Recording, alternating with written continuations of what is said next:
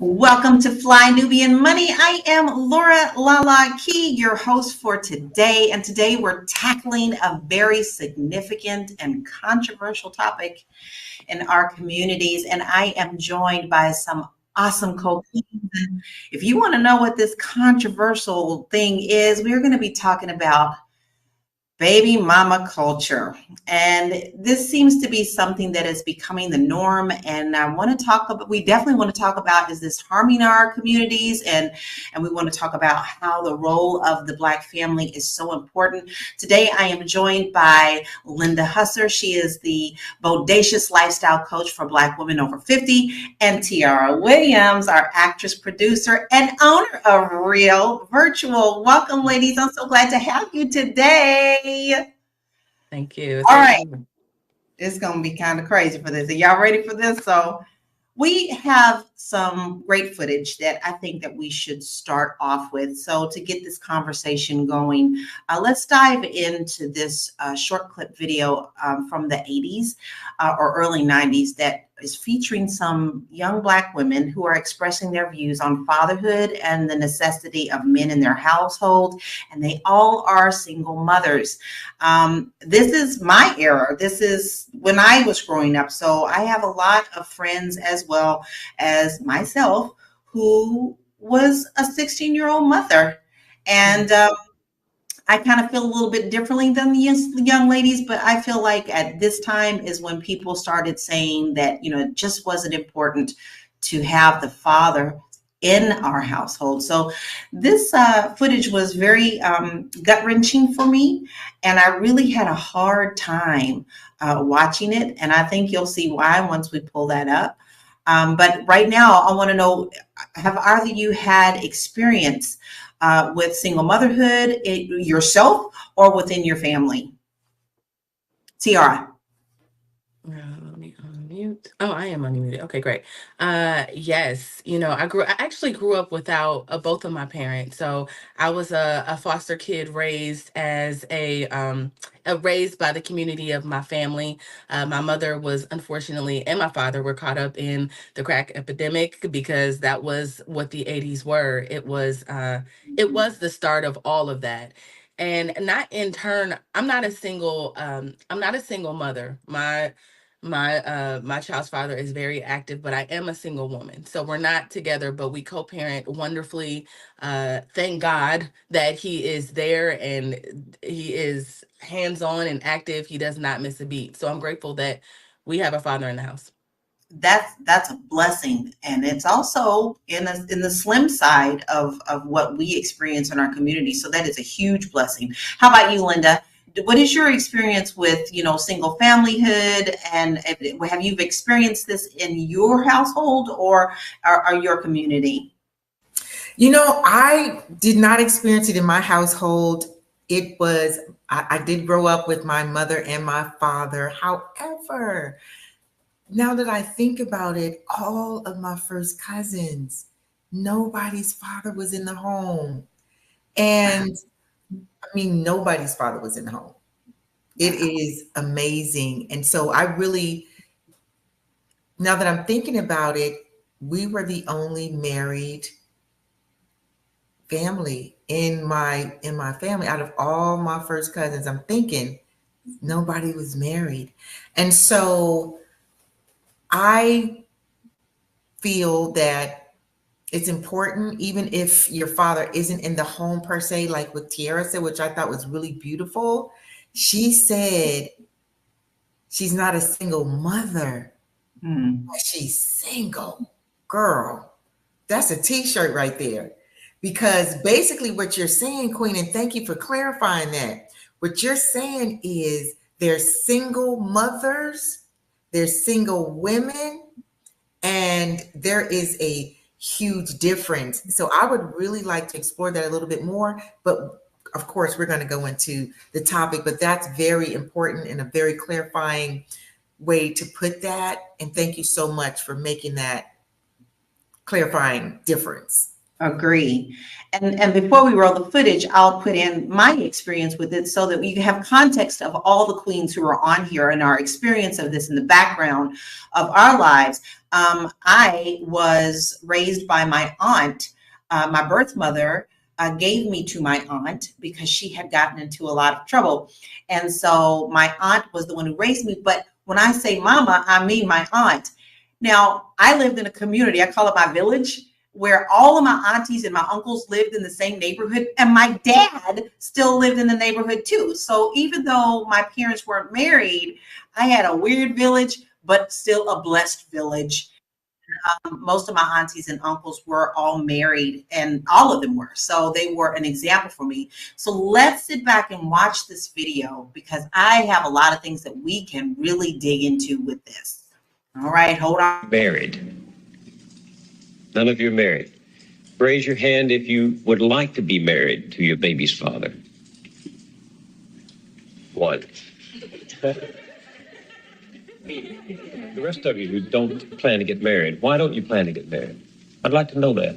You already have your child to think about, and then a whole family to care for. You know, it's a lot of responsibility, and then you don't want the commitments. I wouldn't want no man holding me down because I think I can make it as a single parent. But don't you think you might need help in raising that baby from a man?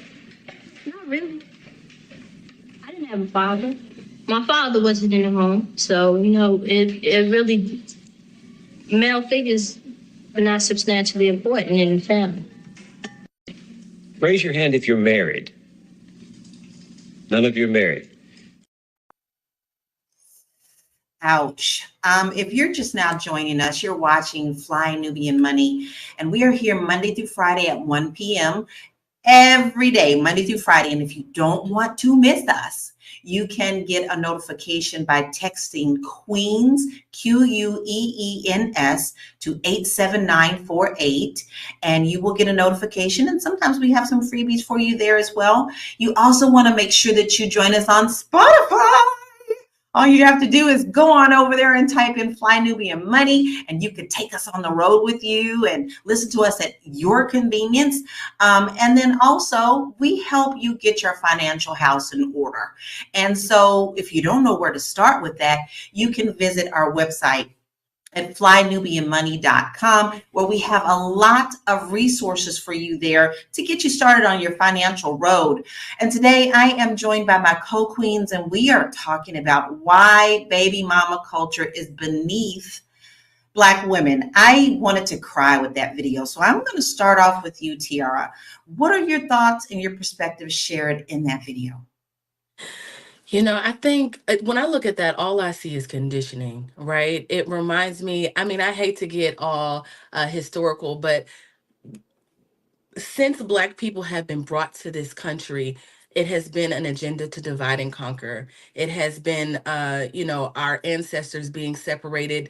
Some of them sent to to Alabama, while the rest of the family is sent to Mississippi. You know, it's just part of the agenda. So since the beginning, we have been separated. But I would say, like, somewhere in the 80s or 90s, like, that whole era was really a time when there was an agenda, I think, to program us in a way. So it just sounds like programming to me. It's almost like today when I look at female rappers 20 years ago, 30 years ago now, you would cringe to be like, who you calling a bitch? But now the girls be like, I'm a bitch, I'm a hoe. Like, they've taken on that armor. So it's kind of the same to me. It's the same agenda of, like, over time conditioning. For just being conditioned to just be like, you know what, we should normalize this. And so that's what I see. It saddens me, but I feel like it goes along with Black community, like how, like I said, we've been conditioned.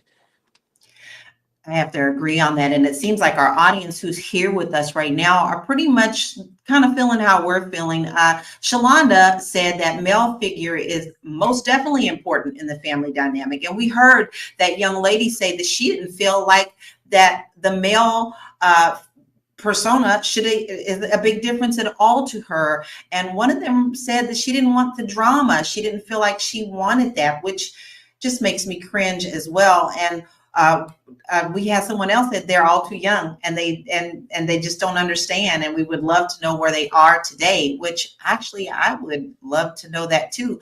Linda, what are your thoughts and perspectives on this video? My thoughts and perspective on that video is I want to just piggyback off of Queen Tiara and just say that a lot of that is conditioning, programming, because those women, young ladies, grew up in homes where mama didn't have anybody.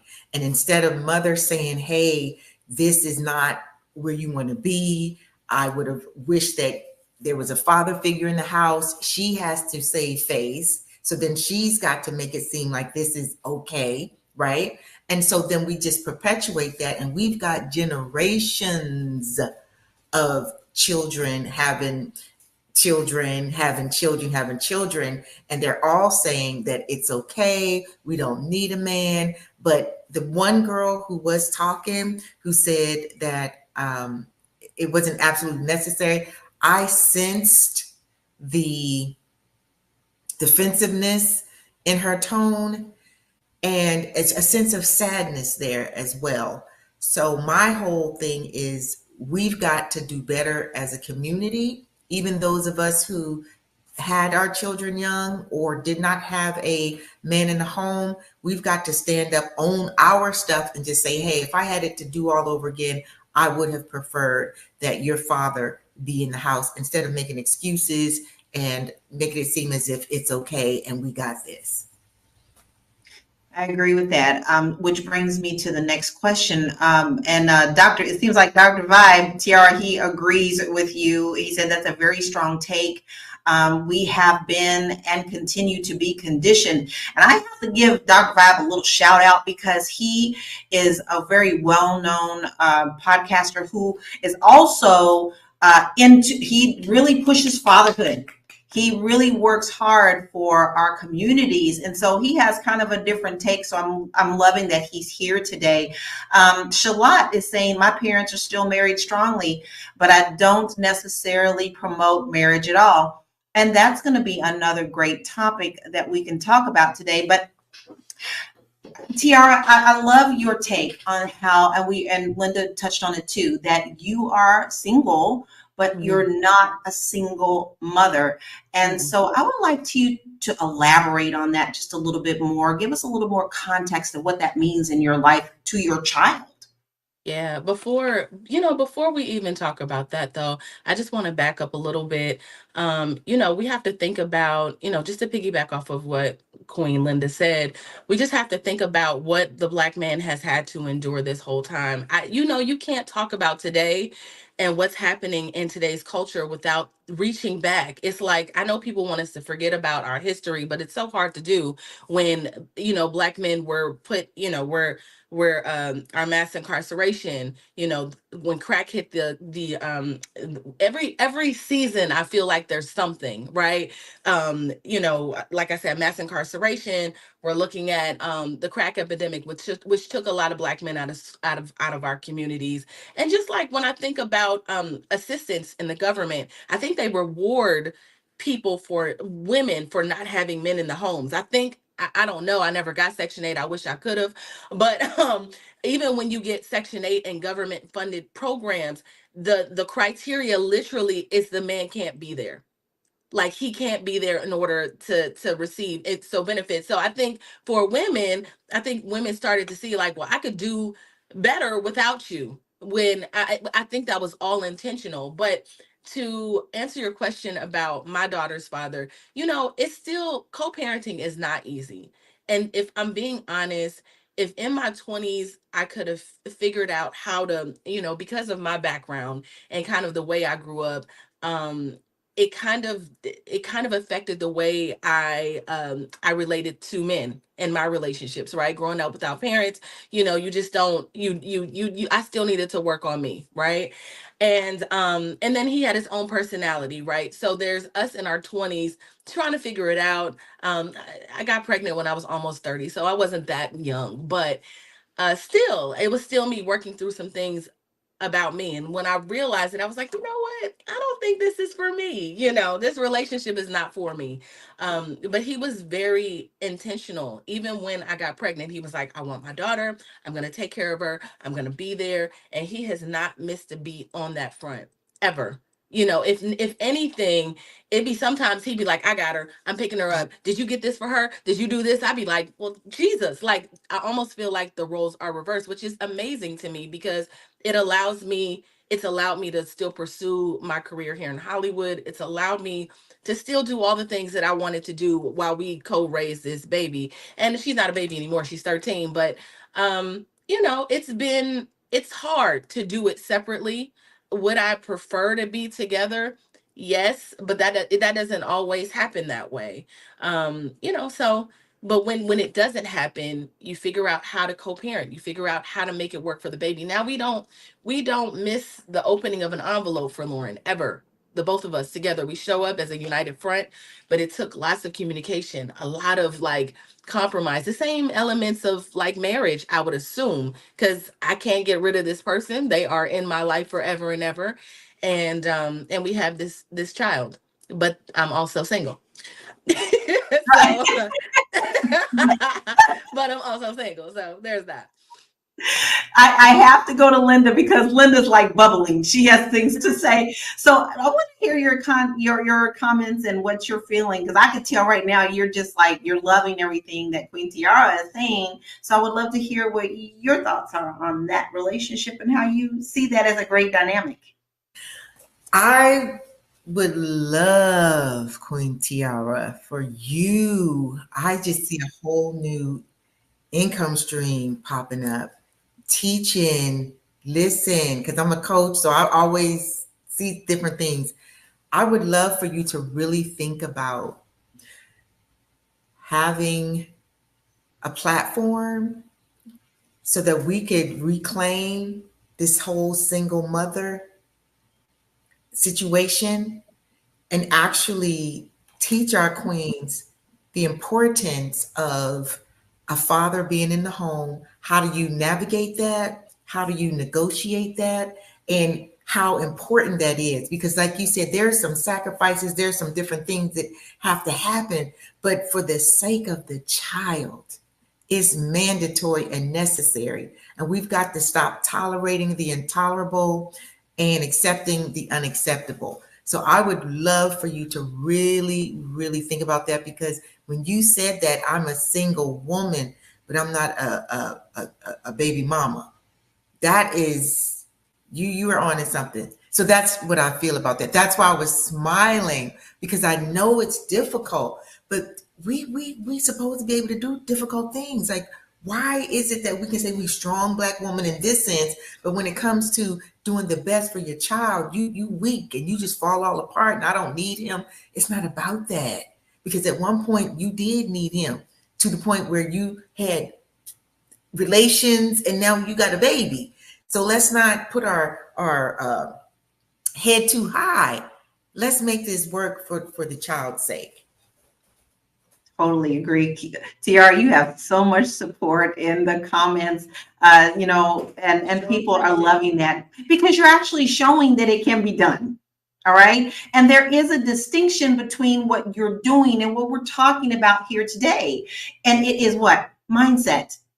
Mm-hmm. And I think that we have to go back to the historical aspects of this. Now, for those of you who are just joining us, we are going to replay that video in a few minutes so that you can listen to it again after we've talked about it a little bit, and you can get a little more context of what's going on. But if you're just joining us, you are watching Fly Nubian Money. We are here Monday through Friday at 1 p.m. Eastern Standard Time. We tackle some tough things that are going on that you may be experiencing or someone else that you know is experiencing. And if you don't want to miss an episode, all you have to do is simple. Just pick up your little personal assistant right here and type the word Queens, Queens, to 87948.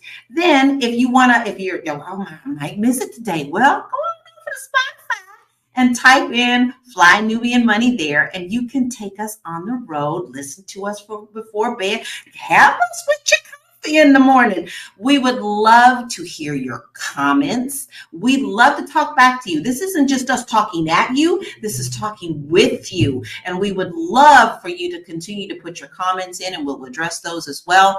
And if you're kind of struggling a little bit with your finances, we can help you there as well. Please make sure that you go to flynubianmoney.com. We have some great resources and courses for you there to help you kind of get your money in order, because you never know when your your nest egg is going to be tapped into. And if you don't have one, this is where you can find to get started on having one. Today, I'm actually joined by Linda and Tiara, and we are talking about here's why Black mama culture is beneath Black women. Now, I'm going to tell y'all something this weekend. Let's look at some stats. This is perfect timing. Let's talk about single parent households. Black single mothers, as of 2020, are about 64% of Black children were living in single parent households, predominantly led by single mothers. Now, Black single fathers, while less common, single fathers also make up a notably portion of single parent households in the Black community. And approximately 4% of Black children lived with their Black fathers, their single Black fathers. I actually have several cousins that are raising their young daughters as single fathers. And I see this, and they work hard too. But the poverty rates, and I'm going to talk about the economical impact of this. The poverty rates are this. Single mother households, particularly those led by Black women, have higher poverty rates compared to households led by married couples. Nearly 30% of Black single mother families live below the poverty line. All right, this is kind of scary. But let's move on to talk about the behavioral and emotional effects on our children. Let's look at some of the behavior issues. Children from single parent households may experience higher levels of behavior issues. Research indicates that these children are more likely to exhibit signs of aggression, anxiety, and depression. And how about the emotional part? Let's not forget, we are body, mind, and spirit. So the absence of a father figure can affect the children's emotional development, leading to difficulties in forming healthy relationships later on in life. Now, let's go back to that video. After looking at these stats, I want you to really listen to these young ladies again, because as Linda said, I also feel that a couple of these girls are coming from a place of hurt. Mm-hmm. So married. None of you are married. Raise your hand if you would like to be married to your baby's father.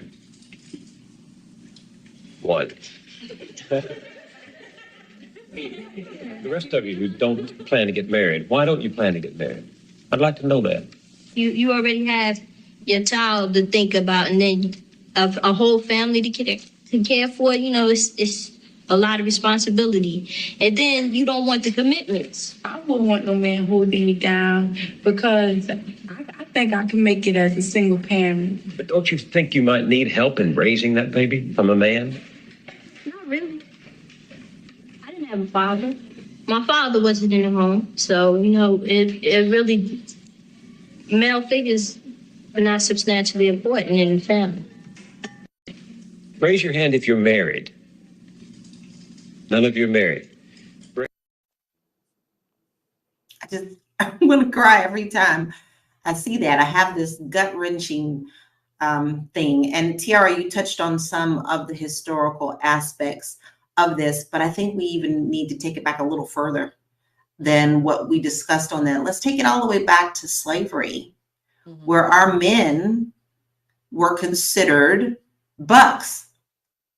There is a story in my family that my great-great-grandfather was a buck. And so many of his children were spread across many plantations. Tiara, do you feel that this has a significant impact for our generational damage that continues to go? How do we break this cycle? Yeah, I think that as a community, Black people are so traumatized just in general. I mean, you know, I hear a lot of people complaining about us very often, like, why can't Black people get it together? And I get really sensitive about that. Or why do our Black men play into this and this?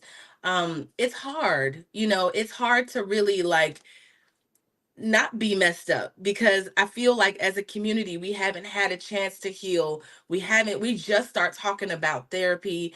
And what one thing that we definitely like took from our other generations outside of strength, like we got strength from our ancestors, we got all of those things from our ancestors, but we also picked up the trauma.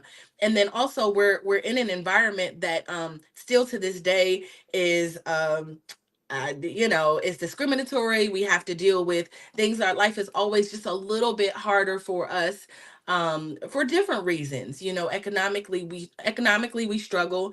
But I think the really interesting thing, now that I'm seeing all of these memes that were up, it's like going back to that conditioning. We embrace it now.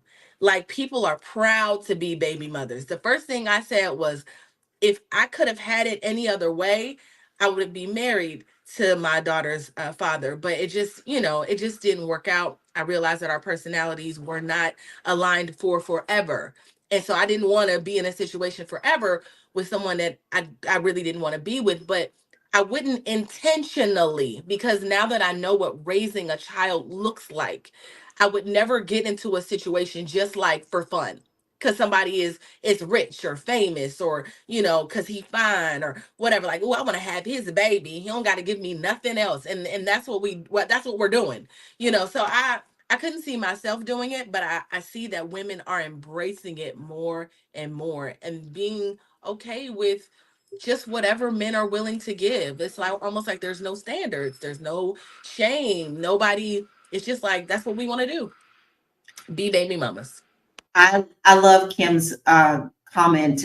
We must teach our ladies how to date and vet men. That is a part of it, but I also feel that we have to do a better job about giving our young ladies a feeling of worth, and also kind of teaching them that it is sometimes the nature of men to want to get the cookie, okay? And you have to distinguish your self worth accordingly, because sometimes that's they're going to tell you everything. My father even taught me this.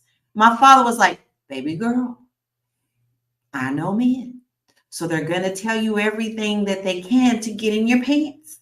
So I need you to remember that these things, when they're whispering these things in your ears.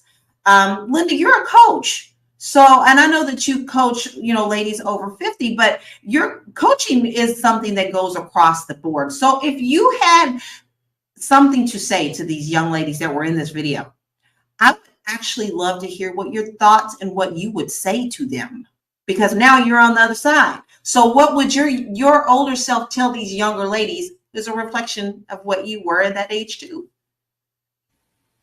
Yes. So if I were to go back to, you know, teenage years, they're tough. They're really hard. In one sense, you want to march to your own drumbeat and blaze your own trail. You think you're grown. But on the other hand, we are very much socialized beings because we were put here for one another.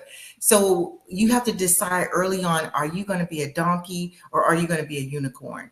You really have to make that decision early on. There is a difference. While they're both in the horse family, there is a huge difference between donkeys and unicorns. And you have to be willing to be different. You have to be willing to be a disruptor. You have to be willing sometimes to even go it alone. Maybe you're not going to be the most popular girl in the world, but maybe you find a couple unicorns and the three of you become the three musketeers. You have to be willing to make some radical decisions early on in your life, because the choices that we make when we're young, fortunately or unfortunately, depending on what side of the coin you are, they follow you throughout the rest of your life. So I would also want to talk to the mothers of these children, because one of the things that's also happening is children are having children.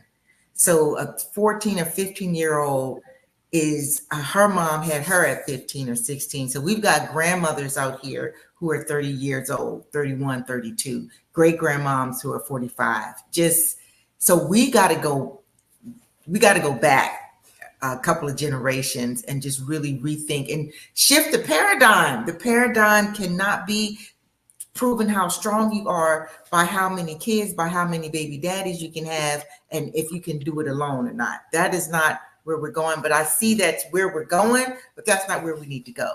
We can be stronger in so many more areas, like not giving the cookies up to everybody and not wanting to be part of there's people who are married to a guy who's got 2 or 3 wives that's online and they're all cool with it. Not here to judge or anything, but that to me is absolutely outrageous in America. But here we are. Yeah. I love what Penny said. She said at a certain age, some girls are not even thinking that deeply into their future. Our community must do better with teaching the children proper social interaction and the effects far into the future. I think that is the truth, because as we're sitting here as ladies who I feel like we clearly got it. We understand. We understand.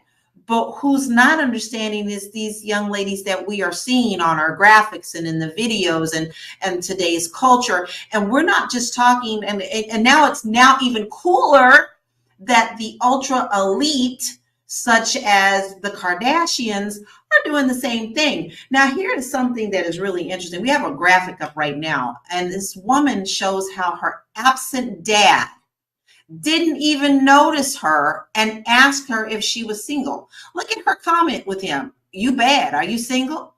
And she says, I'm Talisha, your daughter, right? This is some scary stuff. So you can't tell me that not having your father in your home is not important. They even got to know who you are. Even if they know your name, somebody needs to know that's somebody's daughter. That to me is atrocious. It makes me sick to my stomach.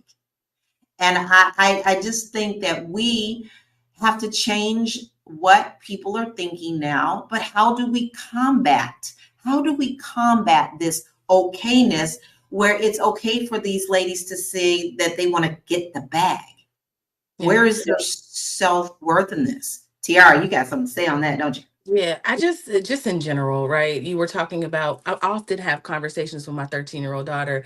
And so I'm itching because she's just like, well, I want to have kids. I said, yeah, when you're like 30. Like, wait till your mom had you, late. Like, go and experience life. Go to school, go abroad, go see what's out in the world. Don't get caught up with what the internet tells you is the right thing to do, because the internet at this point is such a bad influence on our girls. We have these rappers who are hypersexual. We have they're being preached sex at every turn. Be a baddie, get lashes and a lace front, and I mean that's the starter kit for being a baby mama. At this point, you get to target a rich man or target someone who makes over $100,000 and have a baby by him. It's not about like getting new skills and and growing as a person, self-development, all of those things. We're not teaching our girls that. It's just about like, it's really just about this really fake culture that I'm seeing. And so even when I get so annoyed when I see women just chasing, and I live in Hollywood and I work in Hollywood, it's like you come here and you're chasing celebrity men, hoping to secure some type of bag, or you're looking for clout to get next to someone who is famous.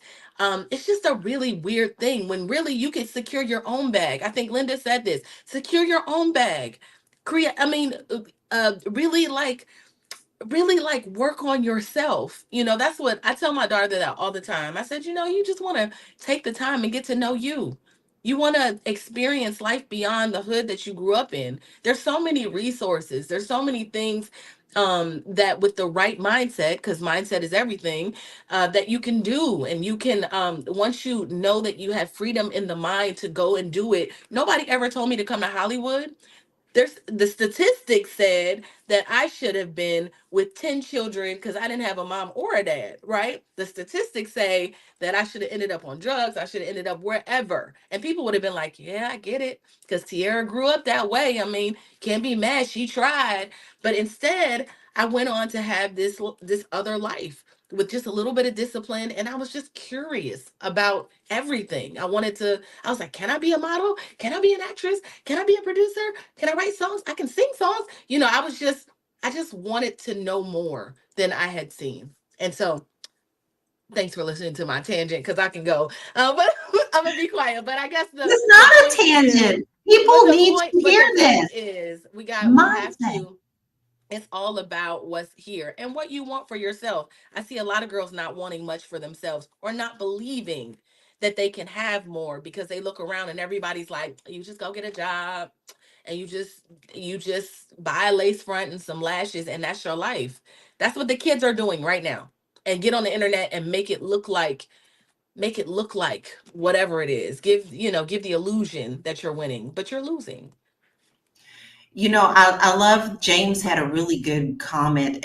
When I was teaching seventh and eighth graders, the girls lacked self-worth and they were proud that they were able to have kids and for someone to see them. Do you see this circle that's happening?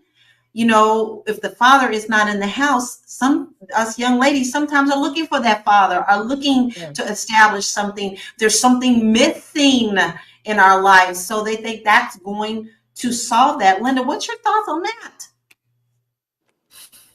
You know what? It's still going, it is going full circle, but it's really, we're talking about the children, but we got to start talking about the mamas, the mothers of these children is where I'm really seeing this really starting, this really developing. And someone had commented about it starts with the mentors and having positive role models. Absolutely, because even with you, Tiara, you were in the foster system, but clearly there was someone or someone's plural, because I don't know, the ins and outs of your situation, who had a positive impact on you. And it goes far because, like you said, you should have been a statistic, but you weren't. And I'm sure you had some high hopes and some tenacity and some all of that for yourself. But I'd be willing to bet my bottom dollar that there were also some people who were telling you some things like, maybe they didn't break it all the way down and say, even though you're in the system, that you don't have to just be a statistic. They may not have said it exactly like that, but somebody was in your ear in order for you to become the person that you are today. And so while we're talking about the baby's mamas, we need to be talking about the mothers of these young women too, because we got to break the cycle because it is a circle. And we really need to have that conversation. Who are the mothers of these baby mamas? And sometimes the mothers, the mothers' mothers, the mothers' mothers. That goes back so far. If you're just joining us, you are watching Fly Nubian Money. We are here Monday through Friday at 1 p.m. Eastern Standard Time. We tackle some really good stuff and we talk about some hot topics of the day and generational curses. How do we change them? What do we do? You don't want to miss an episode, because we talk about everything that is relevant to our communities. So in order for you not to miss an episode, all you have to do is to text the word Queens, QUEENS, to 87948. Now, all right, shucks, you missed us. All right, well, you don't have to miss us. All you got to do is go on over to Spotify. And type in Fly Nubian Money and take us on the road with you. Have a glass of wine, have a glass of coffee, and talk back to us. We love it. But one thing that I don't always ask you to do, and I'm going to ask you to do this today for us, is to please make sure that you share this out. This information is so important to our community. Get the conversation started in your households, in your communities as well. And let's start putting our heads together on how we can change this thing. Now, if you need some help in the financial department, you always can go to our website, flynubianmoney.com, where we have plenty of resources for you there and courses to help you get your financial house in order. Now, in my research on this, I pulled up a couple of things on YouTube that I thought was very valid. And I wanted to see if anybody else was talking the way we feel about this. And I found several people who feel the same way, who are trying to teach the generation this is not good. But I really love this young lady that we're getting ready to bring up, where she actually talks about, and she's the younger generation, on why she feels being baby mama is not wise. So I would love to pull that up so that you can hear what she has to say. And then let's get into what her thoughts are about.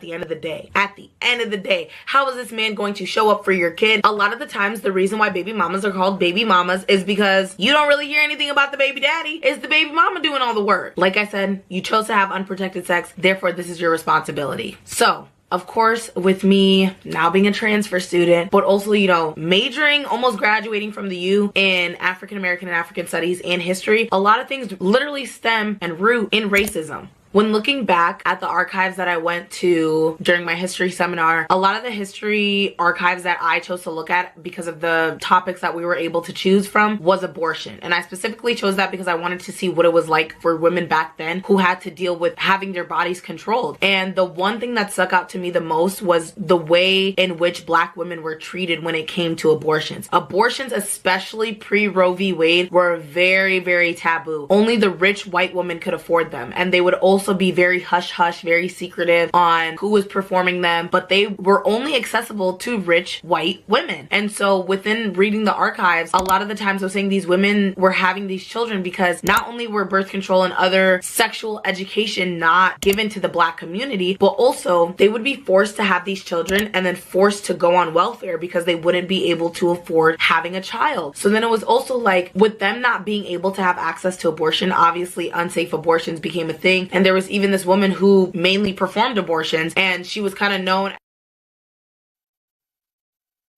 Ouch. That goes root deep. And it goes right back to what Tiara talked about. We have to look at the history of this and how poverty, they love to keep certain communities in poverty so that they can continue their agenda. And we can go into a whole nother show about that. But my question is, how as the community, how as our being the auntie, the sister, you know, the godmother, how, Tiara, can our communities change this up and start instilling the difference into our young ladies? I think somebody already mentioned it. I think somebody already mentioned like self-worth. Okay. I think somebody already mentioned self-worth, and let me pause that. Somebody already mentioned self-worth, and I think something that's really important in our house, you know, and I still consider myself and my daughter's father a unit because we are a unit. We made a unit. We have a child. Like, we have to kind of move in that way. But the way that what I noticed is, even going through her teenage years, I saw somebody mentions like 7th and 8th grade, like girls lacked esteem. You know, we've dealt with that right now. Like, we've dealt, even having two parents that love on her consistently, she still is just going through puberty. She's trying to find her own way, and trying to figure out who she is. And in that, she's made a lot of mistakes, you know. And then there's pressure of the internet. Although I don't let her get on the internet, she still does it in school. So there's that. There's just all of these other things that we have to kind of like block and shield her from, and figure out what we want to allow her to be exposed to. And so I thank God that her father is there, because there's a lot of things that I just don't get to. There's something that she needs to hear from a man, you know. So I, you know, even though I say like I'm a single woman, not a single mother, I'm still very dependent on that dynamic. Like, I'd be like, well, let her daddy do it. Like, I thank God I could say that and just be like, are you gonna, because today she did this, and he's like, man, how we gonna deal? It's still a very like, um unified approach to the way we deal with her. But you ask me, I guess that's what I would recommend for mothers. If you don't have a father figure, or the child doesn't have father figures, one of the things that I had that you mentioned, Lala, was cousins. I had cousins, I had aunts, I had uncles, my grandmother had 12 children. So all of her boys were at the house, and all the girls were like in the world, and I got to just kind of like have that where my uncles taught me how to fight. My uncles taught me how to, if it was like, don't be scared of that girl, go outside and fight her, I'd be like, I don't want to fight, or whatever it was, whatever the thing was. It was whatever season I was growing in, there was always someone there to kind of step in and say, this is the way to do this.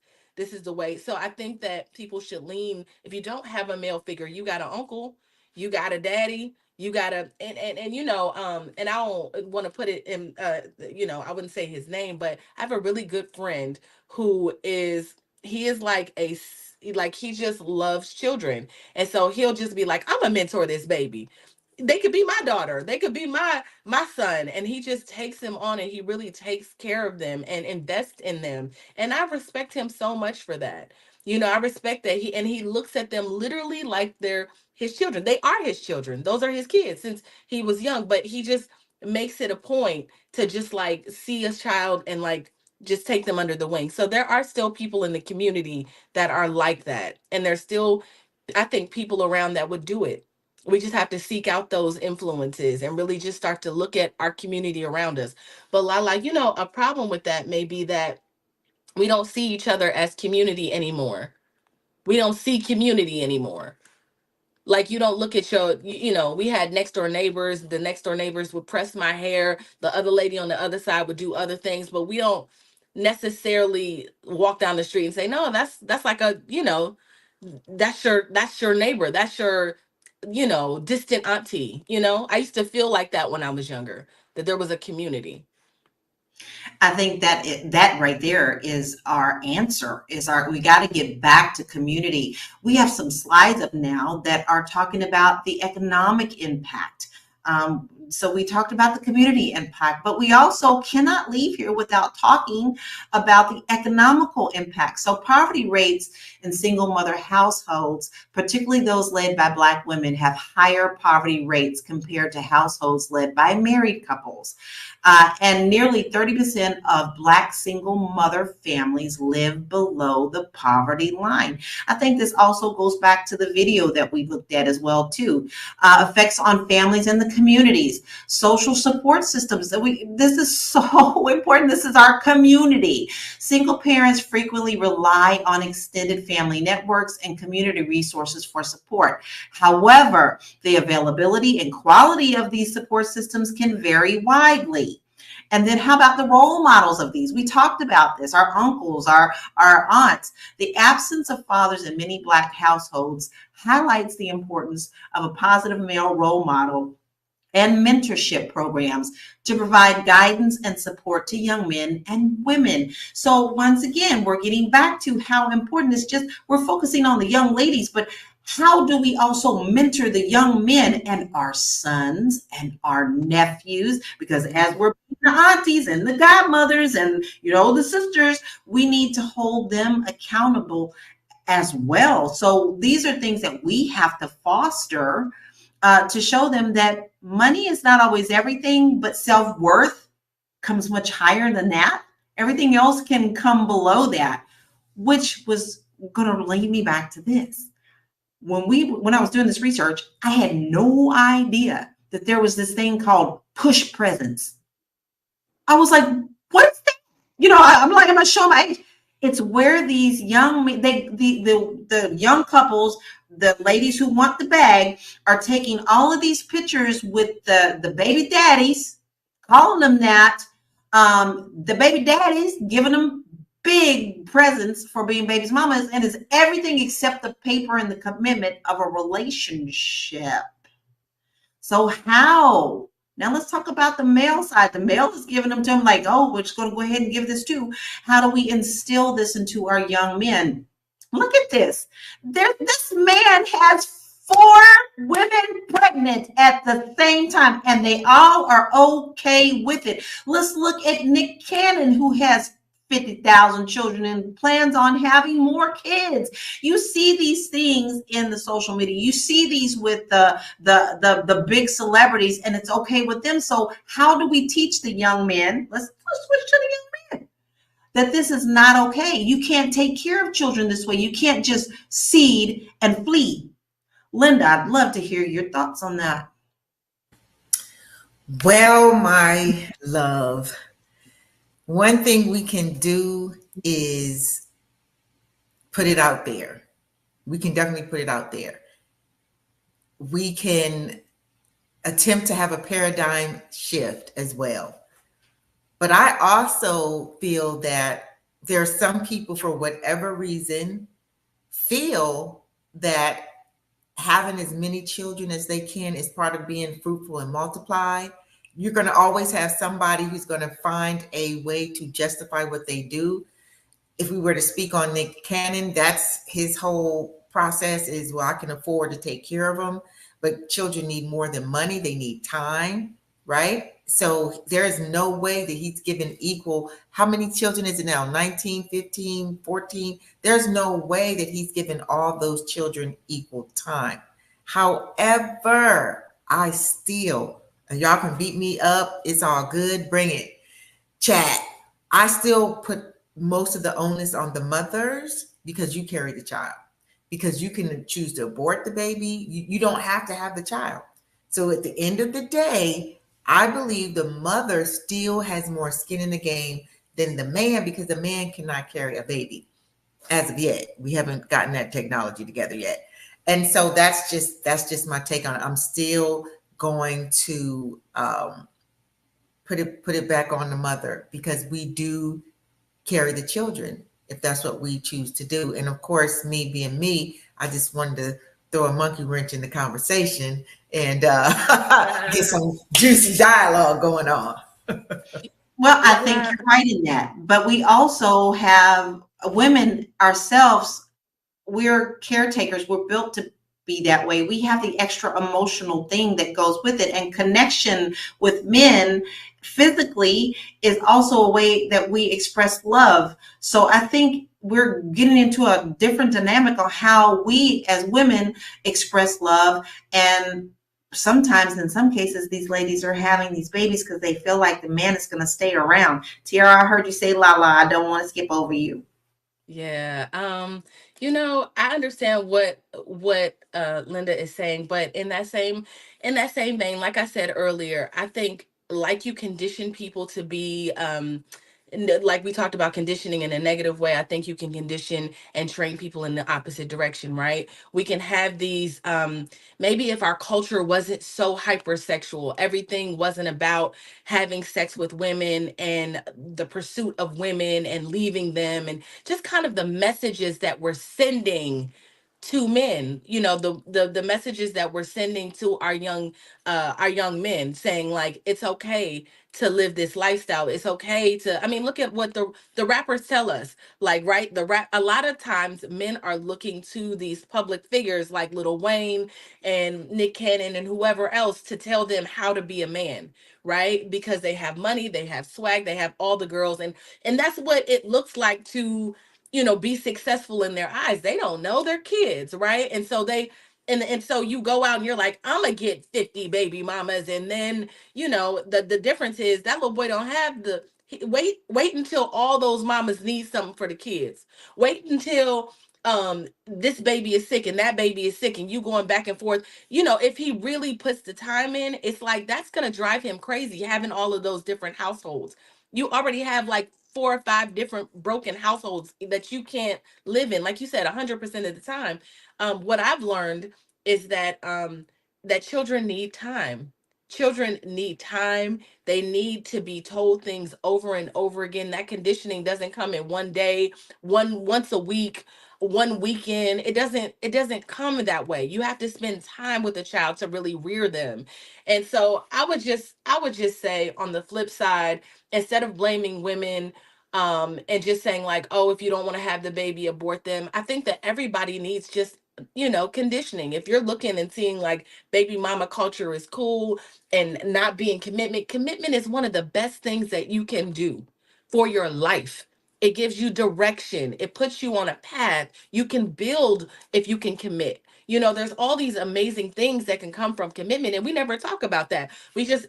Commitment is also hard, right? It's also a very hard thing that you got to stay, regardless if you happy, you sad, you got to be committed to a thing, and whatever that thing is. And for whatever reason, that's not what we hear in this culture. We're not taught to, really commit. We watch videos for 2 minutes, but if it's 10 minutes, you might not commit to it. You can't commit to a 20-minute video. A lot of people left because their attention spans are low. How you gonna raise kids with a short attention span? So I think it's just important that instead of blaming, we just kind of change the messages and the things that we are feeding one another online. If you are tempted to say something outlandish or give somebody bad advice, because everybody has an opinion on the internet, just don't give it. If it comes to like you sharing all your 25 kids and saying, yeah, this is how I live my life, don't share it. Just go live your life. Shh. So that is my that's just don't say it. Don't share it. We don't care. I love it. I love it. But you're right, Tiara. This world they teach us in social media, hey, don't keep that video over a minute because you're not going to be able to keep anybody's attention. That's true. But we also, what you said, you have to nurture. So check this out. Nick Cannon, Father's Day, said his Father's Day gift was that his children could all come and talk to him on Father's Day and get advice. I'm sorry, that's not nurturing. Mariah Carey has actually even come out and said he don't see them that much. As a matter of fact, I don't need him. See, here we go. We're back cycle. to the cycle. At least they were married. And yes. And then he went crazy. I don't know what's going on with all them babies. I just can't. I can't. First of all, I can't even believe that this hour has gone by so fast. Mm-hmm.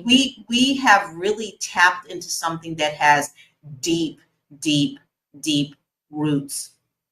There's so many aspects to this that we can continue to get into. But before we close this out, I just want to remind you that you are definitely watching one of the best shows around, Fly Nubian Money. We are here Monday through Friday at 1 p.m. Eastern Standard Time. And we tackle some tough topics. And if you don't want to miss an episode, you want to text the word Queens, QUEENS, to 87948. As simple as that. And then if you want to get your financial house in order and you want to get some courses and you just don't even know where to start, you can make sure that you head on over to our website at flynubianmoney.com. Now, if you have missed an episode, you can always go back and check us out on Spotify, and you can just look up our name there, Fly Nubian Money, and you'll be able to take us with you on the road. I agree with Kim. Kim's comment is we need to further discuss this. This is like a mini series that we need to dig into, because I think what we do need to get back to is community, and how do we do that to get these young ladies mindset a little different. So I'm going to throw it to you, Linda, first. I would love to hear your final comments on this, because I know we have so much more to talk about this, but what are your comments about this today, and how can people reach you? Well, my comments on this today is that you don't have to be a baby mama because you are single. You can still co-parent with the father of your child. You can still have a dignified relationship with the father of your child. You could still have a radical love for your child and still be single and include the man in your life. I am Linda S. Husser, also known as the Bodacious Lifestyle Coach for Black women over 50, and I can be reached on all social media platforms under Linda S. Husser, and speaktolinda.com for a free 30-minute Ignite Your Life session. Love it. So make sure you guys go over and check out Linda. She has some really good stuff, and you can be bodacious too. Tiara, I would love to hear your final comments, and where can we find you? Ooh, there's so many things I want to say. If it's a wrap up of um black women are been listen, the name of the title was baby mama cult, like why that is beneath us, right? Why baby mama culture is beneath black women. It is, right? I feel like we are worth more. We are queens. We are deserving of men who are stable and there for us and there with us and going through the process and taking care of us. And I think we're deserving of all of that. Right. And so I would encourage women before they lay down and have babies with a young man that you don't know or that you've only known for a little bit, take that opportunity to vet him.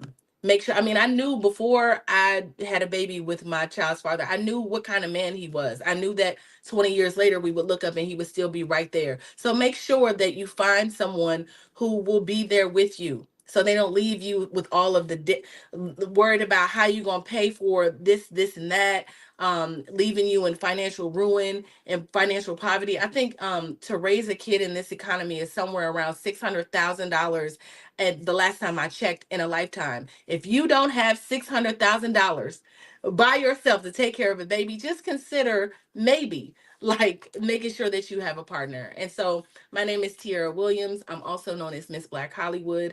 I'm at Miss Black Hollywood. That's MSBLACK Hollywood across all platforms.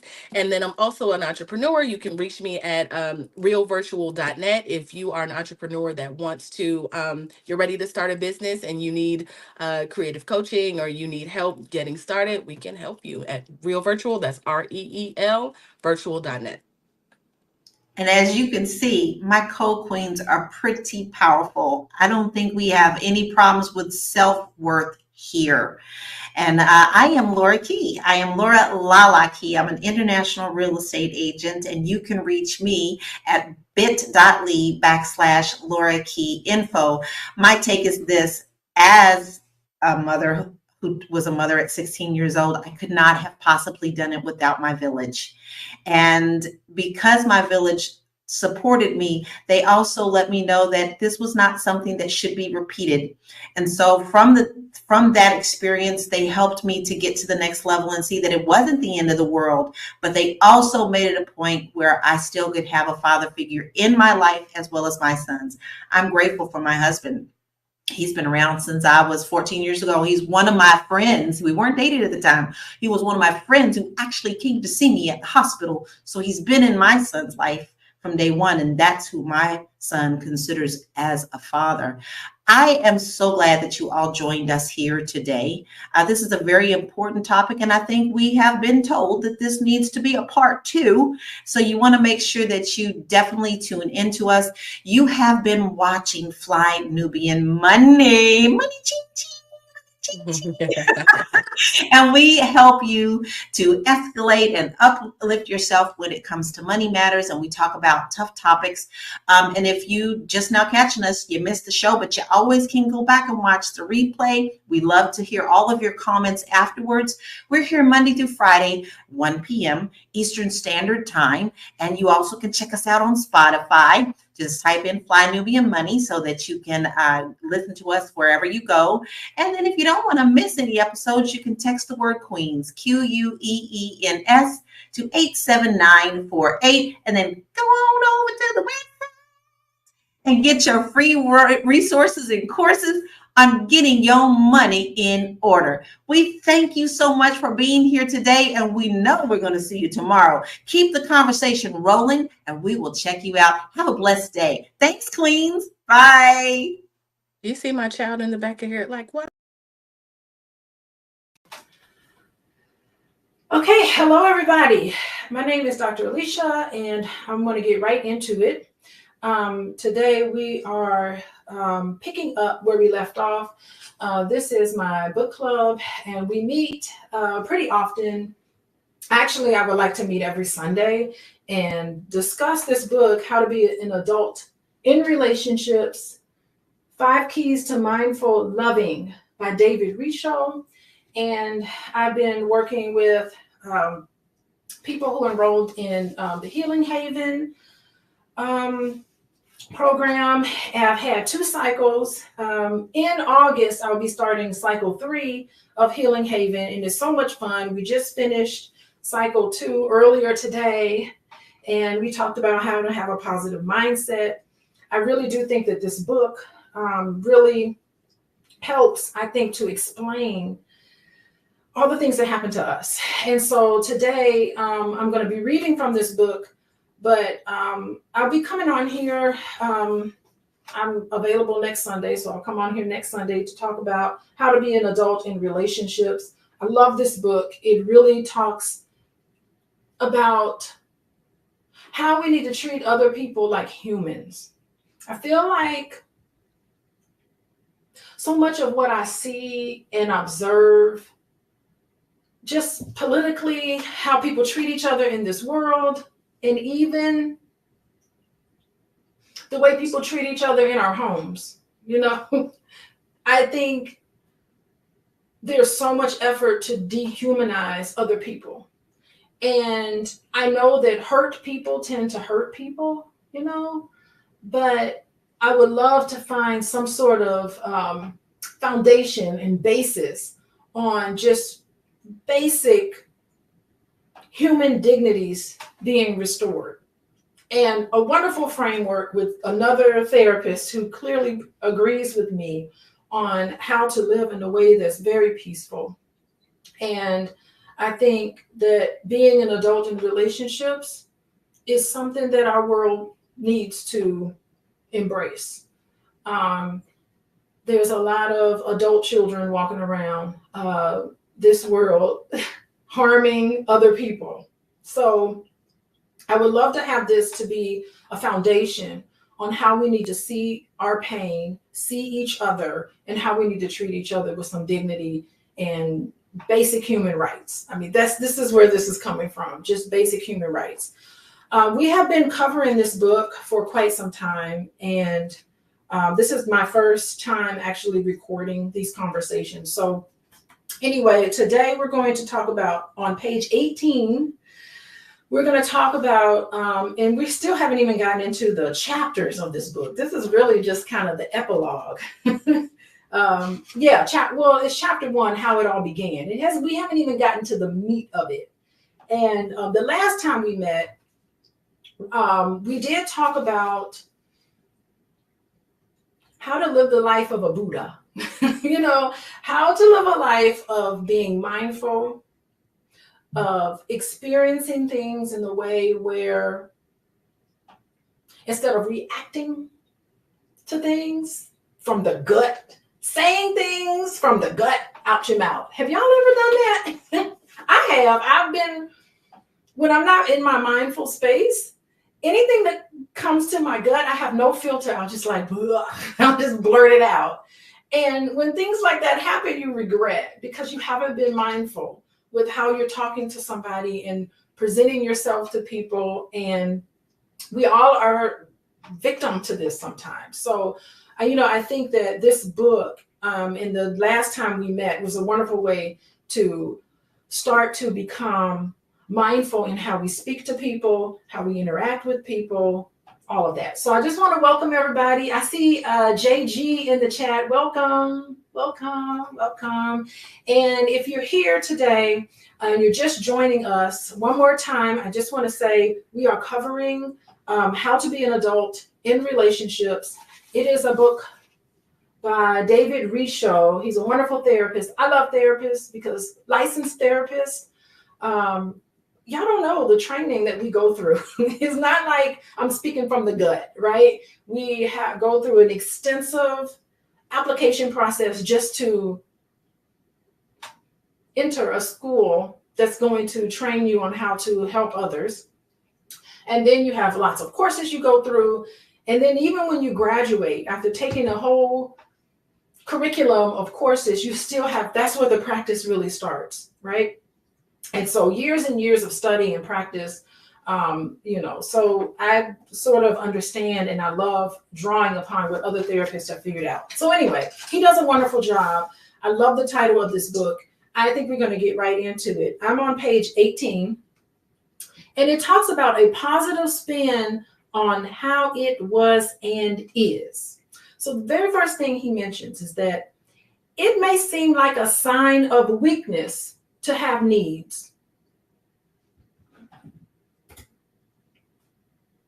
Actually, needs direct us to grow in ways we were meant to. Childhood yearnings for attention, acceptance, appreciation, affection, and the experience of being allowed to be ourselves are not pathological, but developmental.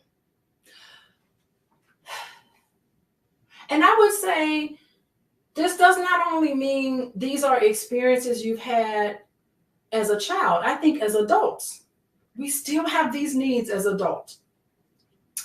But a lot of what we have and a lot of the things that we see in media is that having needs and needing something and not having it, for a lot of us, we feel ashamed by it.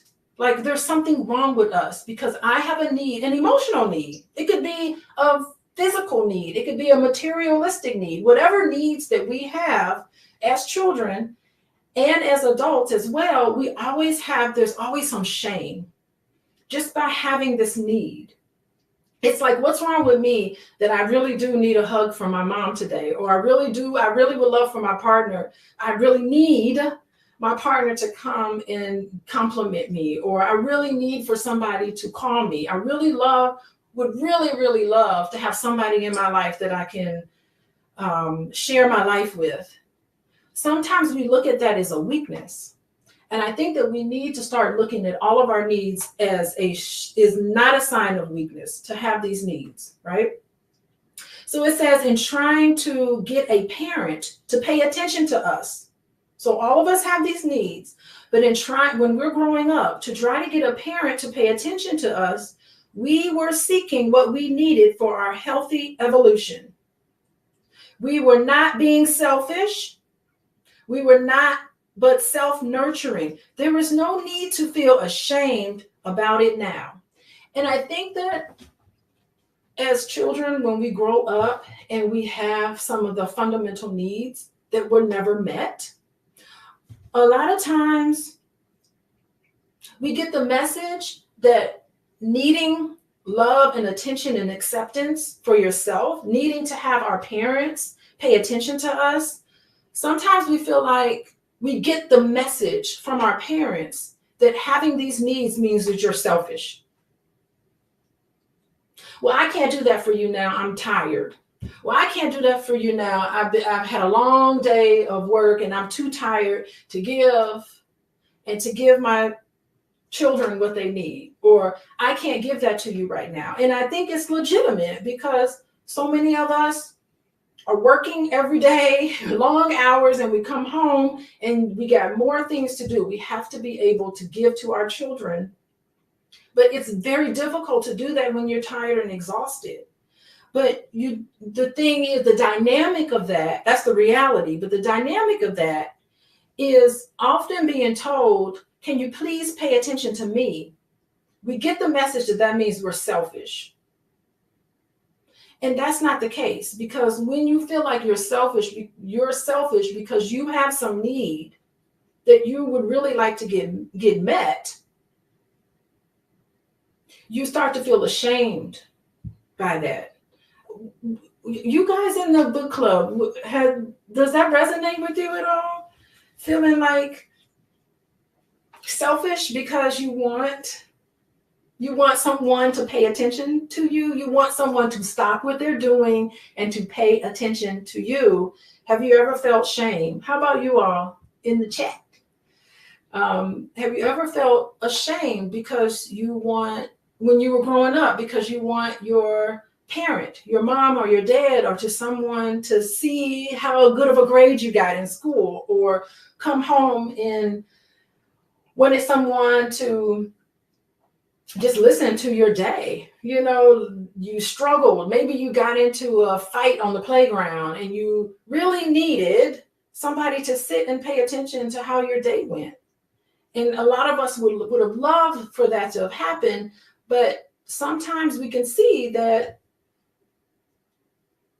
our parents are busy and they're not able to give us that, or you feel kind of ashamed for having this need to want somebody to pay attention to you. So a lot of times we are given messages that wanting individual attention from a parent or from a spouse or from a friend, that somehow you are being selfish for wanting that.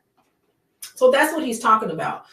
You know, these are, it's seen as a sign of weakness and selfishness that we even need somebody to pay attention to us.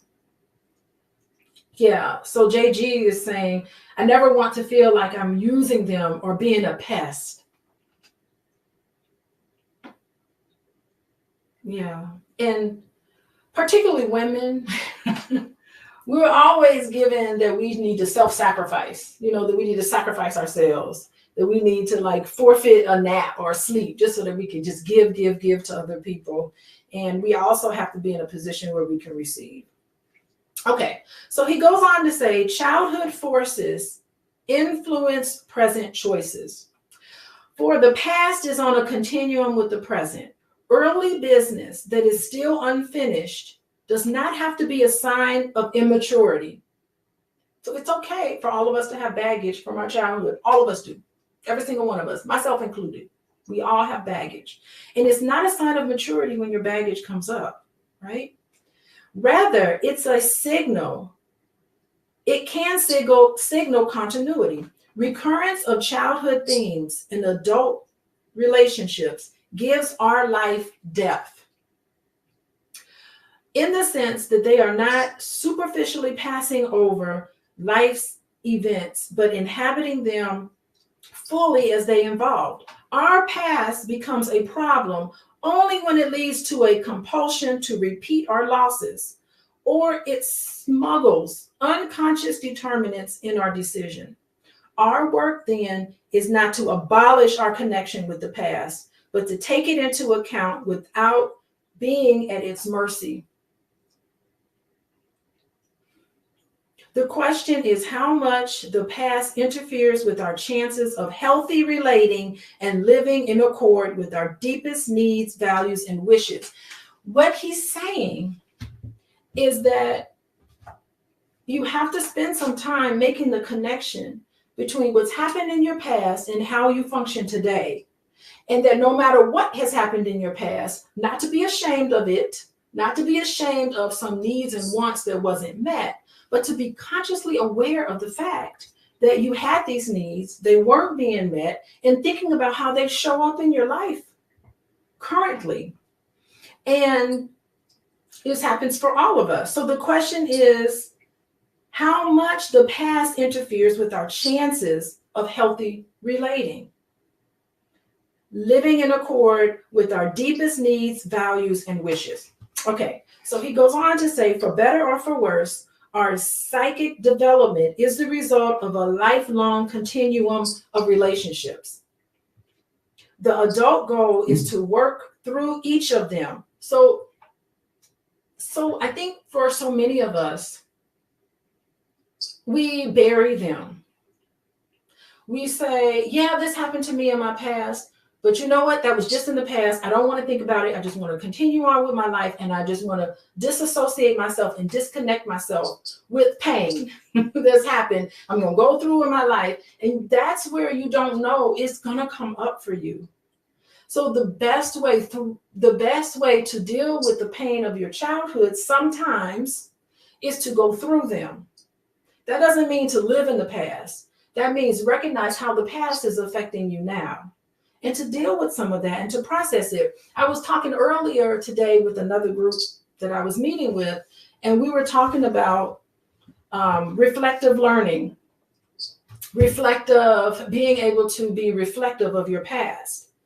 And they were saying in the study how well you're able to think about your childhood and reflect on your childhood is deeply correlated with your level of functioning as an adult. So what they were saying was that there's a scale or an assessment. You can scale you of reflective thinking. So the assessment is from a -1 to a 9. And they said the general population of people, general population of people are able to reflect at about a 6 level of reflection. But they also gave this scale to people who were in prison. And people who were in prison, their reflective ability was maybe at about 2. So it was 3 points lower than just the general population. And so they were talking about what happens when we're not able to process all of the things that's happened to us in our past, that we're low level of being able to reflect and to be able to think has an impact on our ability to be empathetic to others. So it's not that you've been traumatized by all the things that have happened to you in your past. That's not important. It's things that have happened to you that were problematic. It's your ability to be able to think about those things and to be able to, why would my parents do that? Why would my teachers do that? What happened that this person did this? When you're able to kind of come up with a reason, why your parents did it. You know what? I think my mom, she was really cranky sometimes because I do remember her mother treating her this way. It's just being able to be empathetic and understand others has a lot to do with how we're able to function as an adult. So that's just an example of like how we do need to kind of deal with this and confront this because it helps us. Also, people who have depression, their reflective ability was more at like a 3 or a 3.5, where the general population is almost at a 6. But the good thing about this study was that going into therapy, having a place to just talk about some of the things that's happened to you in your past really does help you to become an adult in relationships, because you have this place where you've been able to have a reflective functioning, which increases your ability to have empathy.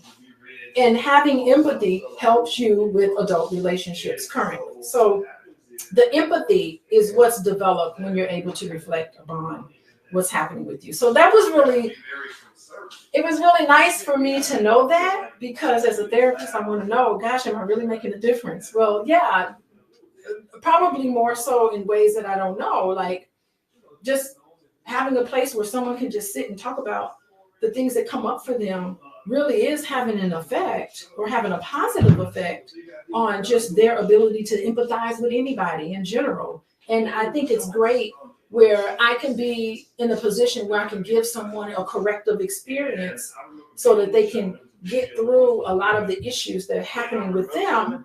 I know he's being loud. It's very noisy in here. Yeah, voices run. He'll walk around and just talk like that. Thank you, Khalid. He just walks around. I was trying to hint to him that he was being talking a mile a minute. But anyway, so that's important. I lost my train of thought. Oh yeah, so that's important. Like, and studies have shown that just being in therapy, even 10 to 15 sessions in therapy, increases your reflective functioning, which decreases anxiety and depression and the ability to be empathetic. And I'm thinking that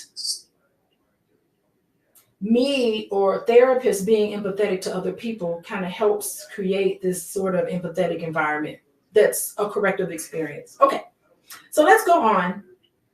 It says, for better or worse, I think I read that already. Where did I leave off?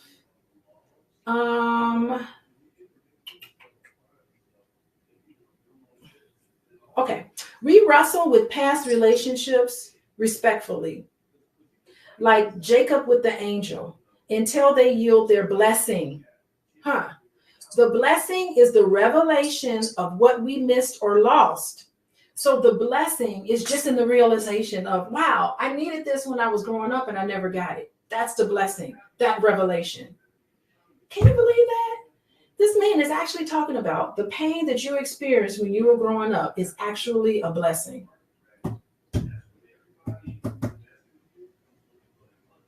Yeah, I think that makes sense, because pain is inevitable. Experiencing pain, all of us are going to.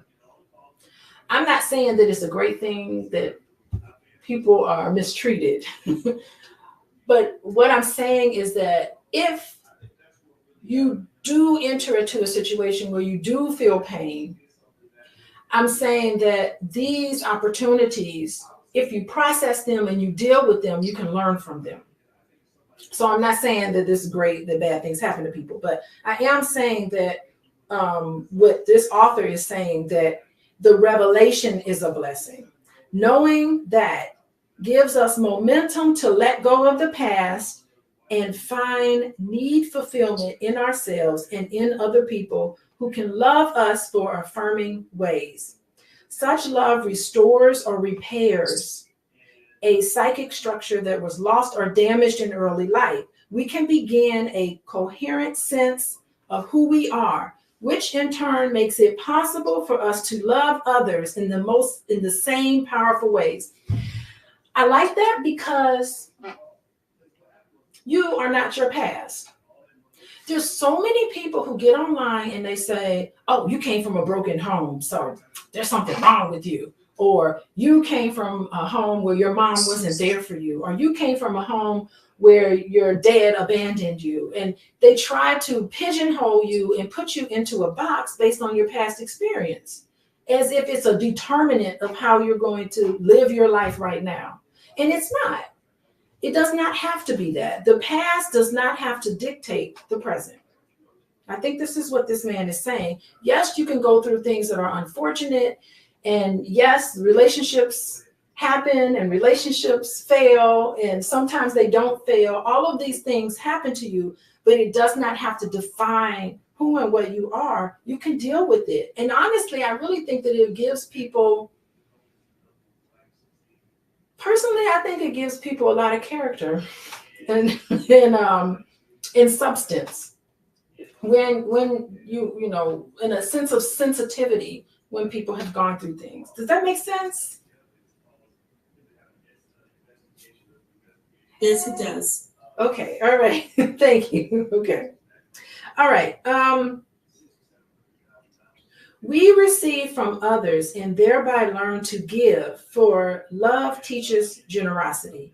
This maturation consists not in leaving needs behind, but in recruiting support of others who can give age-appropriate and generous responses to our needs.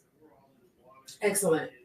Among childhood habits, defenses, in particular, have been looked upon as signs of inadequacy and pathology. However, we need many of our defenses for psychological survival. We are defending ourselves from things for which we do not feel ready. For example, closeness or full commitment. We learn to stand guard over our unique wishes and needs in early life if showing them was unsafe. We learn to defend the delicate and vulnerable core of ourselves from humiliation, depletion, or distrust. These are skills, survival skills, not deficits. I really love that because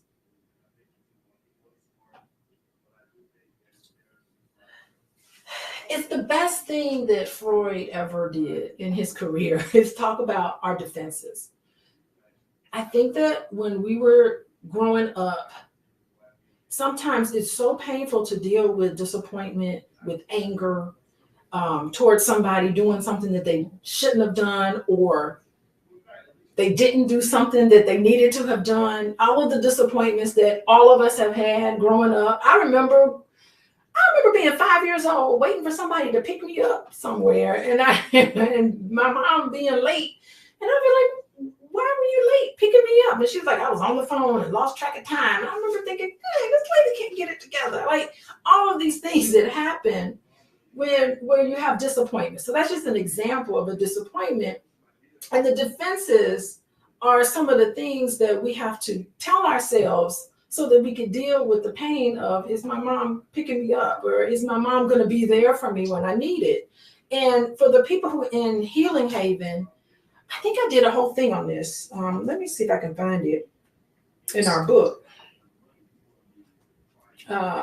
50 defense mechanisms. Yeah, so our defense mechanisms, instead of looking at them as pathological, our defense mechanisms really keep us, it really keeps us grounded. You know, it really should be a place where we're able to look at it and be able to say, you know what, I needed to rationalize. On page 48 of our book, the Healing Haven book, I don't know if y'all have it in front of you, but they talk about defense mechanisms, or I wrote about defense mechanisms. All of the feelings that we have, anger, fear, disgust, sadness, surprise, and happiness. Those are basic feelings all of us have. But anger and sadness are the two things that for a lot of us is uncomfortable to feel. And sometimes it doesn't make sense to feel anger toward my mom, for not picking me up like she was supposed to be, because when I came home to her, she had dinner cooked. You know, she had, there's so many other wonderful things that she's done. So in my childhood mind that thinks black and white, sometimes it's really difficult for me to kind of think about that. So I can rationalize it. I can say, well, it wasn't really that big of a deal. You know, I wasn't really that sad that she didn't pick me up like she said she was going to do. It's really not that big of a deal. That's a great way to kind of like minimize. Because if I had to deal with, this is just an example, if you deal with the pain of being abandoned, which is very painful for some of us, sometimes we'll just deny it, or we'll minimize it, or we'll just say, I've had some experiences where I'd be like, I forgot about that whole thing. That was really terrible. Well, I just kind of suppressed it, right? We suppress some of the things. And some of that is the defenses that we have to do to kind of like deal with things that are painful. In that moment, it was appropriate to do. Now, I think the issue, and I'm wondering if he's going to get to this, and I think he will. These were survival skills, not deficits in the moment, in your past that you needed to do. Now, I think where it can become problematic is if you continue to adhere to these defenses when you're an adult and you're reacting to somebody as if they were your parent, but they're not. You're holding on to these defenses, right? Okay, so let's read on. I think we're going to get to that. If we feel unsafe as children, we may still feel that way and still be using our old defenses. Yeah, so he does get to it. We may run from or defend ourselves against intimacy now for fear of a replay of childhood betrayals that left us crouching behind the wall of fear, which is defenses, right? On this wall are graffiti that besiege our self-esteem. And part of that graffiti is, don't let anyone get too close. Don't commit all the way. No relationship will ever work. No one can love you as you truly need to be loved. Men and women can't be trusted. Our work as adults is to replace these governing principles of behavior with healthy and more optimistic ones. Governing principles that limit our full potential for lively energy. The manifestation of our own unique life force are like the governor on a truck accelerator that prevents the truck from ever getting up to full speed. That fear, the abandonment issues. Thank you, Khalid. People in the chat are writing things. Thank you. That fear is what stops us from really having intimacy later in our life. And for many of us, I think it's appropriate to be cautious when you're dating or when you're loving someone. It is appropriate to be cautious, right? You don't want to just put all your love and energy into somebody right off the bat and you haven't really worked on things. It takes time to build up trust. But for some people, they just never quite feel like they can trust, because of this abandonment issue. Or they instantly come in and they want to be instant friends or instantly start dating or cling to somebody because they're afraid that that person will abandon them. So it still comes up in your life. Any comment on that, you guys? I see you all in here. You're shy to talk. People in the chat are talking. How about you all in the chat? Khalid talked about abandonment issues. Yeah, abandonment issues are tough. You know, are you going to be there for me? There's a lady, oh my God, may she rest in peace, Sue Johnson. She's a fantastic lady. I've taken a lot of her trainings. Sue Johnson, you're nodding, right? Sue Johnson recently died. She passed away, and that lady was phenomenal. What a great teacher. And she talked about couples therapy. She said every single argument between a man and a woman, or a man and a man, every single argument between any couple is boiled down to one question. Are you going to be there for me when I need you? And it's funny because when you first hear it, you're like, nah, it ain't about that. It's not about that.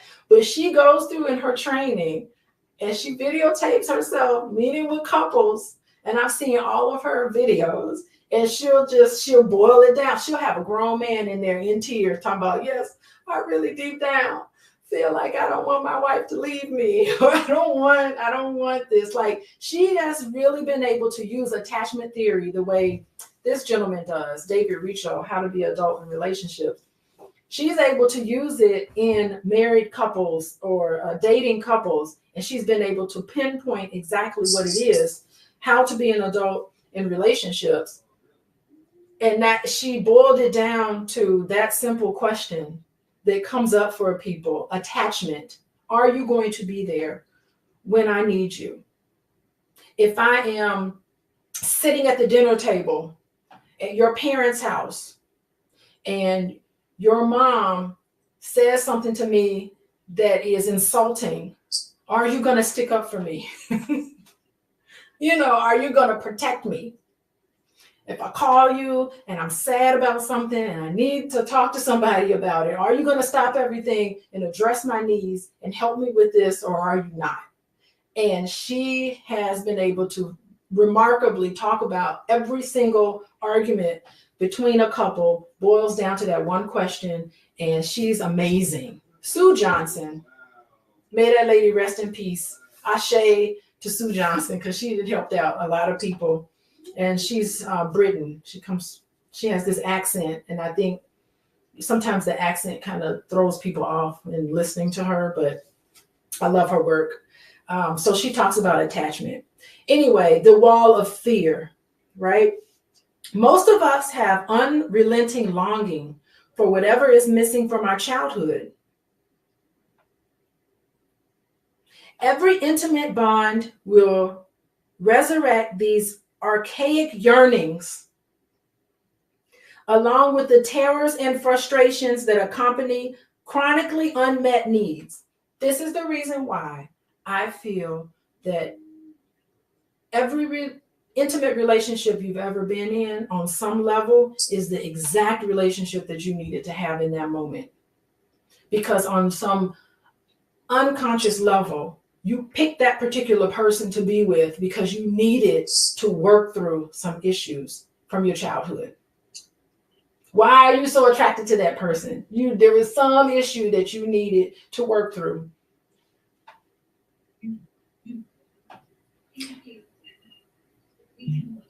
I don't know, maybe on some level, you know, maybe I married Boyce because he's a college professor and my dad was a college professor. And we started dating when my father passed away.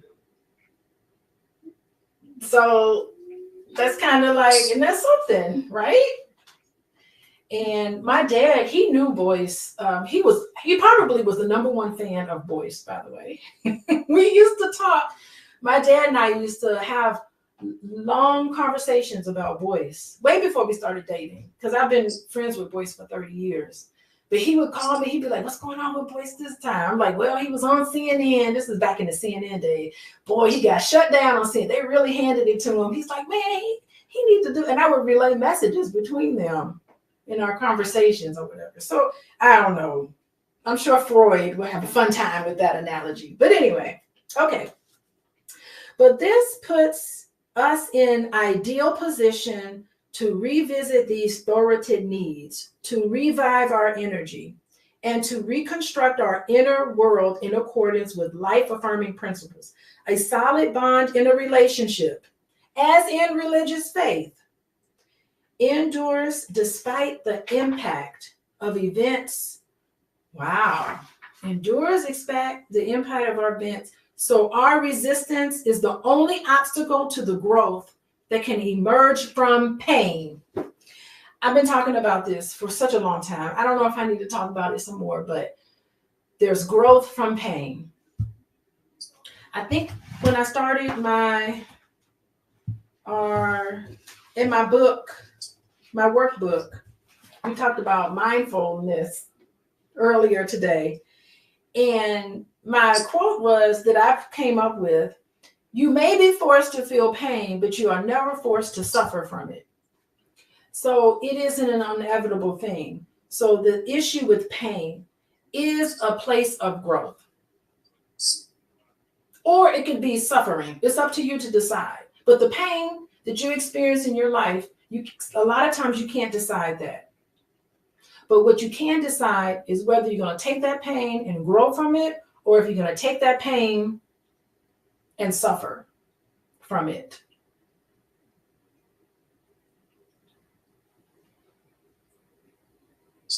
As we mend the broken fabric of ourselves, what was arrested in the past is released. As we mend the broken fabric of ourselves, what was arrested in the past is released. We are back in touch with who we really are and can live in accord with that rediscovered essence. The way through your pain is dealing with it and releasing it and not being held back by the pain, afraid to feel the pain that's inevitable, right? Here I am on YouTube, comments are great in here, but things come up, things happen. My husband can come by and talk real loud, talk over me real loud. All these things happen, but I can decide how I want to deal with it, right? So yeah, I mean, to me, that's pretty heavy. That's heavy. Okay. Every person needs the nourishment of food throughout life. Likewise, psychologically healthy person needs the sustenance of the 5 A's. And y'all know what the 5 A's are: attention, acceptance, appreciation, affection, and allowing in our lives. It is true that unmet needs for the 5 A's in childhood can be made up for in later life. In the sense that they cannot be fulfilled so absolutely, so immediately, or so unfailingly that absolute immediate fulfillment of needs by one person is appropriate only to infants, but needs can be fulfilled in short or long installments throughout life. Yes, you find moments of where all of your needs are met, right? You're in a relationship with another person, and it ain't always going to be great, right? We have to be realistic. You're always going to have issues in your relationships, but what you need to do is cherish the moments where things are going smoothly. Because circles. One of my favorite songs is by, y'all download this song by Robbie Fitzsimmons. It's a white boy. We're transcending race here. He's got a song, Robbie Fitzsimmons. He's got a song called Circles. And Lord, he was on to something, because that's what happens. You have moments where things are going wonderfully and all of your needs are met. Cherish those times, because there will be some problems happening. You will experience pain. There will be things going on. Being an adult in relationship is being able to realize that things are going to get missed. You're going to feel some pain. You will, in a relationship, your spouse or your partner will get it wrong. It'll be like, y'all will miss each other. You'll be mad at that person because they didn't done something. That's inevitable. It's the wonderful way that human beings are with each other. Okay. So but in the midst of it, you're going to get it in doses. So it ain't going to be like that. It's not going to be rosy all the time. That's what he's saying there. Okay, and this is what he says. The problem is not that we seek gratification, but that we seek too much of it all at once, right? What we did not receive enough of before, we cannot receive enough of now. We did not receive enough of before. What we did not receive enough of before, we can receive enough of it now. It's not over for you. I remember I was working as a social, when I first began my work as a social worker, I worked in schools. I worked in a school in Southside Chicago.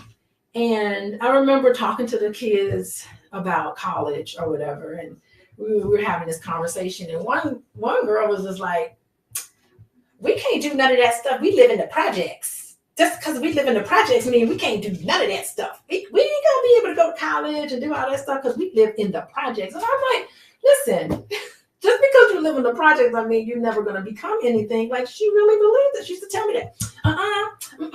We live in the project. And I would be like, nobody knows you live in the project. If you went to college, fill out this college application, because I was helping some students process their application. And if you fill out this college application and get into college and do okay on your ACT scores, you can go to college. No one knows you're from the projects unless you say you're from the projects. Like, you are not defined by some project girl. But she had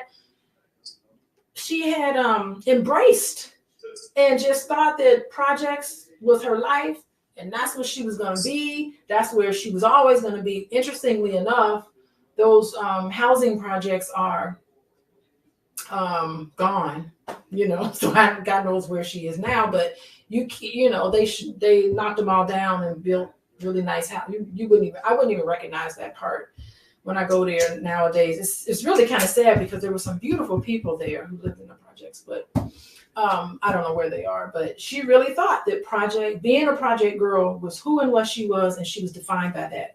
But and I would be like, come on, you don't have to be defined by. You can pick and choose what you want to be. Your past does not have to define you. There's no shame. You shouldn't have shame dealing with that. Not to be proud of the fact that you're from the projects, but it's just saying that, okay, that was my past. That was who and what I am, but it doesn't have to dictate my future, right? So no matter what you experienced, it doesn't have to have a hold on you. And instead of pushing it down and repressing it, at some point, you need to work through the pain. I think that's the biggest thing for today, working through the pain. Okay. We do not outgrow our early needs, whether they become less overwhelming, and we find less primitive ways to fulfill them. For example, an infant may need to be cradled and carried, while an adult may be satisfied with a supportive remark or a kindly glance. Sometimes a lifelong need can be fulfilled by such little moments of mindful love. However, we still need to be cradled at some time. So we all need. You want to say something, Karen? Yeah, I wanted to say, Dr. Alicia, that I like how the author says that the processing of the pain is the good part. The pain itself is painful, obviously, yes. But the blessing in it is that we get to process the pain, and in processing the pain, we also get to change our mindset, which is what we worked on earlier today, is retraining our mindset to not stay stuck on the problem. Yes. To not stay fixated and stuck in the problem forever, but to find the silver lining or reframe what the problem is. And so that's what we talked about, and we worked on looking at the positivity, the positive aspects of the problem, and finding out what can we do about it. So like with the young lady who came from a bad neighborhood or whatever, the silver lining may be that if she gets accepted into college, if she was able to apply to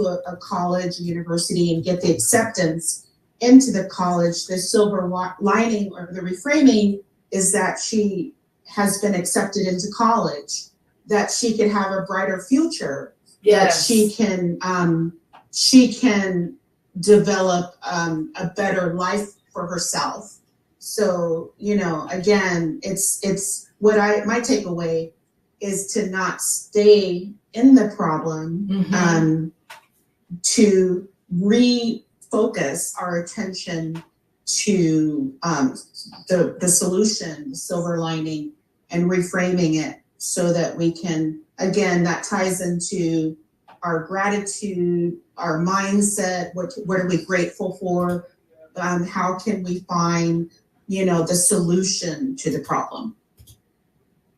Yeah, I mean that's it. And again, that's a beautiful way of saying what I've been talking about, suffering from our pain versus growing, you know.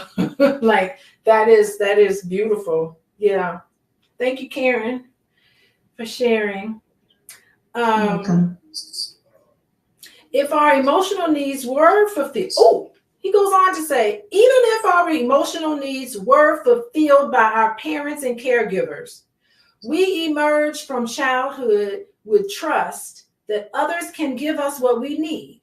So if we have these emotional needs that were met, we emerge from childhood thinking that, you know, others can give us what we need. So you could be, sometimes people can be too trusting, right? We can then receive love from others without distress or compulsion. Our needs are moderate. We can trust someone to help fulfill our needs while we help fulfill theirs. This provides a foundation for a lifetime of intimacy and equanimity. Yes, it does, you know. So just knowing that people who feel fulfilled growing up, you see the world as trusting. People who have not gotten their needs met growing up, you see the world as suspicious. You ever met people where they say, I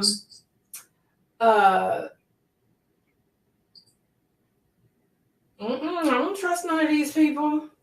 I don't trust, no. They just immediately think that the world is dangerous.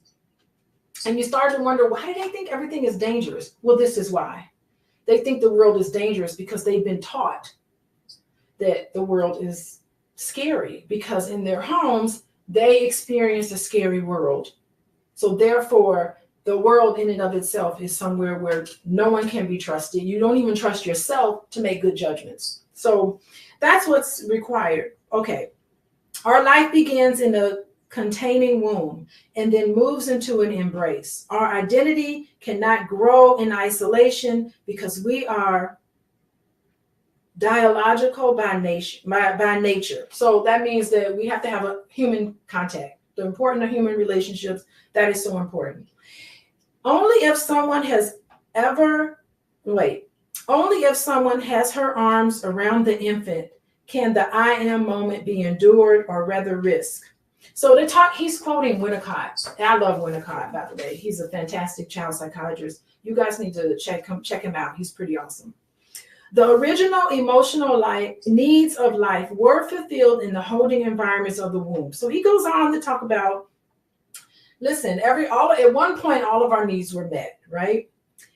So this creates a safe and embracing environment. This is all attachment theory and childhood growing up. If their needs are unmet, on the other hand, they may have difficulty trusting a higher power than ego or acknowledging the need for spirituality in adult life.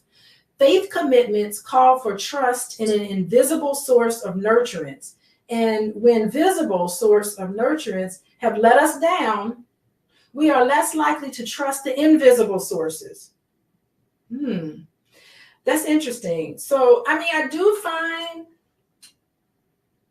spirituality and religious practices being a really good kind of model for attachment. So I see why a lot of people, I'm just thinking about slavery times and times where things are really hard. I can see it could be a spiritual experience where you want to hold on to something because there's nothing else around you. Yeah, that kind of makes sense. Okay, let's move on. When we did not receive fulfillment in one or more of the 5 A's, y'all know what the 5 A's are. Where is it? attention, acceptance, appreciation, affection, and allowing, right? When we did not receive fulfillment in one of the 5 A's, a bottomless pit was created in us, an unfulfillable yearning for the missing piece of our puzzling and arid past. Mourning in an unfulfilled childhood is painful. He's going back to this pain, the pain that we experience. We fear grief because we know we will not be able to control its intensity, its duration, or its range. And so we look for ways around it. Instead of dealing with the pain, we look for ways around it, right? But engaging with our grief, you have to grieve your childhood. Your dad wasn't there for you when you needed him to be. You have to grieve that loss. Your mom treated you poorly. You have to grieve that loss of having those 5 A's met in your life. Engaging with our grief is a form of self-nourishment and liberation from neediness. Paradoxically, to let ourselves experience our wounded feelings fully places us in the path of healthy intimacy. You have to deal with the pain, or you'll never, ever be able to have a healthy relationship. And you know what, honestly, I think that this is why so many people turn to addictions. Shopping addictions, porn addictions, substance abuse, alcohol abuse, everything to kind of numb yourself out so you can't deal with the things that are happening for you. And it's a learned ability of these defenses. The defenses are there because they protected you when you were young. But when you're an adult, I think that you have that responsibility to deal with what's going on with you head on, or it will haunt you forever. And nothing is costly and pricey, and nothing destroys a relationship more than addictions.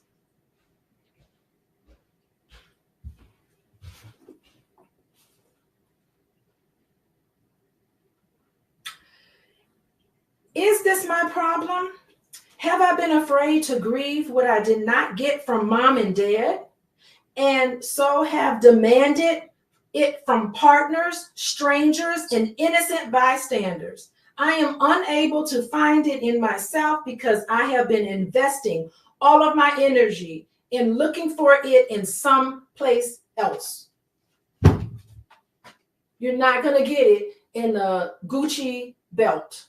You're not going to get it from driving a fancy car and from all of the external things that you think can make you worthy. You're definitely not going to get it from how much money is in your bank.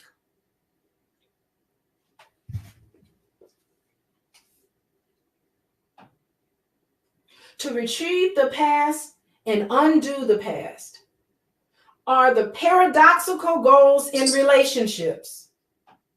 No wonder our relationships are so complex. But their complexity is not about the transactions between two adults, but the fact that such transactions ever begin. Instead, two children are tugging at each other's sleeves, shouting in unison.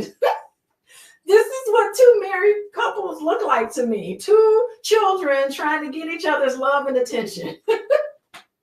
It's so great. It's like being married means, will you be my friend? Yeah, I'll be your friend for life.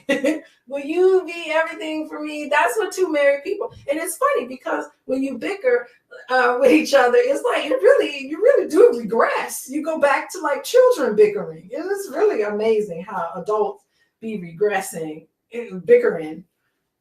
This is quite fascinating. Look what happened to me when I was a kid. Make it stop. Make it better for me. In effect, we are asking an innocent bystander to repair a problem he or she has no knowledge of and little skill to repair. That's deep down inside what you're asking for in your partner.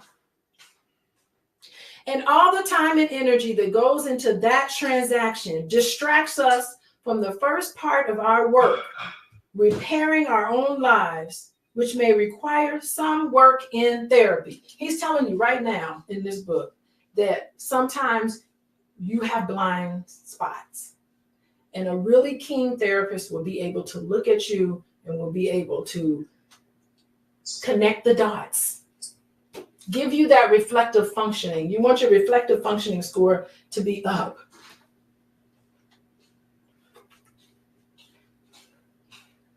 Okay. The cold ground of our psyche is like cryogenic laboratory where our unmet needs from childhood remain frozen in its original state, awaiting healing and fulfillment, usually without revealing to us the full extent to which we felt forlorn and bereft. The path to love begins in our own past and its healing, then moves outward to relationship with others. It is frozen inside of you. He's talking about trauma and dealing with a lot of that and seeing a lot of that. I think if it's frozen, it helps to melt it away. Okay. Even if our childhood needs were met, we may need to work on ourselves as an adult. So there's no escaping it. Everybody got some stuff to work on. Even people who grow up and become adults and have healthy attachments, there's still some things that come up for you. And I can attest to that, right? Nurturant parents make sure our childhood environments are safe and soothing. And as an adult, we may keep looking for people or things that we can create that miracle. It's a miracle thing. It is a miracle. If you grew up, and I would have to say personally, like, I'm a second generation therapist.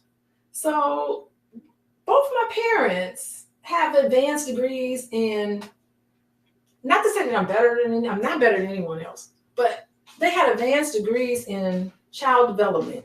And my parents were in their 30s when they had me. So it's not like they were just seasoned people. My dad had a PhD. My mom had a master's. She's got 2 master's degrees in childhood development. She's a therapist too, and all of that. And my dad taught, you know, like I do right now. So I had 2 parents that really sent me into adulthood with a secure attachment. I'm just self-disclosing that, but that doesn't mean that I don't have my issues. You know, I still got my issues. Maybe I'm a little spoiled sometimes. I don't know. I like to get my way. I don't know. You have to ask Dr. Boyce. With my Boyce. Yeah. What are my issues? What are your? I said I grew up with a secure attachment, but even if you had a secure attachment, there's still some stuff that can come up for you. You asked me a question. But you're making a lot of noise, so people know that you're here. Oh, I thought you had a question for me. No, I was just saying what you say. Look at this. Look at everybody. Look. Is that Aisha? I see Aisha and James. That's her face. And James. Oh, and I know that's at the bottom. What's your name, ma'am? Wait, wow, why are you looking at me? You are so hilarious. What? No, but anyway. Hi, everybody. How you doing? Boys. Oh, that's Errol. Okay, yeah. Okay, now I see. Okay. Someone asked a question. Okay, what's the question? Do you and Dr. Boyce Watkins read together to continue to enhance your relationship? No. We do not read together. We don't. That would be appropriate, but he's not. Well, we listen to reading this book. We listen to audiobooks together. Like yeah. Sometimes I listen to your therapy stuff. Yeah. So no, we don't. I'm gonna walk out of here. Hello, everybody. Okay. But even I have some issues. Would you not say? Yes. That's my whole statement. All right, just keep moving along. Only after he was forced. Let the right. I gave him permission to say I have issues, but right. Okay. So the recurrent fantasy or search for the perfect partner is a strong signal from our psyche that we have work to do on ourselves. No perfect partner, but I think you find the perfect partner for yourself, even in their flaws. So that's my caveat I add to Mr. David Richo. Okay. Okay. The perfect partner is the mirage we see after crossing the desert of insufficient love. So mirages is false. It don't ever happen. Like a mirage is, you know, like on a desert, you think, uh-oh, I'm thirsty, and that's water right there. And you get up to it and it's not water. That's the mirage that we have in relationships. We think this person is going to complete me. Y'all remember what movie was that? Oh, You Complete Me. What movie was that where he says, you complete me? Jerry Maguire. Jerry Maguire. Yes, Jerry Maguire has You Complete Me. That's false. Like, that is, you are not going to find a partner that's going to complete you ever.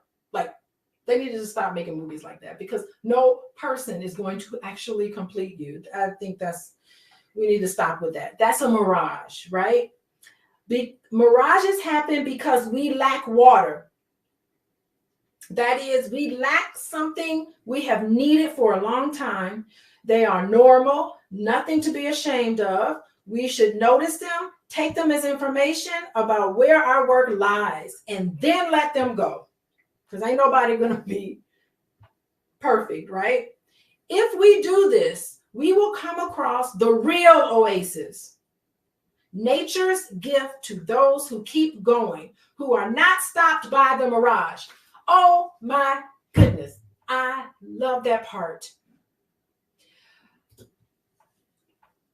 That is so beautiful, because it is so normal when you're falling in love with somebody. You think the world of that person, and you start noticing all the similarities. We got this in common. We got this in common. And oh my God, you're staying up all night, talking on the phone, planning to be together, all excited about seeing each other. We know the first 12 to 18 months of a relationship, when you just fall in love, you are not falling in love with the person.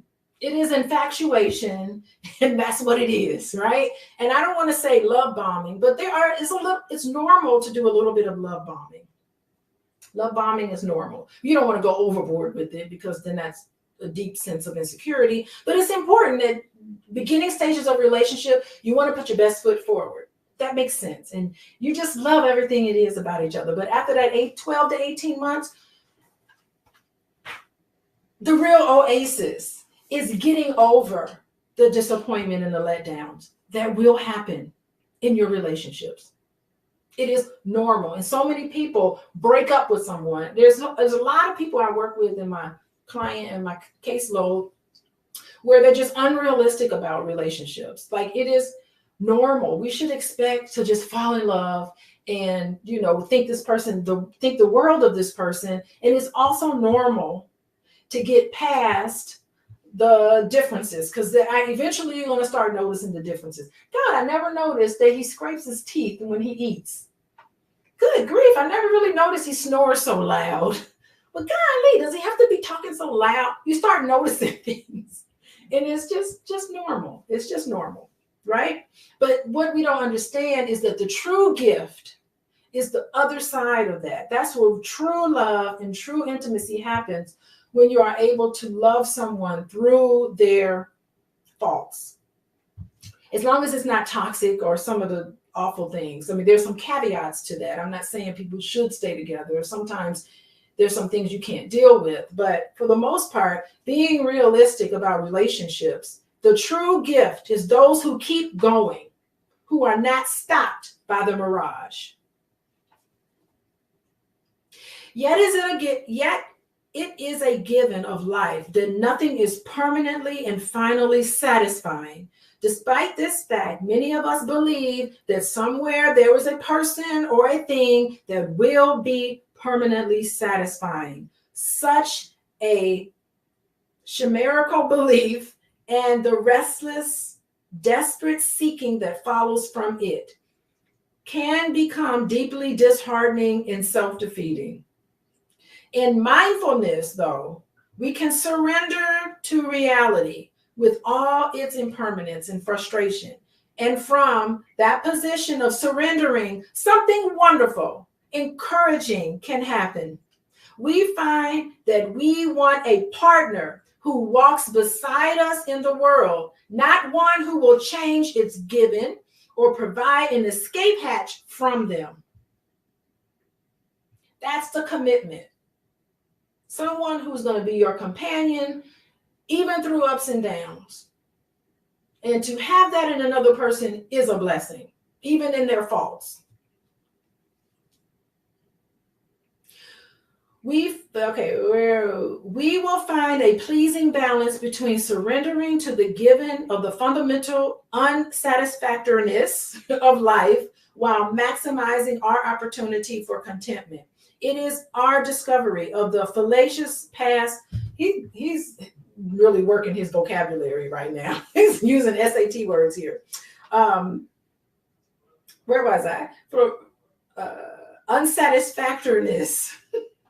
Okay, fallacious past between the snowy peaks of disillusion and despair. From this point of view, moderate need fulfillment, experienced in days or even moments, becomes satisfactory. Moderate is the key word for giving and for receiving the 5 A's: attention, acceptance, affection, appreciation, and allowing. A nonstop flow of them would be quite annoying. So if you got it all the time, if I would stop everything and just give my partner, give Boyce the 5 A's, he'd be like, lady, get out of my face. You've been up under me too long. Like, we don't need it all the time. You just need it. And if he was all in my space all the time, I'd be like, okay, I need a break. I think we need a break from each other. I love you, but I need a break. So it's okay to say that. You're not supposed to be all wrapped up in each other all the time. It's normal. You need a break from them.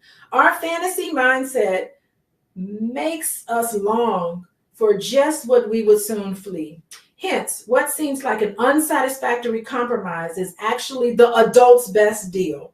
The hospitable sanctuary and the generous waters of an oasis can be enjoyed for one day or many. So it's not like you're going to get your fantasy relationship 100% of the time, but sometimes you'll get it. Sometimes there'll be moments where, we actually had a really good time today. I'm going to appreciate this.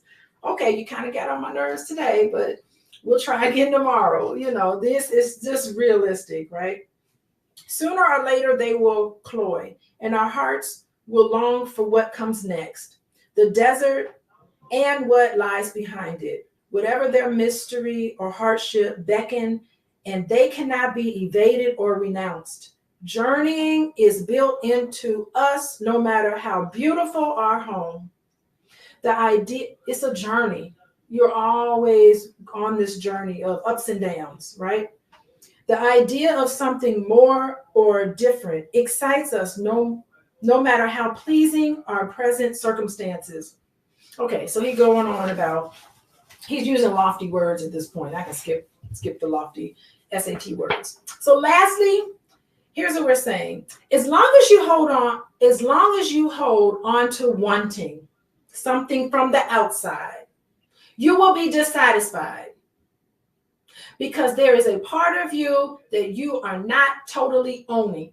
I promise you, I don't understand. Like, I know it's great for women to pay attention to their, what they look like and all of that. But I really do wonder, with all the plastic surgery, with all the BBLs, thinking I got to do and be a certain way to look a certain way.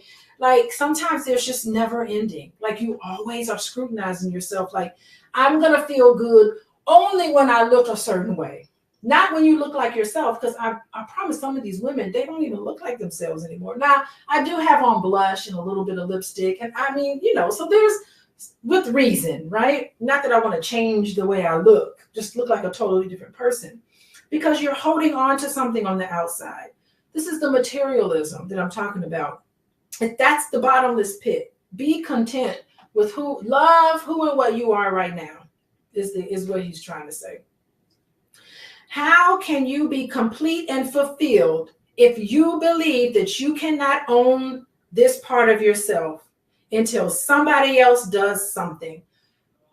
Are you going to be beautiful because somebody calls you beautiful? Or are you just going to be beautiful because you believe in the beauty of who and what you are?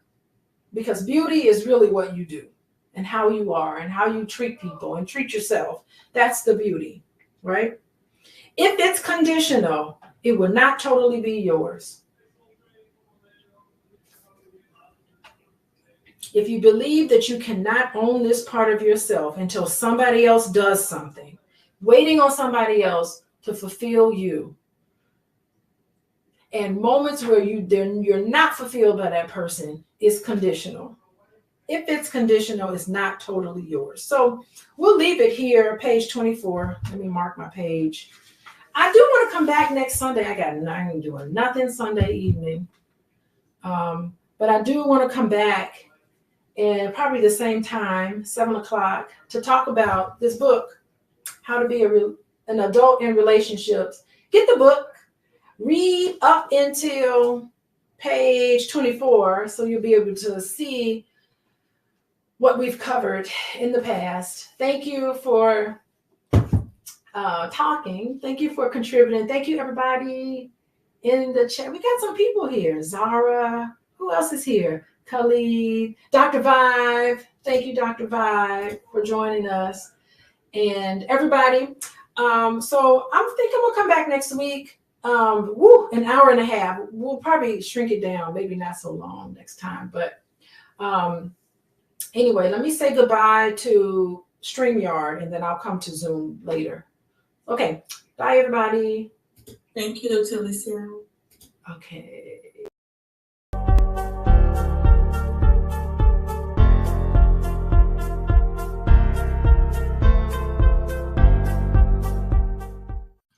Good morning, good afternoon, good evening, depending on when you're watching this rebroadcast or this replay. I am Dr. Lene Javette, the brilliant business architect, your host and facilitator of today's conversation. Today, we're continuing our critical discussion on workplace stress and PTSD among Black women. Yesterday, we explored the rising PTSD rates linked to workplace stress in our part 1 episode. Today, in part 2, we're shifting our focus to a different aspect of workplace dynamics. We often discuss how other cultures oppress Black people through microaggressions, prejudices, and biases. However, today's conversation is about a different challenge. What happens when the gatekeepers causing harm look like you, when they share the same race as you? But before we dive in, let me introduce you to our powerful queens that are joining me today. We have Athena Gardner. She is a CPA. You can find her at wewealthwomen.com, as well as Jade Harrell, highblackesteem.com. Welcome to our platform today, ladies. Neither one of you guys were here with us yesterday. It was so impactful. We were talking about sister. Can you put her name up there for me? Because it's not in my notes. Sister, they call her Bonnie, but her name is, can we get that slide of the young lady we were talking about yesterday? She was the president at Lincoln University, which is an HBCU. There we go. Thank you. Oh, her name's not up there, but she endured cruelty, which led to her unaliving herself. Thank you, Dr. Candia Bailey. And so at that university, it was the first time that they had had a white president in 150 years. And she had been complaining about intentional harassment and just some different things that was happening to her there in that workplace. And that brought us to the conversation on PTSD, which was an amazing conversation. If you didn't hear yesterday's conversation or you didn't get to see yesterday's broadcast, please go back and rewatch it. If you don't catch it on YouTube, go check us out on Spotify, okay? But it left us with more questions.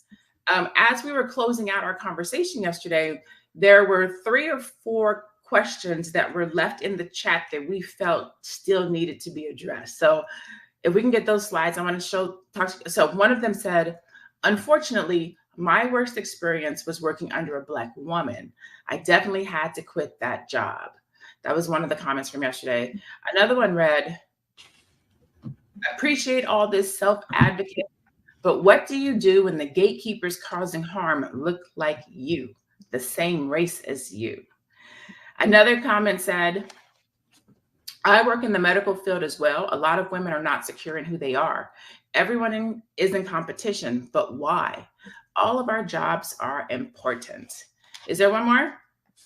There was one about nursing. There it is. There's a lot of bullying in nursing where women are in charge. Why is the suppression of women by other women? All right.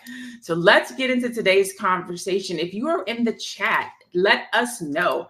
Have you experienced PTSD at the hands of someone that looks like you in the workplace? We will start out with you, Jade. What are your thoughts on this whole, on let's say, black on black PTSD in the workplace? I have worked in predominantly Black environments, and I would say that one environment in particular, the morale was low. So in general, staff morale was just really, really low. And I think that had an impact in terms of like how people treated each other. But what I will say is, I mean, I don't know. Like it's not my experience. Like most times when I work in predominantly Black environments or I see other Black people, especially Black women, I go out of my way to build relationships with them, to break the ice. You know, I want to work at, getting to know who they are, getting to know what their interests are, how we can work with each other and support each other. And so I haven't had many experiences where I've seen other Black women in the workplace that were not also interested in building that relationship. So, I mean, I have seen toxic environments play out, but generally this has not been my personal experience. Okay, so you bring up a good point. I am coming to you, Athena. So are you it's almost as if you're saying that this doesn't happen in Black working environments. Mm-hmm. So because Black people work in, corporate America and Black environments that are mostly Black people. So mm-hmm. It sounds like you're saying that you don't see this in Black owned businesses, Black owned companies where there's mostly Black employees. Yes. I mean, I experienced morale being low and just in general in that particular work environment. Now, I have worked in really, really, really high or elitist white organizations where there were very, very few Black folks. And I think I've only experienced one other Black woman that was super duper competitive or, sort of fell into the same typography as the comments that were made yesterday. That was just one individual. But for the most part, even in those predominantly white environments, when I encountered other Black men and women, we were experiencing the same level of oppression, and we built a camaraderie and we supported each other really well. So that's just been my typical experience. Okay. What about you, Athena? Well, I wish I could say the same as Jade, but that has not been my experience. What I will say is I do not think it's unique to just Black women. I think it's a woman thing. I'll go into that a little further. But I did, beginning of my career, out of grad school, starting working at one of the top accounting firms in Atlanta. I was not in a predominantly Black environment, so there might be a factor, Jade, because when it's less of you, I think it increases competition amongst you to be the token or the best or whatever that sometimes we have, unfortunately.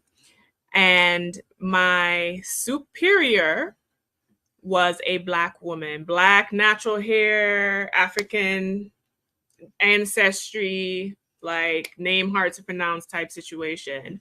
And what the experience, and she was the one who actually hired me, gave me my offer letter when I interned and all of that.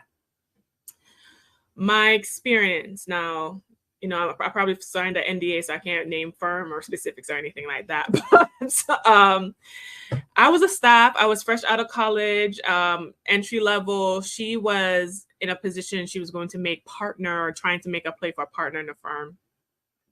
So she was gone a lot, and it was me and another senior working on audit engagements at the time. Our audit engagement was not going very well.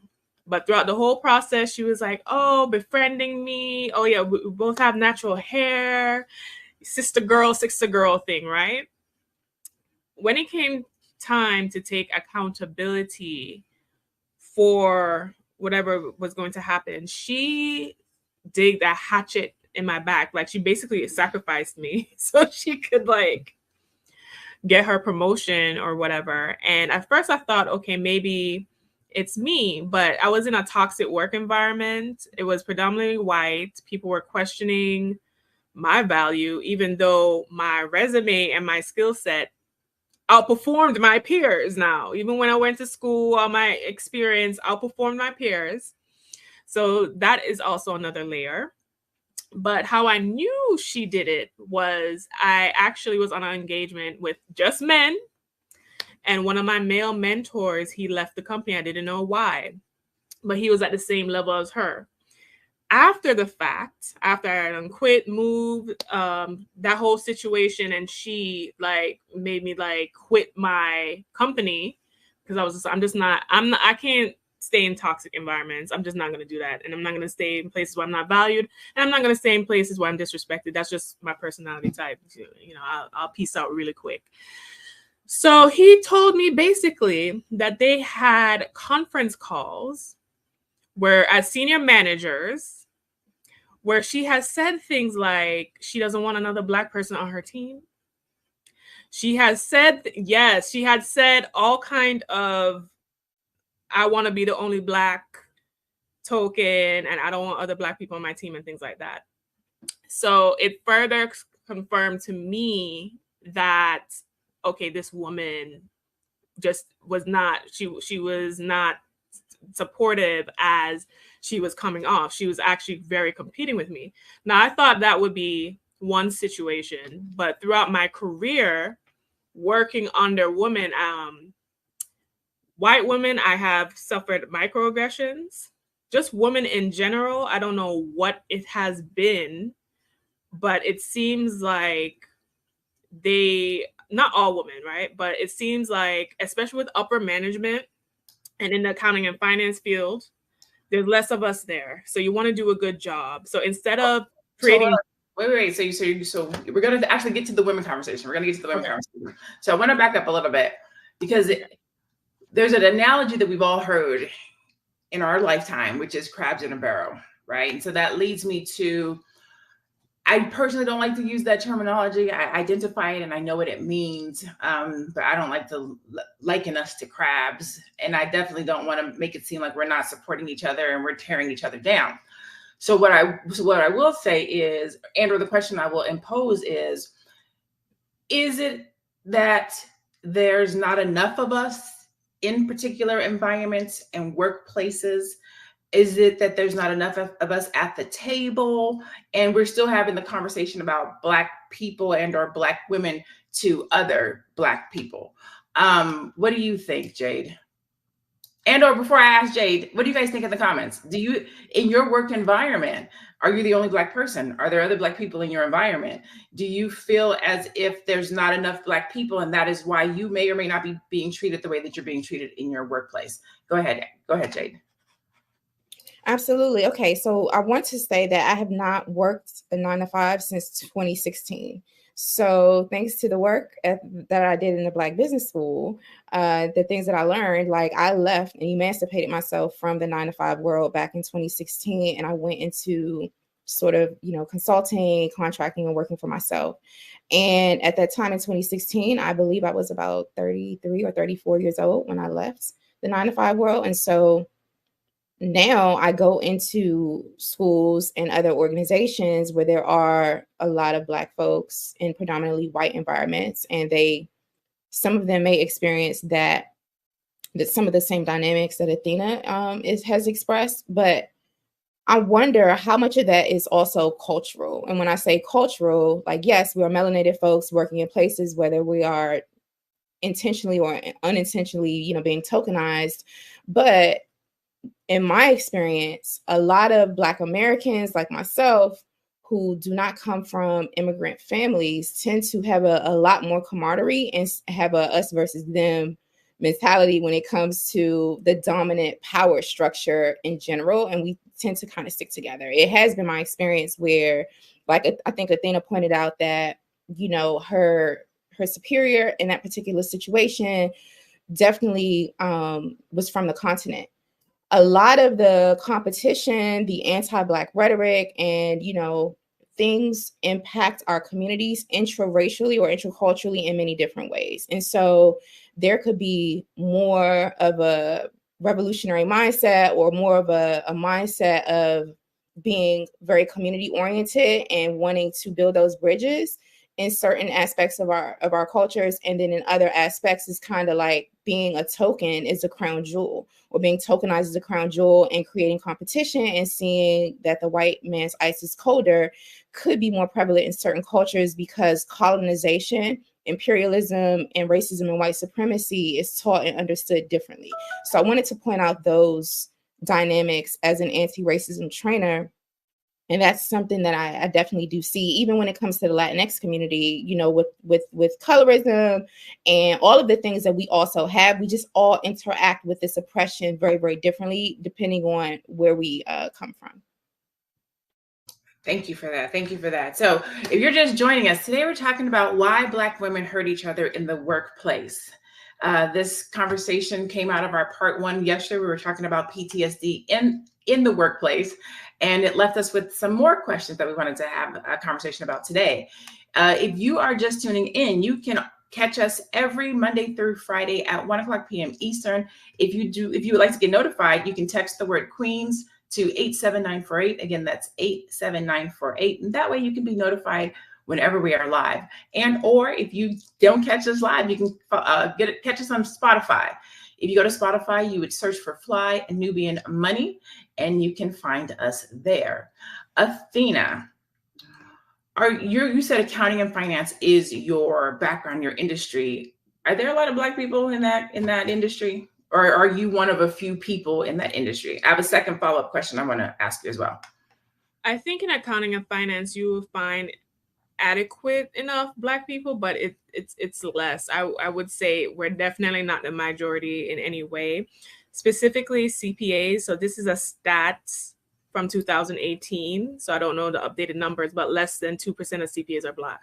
Okay. So then in your industry specifically, do you think that it is more of a Black thing or a woman thing? So some of the things that you're experiencing in the workplace, is it that you are a minority in this industry? Because sometimes that does happen across industries. Or is it the woman thing where it's just a woman that sees another woman and might feel some type of animosity towards that woman? To be honest with you,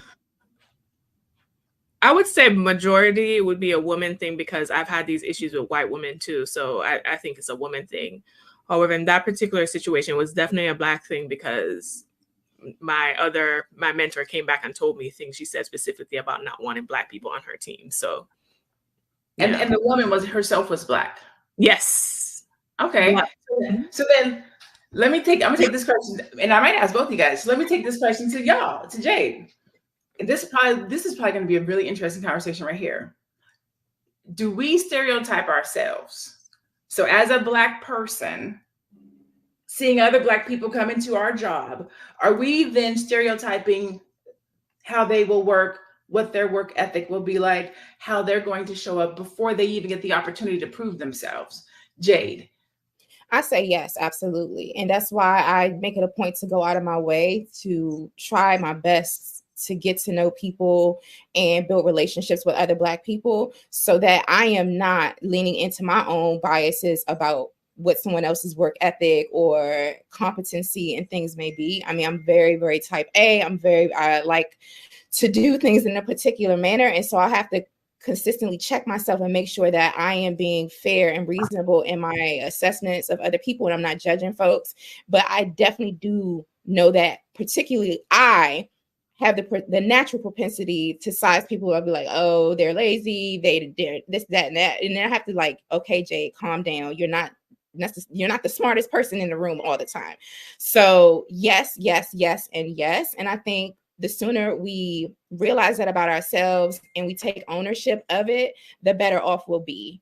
And preventing some of these toxic dynamics that we also perpetuate and that we see and we witness and we observe, and we get to take responsibility and accountability to say, hey, where am I playing a role in this equation? If I see such and such walk in the door, head to toe, decked out, looking really, really nice, am I, being jealous of this person, or am I making unfair assessments of this person? If a person comes to a meeting 5 minutes late, am I, being unreasonably harsh or whatever, criticizing them? We all tend to do these things, but when we take ownership of our own part, we get to stop projecting as much as we do. That's what I think. Oh, you're muted, Dr. Lene. Oh, I'm sorry. I was muted. Now I'm unmuted. Dr. Athena, I'm going to throw that question to you as well. What was the question again? Do you feel that we stereotype our own when they come into the workplace? Yes, I think we stereotype our own. And I also think that we place higher expectations of our own because we think that if they do not perform well, it's going to reflect poorly on all of us. So I would agree with that statement. So then the next question is, does it?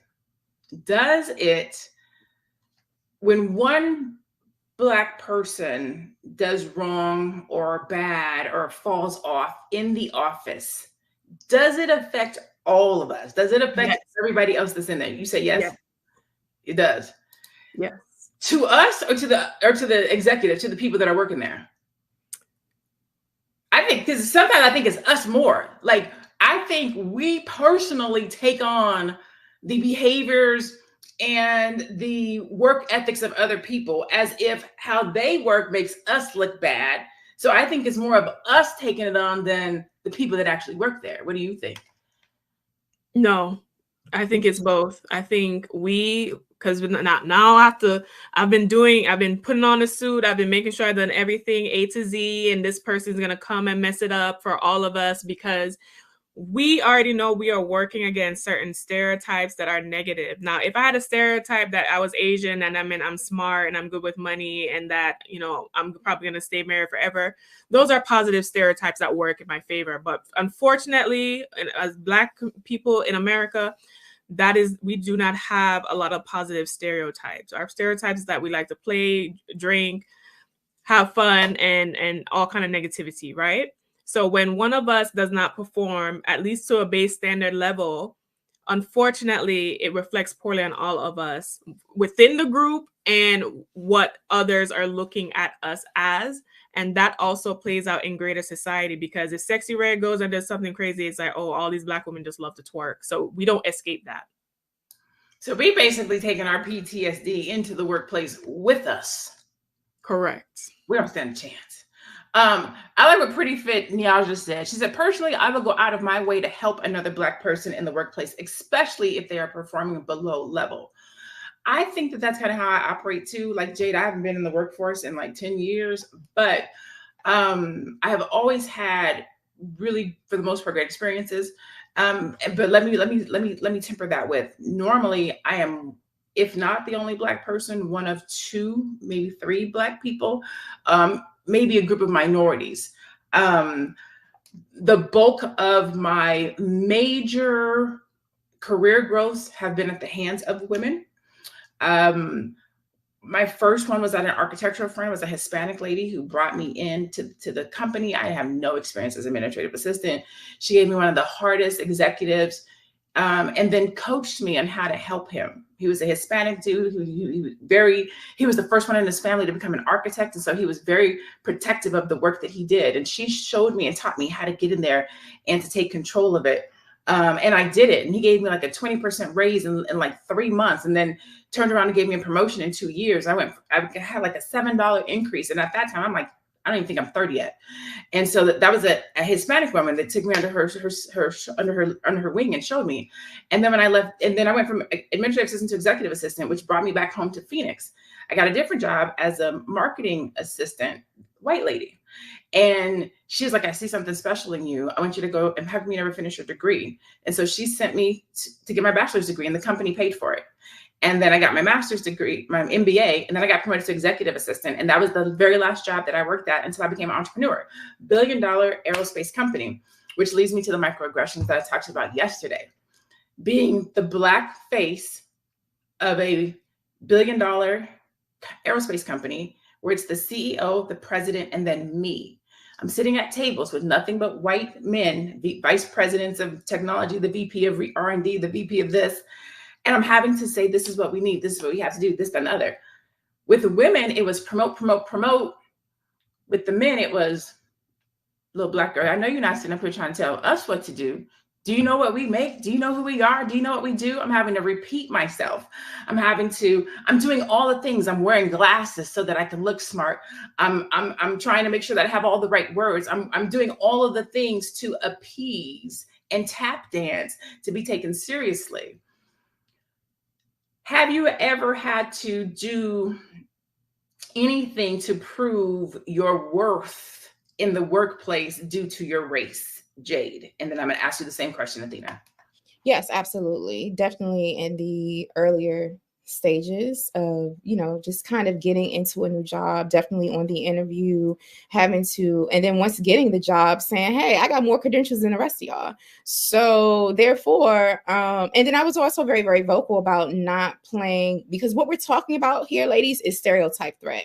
Walking into a space and saying, hey, these are all the cards stacked up against me because these are all the stereotypes that come along with being Black, being a Black woman, and all of these things, education level, what city or state you come from. There's so many stereotypes that come with all of those things. And yes, being able to say, you know what, I know what the odds are. I know how people view me. And now I have to go out of my way to justify why I'm here. But once I established that with the receipts and my track record and working really, really hard, I just became less and less interested in playing that game. But yeah, I definitely had to sort of justify like, hey, yes, I am young, but I also have a certification and a master's and all these other credentials and postgraduate work that y'all don't have. And I also have experience and cultural experience. And I know the demographic of these children, of this neighborhood, of this city. And therefore, that makes me more qualified than you, Becky, that came from Idaho and has never worked with Black kids ever in an inner city. So just sort of, I think a level of arrogance, I had to adapt and just say, hey, like, I'm going to go out of my way to remind you as to why I'm overqualified for this position and have more qualifications than you. So yes, to that point, but then also I took a different approach, and my approach was to be very, very aggressive in terms of letting people know who I was and why I was there and why I deserved to be there and why we deserve to be there and why the families and the children that we serve were deserving of so much more. And I also took pleasure in pointing out ways in which Black, white, Latinx, and other staff members were holding the community and the students to very, very low standards and really calling that out in real time. Gotcha. Athena? So I basically, especially in the beginning of my career, I've had all kind of training. I've had etiquette training before I even stepped foot in a corporate office. I went to a very top school. I can run that whole thing down, but I don't want people searching me on the internet, right?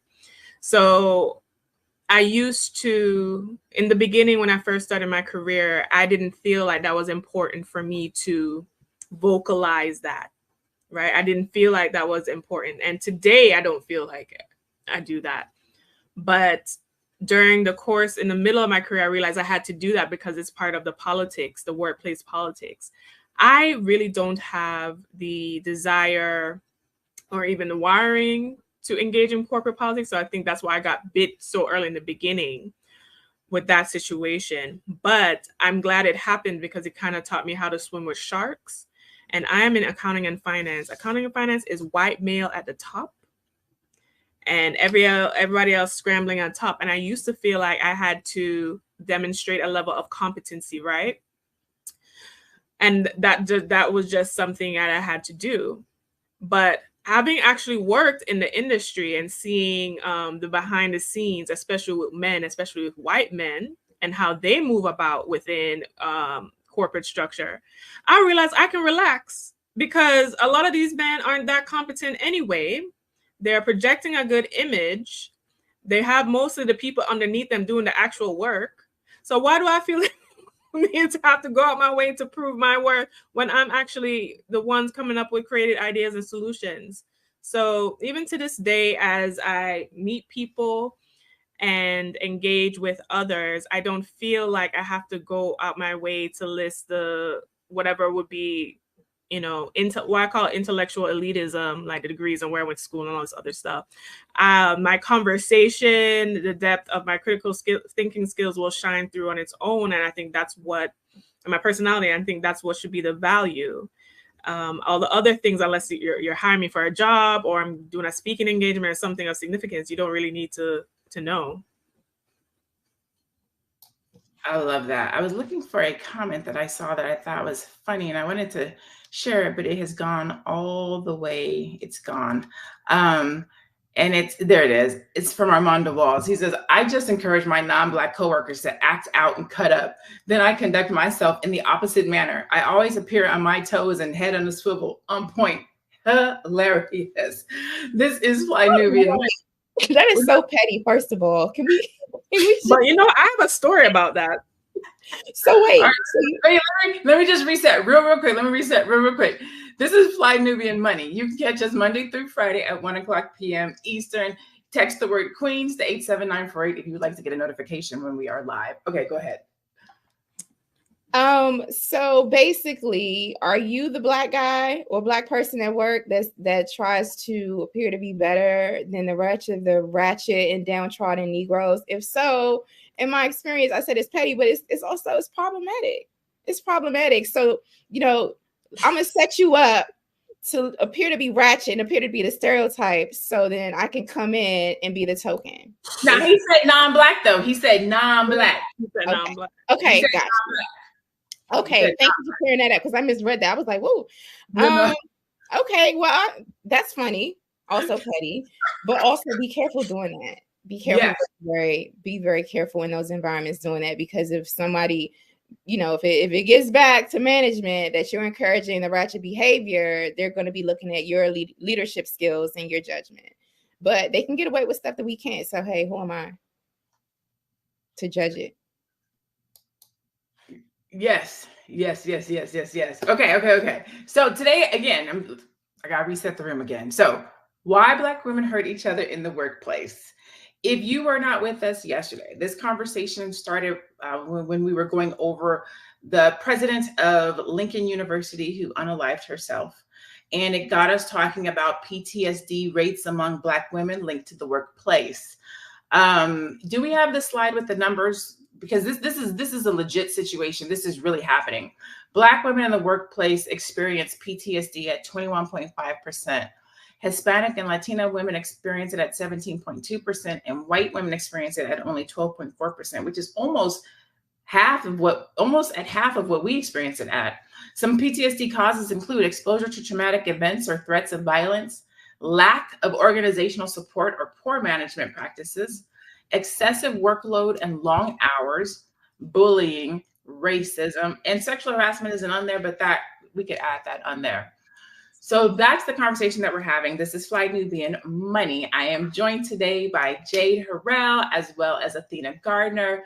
And again, if you do not catch us live Monday through Friday at 1:00, you can always go to Spotify and listen to the broadcast or re-listen to the broadcast. You can share it with friends and family who you think can benefit from this conversation or who might be experiencing some of these things, who need help and or solutions. So let's talk about that for a second. Let's talk about solutions.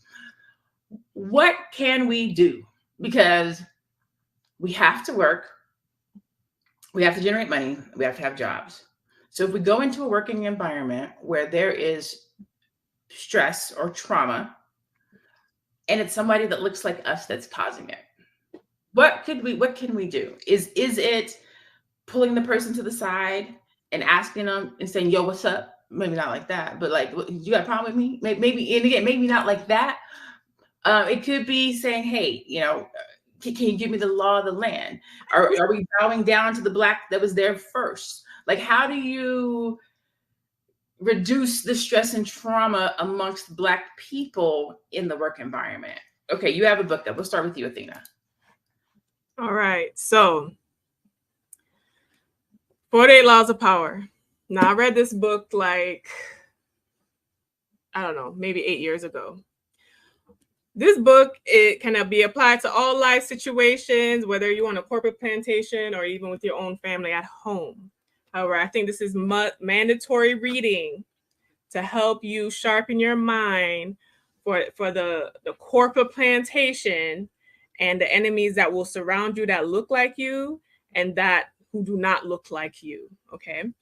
48 Laws of Power. We need to have a mindset and realize that when we're going into work spaces that you're really as valuable as you're useful there, and that other people, you will have a target on your back if you're not doing well, and you will have a target on your back if you're doing great, right? So you kind of have to protect yourself on all fronts.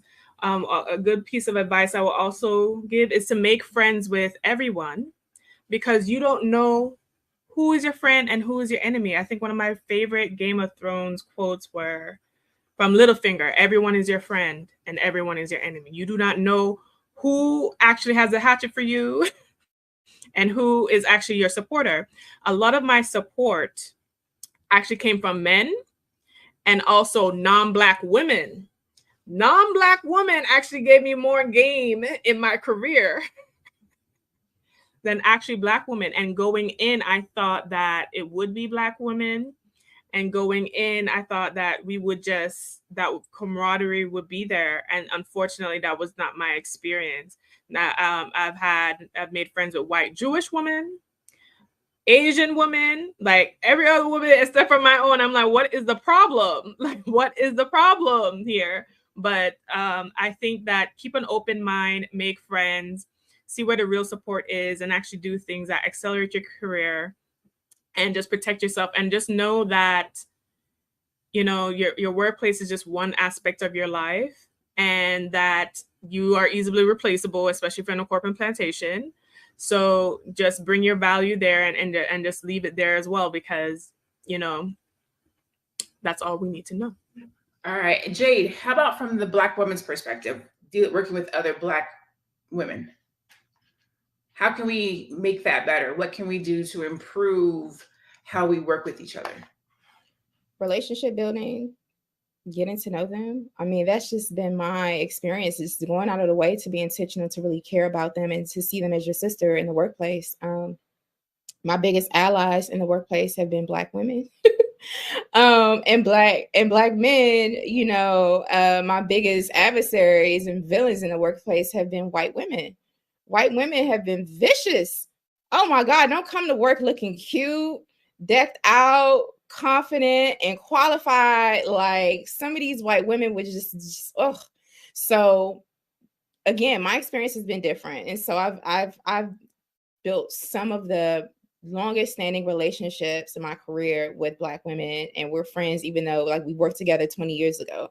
So I just wanted to name that. It just really depends. Now, in terms of the 48 laws of power, I do recommend it so you can see how power dynamics do play out, Athena, and you know how power works and manipulation works, and the art of like getting what you want. And a lot of white men, in particular white society, they're playing by those rules. And so we put ourselves at a disadvantage when we're not familiar with the rules of engagement, especially in corporate environments. But what I lean on Mr. Neely Fuller Jr.'s work. And it just, you know, it's for so-called victims of white supremacy or Black folks, in terms of how to handle yourself and definitely navigate the intricacies in the workplace and just in all levels, you know, in different aspects of our lives. And that seems to work because it is designed to prevent arguments and to prevent non-constructive contact with other people, non-constructive conversations with other folks. But I think we need to be able to do both. I specifically didn't go to a HBCU because I wanted to go to the best college, university at the time that had the program and the field of study of Black studies that I wanted to study. And I also wanted to go to a predominantly white environment because I wanted to be able to compete with white folks and beat them at their own game and pop my collar in the process. So I guess it just really all depends. But when we see other Black folks in these environments, I don't really chalk it up to just a woman thing, but I think we need to go out of our way to support each other. I love all of that. I'm reading the comments, I'm reading the chat, I'm all over the place. There was a comment that I was going to make mention of, but what I'll say is you actually touched on a little bit, Jade, and that is, Feet Funkerson. That's where the comment's coming from. That book sounds like it teaches you how to be manipulative, like the people you end up dealing with. And what I will say is that, and what a lot of this conversation is about, without being about, is that you have to know the rules of engagement. And when you read a book like 48 Laws of Power, what it is teaching you is how to play the game, right? It's not that it's manipulation. It's that too many people that look like us are playing chess and the rest of the world is playing checkers and the rest of the world is playing chess. When we show up to corporate environments, money conversations, literally anything that's happening in life, without understanding how to play it the way that the majority plays it or the unoppressed play it, you show up and you don't know how to play. And too many of us are showing up not knowing how to play. And I always tell my son, they don't call this the game of life for no reason. It is a game. It is literally a game. And if you don't have the rules, then you're always behind the 8 ball. So when we go into corporate spaces and we're talking about PTSD, we're talking about trauma, we're talking about all these things, what we're talking about is, I don't understand how to play this game. And because I don't know how to play this game, I'm losing, I'm being attacked. But when you know how to play the game, things are a little bit less stressful because you can peek at the game. I see you, Becky. Oh, I see what Karen is doing. And then you start to understand certain things. Let me get my paper trail right. Let me respond to her like this. Let me CC this person. Oh, such and such and such. Oh, or you know how to respond. If somebody tries to take credit for your work, you know how to go about, okay, show up to the meeting, let June have to answer questions, and June can't answer the questions because June didn't do the work. So guess what June has to do? June has to pull a little black girl into the room and say, hey, how do we do such and such and such? And then pulling the little black girl in the room to do such and such and such, the CEO that's sitting at the front of the table says, oh, Lene, how do you know that? Oh, because when I stayed here till 2 a.m. last night doing it, I had to do X, Y, and Z. You got to learn how to play the game, because somebody else said this in the comments. White women will show up as if they are better than you with less credentials. They don't stay as late as you. They don't work as hard as you, and they will want to take your credit. While we are there busting our ass, working twice as hard to get less. But once you know how to play the game, you can supersede all that. You can bypass it. That was those were some of my funnest moments in corporate America, putting June in her place, letting her know that this is my work. You can't even speak about my work. You can't even go into these board meetings and talk about what I gave you because I did it. So once you learn how to play the rules, it's not manipulation. It's beating them at their own game. That's all I wanted to say about that. Go ahead, Athena. There's one thing about manipulation that I want to say. Everyone manipulates. Everything in life that is living manipulates. A baby learns that if they make a certain noise, that their mother will pay attention to them. A baby is manipulating you. Your pets manipulate you.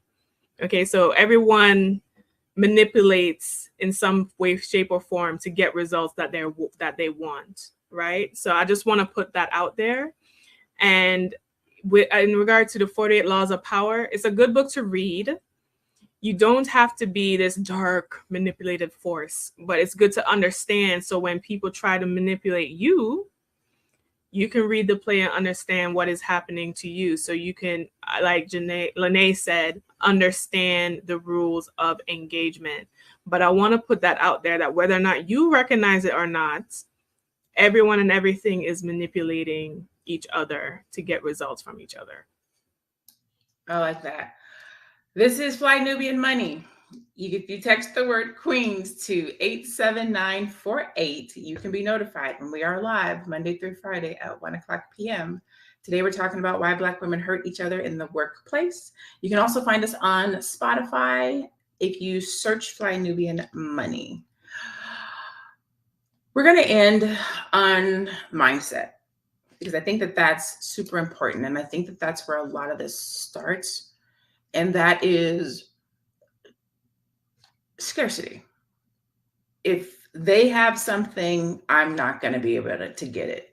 If they show up and show out, then I'm going to look like I don't have what it takes. If this, then that. Instead of walking in our own greatness and authenticity and being who we are and recognizing that there's enough for everyone. I can do my job and I can see you struggling, sis, and I can help you do your job.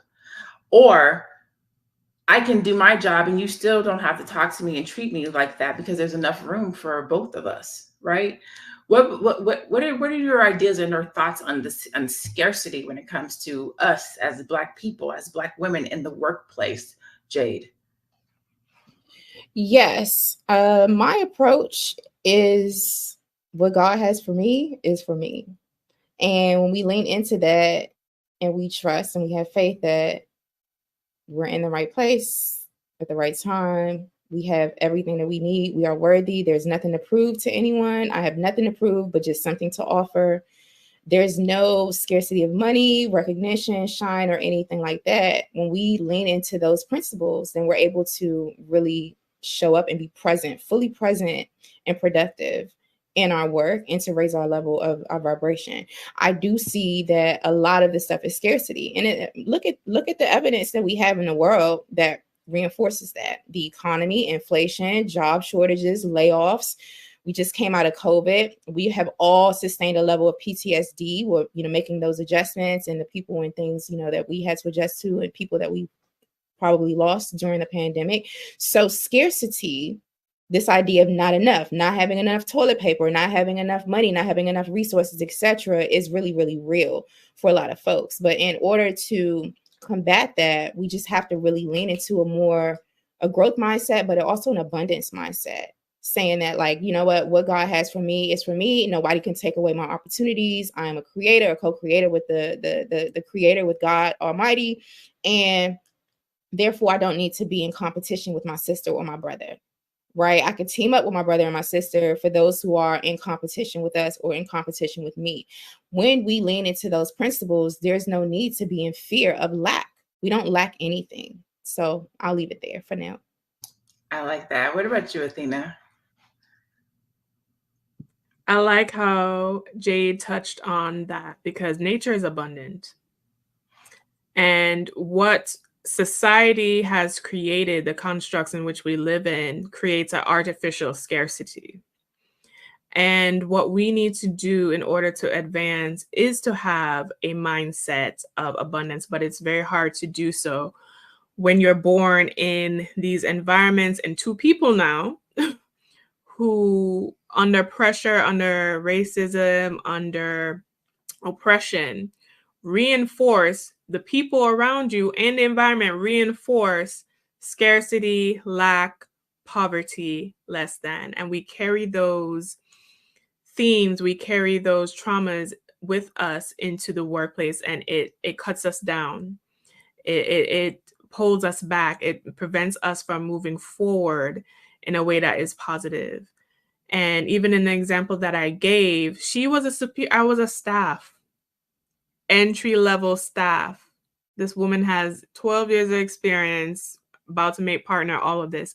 I shouldn't even been a target for anything. But it goes to show what that kind of poverty and scarcity mindset can cause you to do, that you will cut down your own people so you can have warmth. You would, and that is why us as a community, we don't advance as much, because we don't help each other out. We are not supporting each other's businesses. We are really trying to be the best token instead of just being the best group. If we could apply that to the group economics and the group, we would be just fine.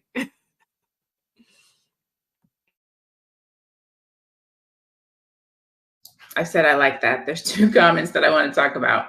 One is from Armando Walls. Actually, I'm going to start with Kim Brown's first. Kim Brown says, Black women hurt each other everywhere and look at each other with hate in their eyes. It's awful. I'm not going to disagree with you. I'm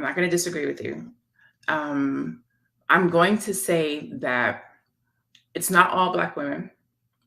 And I'm going to say that how we help that is not being one of those types of Black women. I make it a point, if I am anywhere, if I'm in the streets, if I'm in the grocery store, if I'm at the airport, if I see another Black woman and she makes eye contact with me, I smile, I say hi, I say, how you doing? If I can find something to compliment, I give a compliment. I go out of my way to be super intentional about dealing with that stereotype.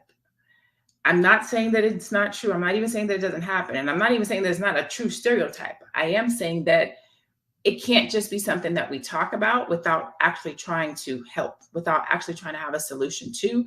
And a lot of that solution starts with us.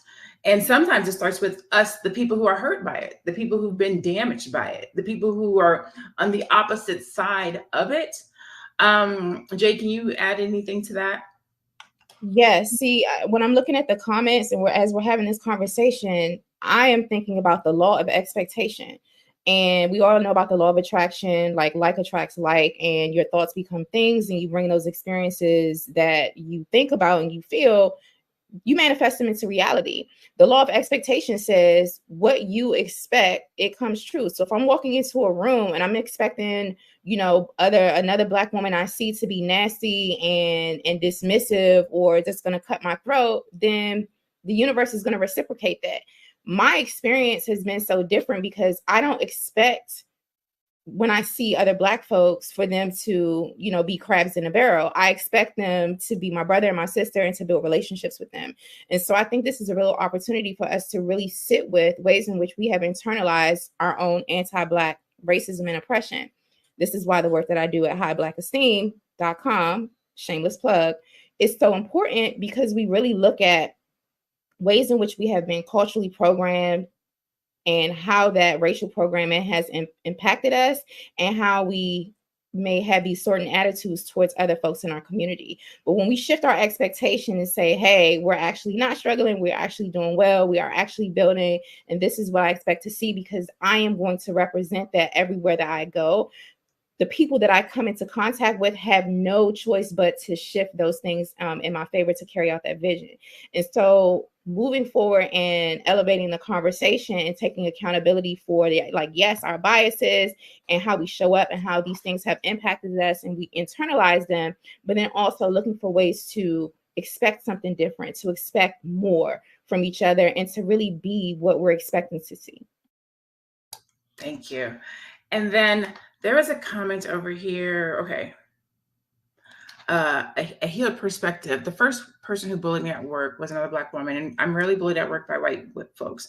I'm not saying they're better, but they won't hire me if they don't want me. So the way I want to answer or respond to that with your help, Athena, is when you are, and I'm using the word attacked, but really it's bullied or demeaned or not treated with respect, how should we then go and speak to that person or address that person, right? I have not had it in the workplace per se, but I have had a situation with another Black woman who's in my same space at my same level, and we would be in the same room with each other. I see her, so I know she saw me. We would walk around the room at the event. We won't say nothing. She's not gonna say nothing to me. I'm not gonna say nothing to her. And this went on for years, right? Years. And this is Arizona. It's small. It's not a lot of Black people. When you get to a certain level, it's even less. And we all kind of know each other. And so I left and went to Atlanta for a little bit.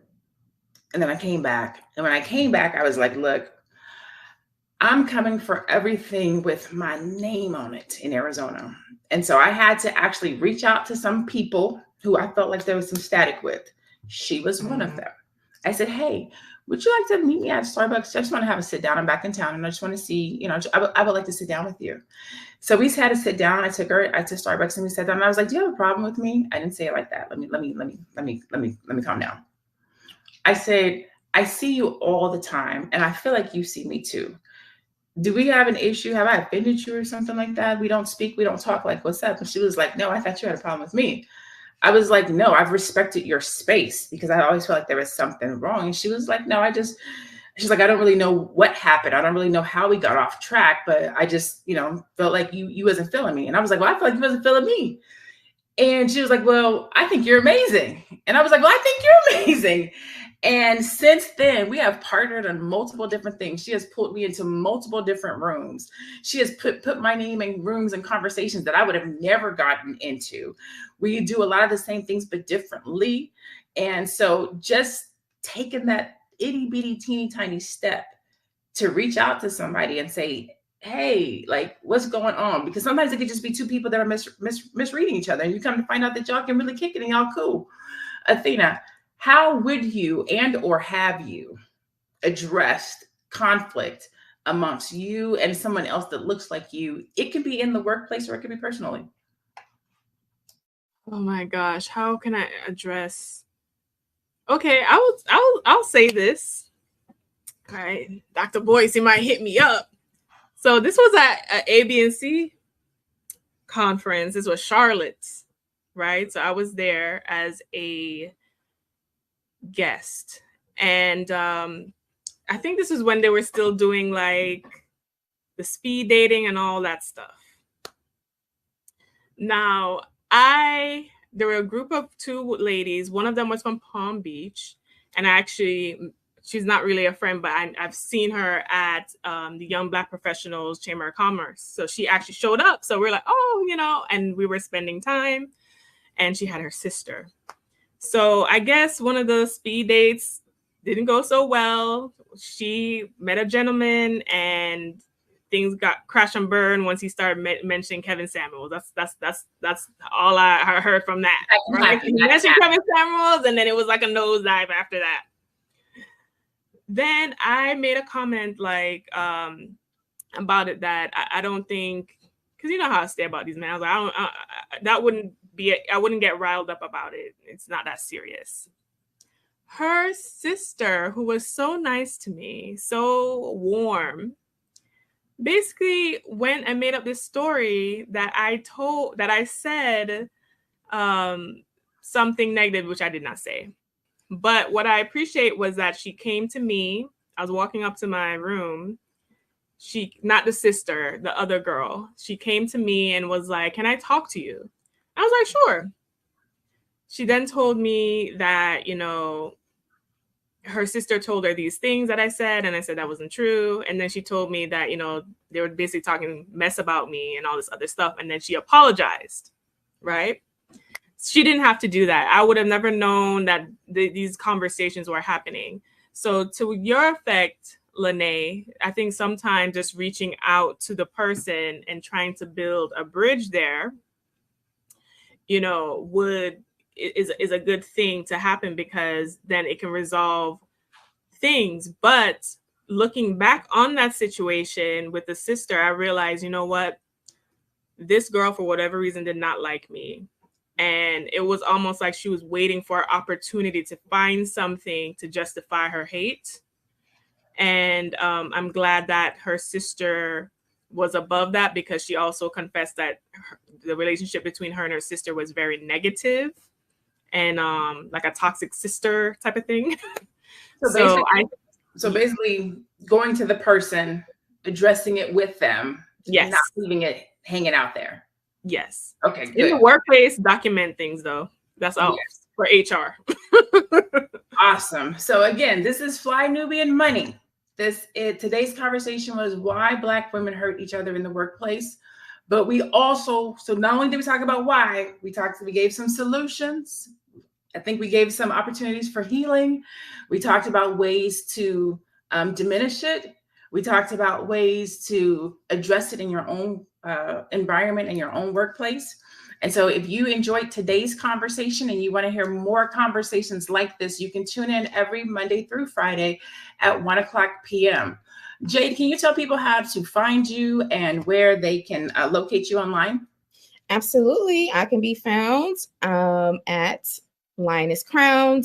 You can also go to highblackesteem.com. That's highblackesteem.com. It's not self-esteem. We're talking about racial esteem, and racial esteem is one of the solutions that Dr. Joy DeGruy gives us in order to combat post-traumatic slavery syndrome, which is a form of PTSD, and to really raise our level of consciousness and pride that we have within our race, and to really dismiss all of these horrible stereotypes. And so over there at highblackesteem.com, we do the personal work to ensure that we are having a healthy relationship to our racial identity and using the shift in racial identity development in order to be of service in the community. So go over to highblackesteem.com. And my final thoughts is to, have us really check in with where we are playing a part in some of these toxic equations and to take accountability and to shift the narrative.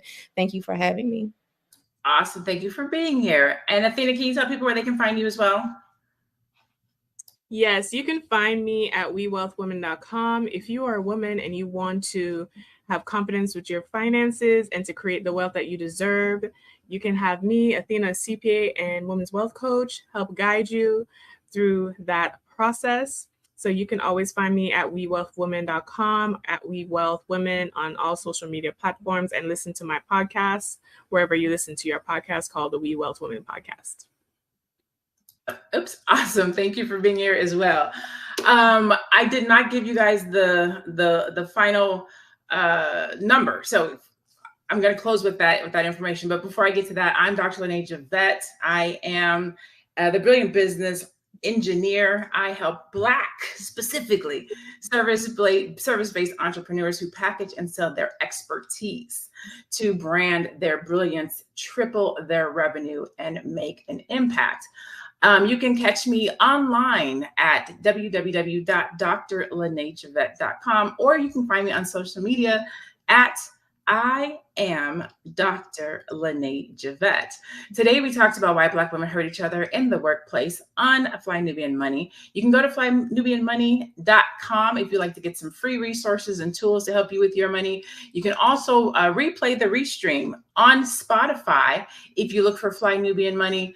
And you can always text the word Queens, Queens, to 87948 in order to be notified when we are live every weekday at 1:00 p.m.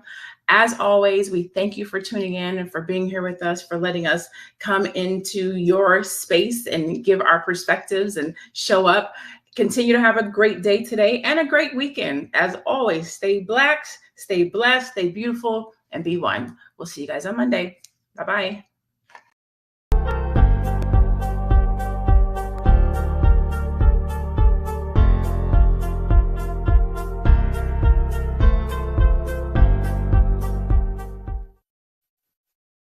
Welcome to Fly Nubian Money. We're here to help you master your mindset and maximize money. I'm your host for today. I'm Jade. Hey, y'all. Hey. Today, we're discussing the trend of celebrities, including Black women, of course, turning to platforms like OnlyFans due to financial pressure and societal expectations, right? I don't know if there's an expectation where a lot of women in Hollywood in particular feel that they have to show their body or go into these sorts of platforms in order to generate income, but we're going to have that conversation. And specifically, we're talking about the decision of Camille Winbush. I know folks, as y'all are coming in, may remember Camille Winbush. She was a cute little girl on the Bernie Mac show, and I used to really love that show.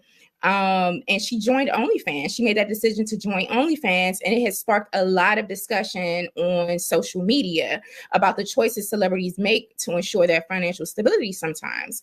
And so we know that Hollywood is known for its instability and fluctuating nature and all of these things creating financial anxiety for many people. So we're going to have this conversation today with our queens, Miss Athena Gardner. She's a CPA and women's wealth coach. Hey, girl. Hey. Hey. Hey. We also have Miss Tiara Williams. She's an actress, singer, and producer. Call her Miss Black Hollywood. How are you doing, ma'am? I'm well, thank you. Thank you for having me. You're welcome. That red is just giving so much life to this panel. So yeah, we're having this conversation today, and you're tuned into Fly Nubian Money. We're here on weekdays at 1 p.m. Eastern time. So be sure to text the word Queens to the number 87948. That's 87948. That way you will be notified when we do go live, when we have special offers and things like that. So ladies, let's just kick off this conversation. Camille Winbush, beautiful Black sister. She's young. We saw her grow up literally in Hollywood. And she did an interview recently, and she talked about she made the decision to go to OnlyFans because she wasn't getting calls. She wasn't making a lot of money in Hollywood anymore. And we're going to take a listen to the video shortly. But I want to just sort of have a general opening question or discussion about your thoughts on the influence of platforms like OnlyFans. Let's start with you, Athena. Well, OnlyFans was originally created as almost like a Patreon. So when other creators could just come on, monetize their gifts and talents. Now, especially during the pandemic, OnlyFans took off because the sex industry kind of made headways with OnlyFans. So now people automatically assume if you're on OnlyFans that it's some kind of sexy, racy, nudity related thing, when really it's just for everyone. It's just that that industry has really made a mark there. My opinion on OnlyFans is this. I personally would not be on there. But for some women or men to make a way in this economy, I understand life choices may cause you to go down that path. And also I want to also shout out to the other creators who are on there who are doing wholesome things like having cooking channels or spiritual channels or whatever they're doing. So in this scenario with Camille Wimbush, I want to talk about that in detail further. But I think initially when I saw the headlines, I was like, oh, girl. But after listening more to what she had to say and researching what she actually said, I'm fine with her being on there. Thank you so much. So yeah, Tiara, I wanted to get your thoughts on OnlyFans. What do you think the impact is, the influence of these sorts of platforms that are highly sexualized? What do you think the impact is on like popular culture and the Black community in particular? Well, that's a loaded question. You know, I didn't hear about OnlyFans. I knew nothing about OnlyFans until I heard Beyonce mention it in a song, right? Like she said something like, in demon time, I might start an OnlyFans. And I remember I was like, oh, what's that? Because it became so popular. People flooded to it. And I don't know if it was just because Beyonce said it, but I do remember that big how I found out about the platform. I've only associated that with sex workers. So, you know, somebody asked me not too long ago if I would ever have an OnlyFans. Probably not. And I would just say, just because what it kind of has come to represent, it wouldn't be a good look for me. You know, having a teenage daughter, I would never want her, even if it was for, I could host acting classes on there and I still wouldn't do it because what it has come to be associated with. You know, somebody's like, oh, your mom was on OnlyFans? You know, it's immediately somebody's going to think, you know, I'm tooting and booting, and I don't want that. That's not what I'm looking for. So, you know, like Athena said, I think, you know, you got to do what you got to do, but I don't know if you got to do that. Like, just, you know, me working in Hollywood and me understanding the lay of the land. I've been here for almost 20 years of my life, and I've worked in this industry consistently, and I've never had to do anything provocative or sell my soul. I'm not saying that there wasn't opportunities to do so, but you know, you just be like, okay, I can't do this. You just gotta be. Well, we'll get to that, but for the most part, I just think that OnlyFans is not the only option. Thank you so much for that insight, and especially for as coming from someone who's lived in Hollywood and worked in Hollywood, you know, for 20 years. I'm sure there's a lot of temptation and things out there and offers. If you're just tuning in, we are having this conversation. The Bernie Mac show star Camille Wimbush went viral over the last few days with an interview that she did, and she was talking about her decision to go onto OnlyFans, and it sparked a lot of controversy. We're going to go to that video and take a look at it. In the meantime, make sure you hit the like button and subscribe to our channel. We're here at Fly Nubian Queen TV's YouTube channel, weekdays live at 1 p.m. Eastern time. Oh, those Bernie Mac checks must have dried up, or like from a job 20 years ago when I was a 12-year-old. Yeah. Like, duh. Because we think the residuals are still coming through, though. I mean, they do, but it's not. I wasn't. Listen, if I was on Friends making $1 million an episode, yes, those residual checks would still be very nice. But as time goes on, they get smaller and smaller every year. You're not making the same amount that you were when the show was current per episode. Right. So as someone who was just a kid, don't get me wrong, still making good money, but 20 years later, those checks are not sustainable for a living. With the industry being as fickle as it is, you can't count on any job to last or even to book a job. So over the years, I have done regular 9-to-5s. Oh, wow. I owned an ice cream shop for 3 years when I was a teenager. Wow. And I funded that with my own money. I taught gymnastics to kids where I was making like $11, $12 an hour. So I've done that. Wow. But if I can find a way to make enough to buy a home from the comfort and safety of my own living room, why wouldn't I do that?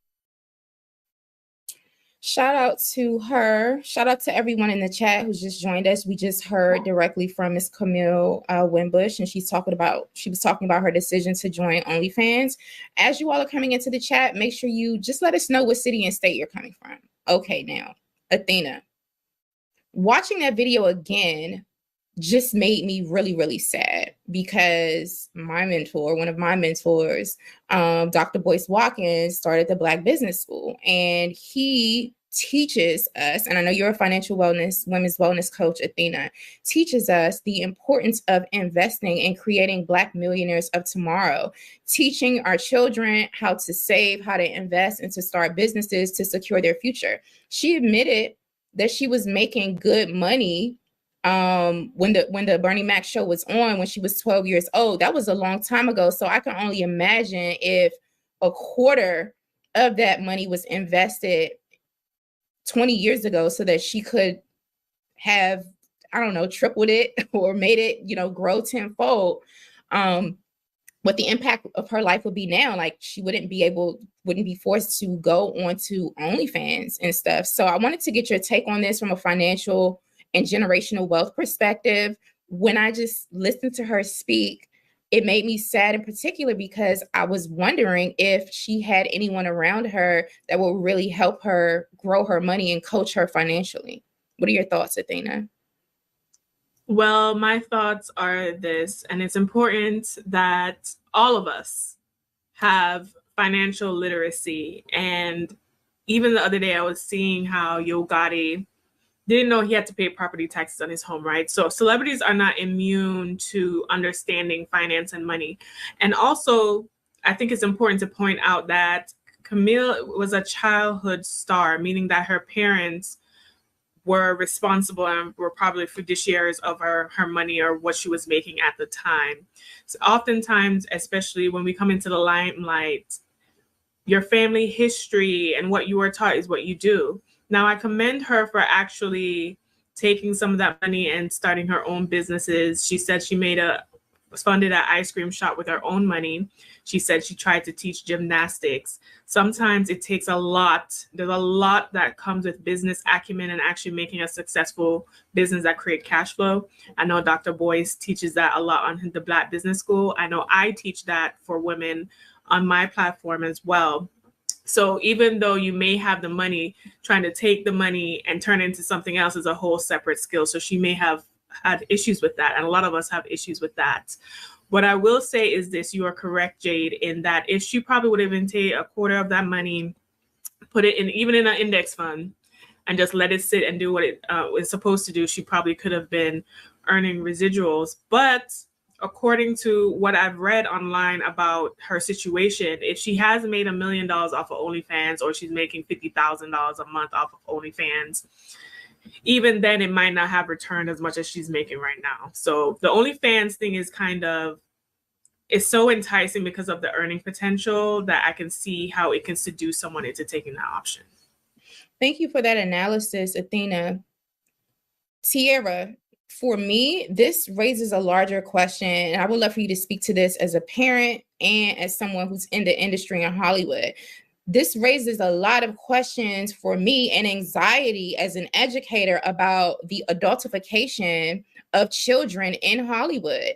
Was she put in a position to be an adult, and was she expected to know how to do these things and to take on that role as a provider for her family?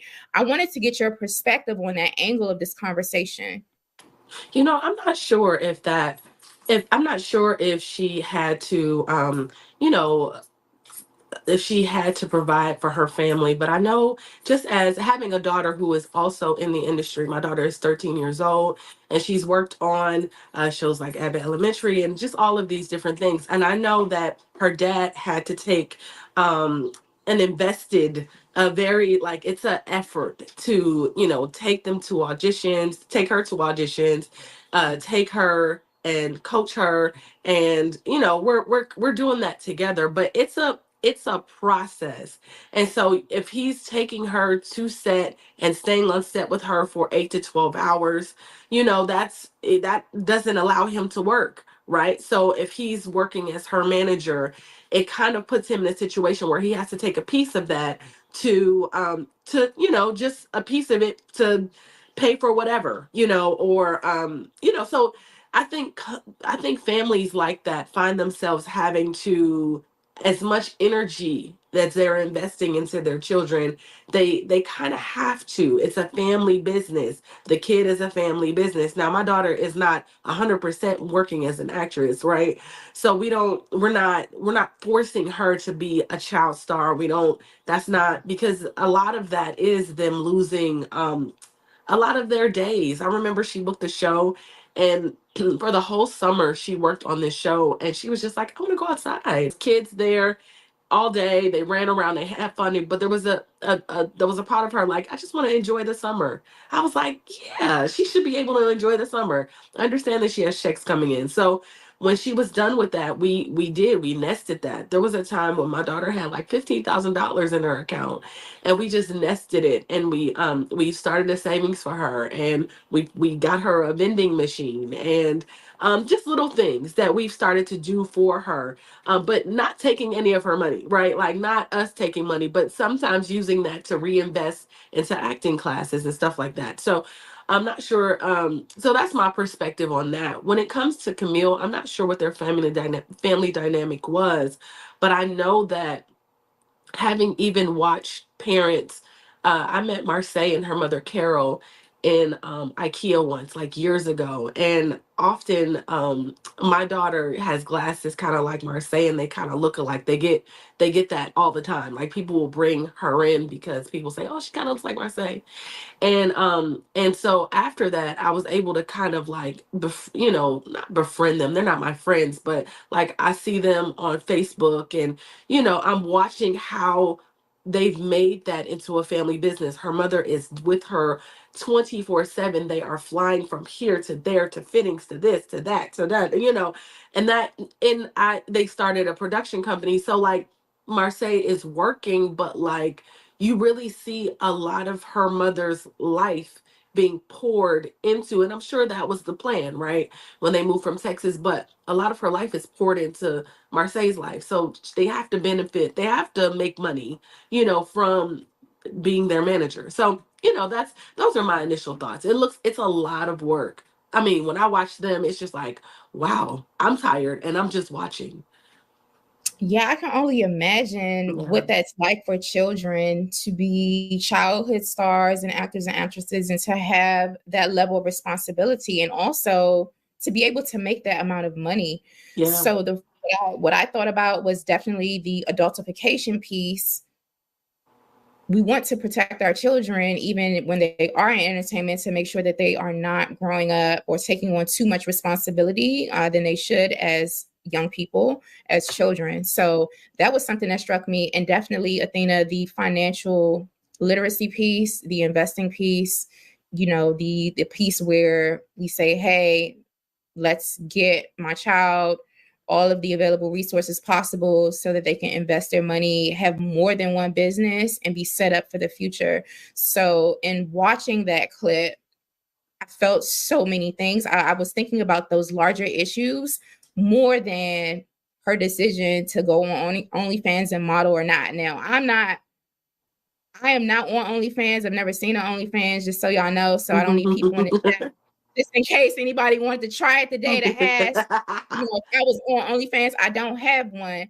However, if that's what people choose to do, that's what they do. I know that there are so many other options out there for our people, for Black women, Black girls in particular. We don't have to resort to that. So I would love for us to continue on this conversation, speaking to larger issues about pay disparities in Hollywood in particular. So we know that, yeah, Black China has reportedly made nearly $250,000 on OnlyFans, but there are other people that have made how much? $250 million, almost nearly a quarter $250 million. Yes, billion with a B. With a B. With a B. Yeah. Oh, that's an M. There's a B. $250 million. Wow. Okay. Okay, so that should be $360 billion on OnlyFans. No. She's $250 million. So she's million. right Okay. over. Wait. It's right. $250 billion. Okay, gotcha. No. So yeah, but still, That's like right. that's a lot of money. That's a lot of money. And Blac Chyna is now acting. I know she's doing some things. I think I've seen her in a show on BET Plus that my mom watched. My mom watches all of those shows. But so many other actresses have sounded the alarm about pay disparities in the entertainment industry. Tierra, we've heard from Monique. We've heard from Taraji P. Henson. Taraji was very, very vulnerable and very, very authentic about her experience. And she got ran down, essentially. People were literally like trying to drag her, Athena, on social media for saying like, hey, there are pay disparities within Hollywood for Black actors and Black actresses. I have been snubbed. And I know that Gabrielle Union, we have a clip we can show of Gabrielle Union talking about the financial anxiety she feels even when she does well. She'll do a film that does well, but then the waiting period, not knowing if she's going to be booked again, like that's a thing, Tierra. So can you tell us a little bit more about that? And then Athena, I would love for you to weigh in after Tierra. Yes, I wish I had the SAG-AFTRA stat. I don't have it in front of me, and I'm sorry, but I remember seeing that it was like actors worked maybe like an average of like 3 jobs in a span of like 5 to 8 years or something like that, right? And that's just like, everybody is not in that top 1%, right? It's like that 1%, and then 99% of other people are just trying to figure out how to pay their bills. I know Billy Porter, a couple months after our strike last year, went into foreclosure on his home. And he was like, we're very much living, and I mean, he's on TV, he's on red carpets, he's all over the place. But I think he said something in his interview like, if you don't have FU money, you're very much living from check to check. So like, you're only 1 to 2 months away from financial ruin, and then in terms of like, not knowing, you can have a show on television and running on television and not have no money, right? And like Camille was saying, her show probably still runs, but she doesn't get those residuals, don't look the same. And so, I mean, I don't know what her residual checks, I don't know what her deal looks like, I have no idea, but it might be a little pocket change. It might pay the rent, maybe. I mean, it's inflation, it's all the things. So she might not be able to, but it's very hard to live in California. If you think about like, I mean, you can get a house for $1 million if you have $1 million laying around, and that's just like, it's just a very expensive place on top of all of the other things that you have to worry about. And so, like I was saying, it's very fickle here. You can audition and hear no all day long, right? And when you do book, it might be a $10,000 check. It might be a $20,000 check. When I sold a screenplay, I got a huge check from Universal, and then I didn't work for 2 years after that. So it was like me having to nest that and get really creative about, thank God I have an acumen for business, because I understand that. And I learned this a long time ago, that you have to be really creative about it really can't be just one source of income and rely on just being an actor. Only 1% of Hollywood can do that. Otherwise, you got to have other hustles. Like she said, she had an ice cream parlor and a shop and all of these things, and that's kind of what you have to do here. Like, there's people juggling all balls, and I'm gonna share a story, but it kind of gives you a perspective. When I first moved to LA, I got on a shuttle, and there was a guy, and I always think about this because I was like, I never want to be that. So I got on the shuttle. He was like, "What you do?" I said, "Oh, I'm an actress." He was like, "Oh, me too." Right? As he's driving our bus, he pulls out this business card and hands it to me. And on there, he's like, posed like this, kind of like with his chest out. He kind of, you know what I'm saying? And it said actor, model, writer, producer, driver, like exotic dancer. I do kids' birthdays. Like, it was like 12 things. And I thought that was the funniest thing. I was like, oh my God, I'm gonna keep this forever. But he was giving me the game when I first, like, there's a part of that is really real. There was like 10 hyphens on there. But that's a real thing here. And I didn't learn that. Thank God I didn't have to do all of the things. But I did come here as an actress and a singer. And I so graciously I was gratefully on a show, and Blair Underwood was like, listen, you got to learn how to produce. You got to learn how to act. You got to learn how to do more than act. You got to learn how to produce and direct, and you know how to write. All right. I was like, okay. So I went and I worked as a producer, and then I got really hunkered down into directing and writing. It's a real thing, right? And so, you just kind of have to be fluid in the way that you earn money. And that was a really long-winded, but I just wanted to share that and give you a real thing, a real glimpse. Because you can go in and audition all day, but you might not book. You hear no so often here, and you know what I hear in Camille's voice is like frustration. Like, you can't, you're going out, and even though I've been on television, people are saying no. People are saying no. There's not, Hollywood is structured differently. People are working a lot less. The business is still not the same since we were striking last year. It's not up. It's not up and running. AI is, people are not being paid well. It's all of the things, y'all. You have to, at this point, want to be an artist. You have to really want to work in Hollywood to work in Hollywood. You know what I mean? You have to really like go through a lot of things that kind of are soul crushing, if that makes sense. Like, you have to, I don't know, another occupation where you can pour 20 years of your life into something and still not make it. Wow. Does that make sense? So yes. Anyway, I could go on and on. So I'm gonna shut up. No, that was very insightful. And if you all are just tuning in, we are talking about the actress Camille Winbush. She went viral this week for an interview she did, talking about her decision to go onto OnlyFans. So this is the topic of conversation, and we're speaking largely about societal pressures for Black actors and actresses, but particular Black women actresses, and pay insecurity, financial anxiety, and societal expectations for women, especially to go onto platforms such as OnlyFans that, in my opinion, are very, very sexually exploitative. But hey, that's just my personal opinion. Anyway, Tiara, thank you for sharing your insight about Hollywood and the difficulties in Hollywood. Athena, my question is, I see actors and actresses on magazine covers, on interviews on television. They be on the red carpets in red bottoms. They're wearing Valentino. They're wearing all types of designers that I can't even pronounce. It still baffles me that, folks have these high quality lifestyles, and I'm thinking that they're living millionaire and billionaire lifestyles. Can you speak to the point that Tiara made about, like, you can be on television and have a show and still be broke or living month to month and check to check?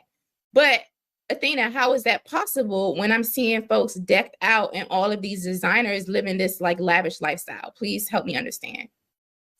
Listen, it is very easy to do that. We live in a society where image is so important. So as long as you look the part, you can kind of project an image that may not be real. So you could look like you have on the Gucci designer and your fridge has no food.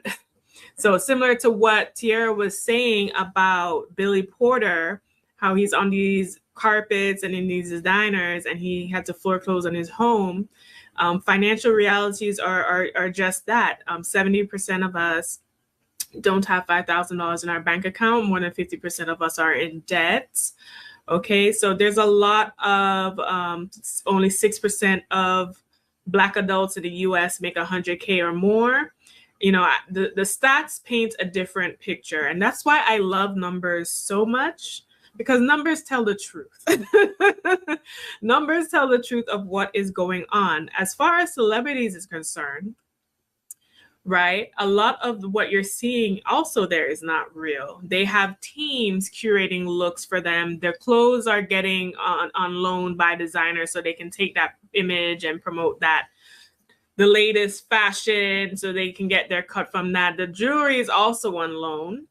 So a lot of, it's a business. It's a business to curate an image so consumers like you and me buy into that and buy the product, right? La Roche, who is a wonderful style architect and stylist, was recently doing an interview around Zendaya, which he mentioned that he actually buys the clothes, and the interviewer was shocked because most people don't buy the clothes. They get the clothes on loan. So a lot of what you're seeing is not real. And also, to talk about the topic of actresses and celebrities, Taraji was saying that she couldn't even get transportation, or that she had to fight for transportation. She had to fight for certain things. Her trailer was not the best. And you would think, especially even at Taraji's level, that wouldn't even be a question. That wouldn't be a question. So I think in the year of 2024, where Cat Williams said everyone will be exposed, honey, the lid is coming off the pot. Okay, we're seeing behind the curtain, behind the veil. We're seeing everybody's skeletons all over.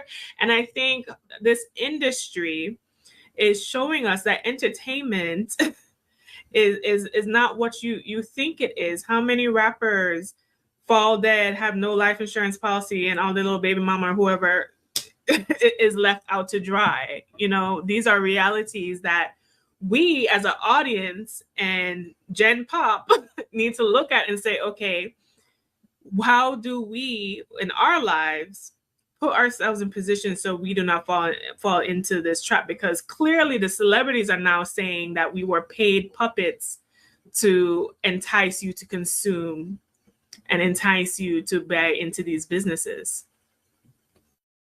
Thank you for that point, Athena. So basically, they just renting the runway. Okay, got you. Okay, or they're like brand ambassadors to a degree. Tiara, did you want to, from your experience? Okay, you want to add anything? Okay, so also to your point, Athena, did y'all see Krishan Rock? I think I'm pronouncing her name properly. She went to her baby father's, I forget his name. Who's the baby father's name? What's his name? Blueface. She went to his hearing and got arrested. Went to his hearing, got arrested because she had a warrant from another state or something like that. So now she's arrested. Her sister allegedly is on social media asking the public to raise funds for her to get an attorney. And it said that she doesn't have toothpaste. She's being horribly mistreated and she needs representation.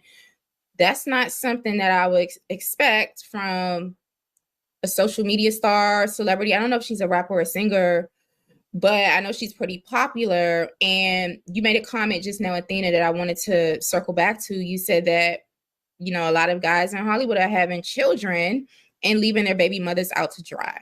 So that came to mind when you said that. Also makes me very, very sad. If y'all are tuning in, we are having an intelligible conversation about OnlyFans.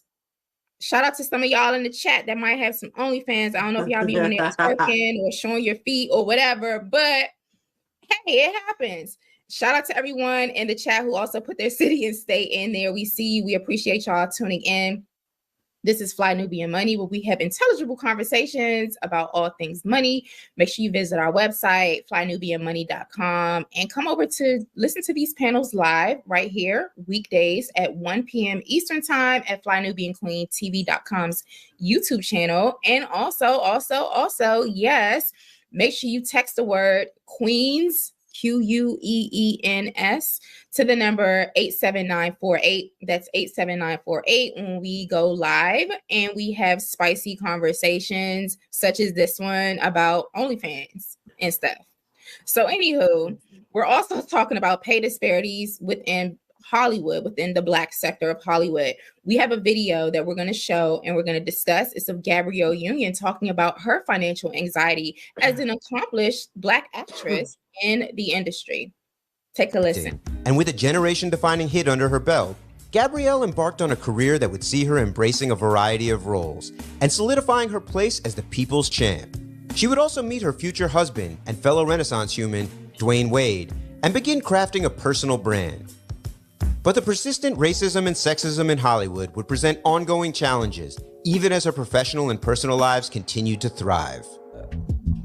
I struggle with that still, just because I think I just have more responsibilities, for my money. So I get nervous, like, oh God, that movie didn't open, well, what does that mean? Am I gonna have enough to hold everybody up? And everyone's like, it's coming, like, calm down. And I'm trying to find peace in the journey, not using my anxiety and scarcity mindset to be my engine, which is hard. It's weird to say I'm head of household because in this household, we split everything 50-50. But in the other households that each of us have to support, it puts there's always this like gorilla on your back that it is like, you better work, you better work. You gonna sleep in? Somebody might not eat. Come on, you gotta work. And it's hard. It's hard to let that go. So I'm working on that. Even now, from then to now, from late 95 to 2023, I've never been anybody's first choice. Not Black folks, not white folks. But by hook or by crook, I get a job, right? And then that movie does really well. And what they tell you is if you're a part of a movie and your character pops, then that leads to the next thing. But I really realized after Bad Boys 2 and Bring It On that how I am received by real life people is not reflected how I'm treated in Hollywood. They're completely different. But before social media, I had no way of really knowing that or quantifying that. So, because they tell you, if you succeed, then these are the roles that open up. So I'm succeeding and the door is bolted shut. And the people who are jumping the line seem to be folks that make white people in charge very comfortable. But what it did, like the social media era, me, Taraji, Nia, Sanaa, Tracy, it allowed our real world popularity to be quantified to where it was undeniable.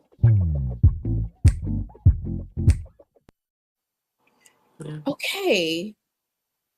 I heard what she said, Tiara, but it's, as someone who just watches entertainment, it's really difficult for me personally to connect to what she's saying because my perception of Gabrielle Union is so different than her actual experience that she's articulating. Mm-hmm. And I understand, I respect her experience. I appreciate her sharing that. But when I'm seeing Gabrielle Union, like, oh my gosh, it's Gabrielle Union. She's all over the place. Like, what is she talking about? Can you give some insight or like maybe a bit more of an explanation from your experience in terms of the culture in Hollywood, in terms of what actors and actresses go through and how they're treated versus how they're perceived by people like me who are just clueless? Yeah, I think, and I mean, you're not the only one. I think you can look at someone and just assume that because they have a name and a status, that they can walk through any door that they want to, that they can get into rooms. There's still rooms that Gabrielle wants to get into in terms of films she wants to audition for. There's still roles.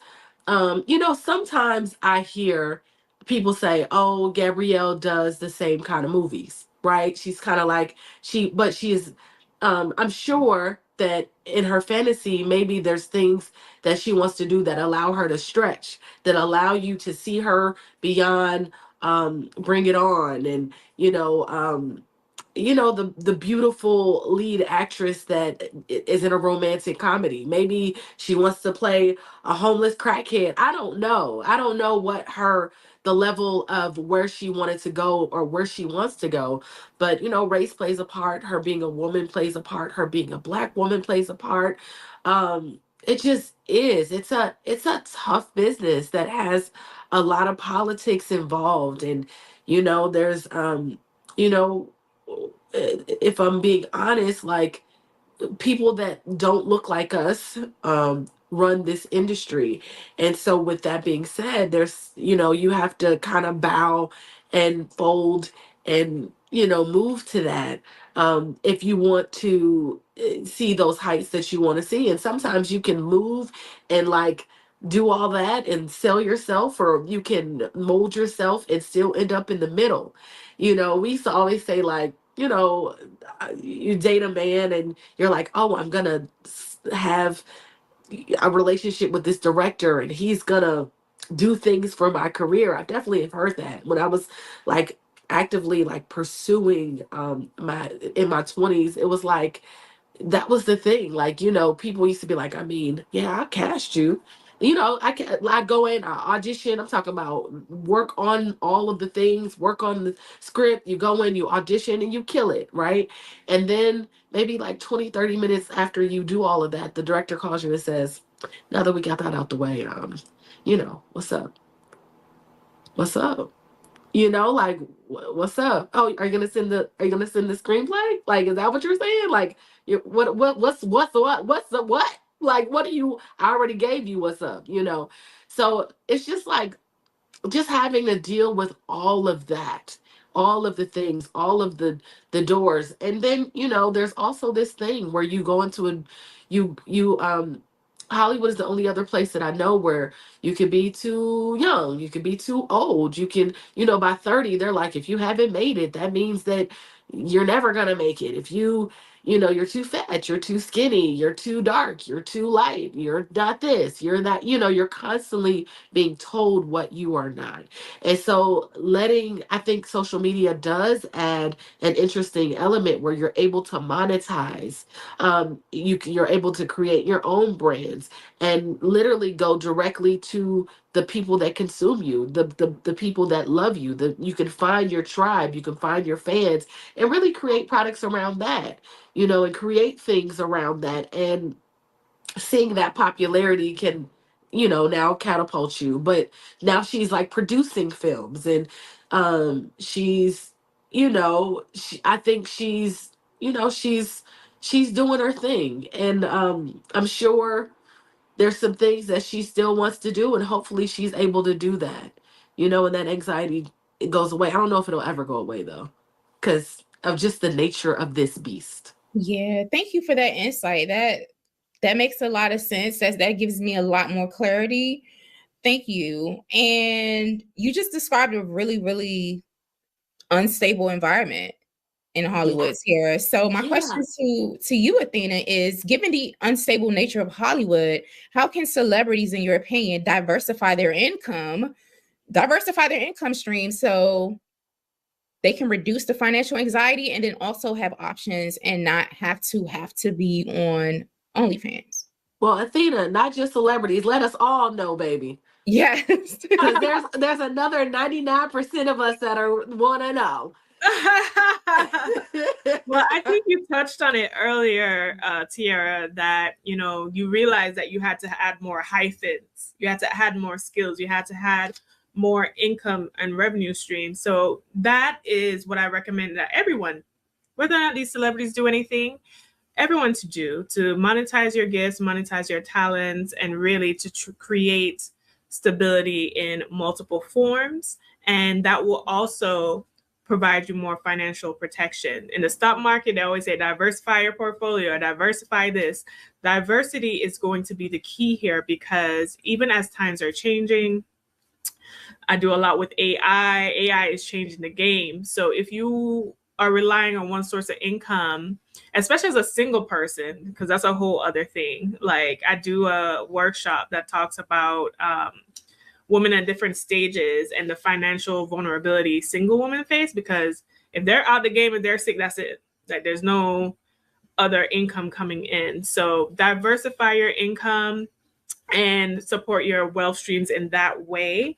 I would also say this. What made me cringe a little bit when I was watching Gabrielle Union was the fact that she does have a husband of high net worth that makes more money than her, that she doesn't feel comfortable in an arrangement for him to fully provide in that way, even if within their own household. So say even if she supports other family members with her own funds, but girl, to do 50-50 when you have a man that can pay that bill, to calm down this financial stress that for these acting jobs, like I question why that isn't in her.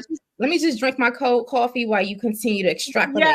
Yeah, because as Tiara continues to make faces, just go ahead, continue. Yes, because I know a lot of she went on the fire. A lot of people scrutinized because he had said a comment that, you know, this is my house, and she was like, you'll never be able to say that to me again. So that's why she split the 50-50.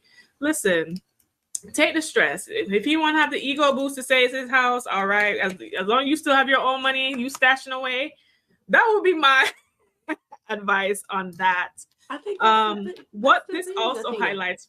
Okay. I have a question for you. After you finish, but go ahead. Okay. What this also highlights to me, and I think we discussed this, I definitely discussed this, but I know Dr. Boyce and the Black Business School discussed this as well. Ownership is a conversation. Like Rick Ross said, ownership is really important. Why is it important in this situation? Like you said, Tiara, Hollywood is owned by people that do not look like us. Let's keep it 100%. Let's keep it a buck. Since we do not have our own platforms, our own avenues, we have to succumb to the judgments and prejudices of people who do not look like us, whether that's in Hollywood or whether that's just everybody on the corporate plantation, honey, right? Because what is a stat? Black women make on average 60 cents to a white man's dollar. So until we go through the journey of building and establish our own business and entrepreneurship, which is hard, by the way, this is a hard task to do, right? But unfortunately, since we don't have different infrastructure that we own in these different industries, we have to succumb to the pressures of those industries. Okay. I think it was Viola Davis who said they were calling her the Black Meryl Streep. And she said, how come I ain't making Meryl Streep money? That's right. Okay. But what Viola did, which is diversify her income stream, she's like, you know what? I'm going to do my own production company. That's right. With my husband. I'm gonna come up with the Woman King. And I'm going to shop it to Netflix and shop it to these other platforms and make my money that way. That's right. So I think that is super, super important that we all do. Because guess what? Just like Fat Joe said, yesterday's price is not today's price. Yesterday's money is not today's money. The inflation is inflationing. And I think the celebrities are also taking note of that, because Taraji came out with her own mental podcast and her own hair care line, product, skin line. Yeah. Tracy Ellis Ross came out with Pattern Beauty. Like, I think all these, Gabrielle Union does all these different deals. I know she was doing fitness and all this other stuff. I think, especially in Hollywood, but for all of us included, they know that they need to monopolize on that celebrity. Yes. And to come up with a product line in order to smooth out and decrease the financial stress that Gabrielle was discussing. Yes. Can I also just add that I think there's this really weird thing with family and friends that look at someone. It's, you know, if you see one of your family and friends and they work at, I don't know, they work a 9 to 5, you don't go to them and say, I need you to take care of me. But you see someone working on television, and because the checks are a little bigger and they don't understand that those checks are supposed to last you, right? And they're still expecting you to take care of them. And Gabrielle has, she has like and this is not a negative thing, but she has the masculine energy about her, that masculine energy where it's like, I'm an independent woman. I've had to take care of myself. This industry will bring that out of you, right? Where you're like, I gotta figure it out. Like she said, I gotta figure it out. I gotta work. What, you gonna sleep today? Like, I think we all wake up like that. Like, I could rest in, but I gotta get it. I gotta figure it out. So I just think it's unfair. And maybe you can speak to this, Athena, is like why people feel like they should be able to just like live off someone else. Like, I see if she like bought her mama a house. Okay, cool. But like everybody else would have to, they'd have to figure it out. Because we all got to figure it out. Like, why do I have to take care of people outside of my home? I don't understand. Listen, family members will keep you broke. I'm Caribbean, right? I'm Caribbean, and my immediate family does not do this, but I've had extended family ask me to send things and send me money, and they just think that because you're in a better financial position that you should be doing that out of obligation as family, but also that you have the resources to do it.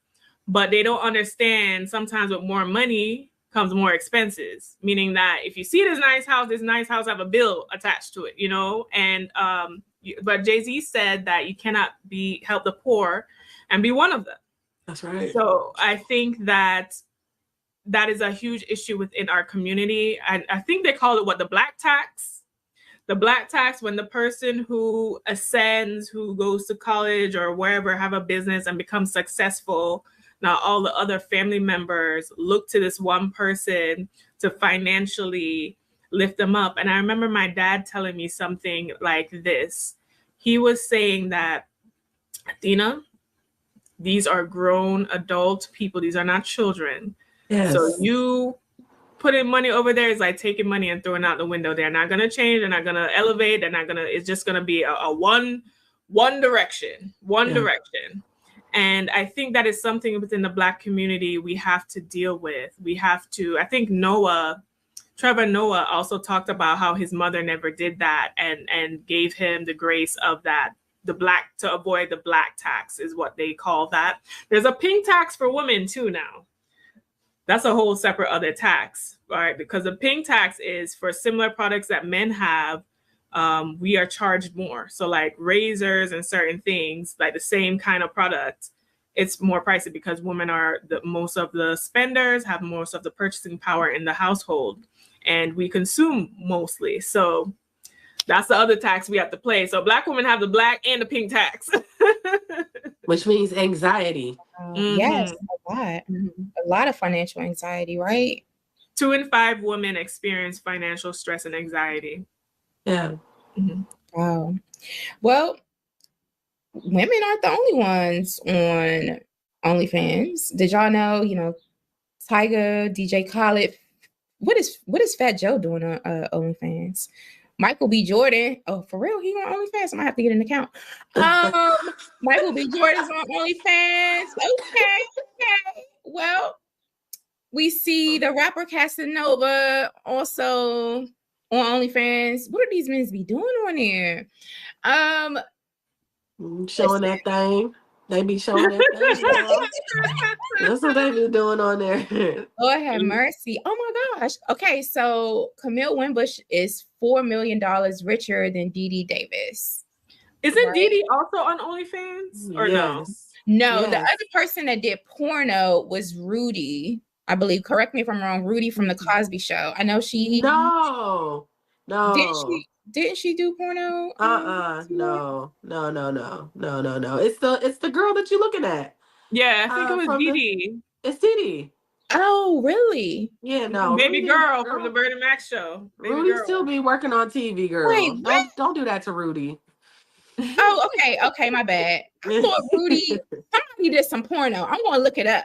Because she didn't do porno. She didn't? Okay, my bad. No. Oops. Okay. Correction, delete, cancel. However, there's a lot of people showing a lot of stuff on the internet, basically, is a thing. But when they show these things on the internet, they're making a bunch of money.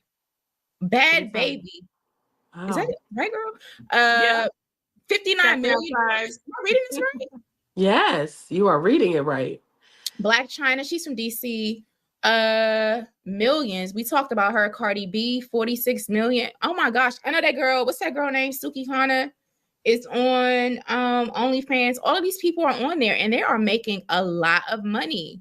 They be showing too much. Can I get on OnlyFans and show my toes? So let me say, are they doing like, is it like Yes. pornographic stuff or is it Yeah. just like peep No, show stuff? they showing that thing. You cannot get on OnlyFans and just be like teasing, like, I'm gonna show you a strap of my bra and make $59 million. You can't do it. It's not a real thing. This is crazy. It's like, you want to see my arm? Like, that's what Camille Wimbush is saying. She says she's just wearing lingerie. She's wearing stuff that she would wear on like a women's magazine, like a what kind of women's magazine? Who said that?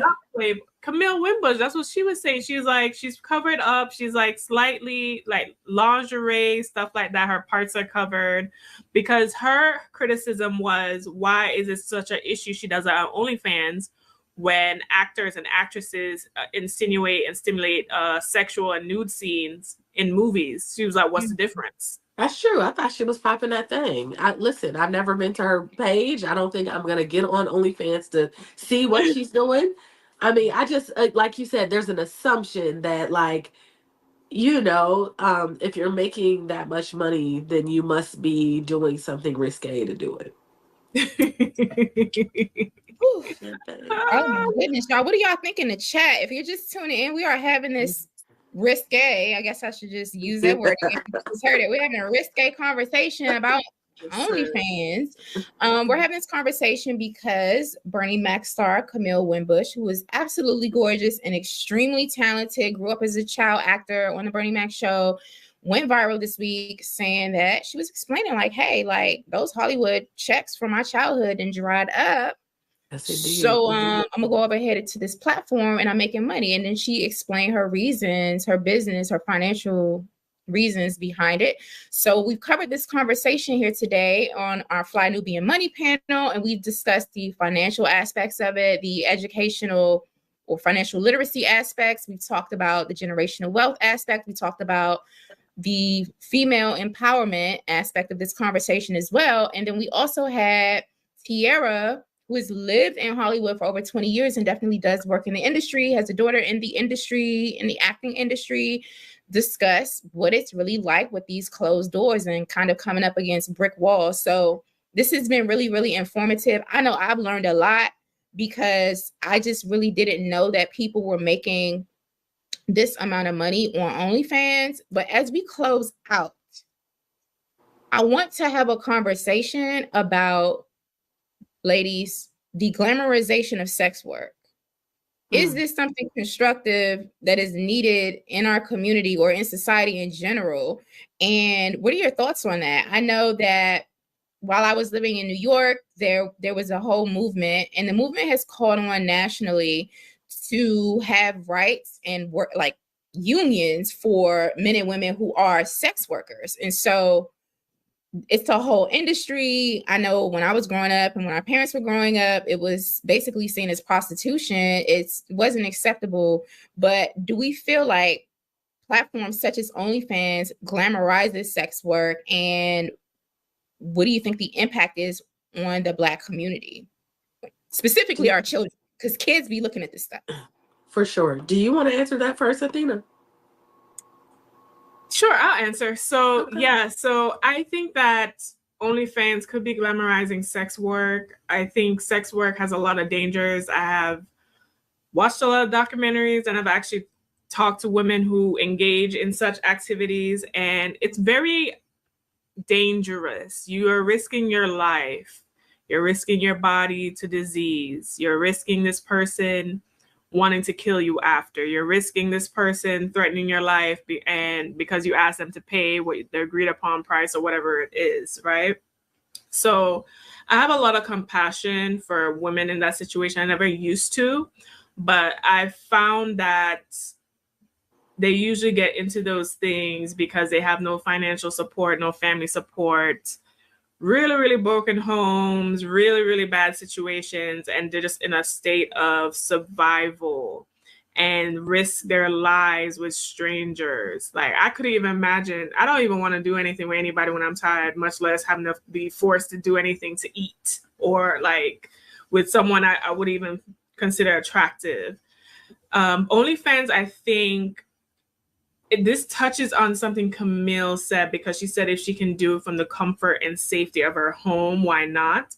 So I think it has opened the door to provide and commercialize sex work in a way where they don't have to take on that much risk.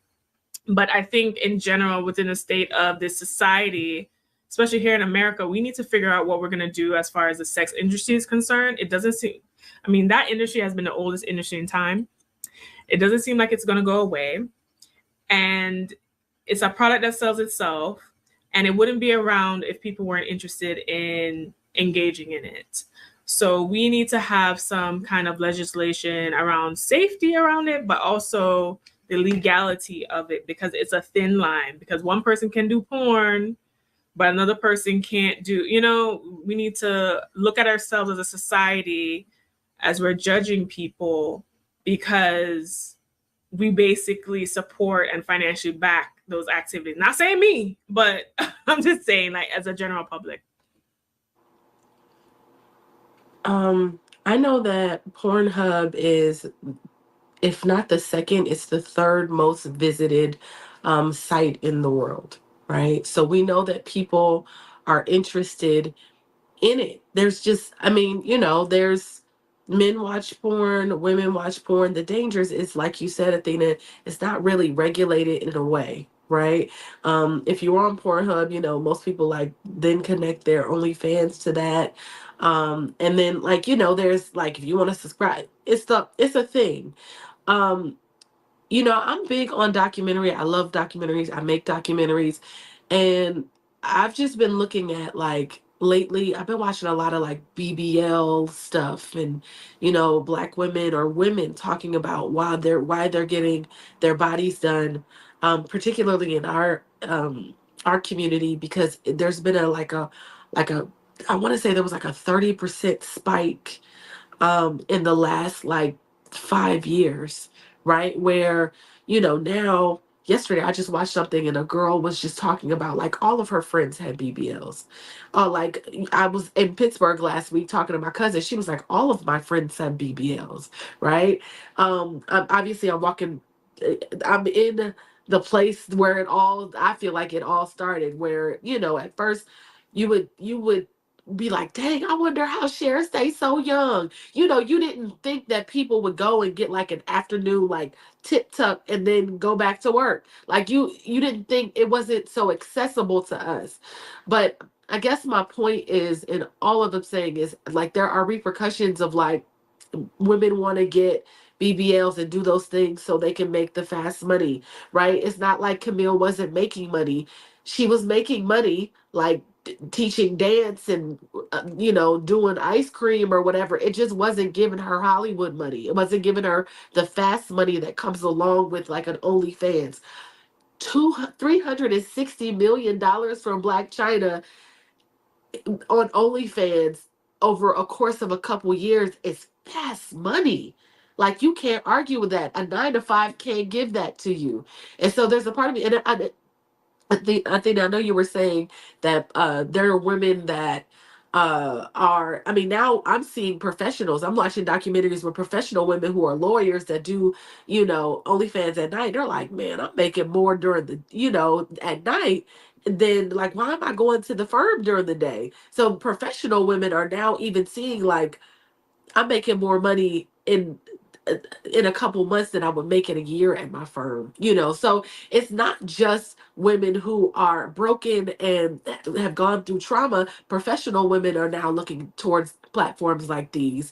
And so I just think it's interesting. I think when I think about stuff like this, it's like, would I want my daughter to know I had an OnlyFans? Would I want my family, would that make me feel like I I sold myself out, like Suki says, like I was selling coochie. Like to me, in my mind, that's like selling coochie. I don't know. So I just can't be in the same place as a Suki Hana or like a Sexy Red. Like I can't. I'm not that. I went to school. I'm a respectable woman. I can't do that. So that's the way I feel about it. You know. Agreed. Listen, what I will say is adults can do whatever they do in America as long as it's not hurting anybody. And these platforms definitely do need to be regulated, and because we need to make sure children do not have access to this stuff. I am a strong advocate of censorship for children in social media. Definitely Pornhub needs to be regulated. I know there's some legislation on the books. I believe it's in the state of Florida, one of the southern states that, was it Texas? I believe it could be Texas. I think it's Texas that literally banned OnlyFans from there. And I saw another country, I believe it was Italy, country in Europe, I believe it was Italy. Y'all can look this up. That is also blocking and banning OnlyFans. And fun sex fact, because I guess we're just talking about risque stuff as we wrap this panel up. Shout out to y'all for tuning in to Fly Nubian Money. It's happy over here. Bow, bow, bow, bow, bow, bow. So did y'all understand, that Elon Musk has these satellites over the planet, and he gave a country, a remote tribe in a remote part of the world, in a very indigenous population, they got the internet for the first time. And now they are literally addicted to pornography. And there's interviews about it. You heard about that, Tiara? Yes. Right? Yes. Yeah. So, and then I read a whole bunch of stuff because, I'm a Black revolutionary for real, about pornography as a weapon of psychological warfare. So, and how, governments and operations definitely use pornographic images, pornography, porn addiction, sex addiction, etc., in order to destabilize populations. And so we want to have a whole conspiracy theory talk later on about these issues. We can definitely do that. That's why y'all need to text the word Queens to the number 87948 so you can be notified when we do talk about stuff that you're interested in right here at Fly Nubian Money, weekdays at 1 p.m. Eastern Time at Fly Nubian Queen TV's network's YouTube channel. So we're going to go around and just give some final words, big takeaways. I want to shout out the chat. Shout out you ladies for joining today. Would love to hear your final thoughts as well as where we can follow you. Let's start with Miss Tiara. Yeah, I was looking at the chat, and Primo Supreme says I need a sinus surgery. I am sick. I came on. I am sick. I am being nursed back to health. And I we're am glad being that nursed you're back to here. health. I was actually at the hospital yesterday, so I just wanted to come on and have this conversation. I'm definitely recovering. So, but thank you for your concern. I appreciate that. I don't usually sound like this, but I think this has been a great discussion about I don't know if sex work or OnlyFans will ever stop existing, right? I don't know if that, if it's not OnlyFans, it'll be something else. And I guess that's America, right? Or I guess that's the place where everybody can have the freedom to do what we have our own free will. We can do what we got to do, and there's options there for women to do what they got to do. If Camille needs money and all the other ways don't feel like they suffice for her, she has an option to make money that feels safe for her. Like she said, she can get a home, so God bless her. I can be found at Miss Black Hollywood. That's MSBLACK Hollywood on all social media platforms. Yeah, I'll let your girl. Absolutely. Thank you. Athena? We talked about a lot today. I want to also throw out this fun fact that the owner of Pornhub is a rabbi, a religious man, Solomon Friedman. Yep, I heard about that. Yep. Oh. So it's very interesting who's in charge of the things we do in a society. Anyway, I know we discussed a lot of things and a lot of financial things. I think this segment should just remind us the importance of investing, taking care of ourselves, our own income, creating diversified income streams, creating a life, monetizing our talents. And that is what I offer to my clients and the women who sign up for my programs and coach with me. My name is Athena Gardner. I'm a CPA and a women's wealth coach. You can find me at wewealthwomen.com, at wewealthwomen on all social media platforms, and on my podcast called We Wealth Women. Excellent. Thank you so much. I am Jade Harrell. I'm an educator, and you can find me at highblackesteem.com. I do coaching for activists and organizers, Black folks who have businesses that are interested in becoming philanthropists and who are interested in service and giving back to our community. So if you're interested in learning more about that, definitely go over there. My big takeaways, first of all, I want to apologize to Rudy again. I do apologize. I wanted to retract that statement. I got her mixed up.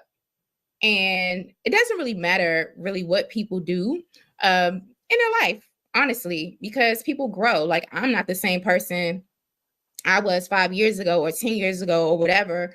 And people make decisions based off of the information and the knowledge and wisdom that they have in the moment, and they choose to do what they do. I'm not here to pass judgment on this topic. My main concern about platforms such as OnlyFans, Pornhub, etc., is the examples that it sets for our children, because they have access to the World Wide Web. And as an educator, I know what that looks like on a day-to-day basis when children are overly exposed to inappropriate content that is not age appropriate and that is not developmentally appropriate. And so I would urge society to make sure that we protect the sensibilities of children. So that is my main takeaway. But in terms of Camille, she's gorgeous. She's extremely talented. She's doing OnlyFans. That's her choice. If she feels comfortable and safe with it, hey, who am I to judge it?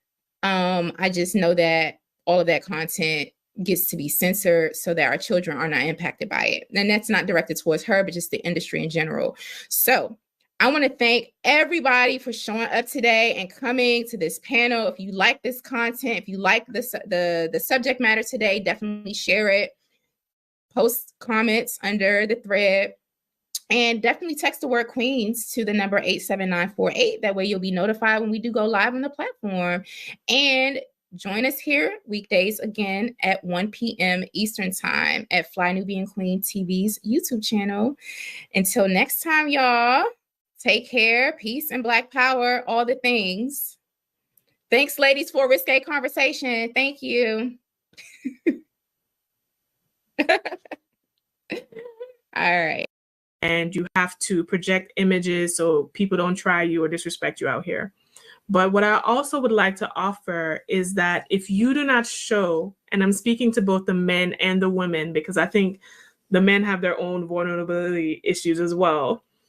If you do not show vulnerability in instances, especially when you are not feeling the best, then you lose the opportunity for others to show you compassion and to give you the emotional nutrition that you're seeking. So I actually want to pivot back to you, Erica, about that.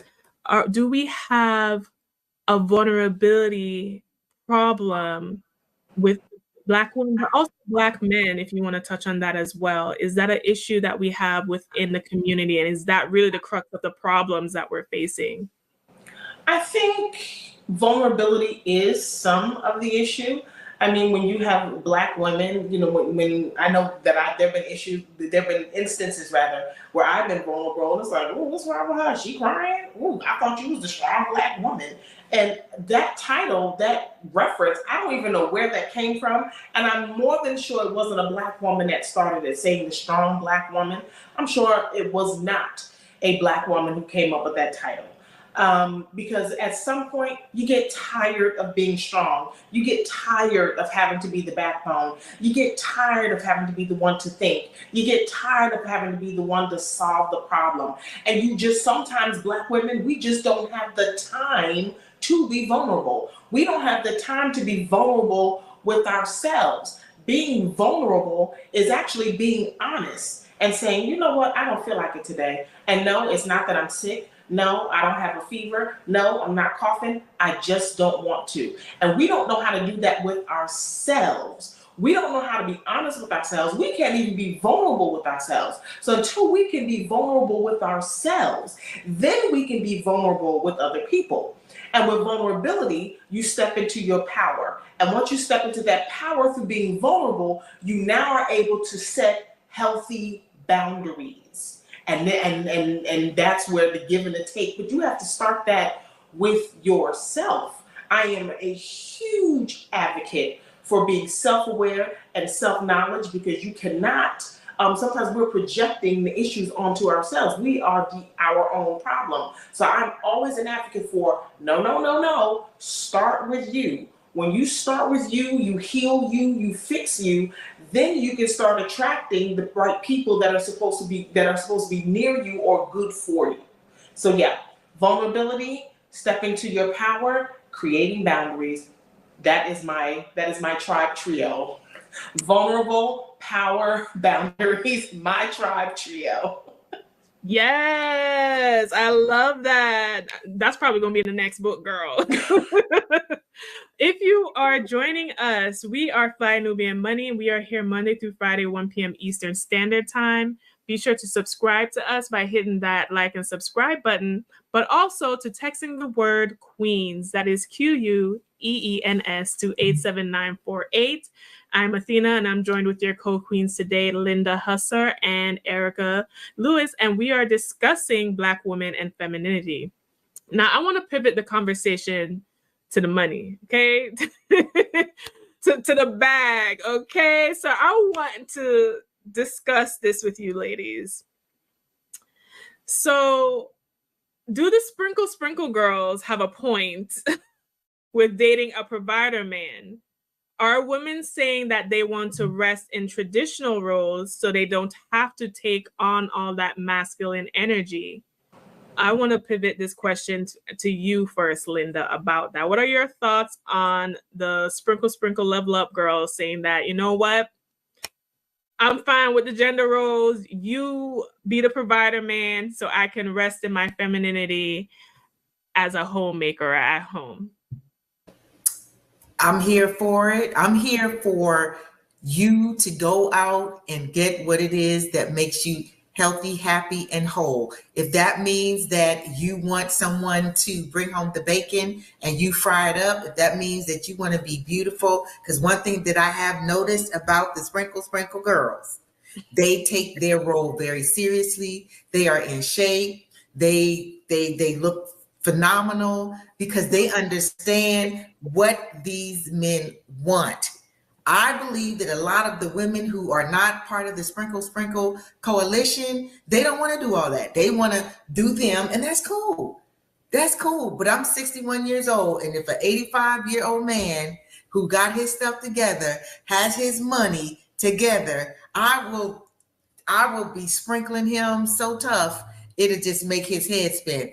I'm all for it. Do you do what you need to do to become the person that you need to become? If that means you got to get your lipo on, get you a weave, get some nails, Botox, get you some boobs, plump that booty up, whatever you need to do that. Shave the bunions off so your $300,000 shoes, you don't have that imprint on the side. Handle your business. I don't think there's anything wrong with that. And I would be lying if I said that somebody stepped to me who had their stuff together that I'd be like, well, you know what? I just love being this life coach. And listen, I would have to tell y'all, it's been real. Baby said he don't want me doing all this coaching stuff. We on our way to France. I'll holla. Peace out. Linda, you had me dying. You had me dying. And watch me in the background. I was doing all this stuff. I'm like, I'm a sprinkle girl. I don't even. Erykah Badu said it best. She says, I'm an artist and I'm sensitive about my shit. And that's the truth, right? I think any artist, I'm an entrepreneur and I can say the same thing. Whenever you are sharing your world or your art with somebody, it can be sensitive, right? You also talked about early music. I'm going to reset. I'm in a hot second, but you also talked about early music, and it was very different. It was very positive. It was uplifting. Danette Mitchell says, when I was growing up, we had ratchet music. However, in the Black community, we kept it underground and elevated positive music. This is when we owned our own radio stations and music stores. I can remember listening to a Tupac who's going to give you a little bit of ratchet, but give you something to think about. Dear Mama or Brenda Had a Baby, KRS-One. So you have a nice mix. Today's music, it's all pop that P, look at my P, suck this, bitch that. Like, there's no love music. There's no community. Like I think it affects our relationships. I think it affects how men and women relate to each other, talk to each other. I think it affects our relationships, our ability to communicate, our ability to love. Music is so powerful and influential, much like this conversation that we're having today about hip hop's damaging influence on Black women right here on Fly Nubian Money, which we do every Monday through Friday at 1:00 p.m. Eastern. You can catch us here. And you can also get notified when we're live if you text the word Queens, QUEENS, to 87948. Again, that's 87948. You can also catch us on Spotify by searching Fly Nubian Money to take us on the go with you. Aisha, I want to come back and talk to you. Given your Nigerian background, can you share some cultural differences between the music scenes in Nigeria and the United States, particularly regarding what's allowed to be discussed on the airwaves and how it influences societal values? That was a mouthful. You might be a mute.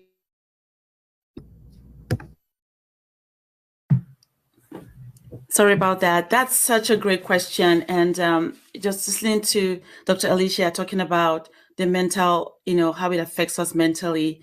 And what you also just said, Dr. Linnea, about, the way it affects you and then how it makes you feel. It's amazing to me that today as well, hip hop now has crossed over where it's now also affecting the culture back home where I'm from. I just recently had a visit back home, and I came back when I was there visiting, and some young people were talking, and I couldn't believe what came out of their mouth. And I know it's because of the hip hop culture and what they were listening to. They were literally referring to the African Americans with the N-word casually. I stopped them. I said, do you understand that this is unacceptable? But because of what the pop culture says, so they thought it was normal to speak like that. I was mortified, and I had to correct them that please do not speak like this. It is unacceptable. Again, because the music business doesn't care. They now are spreading all over the world, especially now in Africa, where our music for us was for praise and gratitude and celebration. Now it's becoming abusive. It's becoming abusive because you're watching as they're selling these products to them and they're listening. Is now becoming what now they think it's okay.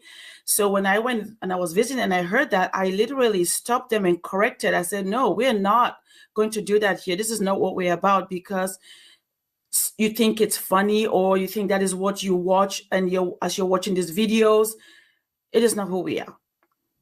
So ladies, it is crossing over. And unfortunately, it's about money. At the end of the day, it's not about caring about who we are, that we are fearfully and wonderfully made by God and to be respected and loved and cherished. No, they just want to make money. They don't care who is damaged as this is happening. And but for me, I make sure that even when I go back and I tell my brothers back home and my nephews and nieces that they're not allowed to watch videos like that. Because this is not who we are. This is not how we were raised. This is not what our parents taught us. And that we have to stay true to who we are and not listen to those music, because we know it's not edifying. It doesn't add no value to your life. It only denigrates you. And now here you are calling your brothers and sisters that are from America the N-word and thinking it's normal. So it saddened me that was happening, but that is what's happening today. Again, we have to like you said, that we should make sure that it comes from us. Athena, that we should be the one making that move. We should be the one making that difference in our own homes and making sure that we talk to our children and tell them that, no, this is not part of our culture. This is something else. Somebody else is selling this to us and we're buying it. And we were not going to buy it here. I'm hoping that is what we can do, as brothers and sisters in this space, that will make sure that we tell our children that, no, this is not our culture. This is not how we're supposed to talk to each other or refer to each other, especially our women. An African woman, oh my goodness, she gave birth to the world. I said, you know how powerful you are. You give birth to the world. And now they're denigrating you with music by your own people, by your own boys and your own men, and think it's okay. It is not okay. It is not okay. Because then you're allowing other people to look at you that way. And what a lot of times what the youth, and we can say people, but mostly youth, don't realize is the verbiage, the language, the lifestyle, the drugs, the over-sexualization.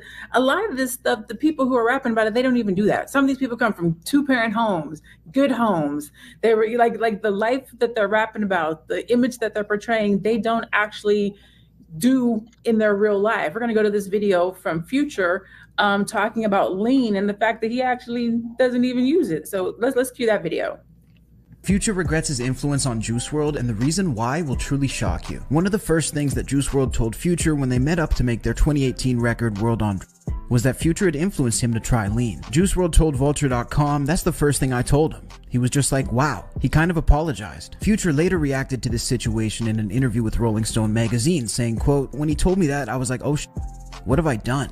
It really bothered me. It bothered me a lot. More than I thought it would bother me when he told me that. How many other 6th graders did I influence to drink lean? This really messed me up for a minute. It's all I could think about. Like, damn, what have I done? What have I done to other people?" Regardless of his habits, Juice WRLD was one of the best to ever do it and will be remembered as such. And so more accountability is definitely needed. More truth is definitely needed. More authenticity is definitely needed. I saw over in the chat, some people were talking about, what about the parents? Why are parents letting them listen to this music? Listen, I'm only gonna speak for myself. I was young once. My mom didn't know what I was listening to. You, as a parent, you can make sure that you listen to all the appropriate things in the car. You can put on, what do they call it? Explicit types of blocks on your child's phones. You can take the TVs out your house. They still got to go to school and their friends is listening to it. They still got to ride the bus and their friends is listening to it. They still see YouTube. Like, it's everywhere. Athena, how has music influenced you growing up? So I think I remember you saying you're 33, so you come from a different era of music than I do. So let's do that. Tell me what you're listening to right now, and then tell me how music has influenced you. Well, I have a very eclectic musical taste. I am from the Caribbean, so obviously reggae and dancehall is a very big influence from there. I also listen to classical music. I listen to hip hop. I listen to pop. I listen to ratchet music. I'm going to sit here and be honest on the panel. I do like some of the artists that we have in question. I do listen to Cardi B. I do listen to Megan Thee Stallion. But I think the difference for me, though, is it's just entertainment for me. And because I'm not living in that lifestyle or culture, I'm not as, I guess, accessible to. What are your thoughts on the influence of hip hop on Black women? And if you're a Black man in the chat, we can just make it. What are your thoughts on the influence of hip hop on Black people, right? Our conversation is Black women, but I think it can be broader than that. What do you think about it? And if you have children, do you let your children listen to hip hop today? Dr. Alicia, can you discuss the link between the societal pressures that are amplified by the hip hop culture relative to the music that we're listening to, the risk of substance abuse, over-sexualization that's coming through the music? Can you address that? Thank you, Lene. I mean, it's such a great question. I mean, we know that the glorification of these risky behaviors in hip hop, I mean, that's really what we're talking about. Like, the issue with the substance abuse. I mean, it is promoted as a coping mechanism. And although I happen to teach a class on substance abuse, and 93% of Black women have no substance abuse issue. But, you know, for that 7% that do, it just makes you wonder, like, what's going into some of these, the disconnect between the reality and what you see portrayed in real life. Now, the issue that I have with these images is that this promotion of irresponsible alcohol use coupled with promiscuous behavior, I think has detrimental effects. It's promoting this idea, especially for women in their childbearing years, you know, this risk of fetal alcohol syndrome, which I think is a way more common instance than we know. It poses serious health risk for infants. And so it's not just a matter of individual well-being, it's this public health issue that needs to be addressed. And I think that women need to have access to accurate information and resources to mitigate some of these risks. And I think that this unhealthy promotion can have an effect on youth and people who consume this information. I also think that it just has an impact on your mental health, of course. This, you know, some of you all kind of alluded to it, Aisha, and even you, Dr. Lene, about how the music affects your mood. It affects, you know, how you interact with the world. So it's just interesting. My first introduction into like acknowledging the influence of music on your subconscious mind in particular. I want to give a special shout out to Brother Panic. He was my initial teacher in the dynamics of subconscious mind programming, and I took his classes and all of that. And since then, I've been doing my own study on this. And I just think that we are powerful individuals, like all of us. And we create our own world through the subconscious mind. And now that you know this, you can understand how powerful music is in programming ourselves. So listening to what I would consider media controlled messages, it gets internalized and we start seeing ourselves in this way, you know, and we start acting in ways where we're just running this program.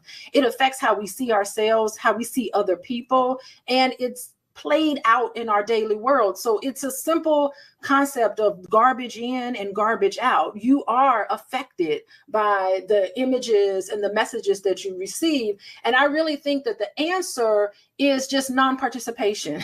We just need to not participate in it and instead focus our energies on things that help us achieve our God-given goals in this world. And I think if we did that, then, you know, media controlled, and I think the industry is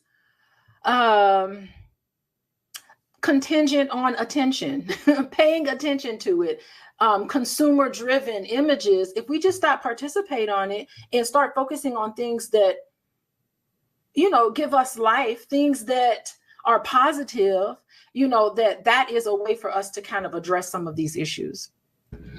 I think that everyone so far has done a great job in hitting on the different and various things, right? So again, our topic today is hip hop's damaging influence on Black women. I think that it is the drugs. I think that it is over-sexualization. I think that it is the body image, the image of the body, right? We're seeing a lot of the surgeries that are being done. So there's the self-image. There is just various stereotypes that are being played out through the media, through the music. And then there is the desensitizing that's happening through the music, because we're saying things, we're speaking certain lyrics because it has a good beat. Molly Percocet, we're just singing it, we're talking about it. And people don't realize that what they're saying is registering, because we know that you have the power of life and death in your tongue. So when you speak things, whether you're affirming or not affirming, that's resonating in your aura. So music has a way of desensitizing us, where the word bitch becomes cool to say. We call our friends, our sister girlfriends bitch because it's desensitized. They say it in the music. Going to get BBLs, it's natural now because somebody else has it. This person got it, so I need to have it too. Media, music, messaging, marketing comes to us through those things, and it happens to Black women, and it's happening to our youth because our youth have access to social media at a much younger age, so they're seeing it, and it happens to the best of us. Can we play that clip, the clip with Nicki Minaj talking about how and or why she got her BBL? Or and remember, social media was just beginning when I started. So I was like everybody. I was a lot of people's guinea pig. I was one of the first people to be shitted on the internet, on social media, like non-fucking stop. Every day I would go on, and it was some new story, made up story, or bad picture, or it wasn't acceptable to have surgery at all or anything, even though, and at that time I had never had surgery. I had ass shots, which till this day I realize even what I did, and even with me not consulting with anyone to do something like that, how insane that was. Like, it's not that you go to a doctor, a professional person. No, it's some random person. Yeah, shorty in the Bronx. Hi, everybody. Good morning. Mary Dean Esquire here at thewallstreetlawyer.com, coming to you live on blackwallstreet.com, Fly Nubian Queen, and the Wall Street. I am streaming everywhere today, so get in here. Drop the B1 in the chat. Shout out to Dr. Boyce Watkins for letting me go live on his platform. Let me make sure I'm streaming on the other platforms. Okay, going live there. We're going live there. Girl, go away. My cat. So get in here, drop your B1 in the chat. Let me know you're here. Why do we drop our B1? Because we put Black people first. That is our thing. We got that from Dr. Boyce Watkins. Shout out to Dr. Boyce Watkins for letting me go live on Fly Nubian Queen. We're having trouble streaming to Instagram.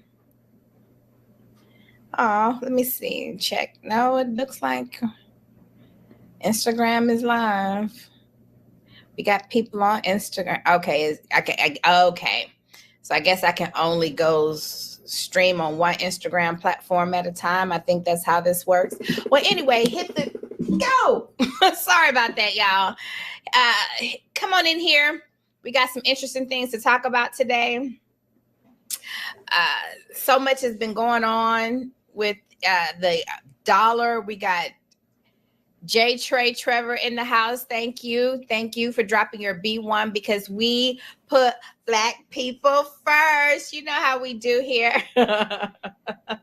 on blackwallstreet.com because Black wealth is critical to Black power. So I'll be dropping in here, dropping nuggets. Let me know you're here. Let me know where you are. Let me know where you are. Let me know what your city and your state. Gosh, everything that could go wrong this morning is going wrong. Give me 1 second. Let me get out of here. Okay, no, that's fine. All right, everything that could go wrong this morning, and which is, I guess, the great for the topic that we're going to talk about today, because the American dollar seems to be not doing what it's supposed to be doing, and everybody is ditching the dollar.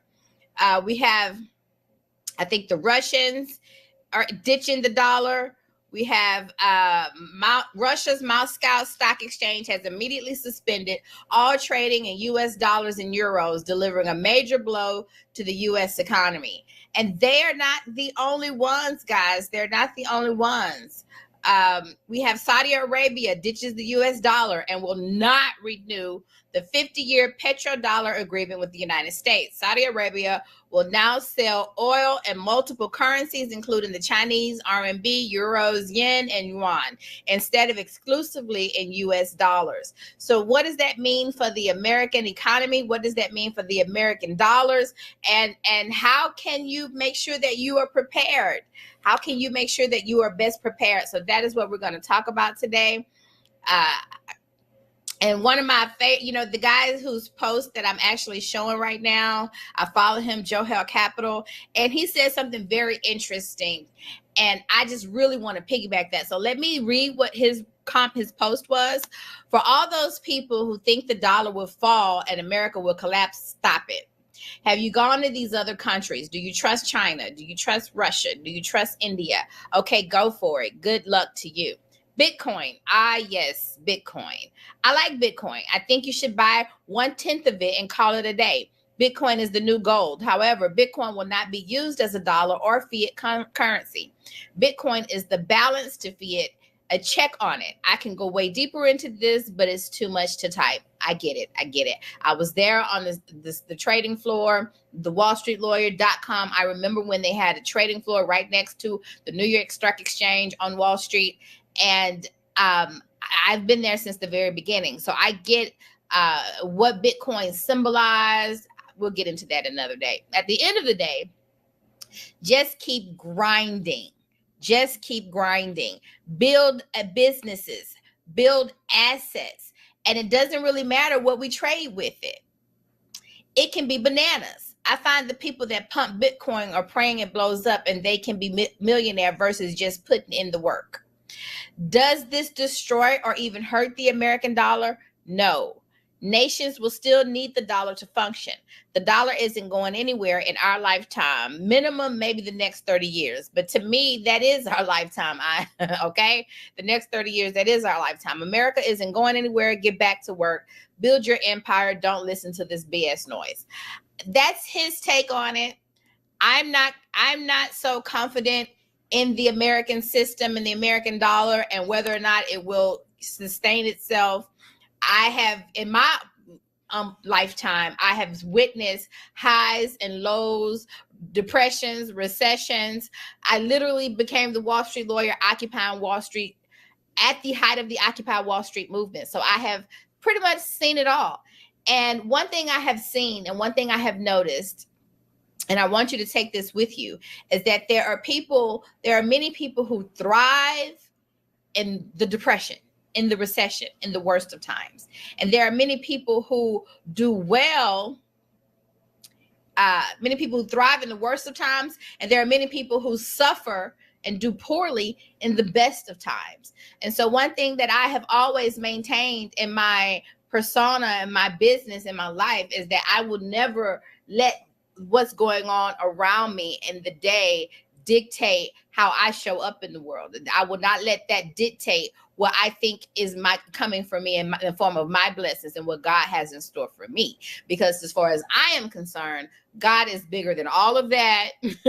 All of this background noise is simply just that, background noise. So I believe, I'm a firm believer in staying tuned in and tapped in to who you are, who the God in you, and you'll always succeed. And so one of the things that I do talk about in my book, How to Build a Thriving Black Business Using the Laws of the Universe, blackwallstreet.com. You see my book here in the corner. And I've also dropped a link to the chat in the chat. If you're interested in purchasing a copy of the book on Amazon, How to Build a Thriving Black Business Using the Laws of the Universe.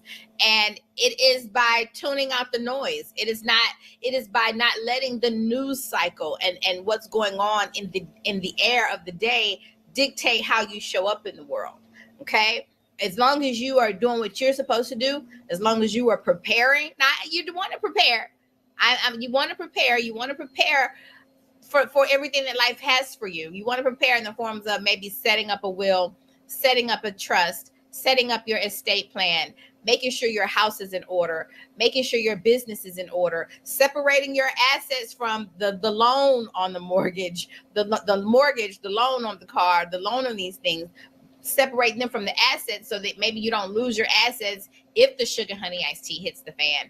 But outside of that, put your head down and handle your business. And one of the best ways in handling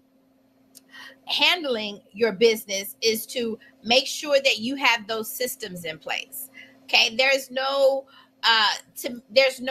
magic pill, or the only magic pill that I am aware of is the pill of showing up, consistency.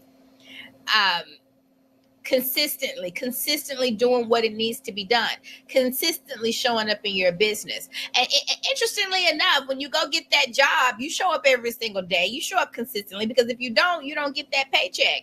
And so same is true if you're gonna have your own business and create the job for yourself. One thing that you have to do is you have to show up in that business every single day. You have to show up day in and day out. And I talk about those systems that you want to implement in your business. If you don't have those systems already, your legal systems, your insurance systems, your financial systems, your tax systems that are really in support of your sales systems. These are things that you should be doing every single day, every single week, every single month, every single year, every single quarter, to make sure that you are hitting your bottom line. And it's a numbers game.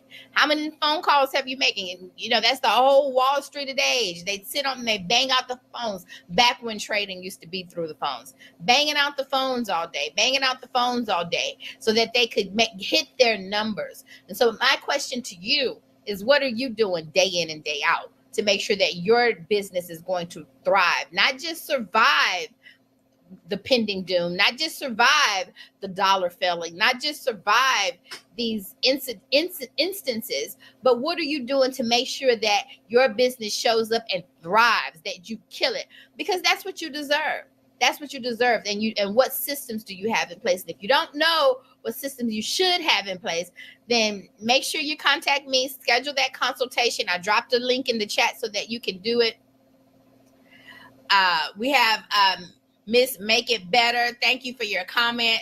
I'm lucky to be the only person in the room. Lord knows I need help navigating life right now.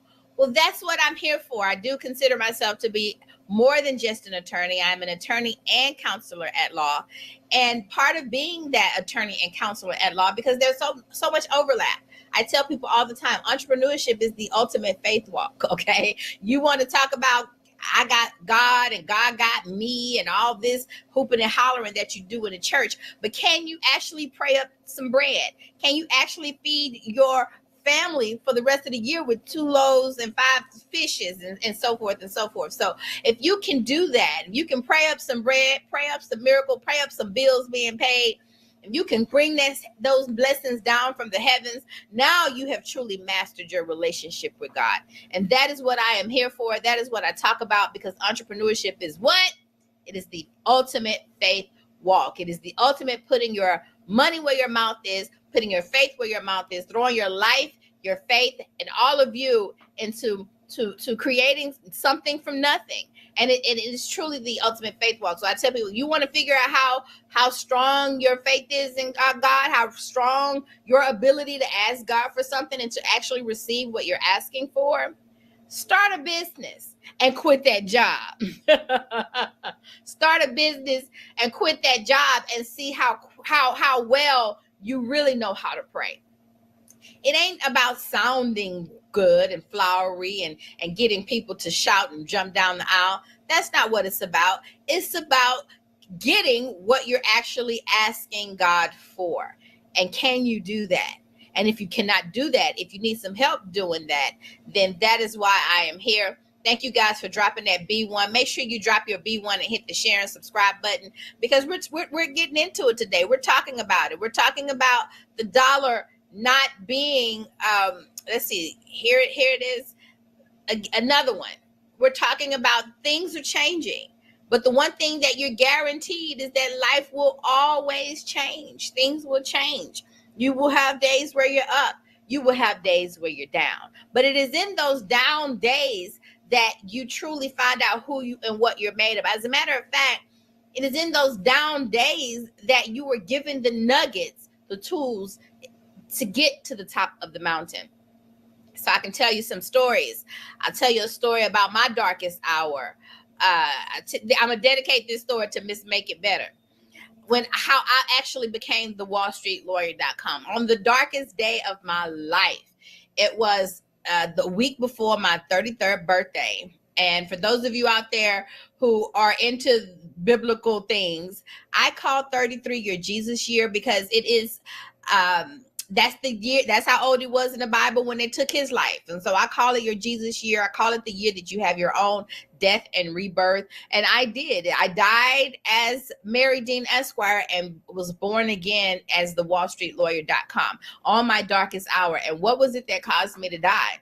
Well, it was my sibling, my younger brother, my ace boon coon, my business partner. We were like this, y'all, like this. Two peas in a pods. We were twins. We weren't technically twins, but by the time we became of age, he's my younger brother, but he's a man. So people considered we appeared to be the same age, and so that's just what it was. And so I got a phone call from him. It was the first time that he called me, and it began after that. The calls began and the journey began. But this was the week before my 33rd birthday. I got a phone call from him where he was under the influence of crystal meth. Yes, guys, my brother was smoking crystal meth, smoking Tina, smoking Christina, smoking crystal meth. And it was the darkest day of my life. I remember, asking God, what is going on? What are you doing? You told me to go. I came. I was living in New York at the time. At that time, I was living in Bed-Stuy, Brooklyn. It was the height of the Occupy Wall Street movement. So I was working in the financial district, but living in Brooklyn. I just moved to New York City. And if you were a lawyer at that time, you could get that work, right? Because if you remember the Occupy Wall Street movement, at the height of the Occupy Wall Street movement, all of the banks were being sued. They were being sued by everybody because of those bad mortgages, bad loans. And so they were just being sued left and right. And so because of all of these lawsuits, if you were a lawyer in New York at that time, boy, you could get that work. And honey, I was working. I was fresh off the boat, looking for work, trying to figure out myself in New York City. So I'm working in the financial district, we were working broker hours. The stockbrokers will work dark 30 to dark 30. So that's what we as lawyers representing those brokerage firms and those big banks down there. We were also working brokerage hours, working from dark 30 to dark 30. It was doing 13-hour days with an hour and a half lunch break every single day. And so I began asking God, who am I? Because at that point, what I know myself to be was I know myself to be the dean of law to my brother's dean of style, because we were the deans, right? Real original. I know that was our shtick back then. So as we were the deans. And so, I'd been pitching shows starring my brother, created this show starring my brother. We've been working together, working New York City together. And so once he called me while he was high on crystal meth, then and only then did I finally understand why he was unreliable, why he had been so unpredictable, why he was so untrustworthy, and why I could not work with him anymore. And so that's when the prayer changed for me. The prayer became, well, God, well, who am I? What am I doing? You told me to come and I came. You told me to go and I went. I'm following your lead. I'm doing what you told me to do. Who am I? Who am I? And that's when I heard, my earring just fell out my ear. And that's when I heard, you are the WallStreetLawyer.com. You are the WallStreetLawyer.com. That's when I heard it. Now, I had never asked that question before. We have to talk about why we have valleys and why we have obstacles and why we have trials and tribulations. Because up until that point, I knew who I was. I was the dean of law. I was the renegade attorney. I knew who I was. I knew who, these names that I had given myself. And so when the sugar honey iced tea hit the fan in my life, and I realized I could not be the dean of law to my brother's dean of style because he was strung out in the streets of New York City on crystal meth, who am I? Who am I? And so that's when I started asking God, who am I? And that's when I heard him say, you are the WallStreetLawyer.com. Got the domain, got my office on Wall Street, and the rest is history. I ended up moving to the financial district, moving to Wall Street, and really embodying and becoming the WallStreetLawyer.com, my darkest day. Now, and so that's what I want you to be encourage. Shout out to Shay Bay, who says, "You go, girl." No, you go, girl. No, you go, girl. No, you go, girl. Because you know we support each other over here. So I am truly my sister's keeper. And so things came to a head maybe about 3 years later. So that was 2014. 2017, I get pictures of my brother where he got jumped by 6 men in Brooklyn, thrown down a flight of stairs. A week later, after I found out that he got thrown down a flight of stairs, I literally fell down a flight of stairs. And so then I got sucked back into the drama. I got to fix my brother. We are connected. We are one. I am my brother's keeper. And so what do I do? How do I got to fix my brother. I got to fix my brother. He needs me. He needs me. And so one of my producer clients, shout out to Rick Mathis, told me that, Dr. Iyanla Vanzant, who is also an attorney, was speaking at Hillside Church in Atlanta. So I booked my VIP ticket to her show. I decided that I am going to get to her show. I printed out pictures of my brother's face.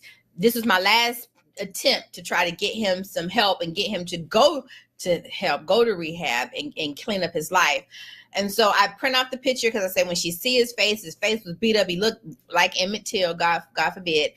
And I said, when she see this picture, she's going to say, man, I got to help this girl. I'm going for shock value. So I type up the letter, print out the picture. I'm ready to go. I get to Atlanta. I walk out of the airport. I look to my right, and you will not believe who's standing next to me at the airport.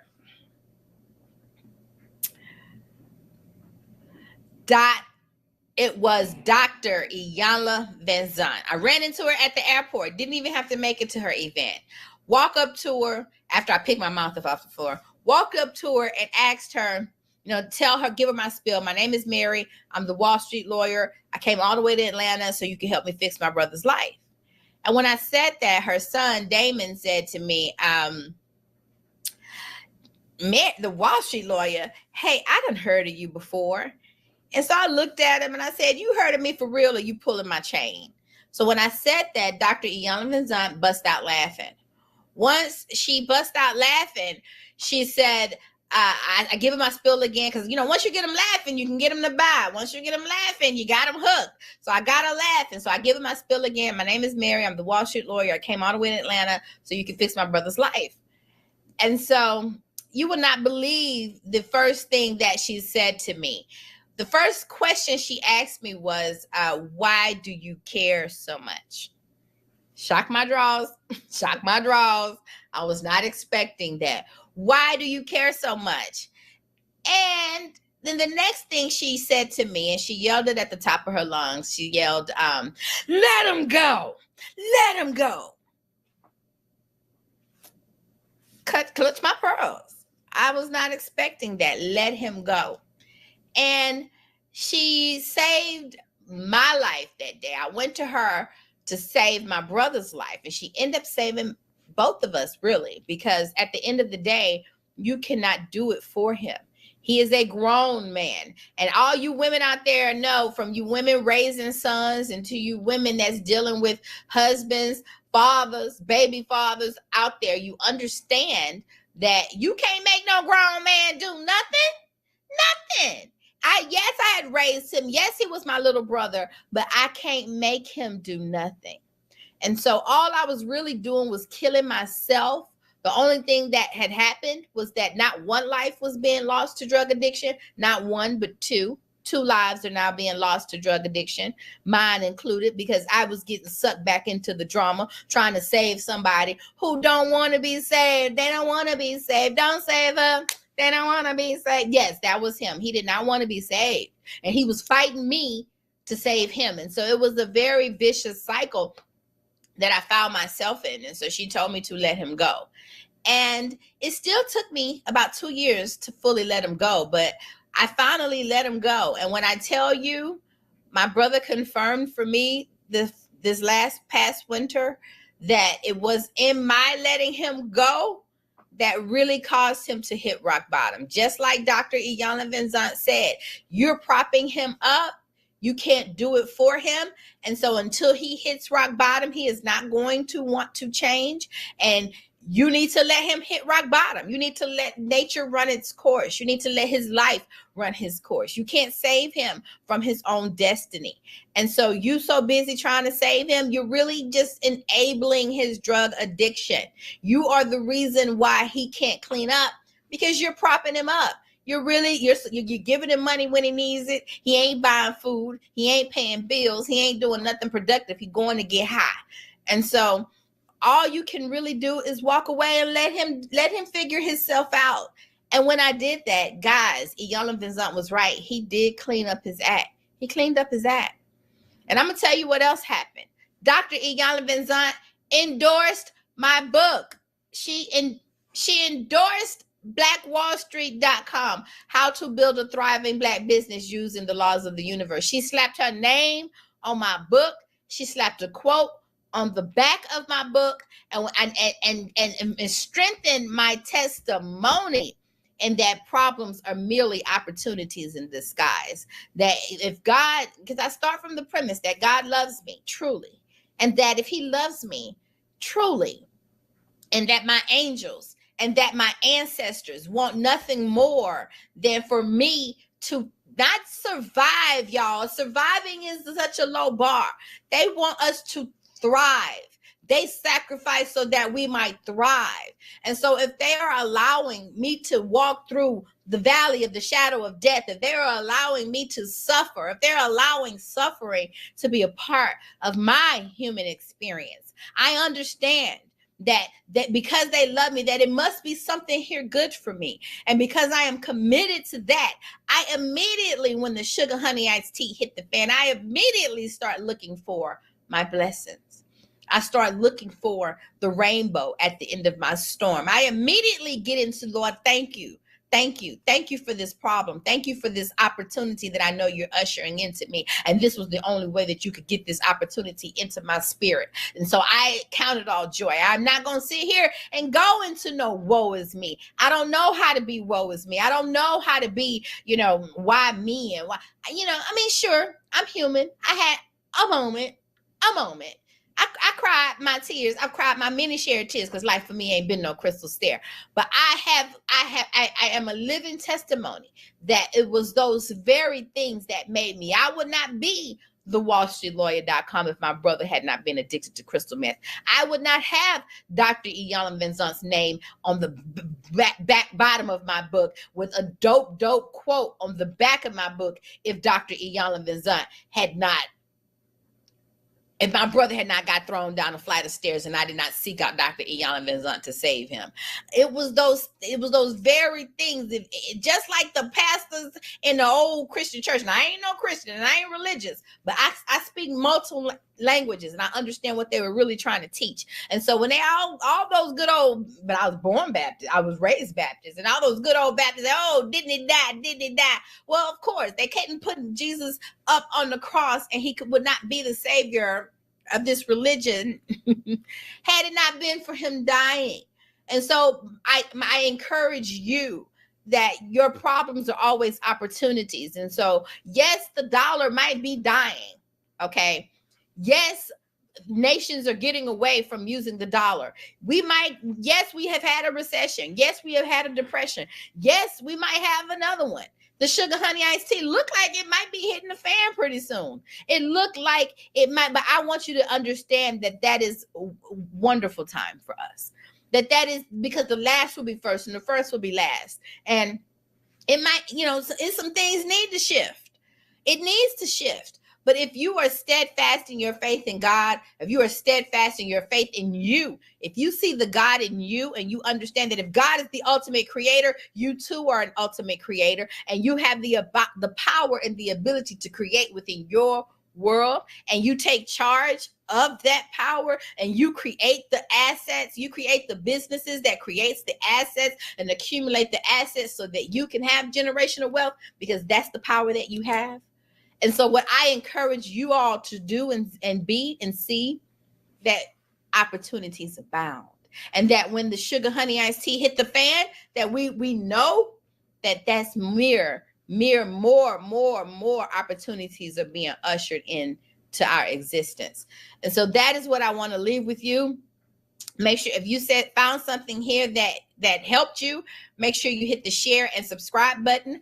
Meridine Esquire here at thewallstreetlawyer.com. You can follow me on Instagram, The Wall Street Lawyer.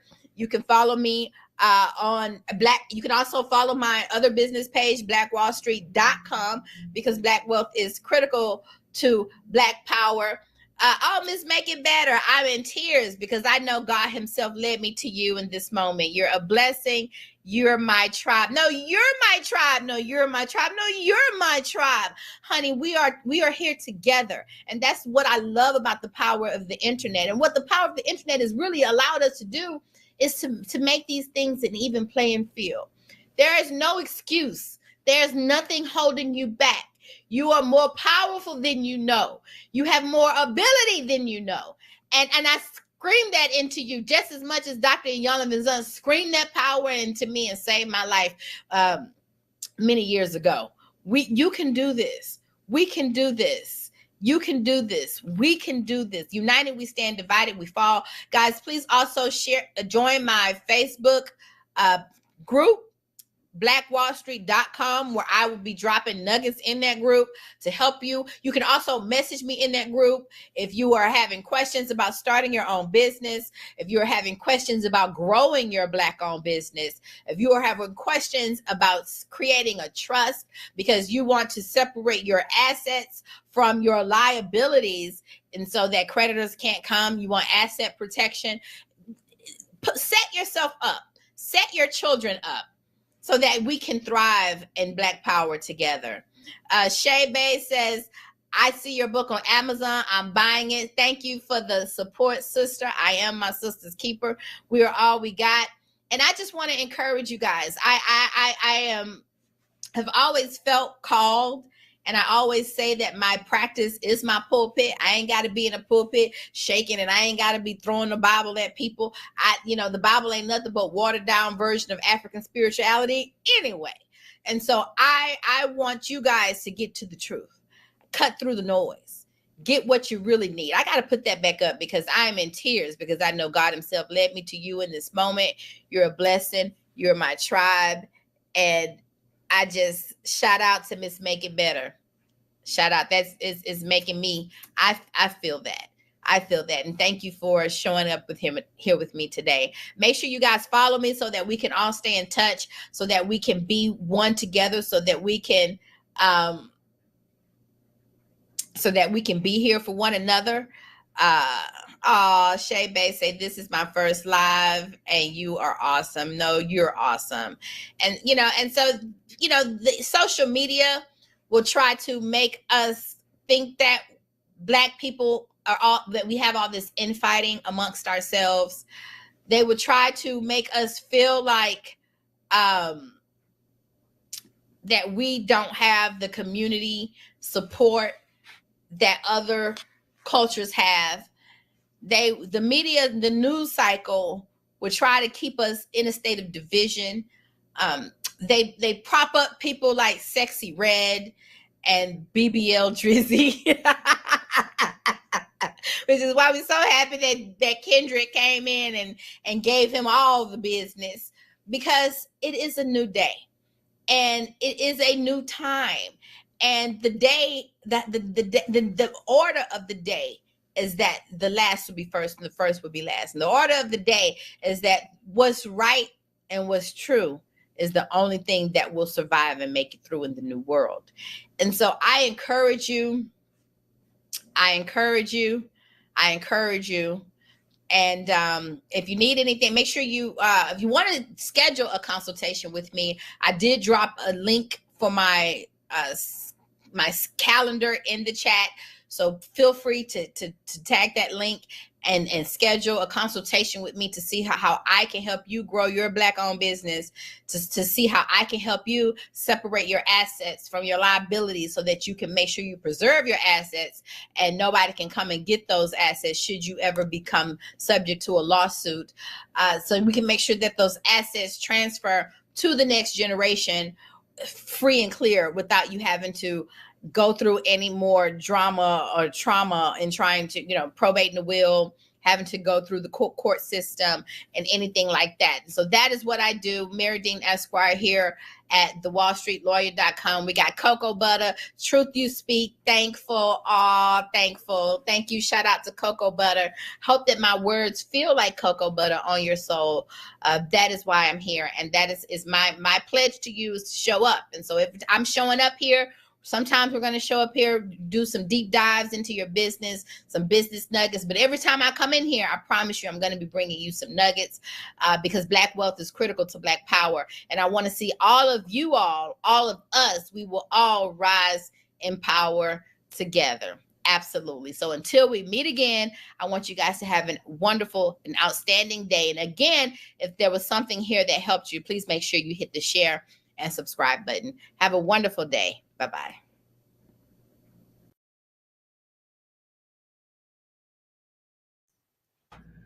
Erykah Badu said it best. She says, I'm an artist and I'm sensitive about my shit. And that's the truth, right?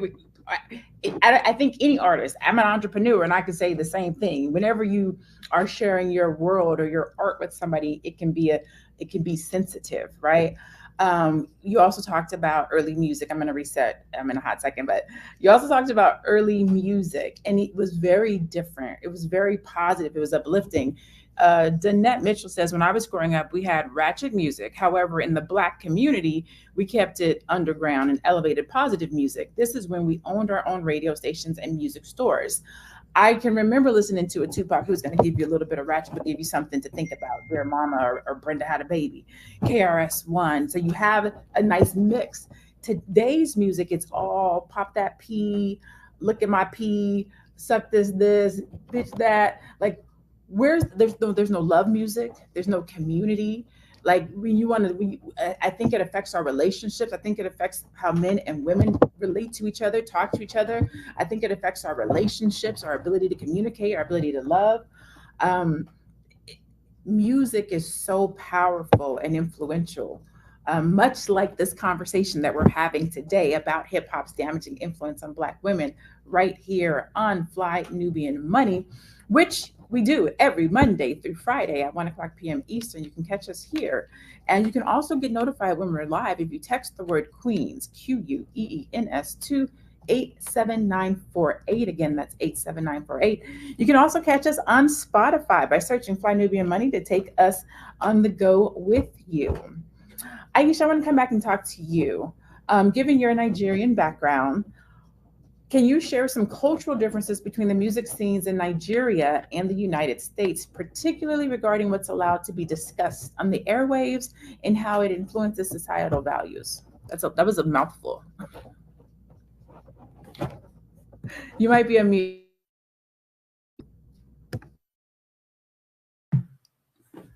Sorry about that. That's such a great question. And just listening to Dr. Alicia talking about the mental, how it affects us mentally. And what you also just said, Dr. Linnea, about, the way it affects you and how it makes you feel. It's amazing to me that today as well, hip hop has now crossed over where it's now also affecting the culture back home where I'm from. I just recently had a visit back home and I came back when I was there visiting, and some young people were talking and I couldn't believe what came out of their mouth. And I know it's because of the hip hop culture and what they were listening to. They were literally referring to the African Americans with the N-word casually. I stopped them. I said, do you understand that this is unacceptable? But because of what the pop culture says, so they thought it was normal to speak like that. I was mortified and I had to correct them that please do not speak like this. It is unacceptable. Again, because the music business doesn't care. They now are spreading all over the world, especially now in Africa, where our music for us was for praise and gratitude and celebration. Now it's becoming abusive. It's becoming abusive because you're watching as they're selling these products to them and they're listening, is now becoming what now they think it's okay. So when I went and I was visiting and I heard that, I literally stopped them and corrected. I said, no, we're not going to do that here. This is not what we're about, because you think it's funny, or you think that is what you watch, and as you're watching these videos, it is not who we are. So ladies, it is crossing over. And unfortunately, it's about money. At the end of the day, it's not about caring about who we are, that we are fearfully and wonderfully made by God and to be respected and loved and cherished. No, they just want to make money. They don't care who is damaged as this is happening. And but for me, I make sure that even when I go back and I tell my brothers back home and my nephews and nieces that they're not allowed to watch videos like that, because this is not who we are. This is not how we were raised. This is not what our parents taught us. And that we have to stay true to who we are and not listen to those music, because we know it's not edifying. It doesn't add no value to your life. It only denigrates you. And now here you are calling your brothers and sisters that are from America the N-word and thinking it's normal. So it saddened me that that was happening, but that is what's happening today. Again, we have to like you said, that we should make sure that it comes from us, Athena, that we should be the one making that move. We should be the one making that difference in our own homes and making sure that we talk to our children and tell them that, no, this is not part of our culture. This is something else. Somebody else is selling this to us and we're buying it. But we were not going to buy it here. I'm hoping that is what we can do, as brothers and sisters in this space, that will make sure that we tell our children that, no, this is not our culture. This is not how we're supposed to talk to each other or refer to each other, especially our women. An African woman, oh my goodness, she gave birth to the world. I said, you know how powerful you are. You give birth to the world. And now they're denigrating you with music by your own people, by your own boys and your own men, and think it's okay. It is not okay. It is not okay, because then you're allowing other people to look at you that way. And what a lot of times what the youth, and we can say people, but mostly youth, don't realize is the verbiage, the language, the lifestyle, the drugs, the oversexualization. A lot of this stuff, the people who are rapping about it, they don't even do that. Some of these people come from 2-parent homes, good homes. They were like the life that they're rapping about, the image that they're portraying, they don't actually do in their real life. We're going to go to this video from Future talking about lean and the fact that he actually doesn't even use it. So let's cue that video. Future regrets his influence on Juice WRLD, and the reason why will truly shock you. One of the first things that Juice WRLD told Future when they met up to make their 2018 record World on was that Future had influenced him to try lean. Juice WRLD told Vulture.com, "That's the first thing I told him." He was just like, wow. He kind of apologized. Future later reacted to this situation in an interview with Rolling Stone magazine, saying, quote, "When he told me that, I was like, oh what have I done? It really bothered me. It bothered me a lot. More than I thought it would bother me when he told me that. How many other 6th graders did I influence to drink lean? This really messed me up for a minute. It's all I could think about. Like, damn, what have I done? What have I done to other people?" Regardless of his habits, Juice WRLD was one of the best to ever do it. It will be remembered as such. And so more accountability is definitely needed. More truth is definitely needed. More authenticity is definitely needed. I saw over in the chat, some people were talking about, what about the parents? Why are parents letting them listen to this music? Listen, I'm only gonna speak for myself. I was young once. My mom didn't know what I was listening to. You, as a parent, you can make sure that you listen to all the appropriate things in the car. You can put on, what do they call it? Explicit types of blocks on your child's phones. You can take the TVs out your house. They still got to go to school and their friends is listening to it. They still got to ride the bus and their friends is listening to it. They still see YouTube. Like, it's everywhere. Athena, how has music influenced you growing up? So I think I remember you saying you're 33, so you come from a different era of music than I do. So let's do that. Tell me what you're listening to right now, and then tell me how music has influenced you. Well, I have a very eclectic musical taste. I am from the Caribbean, so obviously reggae and dancehall is a very big influence from there. I also listen to classical music. I listen to hip hop. I listen to pop. I listen to ratchet music. I'm going to sit here and be honest on the panel. I do like some of the artists that we have in question. I do listen to Cardi B. I do listen to Megan Thee Stallion. But I think the difference for me, though, is it's just entertainment for me. And because I'm not living in that lifestyle or culture, I'm not as, I guess, susceptible to that.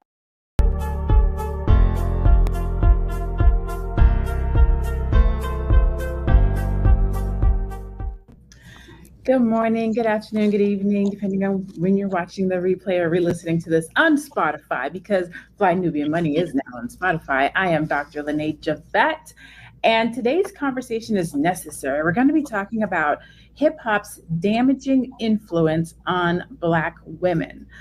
Today's conversation is, of course, sparked by the recent passing of Enchanting. And pardon me while I read this stuff, because I'm not a hip hopper, so I'm unsure. So I'm going to read this, and then I'm going to introduce our queens who are going to be having this conversation today. So we're discussing the complex relationship between Black women and hip hop, addressing themes of hypersexualization, societal pressures, body image, and the influence of drug and alcohol. With the recent passing of rapper Enchanting at just 26 years old, it highlights the challenges that Black women face in the industry. We want to acknowledge her life and music while exploring addiction and some of the horribly toxic things that come as a byproduct of hip hop music. Prior to her death, Enchanting was signed to 1017 Records in 2020 per New York's Hot 97 radio station. She appeared on 3 compilation albums before she left the label in 2023. The rising star reportedly died after being taken off life support at a hospital. In a statement to the Shade Room, a representative from her management team said the 26-year-old was suffering from withdrawals and had overdosed. She came to my house the last 4 days to get clean. She tried her best and did everything, and I did everything I could to help her. She tried, the rep told the outlet. The name of her last mixtape was called Love and Drugs. And so today we're going to be talking again about the damaging influence of Black women in hip hop. I'm joined today by there's 4 of us total, 3 amazing queens. Athena Gardner, she's a CPA and a women's wealth coach. Dr. Alicia Watkins, she's a couples coach, psychotherapist, and college professor, as well as Aisha Verzi, who's a licensed financial services provider. Let's start out with, how does the glamorization of substance abuse and music videos or lyrics affect Black women? Athena, we'll start with you. Well, I think the glamorization of rappers and the music does affect women. Women as a group, I feel, idolize and look to other women for their style, their sense of being, and really try to emulate images of the celebrities and rappers that they see. So when it comes to the images, the hypersexualization, we often see that trickle down into our youth. I was thinking the other day, I was looking at some of the girls in middle school and high school. And I remember when I was in middle school and high school, and I was just like, oh my gosh, these ladies look so grown. You know, they look so mature, the way they're dressing. And I think that hip hop and the over-sexualization of Black women have a lot to do with that. I also feel as though within that, it's almost like, okay, why do we need to have to even emulate that, right? Why do I need to dress like a female rapper all the time? Like, what I would like for us to see as a group is some range, which I feel like on an individual basis we do, but as a collective, I would like to see more range, like lashes just to go to school, like lashes. I don't even have lashes on right now, you know? So I don't ever wear a lot. Well, just the ones that God gave me. I don't like looking like Snuffleupagus. That's my own personal opinion. That's just for me. If other people like it, you know, I don't be hating what other people do. Just for me, I don't wear lashes. Miss Aisha, am I saying your name correctly? Aisha, okay, perfect. So, how has music influenced your own upbringing? Not necessarily hip hop music today, but we're just talking about how music influences in general. How has music influenced you? That's a great question, Dr. Janet. It's so nice to be here with all of you. What a privilege. Thank you so much. I'm just really just sitting out here looking at all of you and just overjoyed with just being here. So thank you for the opportunity. Yeah, music, it's amazing how, like we're talking before, music does affect you. It's incredible how the lyrics, even though you might not be thinking about it, it does affect your mood, the way you think, the way you feel about yourself. And growing up back home in Nigeria, I'm from West Africa, Nigeria, music is a huge part of our culture. We sing songs of praise, songs of celebration, and just songs of thanksgiving. But in today's world, it's so different. When I grew up, it was more of something of joy and celebration, and again, praise. And when we do that, we're laughing, we're happy, we're dancing, and it's also edifying. It edifies who you are. It celebrates who you are. It's not denigrating. It's not disrespectful. With today's kind of music, though, is so different. And I also don't listen to those music because I understand how powerful it is when those lyrics, what it does to you. But so grateful that growing up, the kind of music we listen to are the ones that uplift your spirit. Again, when you're celebrating life, you're thanking God, you're celebrating what God has done for you. So there's this joy that is not to disrespect your culture or yourself or others. That is not what we do with music. So that is what music has done for me personally, and I continue to stay on that lane till today. I agree. Music has always been my go-to. Almost every morning I put my gospel on, so it sets the tone for my day, what I'm listening to. So my mindset is good and it's pure and I'm ready to tackle the day. When I'm frustrated or irritated, I have a playlist I play for that. When I'm feeling like my heart is broken or I want to feel in love, I have love music. So music really does take us different places. And I want to talk about that with you, Dr. Alicia. But before I do, I want to talk to the chat. What are your thoughts on the influence of hip hop on Black women? And if you're a Black man in the chat, we can just make it. What are your thoughts on the influence of hip hop on Black people, right? Our conversation is Black women, but I think it can be broader than that. What do you think about it? And if you have children, do you let your children listen to hip hop today? Dr. Alicia, can you discuss the link between the societal pressures that are amplified by the hip hop culture relative to the music that we're listening to, the risk of substance abuse, over sexualization that's coming through the music? Can you address that? Thank you, Lene. I mean, it's such a great question. I mean, we know that the glorification of these risky behaviors in hip hop, I mean, that's really what we're talking about. Like the issue with the substance abuse. I mean, it is promoted as a coping mechanism. And although I happen to teach a class on substance abuse, and 93% of Black women have no substance abuse issue. But, for that 7% that do, it just makes you wonder, like, what's going into some of these, the disconnect between the reality and what you see portrayed in real life. Now, the issue that I have with these images is that this promotion of irresponsible alcohol use coupled with promiscuous behavior, I think has detrimental effects. It's promoting this idea, especially for women in their childbearing years, this risk of fetal alcohol syndrome, which I think is a way more common instance than we know. It poses serious health risk for infants.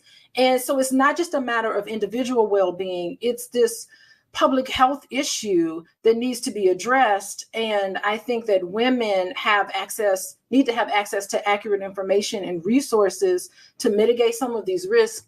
And I think that this unhealthy promotion can have an effect on youth and people who consume this information. I also think that it just has an impact on your mental health, of course. Some of you all kind of alluded to it, Aisha, and even you, Dr. Lene, about how the music affects your mood. It affects, how you interact with the world. So it's just interesting. My first introduction into like acknowledging the influence of music on your subconscious mind in particular. I want to give a special shout out to Brother Panic. He was my initial teacher in the dynamics of subconscious mind programming. And I took his classes and all of that.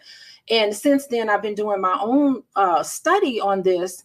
And I just think that we are powerful individuals, like all of us. And we create our own world through the subconscious mind. And now that you know this, you can understand how powerful music is in programming ourselves. So listening to what I would consider media controlled messages, it gets internalized and we start seeing ourselves in this way, and we start acting in ways where we're just running this program. It affects how we see ourselves, how we see other people, and it's played out in our daily world. So it's a simple concept of garbage in and garbage out. You are affected by the images and the messages that you receive. And I really think that the answer is just non-participation. We just need to not participate in it and instead focus our energies on things that help us achieve our God-given goals in this world. And I think if we did that, then, media controlled, and I think the industry is contingent on attention, paying attention to it, consumer driven images. If we just stop participate on it and start focusing on things that, give us life, things that are positive, that is a way for us to kind of address some of these issues.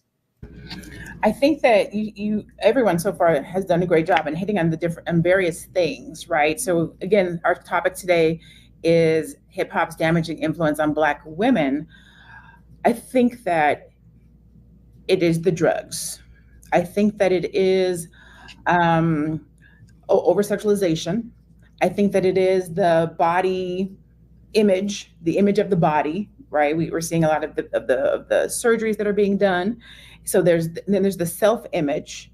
There is just various stereotypes that are being played out through the media, through the music. And then there is the desensitizing that's happening through the music, because we're saying things, we're speaking certain lyrics because it has a good beat. Molly Percocet, we're just singing it, we're talking about it. And people don't realize that what they're saying is registering, because we know that you have the power of life and death in your tongue. So when you speak things, whether you're affirming or not affirming, that's resonating in your aura. So music has a way of desensitizing us, where the word bitch becomes cool to say. We call our friends, our sister girlfriends bitch because it's desensitized. They say it in the music. Going to get BBLs, it's natural now because somebody else has it. This person got it, so I need to have it too. Media, music, messaging, marketing comes to us through those things, and it happens to Black women, and it's happening to our youth because our youth have access to social media at a much younger age, so they're seeing it, and it happens to the best of us. Can we play that clip, the clip with Nicki Minaj talking about how and or why she got her BBL? Or and remember, social media was just beginning when I started. So I was like everybody. I was a lot of people's guinea pig. I was one of the first people to be shitted on the internet, on social media, like non-fucking stop. Every day I would go on, and it was some new story, made up story, or bad picture, or it wasn't acceptable to have surgery at all or anything, even though, and at that time I had never had surgery. I had ass shots, which till this day I realize, even what I did, and even with me not consulting with anyone to do something like that, how insane that was. Like, it's not that you go to a doctor, a professional person. No, it's some random person. Yeah, shorty in the Bronx. Comes in. I was in Atlanta at the time. And actually what happened was I kept on being around Wayne and them. And at that time, you know, Wayne, he always talking about big booties or Wayne would have like a new chick in the studio every session. So it was always a new big booty. Creative support. That's what I like to call it. A new big booty there. A muse. Right. Actually, yes. Actually, it was. They were his muses. You like to look to the side and see something with some ass sitting there while you're trying to come up with a line. That's right. And so, how can we address the pressure to portray a certain image and encourage healthy coping mechanisms? What do you think, Athena? Well, I think we really need to take a look at ourselves, because what's going to happen is this is an industry that makes a lot of money and is not going to change their business model to accommodate taste that is not going to be profitable. And we need to take a look at ourselves, right? Because if we're waiting on the industry to change for us to make these changes, to tune out these images, then it's just not going to happen. We need to change first, so then the companies and the corporations will adjust, because they will adjust to what is profitable. I would love for hip hop and Black women to get to the level of a Adele or Taylor Swift, where they can keep all their clothes on, do their talent, and go home. But unfortunately, there is a pressure to conform. Now, the solution would be on your individual level of wanting to curate the image that you want to present in the world and be respectable. But to be honest with you, we have other options of role models in the industry, like Rhapsody, or people who are fully clothed, have positive lyrics, right? Versus, I guess, would be the Cardi B's and the Megan Thee Stallion. So I think a lot of this is also a reflection of ourselves and our human nature and what we are paying into, because, to be frank, the corporations are just going to put money behind whatever is profitable. And if you're looking at Rhapsody's albums and mixtapes versus a Cardi B and Megan Thee Stallion mixtape sales and pushing that image, you can see why they're choosing to do that. I definitely personally feel and believe that it's a setup. I cannot think of any other genre of music that is as negative, derogatory, over-sexualized, blatantly disrespectful than hip hop music. It's not in country, it's not in pop, it's not in rock. Hip hop is the only music genre that is uber super disrespectful. Dr. Alicia, I'm looking for my question. In what ways does the portrayal of Black women in the music industry affect mental health? I have to believe us listening to these lyrics, watching this play out in videos, affects us mentally. It's oppressive. It's oppressive to see yourself in this limited way. And it's so staggering and so pervasive. There's no range of images that you see in terms of women in hip hop. And it did not used to be this way. I mean, I am so fortunate enough to be there during the birth of hip hop. It was positive. It was Afrocentric. It was, it was something that was uplifting. It told a story about what was going on around us. It was really our voice to authentically talk about what was happening here. And since this is before hip hop became controlled, right? This was just pure coming out of a very unique setting for Black people to tell their story. Now it is so ultrally controlled that all you see is Black women, and not even just in hip hop. I'm talking about Black women in media. All you see is very limiting views of yourself. And yes, I mean, just think about just think about what Nicki Minaj just said. If you remember Nicki Minaj when she first came out, she was not over sexualized. Her lyrics and stuff, she was kind of straight. She had that weird hair. Her hair was colored in a certain way. You know, she looked really authentic. And then all of a sudden she comes out with this album. I'm like, who is this lady? This is not how she originally presented herself. So that tells you that she had a hard conversation with somebody. Clearly she did, where she had to change who and what she is in order to be successful. It's oppressive. And yes, it has an effect on your mental health. I mean, listen to what she said. She don't sound empowered in that conversation with that man. She didn't sound like she was being authentically herself. She didn't sound as if she was actually putting out music that was congruent to how she felt inside. It sounded oppressive. It sounded misogynistic. Some of the things that she was around. And, you know, artists are very sensitive people. I don't know if you know who I went to performing arts school, and I'm in this kind of art world, but it's entertainers are very sensitive, and they can be, you know, they feel so much of their worth is tied to the attention, the recognition that people have, because it's so personal to them.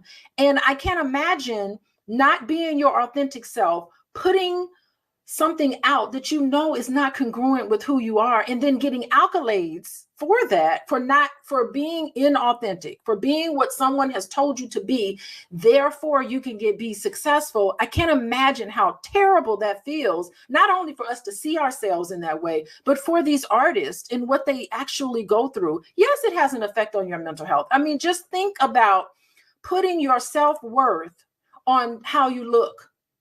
So that means that you're going to be happy if someone compliments you, not on who you are as a person. Oh, you're a very great person. You're a genuine person. Yes. No, they're going to compliment you on these superficial things. And knowing how empty you might feel inside, because you're like, you know what? The world doesn't see who and what I am authentically.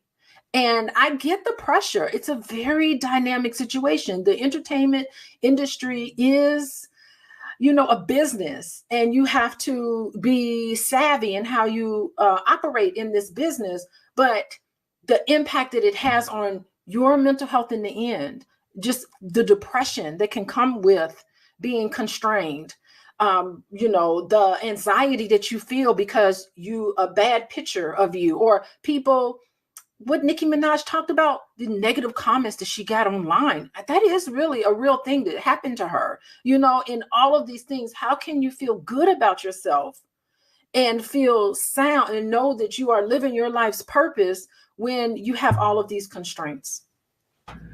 Erykah Badu said it best. She says, I'm an artist and I'm sensitive about my shit. And that's the truth, right? I think any artist, I'm an entrepreneur, and I could say the same thing. Whenever you are sharing your world or your art with somebody, it can be sensitive, right? You also talked about early music. I'm going to reset. I'm in a hot second, but you also talked about early music, and it was very different. It was very positive. It was uplifting. Danette Mitchell says, when I was growing up, we had ratchet music. However, in the Black community, we kept it underground and elevated positive music. This is when we owned our own radio stations and music stores. I can remember listening to a Tupac who's going to give you a little bit of ratchet, but give you something to think about. Dear Mama or Brenda Had a Baby, KRS-One. So you have a nice mix. Today's music, it's all pop that P, look at my P, suck this, bitch that. Like, there's no love music. There's no community. Like I think it affects our relationships. I think it affects how men and women relate to each other, talk to each other. I think it affects our relationships, our ability to communicate, our ability to love. Music is so powerful and influential, much like this conversation that we're having today about hip hop's damaging influence on Black women, right here on Fly Nubian Money, which we do every Monday through Friday at 1:00 p.m. Eastern. You can catch us here.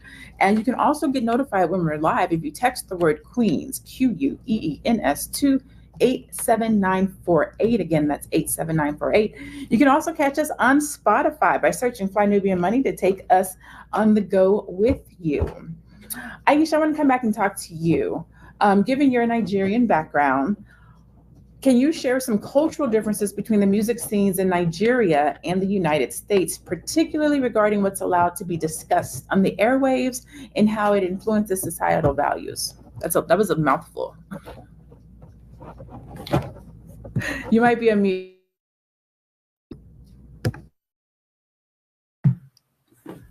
Sorry about that. That's such a great question. And just listening to Dr. Alicia talking about the mental, how it affects us mentally.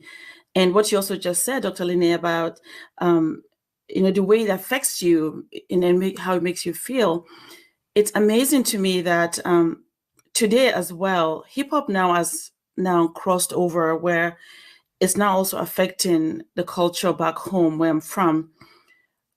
I just recently had a visit back home, and I came back when I was there visiting, and some young people were talking, and I couldn't believe what came out of their mouth. And I know it's because of the hip hop culture and what they were listening to.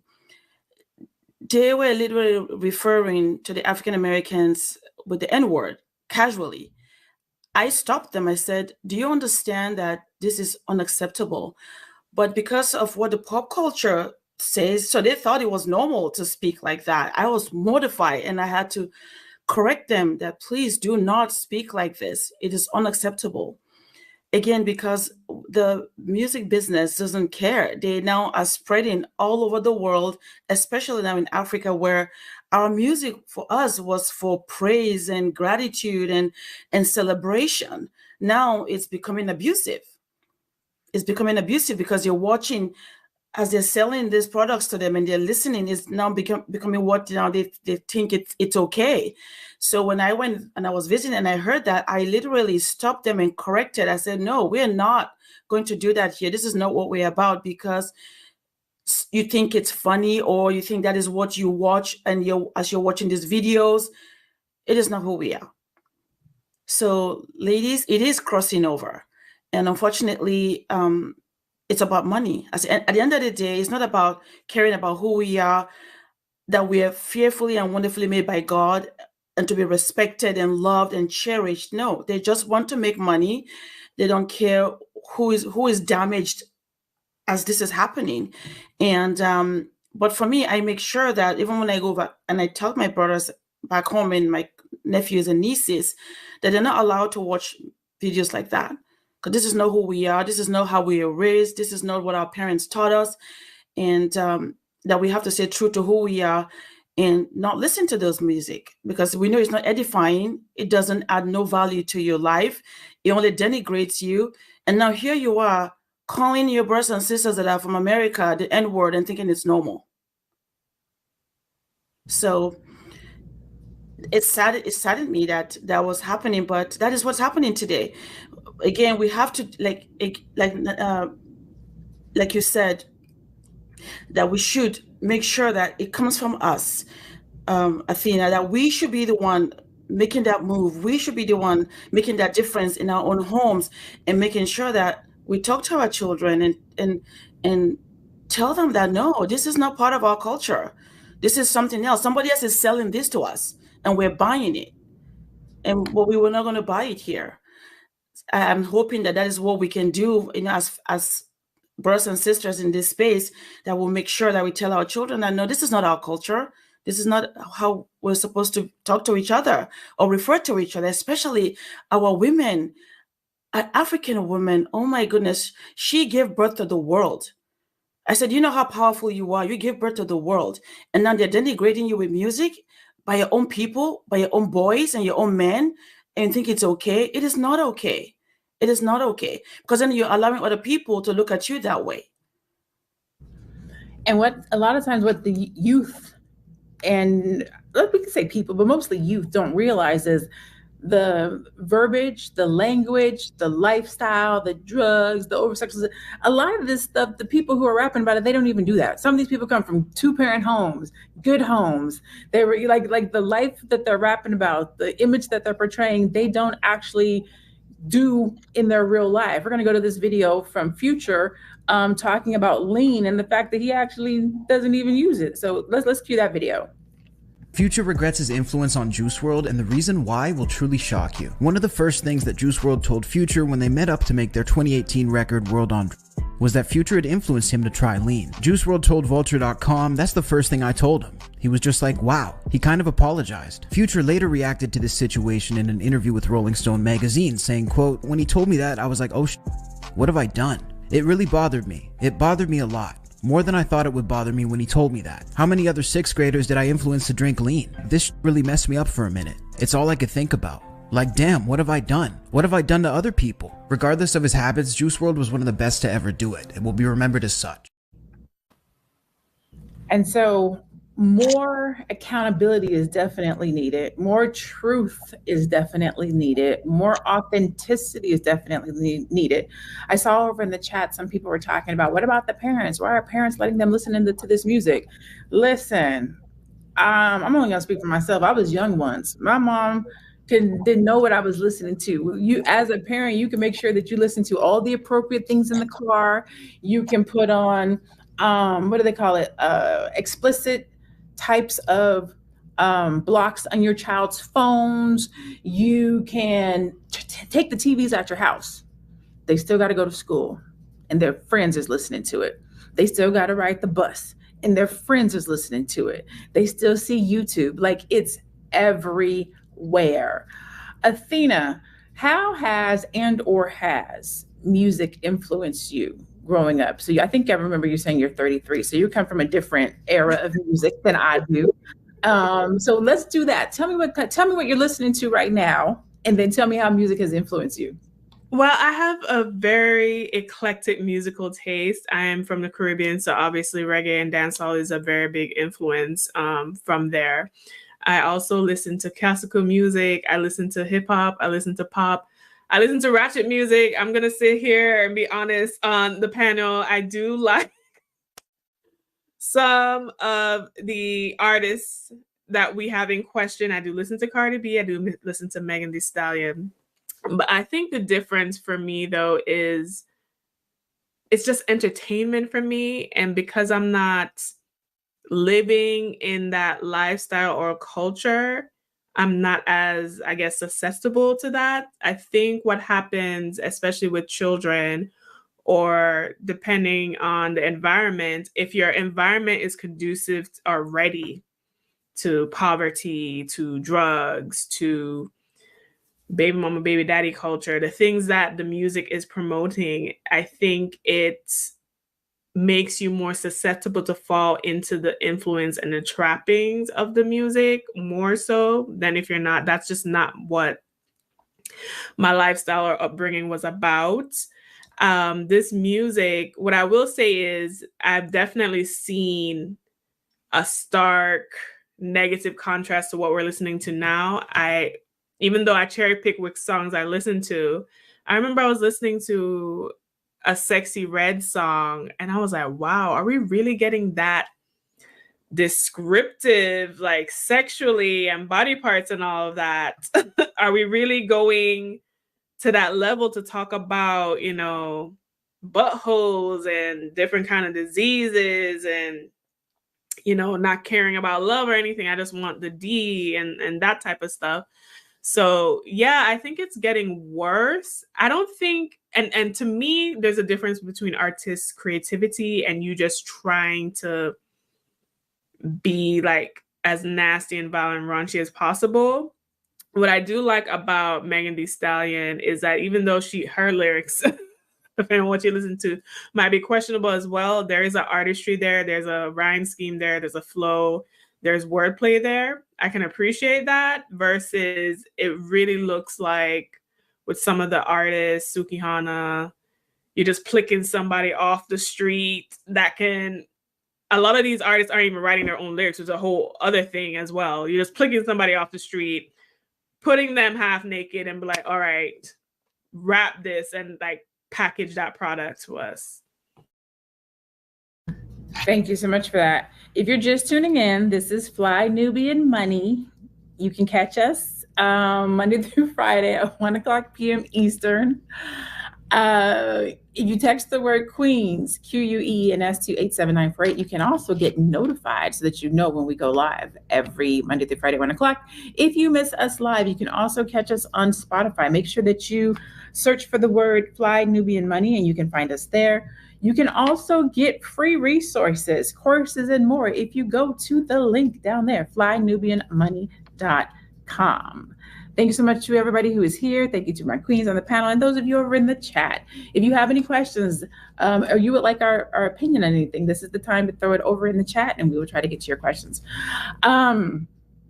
Aisha, you actually brought up a good topic when you were talking about how the American music, if you will, is spreading over into the continent. We see a trend where women are influenced by hip hop, often referring to themselves with negative and or derogatory claims. You said you're starting to hear the N-word, you're starting to hear different things.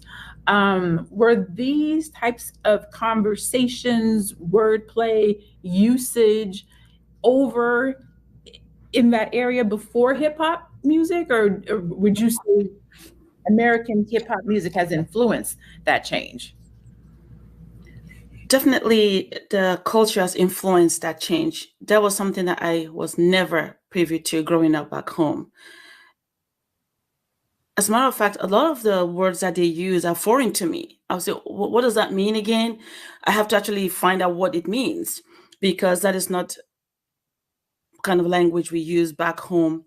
And we still don't. Anyway, my part of where I'm from, but the youth are the ones that are now using that. The older people my age, we don't talk like that, or we don't even know what those things mean or those words mean, because we were not raised that way.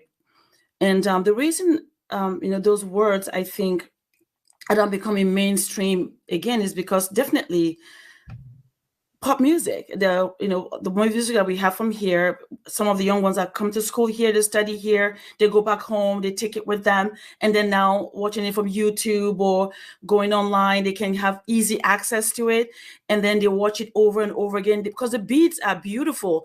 Because as Afro people, we have such incredible talent when it comes to music and the beat, but the question is the words that we use. We never spoke those kind of words before. The word with the N-word, I learned about it when I came to the United States many years ago, but of course now that I'm here for many years, now I hear it more often. So it saddens me that before it was very rare, but now it's becoming mainstream back home. It's like, wow, this is unacceptable. And do you know that as we were driving, when I was back home visiting just a few months ago, there was a bus that drove by as we were driving, and literally the company name was with the N-word spelled N-I-G-G-A. I said, do they know what that means? Do they understand what it means? But I think because they think it means something good, something positive, because that is how they understand it back there, thinking we're living such a flashy life, it's fun. The only part that you will never see is the part that is derogatory, meaning the showing your body and your parts. That is not allowed. They will not allow you to show that. In the northern part of Nigeria, you can't see that common, like showing body parts naked. You're not allowed to do that. They will not allow that. But in some other parts of Nigeria, they might do that because they're a little bit more, we'll say, traveled. They're more well-traveled. But in my part, they will not show that. You have to see that underground. Like one of the comment was made that you do that underground. We know these things happen. We understand it, but it is not allowed to be mainstream. So when I saw that bus pass by, and I know it's because they don't understand the ramification or the weightiness of what that meant, because they thought when they see the pop music that it's normal. I think that's what the way they like to live their life. They're happy, they're enjoying themselves, not knowing that, no, for us, it's an insult. Let's not use those words or put it on buses to say that's our company's name. So really, it's truly becoming a problem. When I went, I was like, wow, this is interesting. This is not what we're used to. But I'm grateful, though, in that we don't have it on mainstream media back home where you can watch them showing casually girls doing things that are inappropriate or too overly sexualized. That is not acceptable. Up till today, that is not something you can see if you go back home and watch TV. Not acceptable. So I'm grateful that we still have that. I wish we had that here. Dr. Alicia, so I'm going to make sure I set myself up for this question right. So it says, are there cultural stigmas within the Black community that might make it acceptable for what we're seeing and hearing? Because a lot of times when we're watching content or we're listening to songs or music, RJ, I am going to get to your question. I just want to ask Alicia this question. I'm going to come to your question right next. We're watching, we're listening, we're hearing. And then when we have a conversation like this, sometimes you hear somebody say, let people do what they want to do. The younger generation used to do it. The N word is R word. It's okay if I want to call somebody B. Are those cultural stigmas in our community that make those things okay? Like, why do we do that? Why do we say it's okay? It's not a big deal. If that's what they want to do, that's the younger generation. We listen to Luke. Like, why do we do that? Or what is that? Okay, yeah. Let me put a pin in that question real quick, because that video with Future, I mean, he felt really guilty. I want to comment on that because he really felt guilty, and I wonder what he's doing about it. Like, when you realize and you look back at your behavior and you see how someone lost their life because of how powerful you are in influencing other people, what is Future doing right now to change that? Like, that's my question. That's my challenge to all of us. Like, we are powerful people and we have an impact on the people around us. And in a lot of ways, in a macro level, these artists have a huge influence on the public. So now that you know this, now that Future know this and other artists know this, like, what are they doing? Like, I challenge all of us, including these artists, to really think about what to do with that guilt, because feeling guilty is appropriate. That makes sense. But to get over feeling guilty is to right the wrong. So my question is, what are you going to do about that? So I love that clip right there, because he was really, you could see the guilt in his face. Also, Athena, I agree with you. Yeah, these songs are so catchy. The music and the beats and all of that, it's like you can really get down. Like, there's a lot of artistry that comes into hip hop music. It's creative. It's something you have never heard before. But if you stop and listen to the lyrics that's behind the really great beats and the musical part of it, you start realizing, oh my goodness, how could you not be affected by these lyrics? And when you stop and think about it, then you can have a nice conversation about how it has an effect on you, which really leads into Dr. Lene, your question is that and also the question from RJ. I see his question in there. Like, with my children, I'm realistic. I understand that I cannot cut them off from society, right? I can put limits on what the type of information they consume, but I am realistic in knowing that I can't stop them from listening to it. So if I see my children, any one of my children, listening to lyrics that is incongruent with our values, I have a conversation with them about it. I say, what do you think about what that person just said? And I'll stop. It's a teachable moment for me and for them to be able to say, okay, what do you think about that? Like, tell me what you think. And if parents have that conversation with our children, that's how you fight it, because it's not going to have an impact on your subconscious mind if you are consciously, on a conscious level, thinking about your thinking, thinking about what's coming into you. And if you have a conversation with teenagers and all consumers of this music, they will tell you, they will say, I think that's really terrible. Good grief, I can't believe this person treats themselves that way. If anything, as parents, raising the question, this video that we're doing right here on YouTube, it's just raising awareness of these concepts. Have a conversation with other people. What do you think about this? Is this who and what we are? Have you noticed that our images are controlled and seen and very derogatory? What do you think about the misogynistic perspective in the lyrics of music? All rap music, I have yet to see a lot of it that's promoted in media. The lyrics of those music, it's hatred toward women.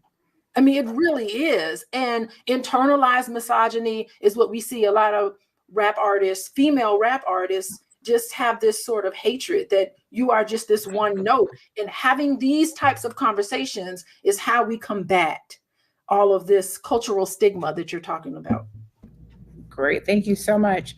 RJ, so RJ's question was, my question is, do you think younger folks in my generation should be encouraged to listen to music that my parents were raised on? Absolutely. Yes. I think that there is something in passing down music from generation to generation. One, you don't lose, right? If I talk to somebody right now, I'm like, who is Luther Vandross? They won't know. Like y'all don't know who Luther Vandross is. Y'all know who the five, like, have you watched the 5 Heartbeats? Like what do you understand about music? The other thing is they're listening to this music today and they don't even know that they're remakes. Like they're what do they call? What is it called when they samples? They're samples. Yes, they're sampling old music. So this song that you're grooving to that you think is the stuff, that's from like 10, 15, 20 years ago. So to have a good understanding of music, but also old music is old music. You can learn something. You're going to hear something different. You're going to feel something. So yes, I do think that. And then the other question from Danette, how do we fight against negative rap music as a community without being accused of practicing censorship or stifling an artist's creativity or messing with someone's money? Athena, how would you like to answer that question? How do we fight against negative rap music as a community without being practicing or messing with someone's money? Listen, money is going to go where it finds value and where money is a reflection of people and their values. So we can't control messing with somebody's money. What we can control is, as a people, what we decide to do. There are artists, R&B artists, rap artists, hip hop artists that push a positive message, that have positivity, that does not get as much shine. I know when I was attending A, B, and C, D1 was an artist that was there and that is doing a lot of positive things. Rhapsody is another artist that is doing a lot. So it really is a reflection of us as a people. And that's why I said we have to take accountability for what we indulge in and promote when. So if we were to say as a group, you know what? We are only going to support artists that have positive messages and images. We are only going to support artists that reflect certain music, and we're going to put our streaming time and our dollars behind that. Guess what these record companies would do? They would switch it up real quick. They would switch it up so fast. You'd be like, how did they even do that? Right? Now, every once in a while, artists will break through on creativity. So I'm even thinking of an artist like Missy Elliott. Such a huge Missy fan. I'm going to see her on tour next month, by the way. So I'm really excited about that. Busta Rhymes, okay?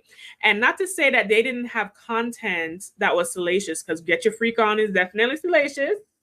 1 Minute Man is definitely salacious, but it was not on the level of the, intense, graphic, sexual nature that we have now. What I do miss about hip hop is more so when what things were implied or innuendo. So even if you liked a song, unless you were of that age or you knew what that was, it kind of went over your head. Like some of the songs I listened to from back in the day. So like I was listening to Mariah Carey's Honey.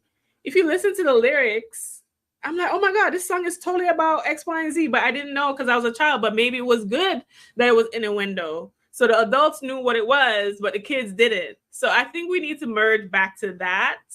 And I think we need to put our focus and attention on artists that we support as a community. But like I said, this issue is a community issue, and we have a hard time galvanizing behind anything.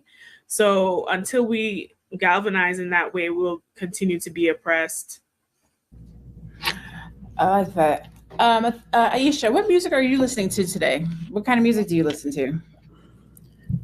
I listen to spiritual music. Mm-hmm. Okay. What kind of music? Do you have children? Yes, I do. What kind of music do your children listen to? Do you let them listen to hip hop? Do they listen to hip hop? No, I don't let them listen to hip hop music. My son does listen to rap. He likes Kendrick Lamar and some of the artists in that genre. So but I talked to him about it. We talk about it. I said, so what kind of lyrics are you listening to? What are the words? And sometimes he'll laugh about it and tell me, yeah, this is, but I say, well, I hope that you understand that music does affect you. So be careful what you listen to. But I'm like Dr. Alicia. I know that they will be exposed at school. I am very realistic about it. It's just to have that conversation consistently about that. But in my house, I listen to Christian music, and they make fun of me. Oh, Jesus, because they make fun of me all the time, but that's okay. But they understand that that's important to me, that I value what I listen to. And they pick it up. They listen at home. They're hearing that, the word of God is important. And as you're listening, because I say we are in this world, but not of this world. As you listen to this, it's going to happen, but know also who you are and what you're about. So that way you have that balance. So you're not off. But for me personally, I listen to, really spiritual music. That's what I love. I used to love country music and the old hip hop, Luther Vandross and all those people, Michael Jackson. But now that I'm older, it's just Christian music that I listen to and allow them to listen to their music. My daughter, on the other hand, doesn't listen to any music. She's 12 years old. She doesn't have no iPhone, none of that. She doesn't listen to any music.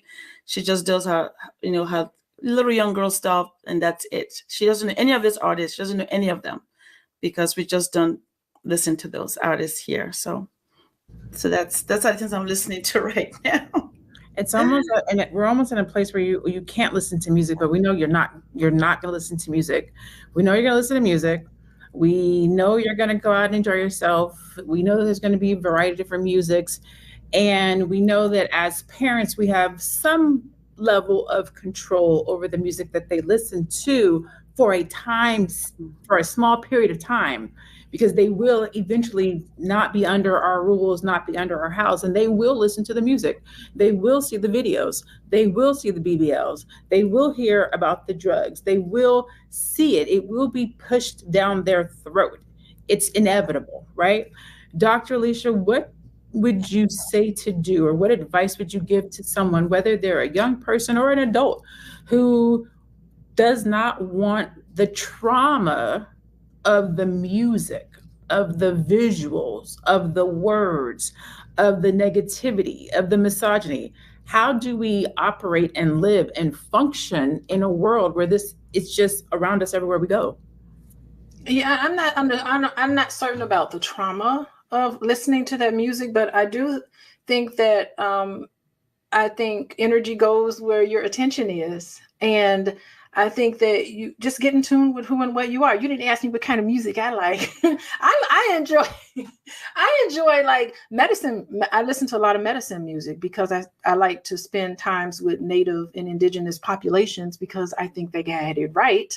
And I incorporate that into my life. Like everything around me has a symbolic meaning of something that I want to cultivate in myself and bring out into the open.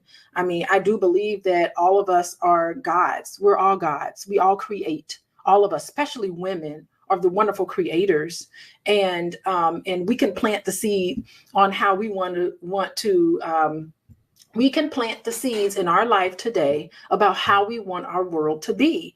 And you have to make an agreement, with yourself. So you make an agreement that, you're going to surround yourself with things and ideas that reflects who and what you are. And, I think that we have to keep those things in mind because it works. It can't not work because we know it works. If it didn't work, there wouldn't be so much attention placed on controlling the minds of Black people. You don't have to really care. Who cares about what we do as long as they control these images about how we are seen?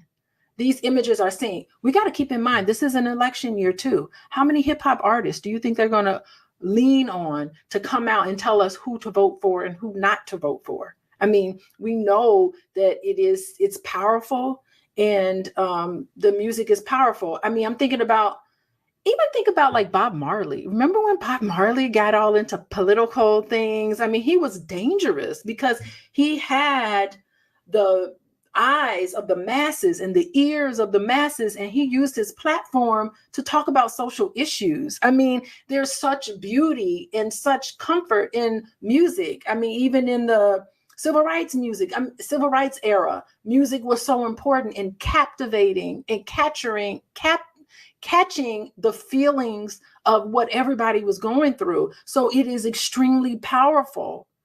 And we have to understand how powerful that is, and just use your brain. I mean, have some critical thinking skills. I mean, you know, we have in this video laid out the formula. We have laid out the theories.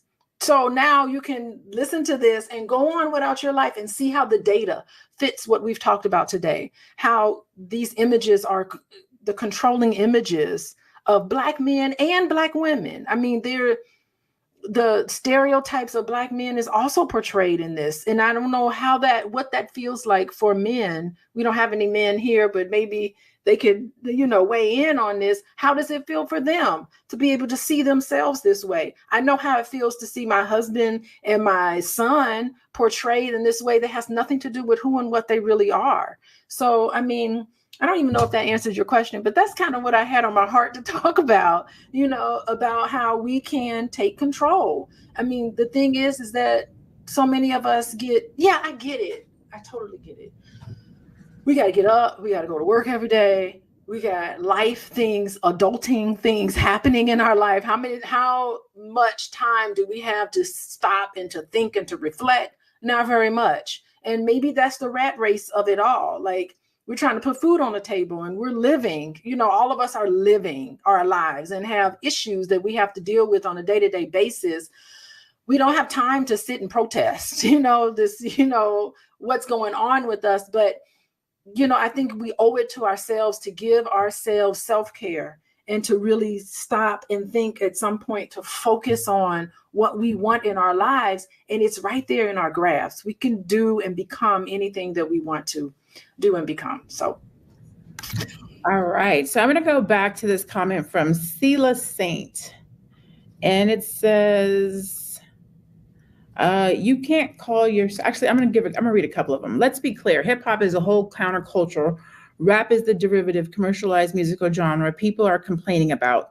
But the distinction between hip hop music and rap needs to be made. So true. You can't call yourself Fly and demonize hip hop as a whole at the same time. It's very hypocritical when the word fly came from hip hop culture. So let me just address that. Right. First of all, nothing is ever demonized. We're not demonizing hip hop culture, the hip hop culture or rap. We're saying be accountable, be responsible for what you're saying and what you're doing as an industry, because it matters, right? It counts. If you're talking about Molly Percocets and you're making it a glamorized thing and you're then turning around and feeding that to the Black community, that's not what hip hop means. That's not what it started as. That's what hip hop started as and what it meant when it started before it became commercialized has changed. And what it has turned into is not acceptable. So it's not demonizing, it's holding accountable, which for some reason Black people have a hard time doing. When something is wrong, we need to say that this is wrong. We need to say, treat us better. We need to say, make better music for our children, or we need to take our dollars and go spend money somewhere else. So demonizing, holding somebody accountable is not demonizing. It's saying, I see you, respect us, respect the culture, respect Black people. Okay, so just wanted to be clear on that. We have 2 minutes. So we're going to make this really, really quick. We're going to go around the room very quickly, tell people where they can find you, how they can support you, and then we're going to go ahead and get out of here. We'll start with you, Aisha. Thank you, Dr. Lene. You can reach me at aisha@rverzi.com. That's my name, Aisha @Verzi.com. Or I'm also on IG at Aisha Verzi, one word, GFI, which is Global Financial Impact. That's my where you can reach me. Thank you. Awesome. What about you, Dr. Alicia? Oh, okay. I'm unmuted. Okay. Hey, everybody. My name is Dr. Alicia. If you're ready to take control of your life, you can reach out to me, make some changes in your life. You can contact me at coachingwithdralicia.com. I work with couples. I also work with individuals and families. You can fill out my intake and I will reach out to you. If you want to follow me on social media, the best platform is Instagram at Coaching with Dr. Alicia. Great job. And last but not least, Miss Athena Gardner. Hi, everyone. It was so lovely to contribute to this discussion today about hip hop. My name is Athena Gardner. I'm a CPA and women's wealth coach. I help women level up financially. If you're a woman and you're interested in doing that, you can find me at wewealthwomen.com, on all social media at wewealthwomen, and listen to me on the We Wealth Women podcast on Apple, Spotify, and iHeart. Awesome. Thank you so much for joining us today. I am Dr. Lene Javette. I am a monetization strategist as well as a business coach. I help Black service-based entrepreneurs who package and sell their expertise to brand their brilliance and triple their revenue. This is Fly Nubian Money. I'm going to say it again, Fly Nubian Money. And you can catch us at flynubianmoney.com if you are interested in getting some free financial resources, courses, or other things that are over there. If you want to be notified when we are online live every Monday through Friday at 1:00 p.m. Eastern, you can text the word Queens, Queens, to 87948, and you will be notified when we are live. You can also go to Spotify and search for Fly Nubian Money if you would like to listen to us on the go. Today has been a great day. We always appreciate you guys for tuning in, giving us your feedback. And you know what? Today I'm going to give a special shout out to our producers that do the stuff on the back end, that bring up the slides and make sure that your questions come up on the screen. So we want to give a shout out to our actual production team as well. But again, thank you so much for tuning in on today. We will see you guys tomorrow. Remember to stay blessed, be Black, and be one. We'll see you later. Bye-bye. Demons through life and how you can work through these things. Remember when I was mentioning to you all that undiagnosed, untreated trauma is, in my view, the greatest impediment to Black wealth, because to build economies, you need trust, and traumatized people cannot trust very well. Traumatized people also can't even trust themselves. They don't come through for themselves as well as they could otherwise, because when you have all these extra emotions you're carrying around, this extra baggage, it really makes it difficult for you to reach your fullest potential and become the person that you're supposed to be.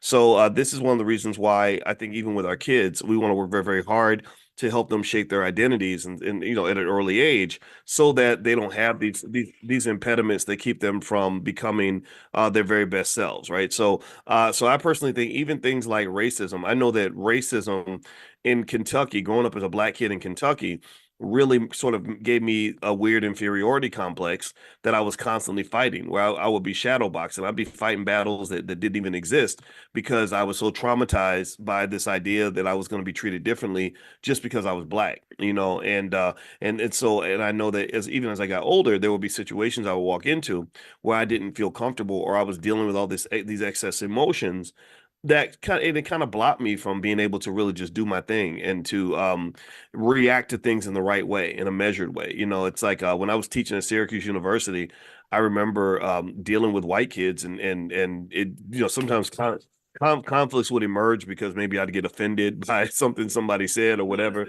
instead of me just dealing with the issue. Now, I think that we might have, speaking of dealing with the issue, are we back? Do we have audio? Yes, I have audio. I figured it out. Okay, great. All right, very awesome, very awesome. All right, so babe, why don't you tell them who you are, what you do? I assume most of you all know this is my wife, Dr. Alicia Watkins, and I'm going to mention this really quickly. My wife is not just a therapist. She is a therapist that trains other therapists, so she's really good at what she does. Also, she is, and I got to give props to the Black woman next to me. I hope that's okay. She is one of the few, you know, a very small percentage of PhDs. First of all, only less than 1% of the population has a PhD, and that percentage is even lower when you talk about people that look like us. But then even beyond that, a small percentage of PhDs become full professors at a university, right? So she's really rare in her field. She's one of the best around. I watch her every day in terms of you know, the fact that she listens to therapy trainings just for fun. I've seen her read books hundreds of pages long on the subconscious mind. So she's really a great partner in terms of being able to understand what's really happening with our mindset and our money. So with me saying all that, babe, why don't you tell them who you are, what you do, and everything else? Because I have to lay it out there. I want to lay it out there because I don't want people, because there are a lot of people on the internet who sound good but don't know what the hell they're talking about. And I know you put in 20 years of work, 30 years of work into this stuff, right? So to me, I think there's a difference between somebody who has been studying something for 20 or 30 years versus somebody who just got up one morning and decided to start a podcast, and so because it really can cause you, it makes the difference between getting good information and bad information, or scientifically proven information, versus just something that came off somebody's hip. So anyway, I'll let you go ahead and take over from here. Why don't you tell them about what you do and everything else? Yeah, my name is Dr. Alicia, and I am a social worker. I like to present myself as a social worker first because that's my background in my training, and I work as a professor in the Department of Social Work at a a nice institution. So that's what I do. I do train other adults who want to change their career and become a social worker, many of them, and I also do a lot of supervision for individuals who want to get their license. So I'm a licensed therapist, and so I help sign off on other individuals who have completed their degree and they also want to become a therapist, a licensed therapist as well. So that's some of the things that I do. And I also have my own private practice, and I do a lot of work, particularly with a lot of your students' voice, but also some other people as well. So I work with families, I work with couples, I work with individuals who have these demons attached to them. I love this whole, what is it? You said financial demons? Yeah, financial demons. Today? Yeah, go ahead, please. Sorry.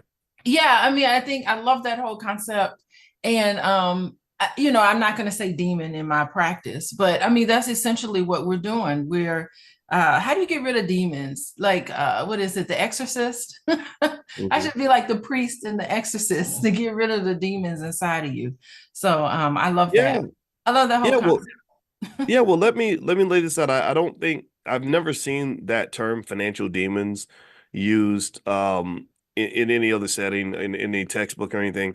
But but that's the goal of the Black Business School and our financial therapy department. Is we're not here to just simply replicate what's already been studied. We want to go deeper. We want, we're the black wealth, we're the black wealth surgeons, of America, in the sense that, to solve a serious problem like the racial wealth gap, you really need to do that surgery. You need to do that specialist focal, very, very deep focused specialization that's going to allow you to figure out from a nuanced fashion, like what's really happening here, right? So, so the term financial demons is basically something, or you can call them money demons, either one, whatever you want to call them.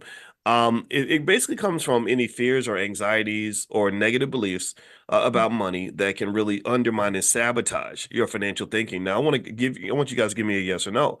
Would you say that there are money demons in the Black community? Do you think that there are fears when it comes to money that plague us, anxieties, just stress that comes when it comes to money? Are there negative beliefs that hold us back? And also, the thing about these psychological barriers is that they might come from past experiences. I want you to think about the past experiences that you've had or that you've seen other people have that may affect their decisions when it comes to money.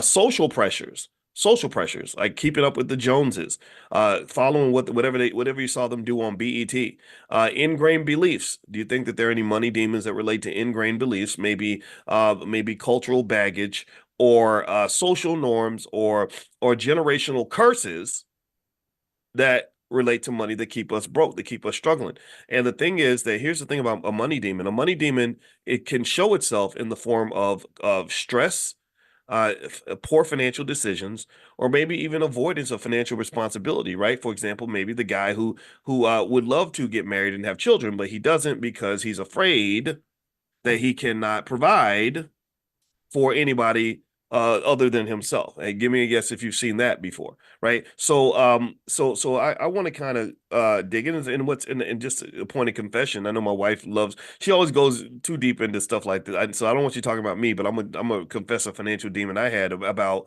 marriage. When I was 28, I met a nice lady who was older than me, who was financially secure. And I did not pursue the relationship because I said, I'm broke. I only, I only make $1,000 a month. And she was making probably $10,000 a month. And it made me feel very awkward. She had her own house and a nice car and all that. And it made me just feel like, gosh, this is not this is not cool. And I don't think that was her at all. That was really me. Now, mind you, I'm glad I didn't marry her or date her or anything because I got to marry you. But still, like, I think little financial demons like that are things that we kind of overlook in terms of sort of seeing how our relationship with money shapes how we make decisions. So let me ask you this, babe.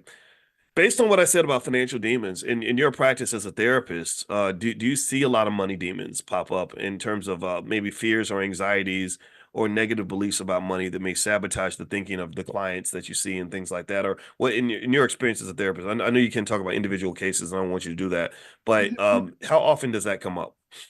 Well, financial demons is what, and other types of demons, we can take it in terms of your thoughts. That's what gets you into my office.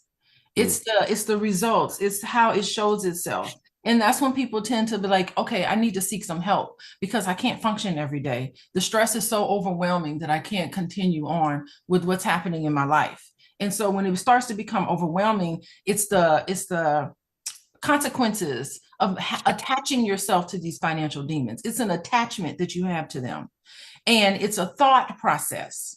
And and it's interesting because with financial demons, the more you feed it, the bigger it gets. And you feed it in two ways. The first way you feed your financial demons is by avoiding it. Is by just saying, you need to open up your credit card bill and you need to look at what you spent last month, which is what we're going to do after the month of May. It's crazy, right? You know that you have all of these issues that you need to deal with and you're avoiding them and you're not addressing them. And so what happens is that short term, you feel a relief, but long term, it ends up getting worse. So that's how the financial demons grow. Number one, by avoiding. And the second way financial demons grow is by fixating yourself on what you don't have and comparing yourself to others and say, I don't have this, I can't do this. It's this rumination that you have in your head about what you can and cannot get, what you think that you think. It's what you think that you cannot have. And that's the second way you feed these demons. These demons actually are energy that lives off of you. It attaches itself to you and it grows based on your fears. Okay. It's like the movie It. You ever see the movie? I love the movie It because really it is a perfect dramatization of what happens inside of us. You have to remember, ain't no devil in terms of how I see it in my work and how I see life in general. There is nothing outside of you. There is no devil. There is no demon. The real demon is your thoughts. And if you look at the movie It is a representation of what happens inside of all of us when we start feeding this demon. And that clown, it got bigger and better. It fed into their insecurities and it grew until one point in this movie. And it's when they stop and they turn around and they face that clown and they start beating that clown up and they start attacking it. And that's when the clown shrinks down into nothing and just goes away. It's the same horror film. All the horror films that we have is nothing but how something gets attached to you. But Hollywood makes it seem like these scary people are doing something to you. There's nothing outside of you that's against you, really, other than your mind. And I really do mean it in terms of racism, white supremacy, believing that the white man is all that and they got everything and they're the desirable people. That's mind control. That's them feeding us the demons of this other thing is better than we. Wow. Okay. So, so one of the things I'm gonna lay out a theory here is one of the theories I have is that based on what you're saying and based on, movies like It and stuff like that, or maybe the movie Smile. You and I saw the movie Smile, which, Smile's a really creepy movie where basically people, you would witness somebody like doing something crazy, like cutting their own throat with a big smile on their face, and they'd be doing this. And it was a real creepy thing. And what we realized when we saw this movie was we said, oh, this movie is really about trauma. It's about how trauma is contagious and how that causes us to that traumatized people can traumatize other people, and it becomes almost like a virus, right? So it almost seems like with money demons, one aspect of the money demon concept is that you're really also talking about, in my opinion, these preconceived beliefs that people have that really come from these generational curses that are passed down, right? Or perhaps a money demon might be a trauma that you experience because somebody financially traumatized you. Let me give you an example. I talk about this a lot in my book, The 10 Commandments of Black Economic Power. When you loan money to somebody that you trust, and it's your cousin, and you give them your last few dollars that you had stacked up to pay the rent or the mortgage, and your cousin just, ghosts you or disappears and doesn't want to pay you back. And then every conversation becomes awkward, after that. They yell at you and cut you out when you ask for your money back. And then, so at the end, you lose your money and you lose a loved one. That's very traumatic. And I think that can become a demon, because the way I see that demon manifest is people, they transform. It's like the demon possesses you now. Right? You used to be Mr. Loving and trusting, and I want to help everybody. Then you become, this is why I don't loan money to relatives. I don't care. I don't care what's going on with you. I almost feel like that's a transformation, right? Almost like a demon possessing you. I mean, what do you think, babe? Yeah, well, I mean, I just don't recommend people loan money to anybody, really. I think that you should, if someone is in a dire situation and they really need money, you probably should just think about what you're comfortable parting ways with. What's an amount? All of us right now should think about, okay, what amount of money can I part ways with where it's not going to make a big difference to me? And that's how you need to think about working with people who are close to you in terms of money. Just give them the money. Just say, enjoy yourself. I hope everything is okay, because listen, when you start loan somebody money and you see them walk around with a new pair of shoes on, it's always going to create a dynamic. It's going to be like, okay, so this person can't give me back my money, but they can buy a new pair of shoes. I recommend just try to avoid loaning somebody money anyway. But think about that.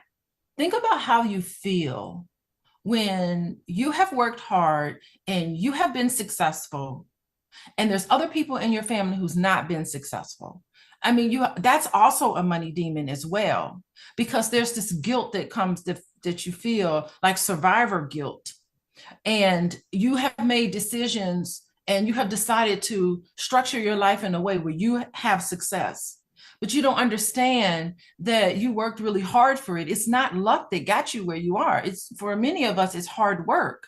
And you start looking around at everybody else and you're successful and other people aren't successful. I mean, that's exactly, those thought process is also can be a financial demon as well, because you think, why me? Why am I so successful and other people aren't? So that, and you see it with a lot of celebrities, and definitely you see it with a lot of, especially when you talk about athletes who grew up in the neighborhood where it was a lot of poverty, and they become successful and they bring all their friends along. Now, it's okay to deal with it that way as long as you have good boundaries there. But it's other people who need to work just as hard as you. And they also need to, also show and prove that they have this, this ability to be able to come up with you. So I think it's beautiful to come up, bring everybody who's available and who's willing to do the work, but you still have to do the work, and there's no substitute for that. Well, it's funny, and I think this is a good opportunity for you and I to see things from different perspectives. First off, use that word recommend, like I recommend people do this. That's just my recommendation. One thing I always tell everybody is I don't give financial advice. I don't, because you have to have a license for that. But then also, I don't want to tell you what to do. I'd rather establish a framework for you to use to make decisions. And I want you to just make sure when it comes to taking risk, because everything's risky. Money's risky, love is risky, trusting people is risky. And where I find that people tend to be the most upset, at least I am. I know the times I'm most upset is when I was taking a risk I didn't know I was taking a risk with.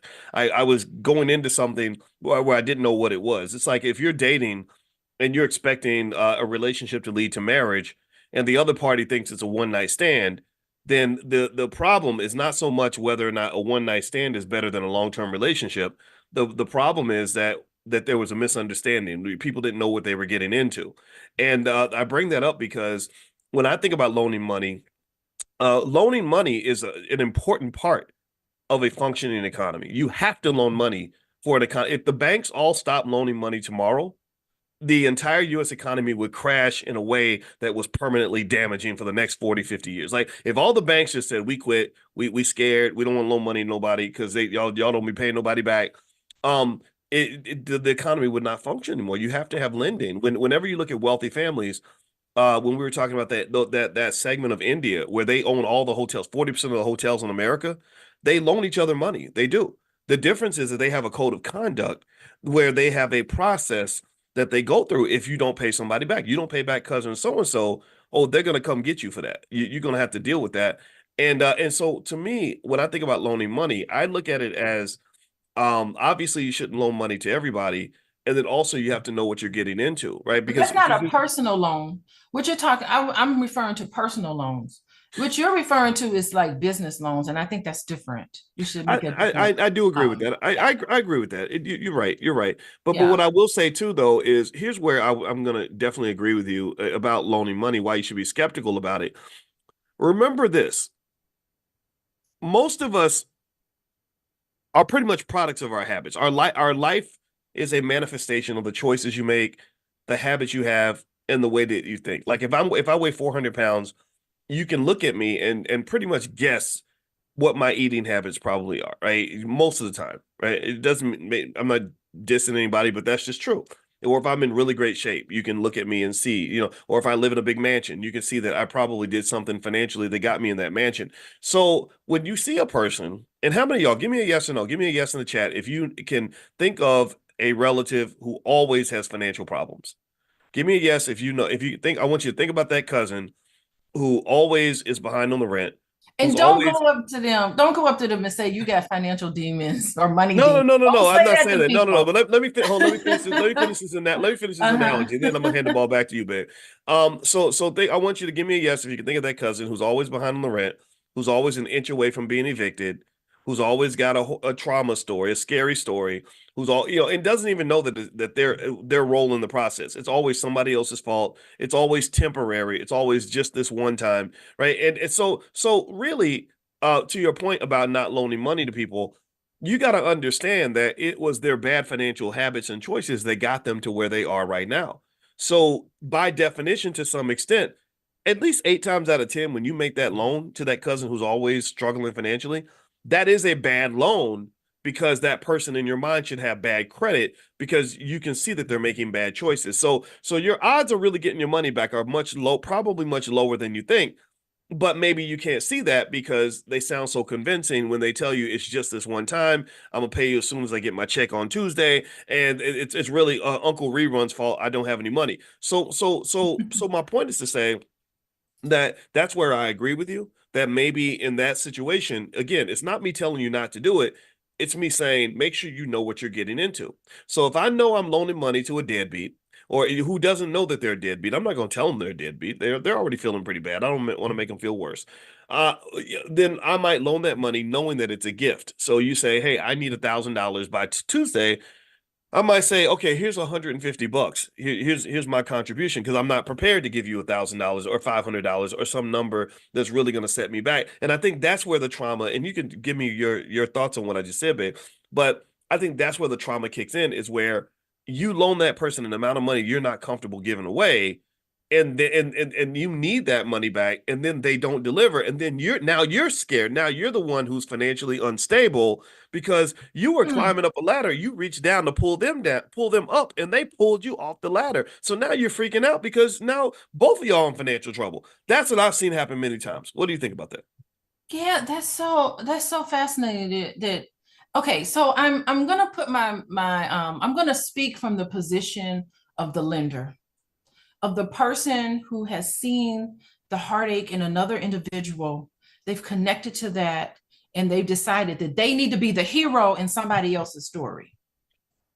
They themselves feel like they need to be the hero in someone else's story. So in that sense, the loaner, the individual with the money, is in an up position.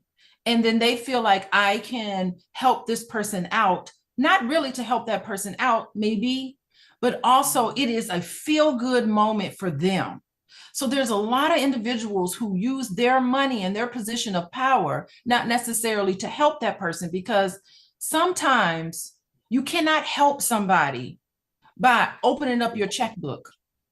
Sometimes when you look at situations and you see somebody in these dire situations, you cannot help them by opening up your checkbook and just writing a check. If you could write a check and help people out of their misery, it would be so much easier.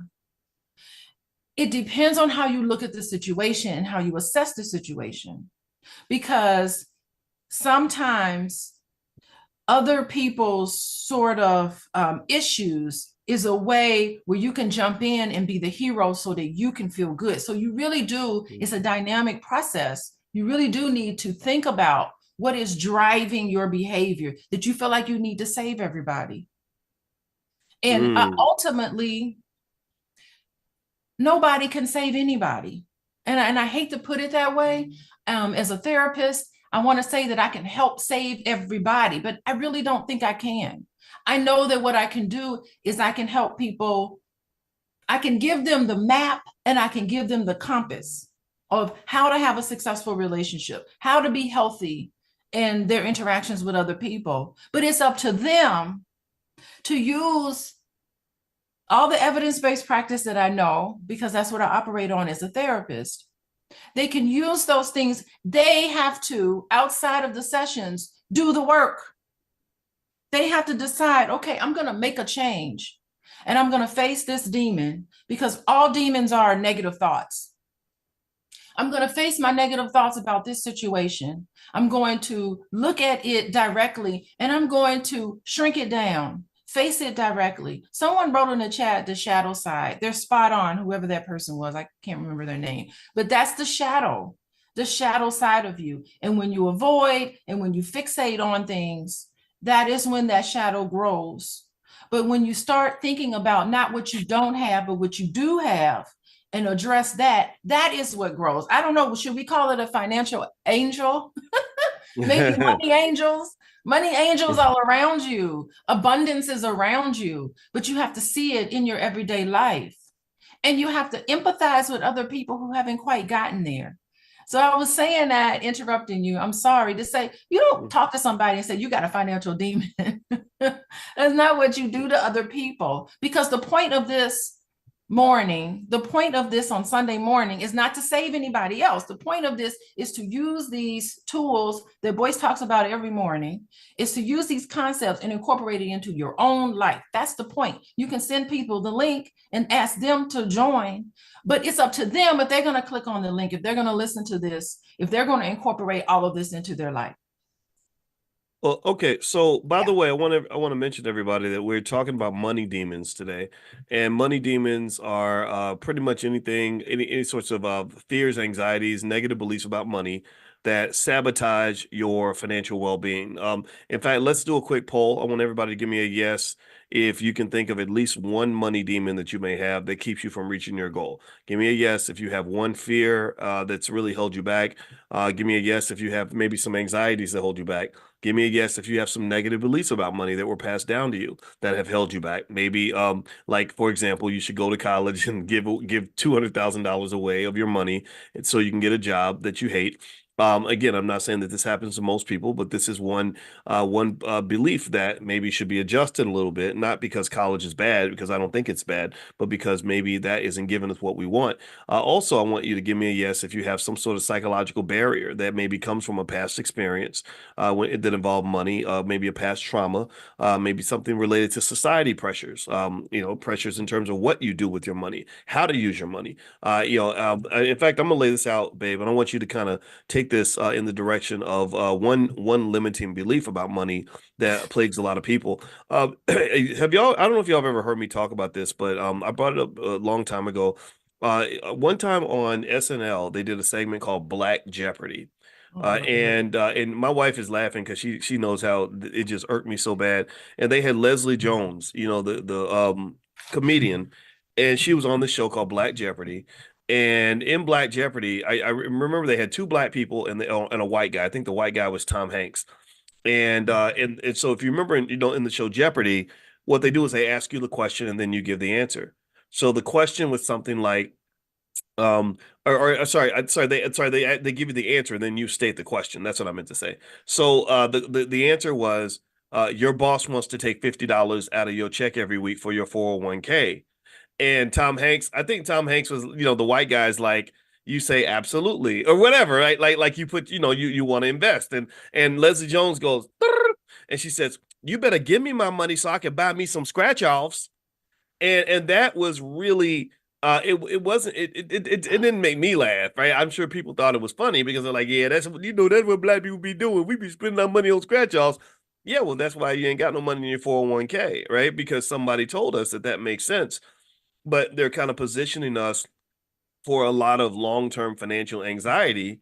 I've seen people who become millionaires off their 401k, but by maxing it out at an early age. You max that thing out at 22, 23 years old. When you hit retirement, you're very wealthy. And remember that you don't just get the benefit when you retire. You're financially secure for a good 20 or 30 years, even before retirement, because you've got hundreds of thousands of dollars sitting over to the side in case you lose your job, in case you really need the money, in case you want to buy a home, in case you want to quit your job, or in case something bad happens. So let me ask you about this, babe. So what is your assessment in terms of what I just said about that Black Jeopardy thing? I feel like that's kind of a money demon that some parts of our culture, what we call the culture, it can be a little bit anti-wealth, because you don't see a lot of wealth coming from the culture. What do you say to that?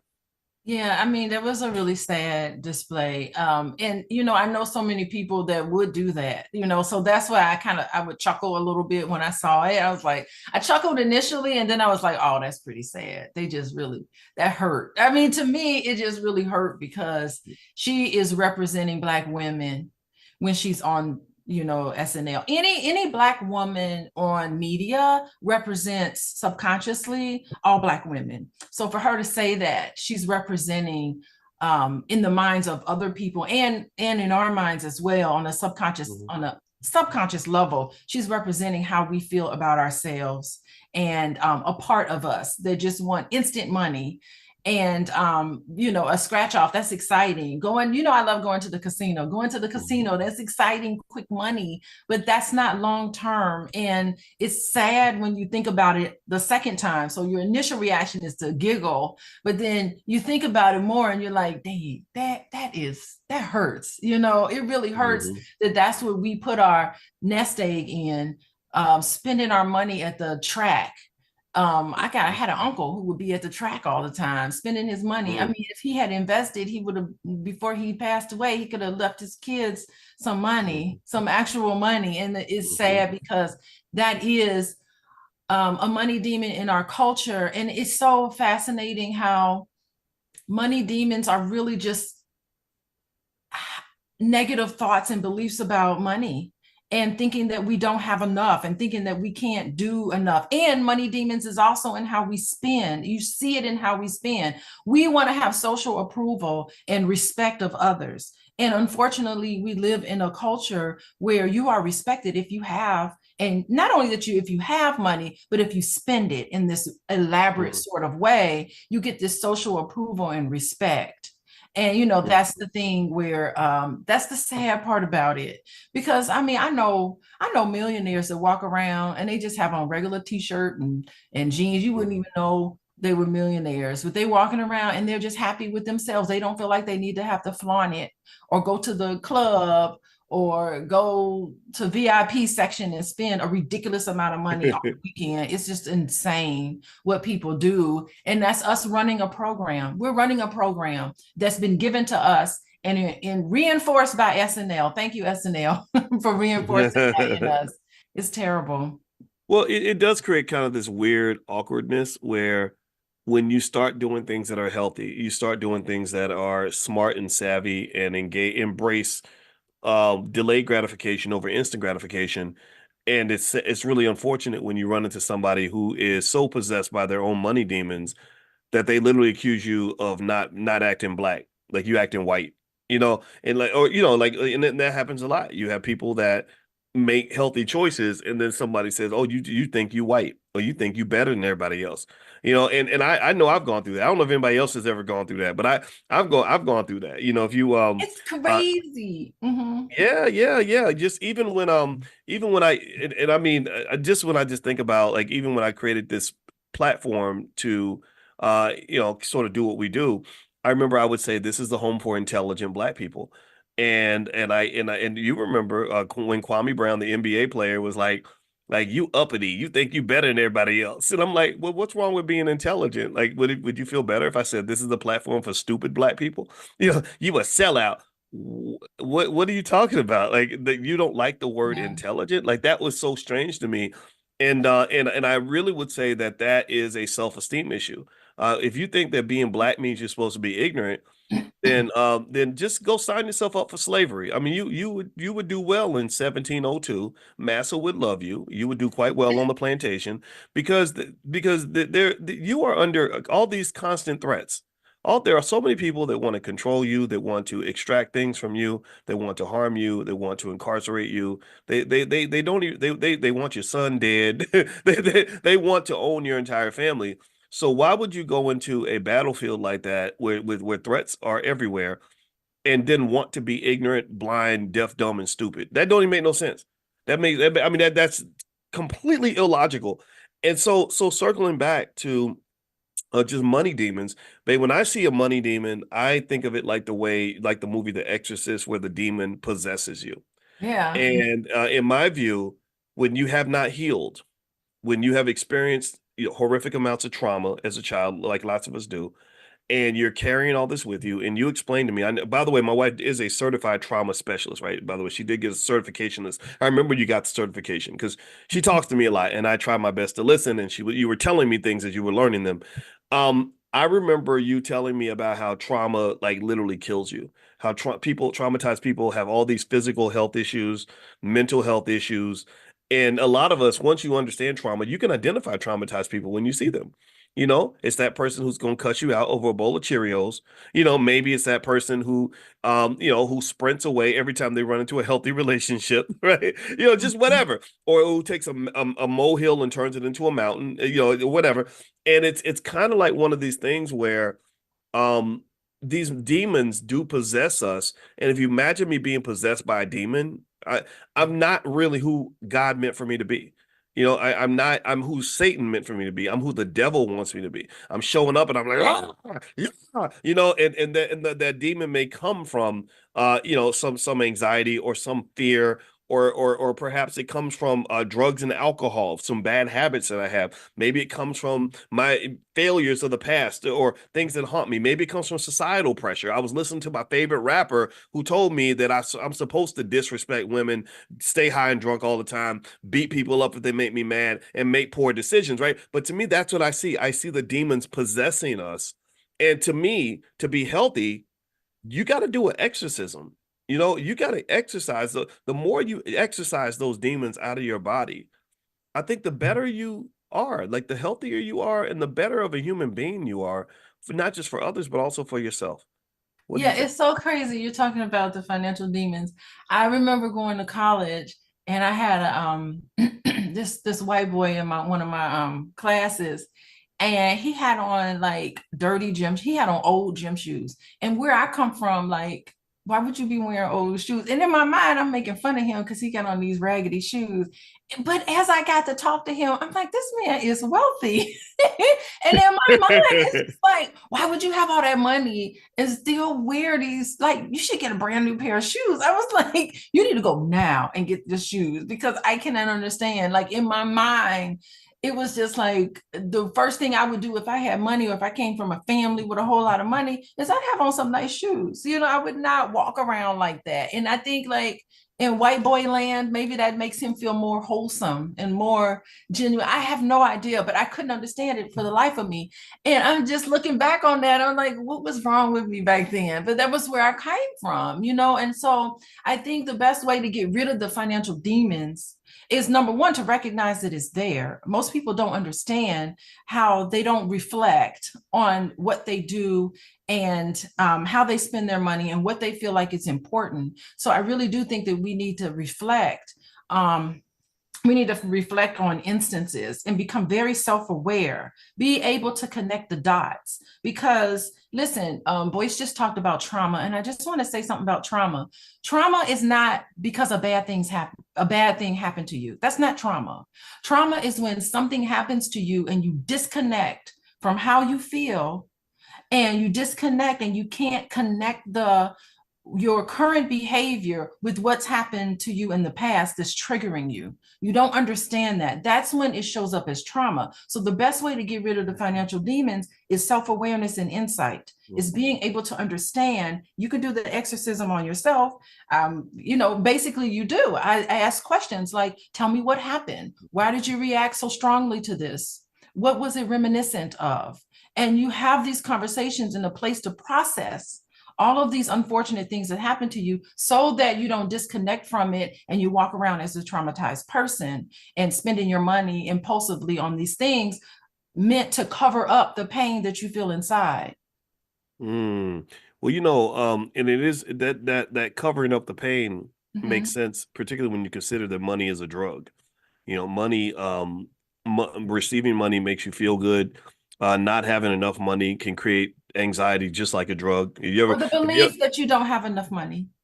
Say it again. Oh yeah, the belief that you don't have enough money. There we go. And it's like if you imagine how a crackhead must feel when they can't get no crack. There's a lot of anxiety attached to that, right? Oh, but let me tell you, nobody is better at getting money than somebody who's on drugs. They are really good at manipulation. Yeah. And manipulation. They are. I mean, I have seen just remarkable performances from people who are on drugs, manipulate others to get money out of them. It's their entire life. As soon as they wake up in the morning, they're like, how am I going to get my next fix?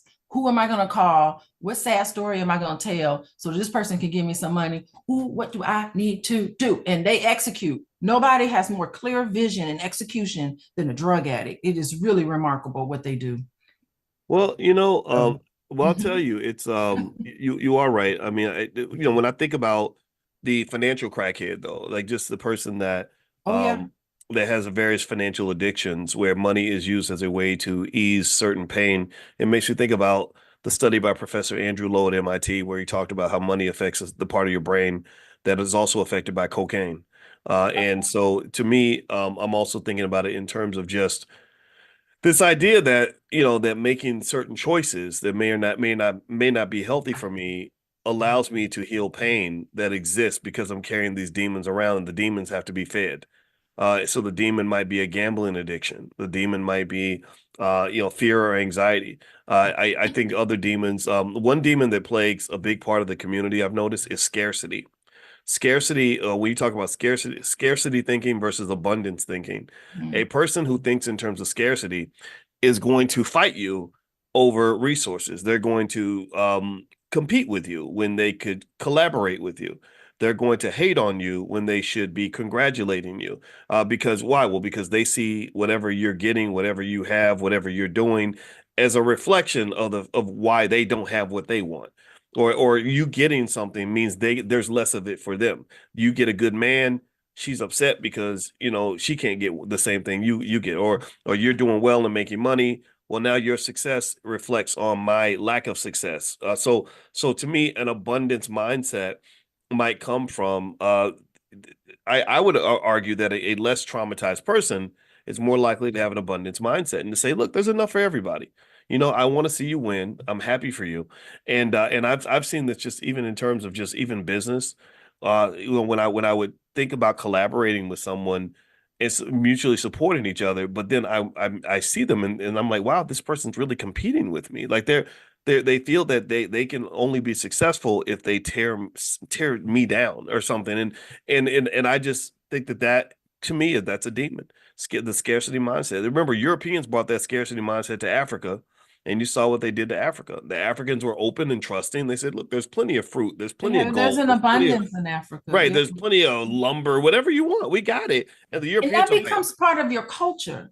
I mean, just think about how the Europeans came in and just invaded Africa. It's because think about Europe. It's a cold rock. Nothing grows in Europe. Nothing's colder. I mean, I enjoy Europe for the culture and everything, but I just do not. That place is it's cloudy. It's always cold in my mind. Like I've never been to a beautiful tropical, beautiful vacation in Europe where the weather was great. Like the people are great and the culture and everything, but the weather is just not always. Take a jacket.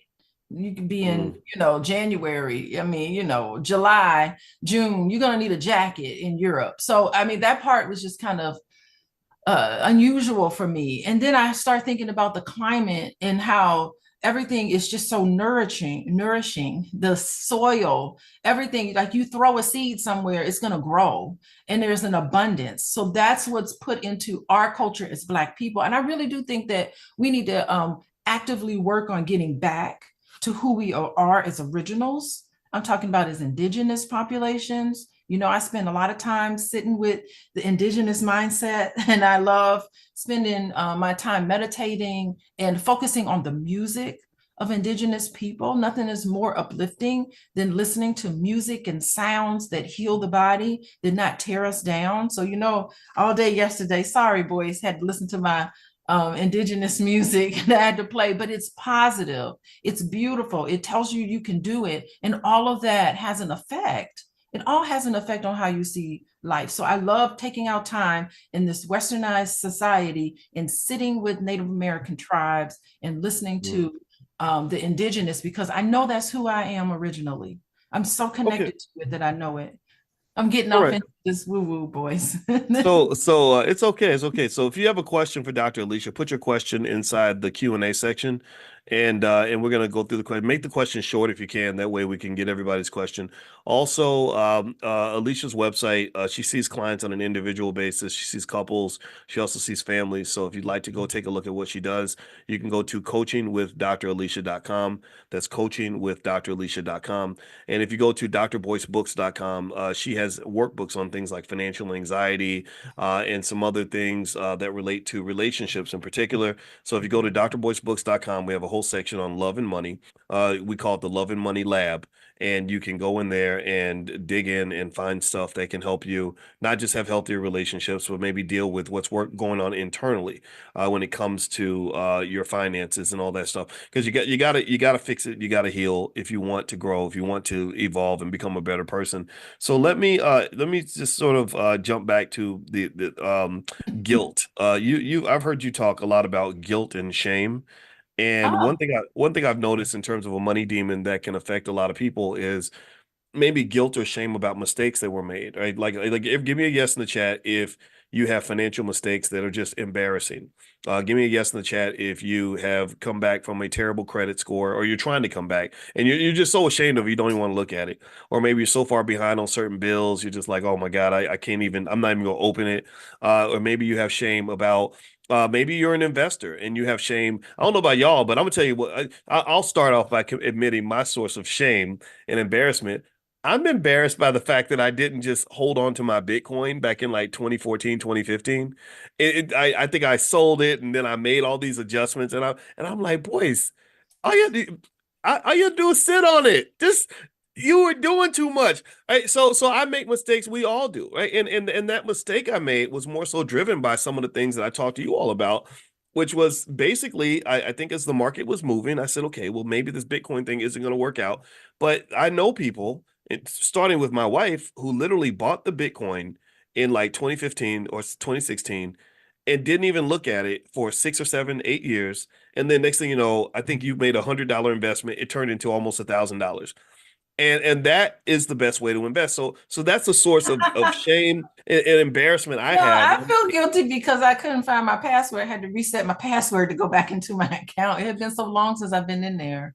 Yeah. And I think that there's just a lot of a lot of shame because you maybe for a lot of us, you start off struggling financially. You don't always know what to do. You make mistakes for emotional reasons, maybe because you have a short-term temporary problem and you handled it in a way that had some long-term implications. Maybe your student loans leave you feeling a little bit guilty and angry because of whatever. So what about guilt and shame?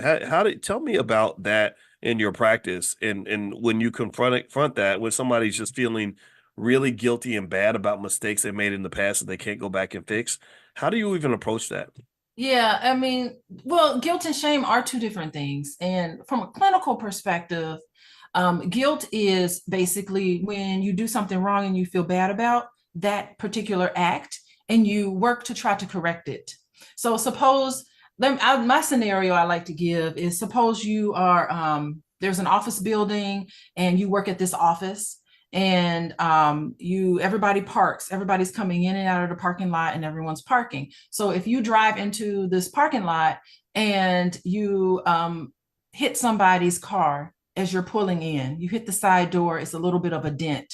It's, what are you going to do about that? So guilt says, you feel guilty, you say, you know what, I am going to go into the office, I did this, I'm going to go into the office and maybe talk to the receptionist and ask the receptionist, do you know whose car this is? And if they do, maybe they connect you to the person, the owner of the car, and you go up and you say, hey, I just hit your car. Here's my insurance information. I'm really sorry about that. Boom. That's guilt, right? Where shame is something where, shame is where you think, what is wrong with me?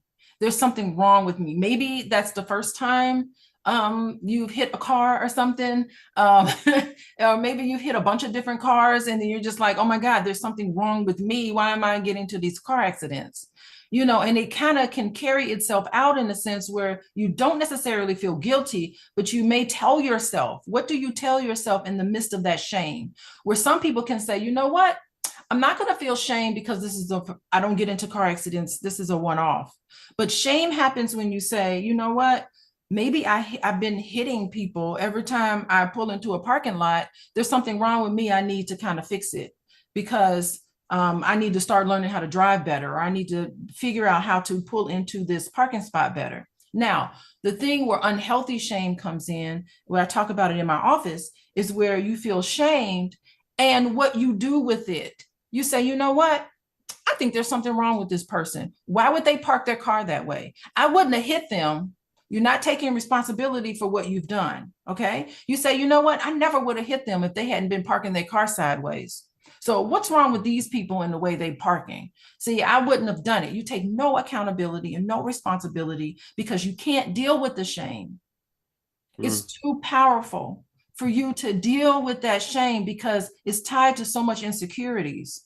And I see that a lot in my office, particularly with romantic relationships where you've done something to your partner and you know you shouldn't have done, and there's so much shame attached to it. You feel like such a terrible person that you cannot apologize to your loved one by something that you did. Your actions caused someone else to feel this way. You need to feel guilty about it. But some people come from such a place of shame in a clinical sense that they can't take responsibility for what they've done. Okay, wow, that's giving me a lot to think about. Okay, so shame No is accountability. okay. So the shame might appear as me sort of creating a belief that something's wrong with me because I did something for which maybe I should feel some sort of guilt. It's your behavior. It's not being able to disconnect. You disconnect, I did something wrong with I am wrong. It's the behavior attached to that. And what you do if you feel level of shame, and a lot of it is parenting. That's just parenting that instilled in you, there's something wrong with you. Okay, you make all children make mistakes. And as parents, we need to correct their behavior and say, I love you dearly. You're a beautiful person who made this mistake. Let's see if we can fix it, right? That's what you want to give your children. But when you say, what's wrong with you? You must be stupid. People calling you names and putting you down. You have so much shame attached to that when you're an adult, you can't have relationships with anybody because you're making mistakes and you're not accountable to it. And some people call it narcissism and it is a narcissistic trait, but I don't want to put it in those words because that's a clinical word. All of us, we shouldn't be using that on a daily basis, but it's just not being able to say, I behaved in this way and I need to make it right. Okay, so put that in the context of money and money demons. Like, so Yeah. so are you saying that my shame of mistakes I made for which I should feel guilty, that internalizing that shame can create a demon that might affect my choices going forward? That because I'm ashamed that I kept a bad credit score, I see myself as financially irresponsible, which and because maybe I don't want to deal with the shame, maybe I avoid certain things, like, because it almost sounds to me like you're saying the shame isn't required. Maybe guilt is okay, but shame is not required, because shame is almost like that internalization of guilt to say something's wrong with me, as opposed to something's wrong with what I did. And when you carry that shame, that becomes the demon that possesses you, that then causes you to engage in avoidant behavior because you don't want to confront the shame, or you don't want to confront the bad feelings that may come with that shame. Yeah, Is that because you kind of feel what you're so saying? ashamed, you fall apart every time you make a mistake. No one expects you to be perfect, but you put that on yourself, this level of perfection that you have on yourself because you're too ashamed. You're too ashamed, and you make a catastrophe just because you had a bad month or something. It's not a catastrophe. Things ebb and flow all the time. That's a universal law, right? The Hermetic principles. You also study Hermetic principles. It's a law. What goes up is going to go down, and you have to be able to figure out how to ride the waves without internalizing it and thinking there's something wrong with you. Now that's I think I get that concept. I know that professionally, kind of dealing with something that feels like shame is what allowed me to really do what I do.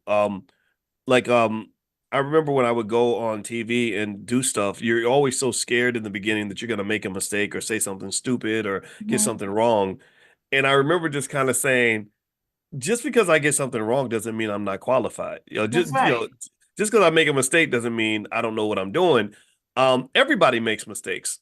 And nobody's any better than me. Other people make mistakes and they don't, it's not the end of their careers. They don't walk away in shame and give up. You just keep coming back, right? So that to me is really, I almost feel like what you're saying about guilt and shame is also connected to self-love. Like in my view, this was literally my processing. And again, I'm not a therapist, but I think that we are our own best therapist. So what gave me a lot of confidence, not fake confidence. I don't have to pretend to be confident. I really am confident in what I do and what I know. What gave me confidence was not this false belief that I'm perfect. What gave me confidence was having enough self-love to forgive myself when my imperfections show up. When my flaws pop out and I do something stupid and I say, oh man, dang, I really messed that up. It's all right. We're going to go right back at it because I love Boyce. And if you love something, you'll never give up on that thing. You'll never give up on that person. And you apologize. You're good at apologizing too, Boyce. You can say, oh gosh, I'm so sorry. How can we make this right? How can we make this right? And let's just move on. That is beautiful. Nothing's worse than when somebody does something and they go into this place of shame and they never apologize. They say, well, I wouldn't have done it if you hadn't have done that. I wouldn't have done it if you hadn't done that. I wouldn't have done it. It wasn't just on me. If you hadn't done this, where you start to just in your mind, because the shame is so painful for you, because it's, of course, reminiscent of how you were treated when you were younger. And you start seeing that person as a parent. And you start saying, no, I wouldn't. And you feel like you need to defend yourself instead of just saying, yes, it was a mistake. I did it wrong. I feel sorry. Let's move on. And I do agree, but I'm gonna tell you one area where I'm going to challenge that a little bit is sometimes I feel like I need to defend myself. There's some, like, if someone comes up to, and I get it, I hear what you're saying. I want to hear your perspective on this, but if somebody comes up and says, you stole my purse and I didn't steal your purse, my first reaction is going to be like, no, I'm sorry. I'm sorry. I'm sorry that you think I stole your purse, but I didn't do it. Right. So go ahead. I want to hear your perspective, but I think defending yourself is okay too in some situations. Like, I don't think being defenseless works. Right. What do you think? No, I mean, you ask them the question. You say, okay, wait, you think I stole your purse? The best thing, it's a reaction to be defensive. All of us get defensive, but you have to stop yourself and you have to say, okay, what information do you have that makes you think I stole your purse? Mm-hmm. What information did you gather to make you conclude that I stole your purse, and hear that person out? Because that is where a lot of problems can really be dissolved between individuals, is the other person doesn't feel like they've heard the other person out. So you hear the person out and you say, wait, you saw me on video? Show me the video. And then you look at the video, you'd be like, what day? I wasn't here on that day. I wasn't in the parking lot. Maybe it's a video of the park. You hit my car. Okay, well, there was cameras out there. Show me the camera of me hitting your car, because I really want to hear how you came to this conclusion. Do that instead of defensive, because it's these beautiful conversations that are never had between individuals, and they just start fighting each other and it escalates. It doesn't have to. And in the moment where you really feel defensive, that's a signal to yourself to stop and say, how did you come to that? What information did you gather? Because it could be that person really did see a video of you stealing their purse, and then you can clearly say, yes, I totally understand why you thought it was me. But guess what? I wasn't even there. That was somebody else that looked like me. Let me show you. I totally let's work together and find out. I don't know. You don't have to work together with somebody to find out who stole their purse, but you can definitely give them some empathy. Okay. Yeah. Well, and it's funny. It reminds me when Oprah said a long time ago, where she said, everybody just wants to be heard. Yeah. And I think that was a really wise thing for her to say. And so I think that really that, all these emotions you mentioned, guilt and shame and everything else, sometimes can make us dismissive of other people, and that doesn't work. And then sort of circling that back around to the financial stuff, in terms of money demons, I really think that being able to have a healthy way to process those feelings that we may have, the guilt and the shame of bad financial choices and just the outcomes, I think that goes a long way in being your best self and being able to, right. So either you can fix the past, or maybe you can't fix the past, but either way, I think self-love love is powerful. Love goes a long way. And I think, and I would encourage you to love yourself enough to say, God is not through with me yet. I ain't perfect. And y'all have heard me say that. Y'all have heard me say, look, hey, just chalk it up to my imperfections. Because I know I'm good at what I do, and I'm proud of that. I'm proud that I worked so hard to become good at this. But at the same time, that self-love is huge in that, because you never become perfect at anything. And so don't give up on yourself, so don't give up on yourself because you got a bad credit score. Don't give up on yourself because the student loans have buried you. Or you feel like they buried you. Don't give up on yourself because you don't know everything you need to know. Keep pouring into yourself. You are the best investment you will ever make. And then one of the other best investments you'll ever make is the people that you love and the people you care about. So you pour into them with knowledge and preparation and information and everything else. And then eventually that turns into resources. It turns into action. And that's how you succeed financially. That's how you get rid of those money demons, and you start operating on a higher frequency. And that's what economic awareness is all about. Economic awareness is partly driven by self-awareness, driven by consciousness, being aware and conscious of all the things that might keep you from getting to where you want to get to. So dealing with the money demons, I think, is something that we all have to do. So, babe, I want you to get the last word. I want to mention everybody, Dr. Alicia Watkins. Her website is coachingwithdralicia.com. So feel free to go to her site if you want to see what she does as a therapist. And she meets with couples, individuals, and families. So that's coachingwithdralicia.com. Also, I have this book called Financial Lovemaking, and she and I actually created this 5-day love challenge. If you guys want to take a look, if you go to boyceandalicia.com, remember that, babe? We did that about 3-4 years ago, but it's really good. So feel free to go to boyceandalicia.com. You get a free copy of my book, Financial Lovemaking. And also, if you want to get other resources from Dr. Alicia, you can actually text the word love to 87948. So she does a lot of good stuff on relationships, and in addition to financial therapy.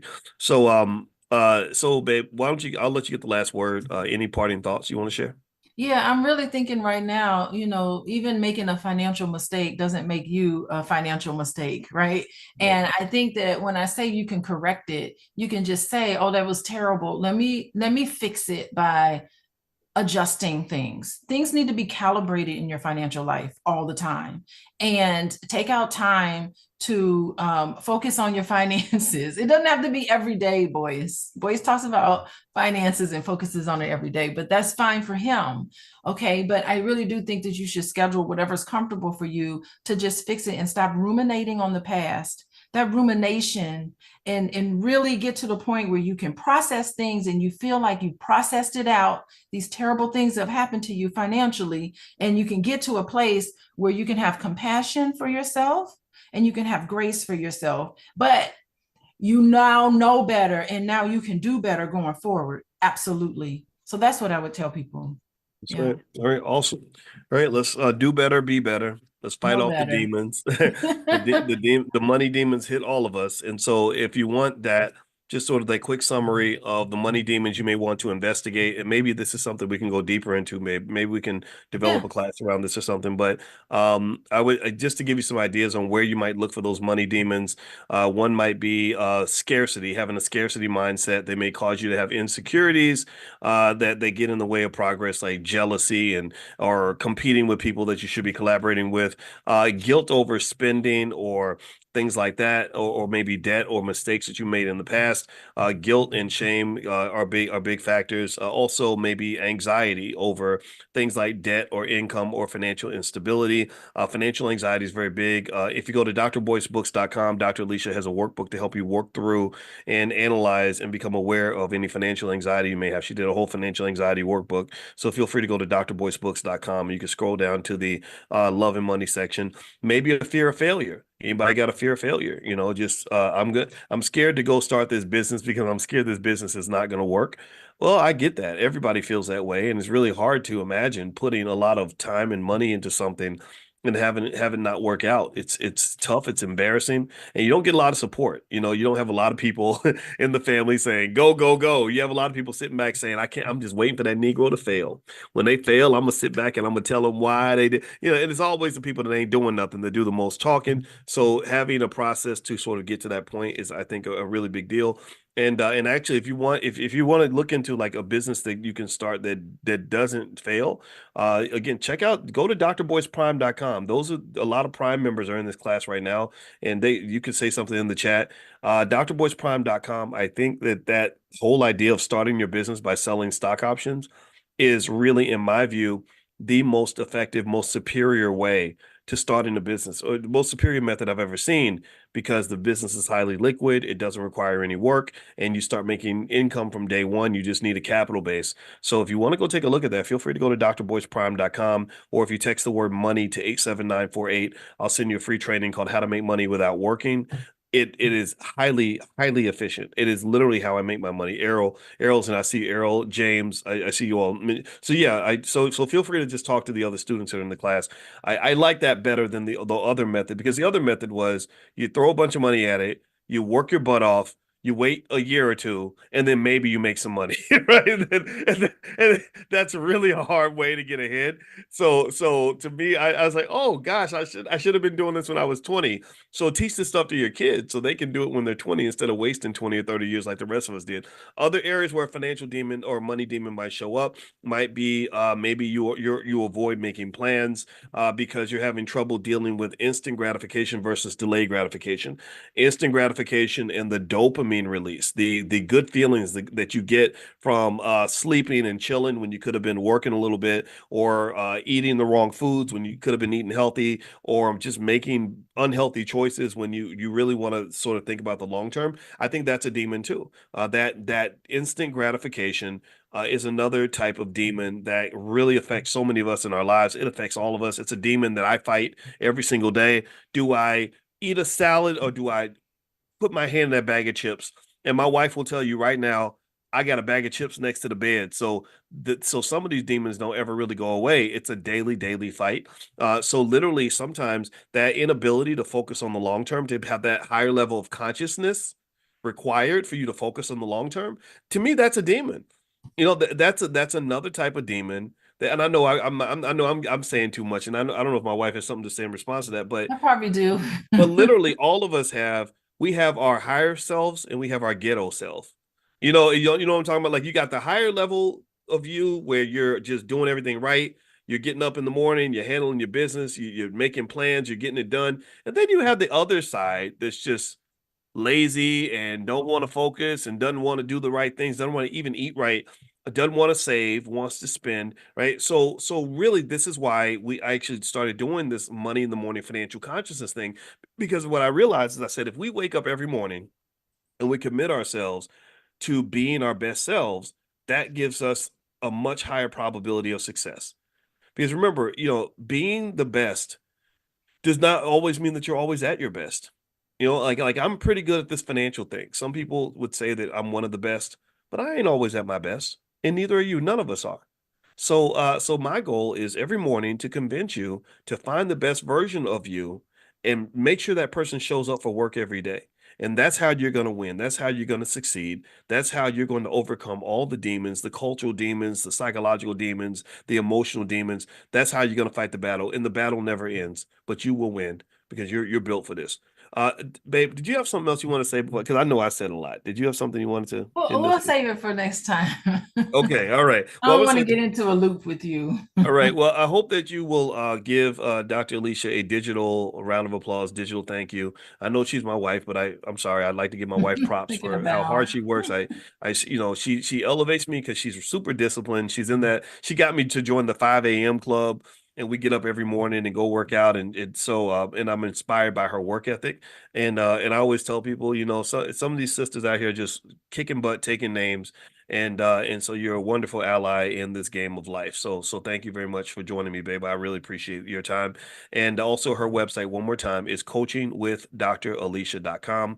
And so if you want to see what she does as a therapist, feel free to go there. And or if you want to get some free material from her, you can actually just text the word love to the number 87948, and there's some stuff that we can send you out that way as well. All right, so have a good day, everybody. I'll see you all tomorrow morning at 10 a.m. Eastern. Every single day, 7 days a week, we do money awareness, financial consciousness training each morning. So make sure you're on the text list. To get on the text list, text the word morning to the number 87.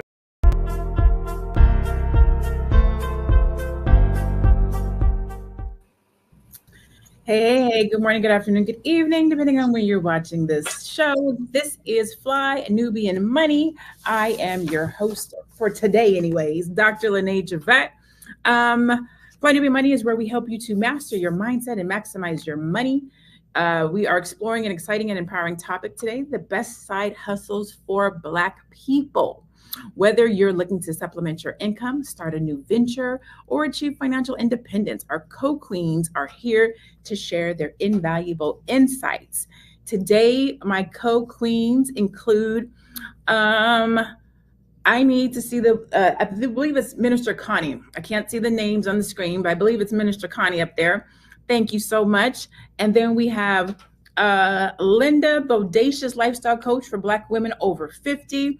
We have Athena Gardner, CPA and women's wealth coach, as well as Laura Lala Key, international real estate agent. Good morning, queens. How are you guys doing? Or afternoon. We might not all be in the same time zone. So good morning, good afternoon, depending on where you are. So side hustles is our topic today. But before I get into that, if you are just tuning in, this is your first time seeing us, or if you want to be reminded to see us on a regular basis, right now you can text the word queens to 87948. Again, that's 87948, so that you can be reminded every time we go live, Monday through Friday at 1 o'clock p.m. Eastern, I believe it is. I'm in Arizona, so it's 10 o'clock a.m. for me. So I want to say 10 a.m., but I know that that's not the right time. Anyway, so side hustles. I want to talk about the reason why side hustles are important. Before we get into what a side hustle is and who has one and why, let's talk about the reasons that side hustles are important. The racial wealth gap. The Federal Reserve said in 2019 survey of consumer finances, it showed that the median wealth of white families is 8 times greater than that of Black families, highlighting the importance of additional income streams. So in order for us to make this wealth gap a little bit smaller, we need to make more money, okay? And so all the queens here with us today have had some type of side hustle. So let's start with like, what is a side hustle? I will throw that over to you, Lala. What's a side hustle? I think you might be on mute. I'm muted. A side hustle is something that you can do outside of your regular 9 to 5. That doesn't normally necessarily mean it takes a whole bunch of time, but some of the hot side hustles are short term for a certain amount of money, or you can make a side hustle a long-term thing and just take a couple of hours out of your day and then earn coins on the side. So it's something that can help you add additional income to what you normally make for your 9 to 5. I love that. So we're going to go to our wealth strategist here. Athena, what was your first side hustle and why? My first side hustle was, I was an online tutor. So I was an online tutor and I liked it because it paid me, I think it was getting like $15 to $20 an hour. And I could do that in addition to my current job at the time. Now, I didn't want a side hustle that would require me to leave my home, have to put any additional money. And when I talk to women about these things, I ask them the best thing to do is to do what you know how to do already. So I just graduated college. I was an accounting major. I started working in an accounting firm, and accounting was a very big subject matter and it got paid like one of the highest on the tutoring website. So that's what I chose to do. I love it. Linda, so bodacious lifestyle coach. So we're talking about side hustles. So let's apply that to life. Somebody's thinking about possibly starting a side hustle, or they have a talent or a skill, like Athena said, and they're thinking, you know what, maybe I should start a side hustle too. I want to shorten the wealth gap in my family. What kind of mindset should somebody have or be working on to start a side hustle or to step out in faith and start a business? You might be on mute.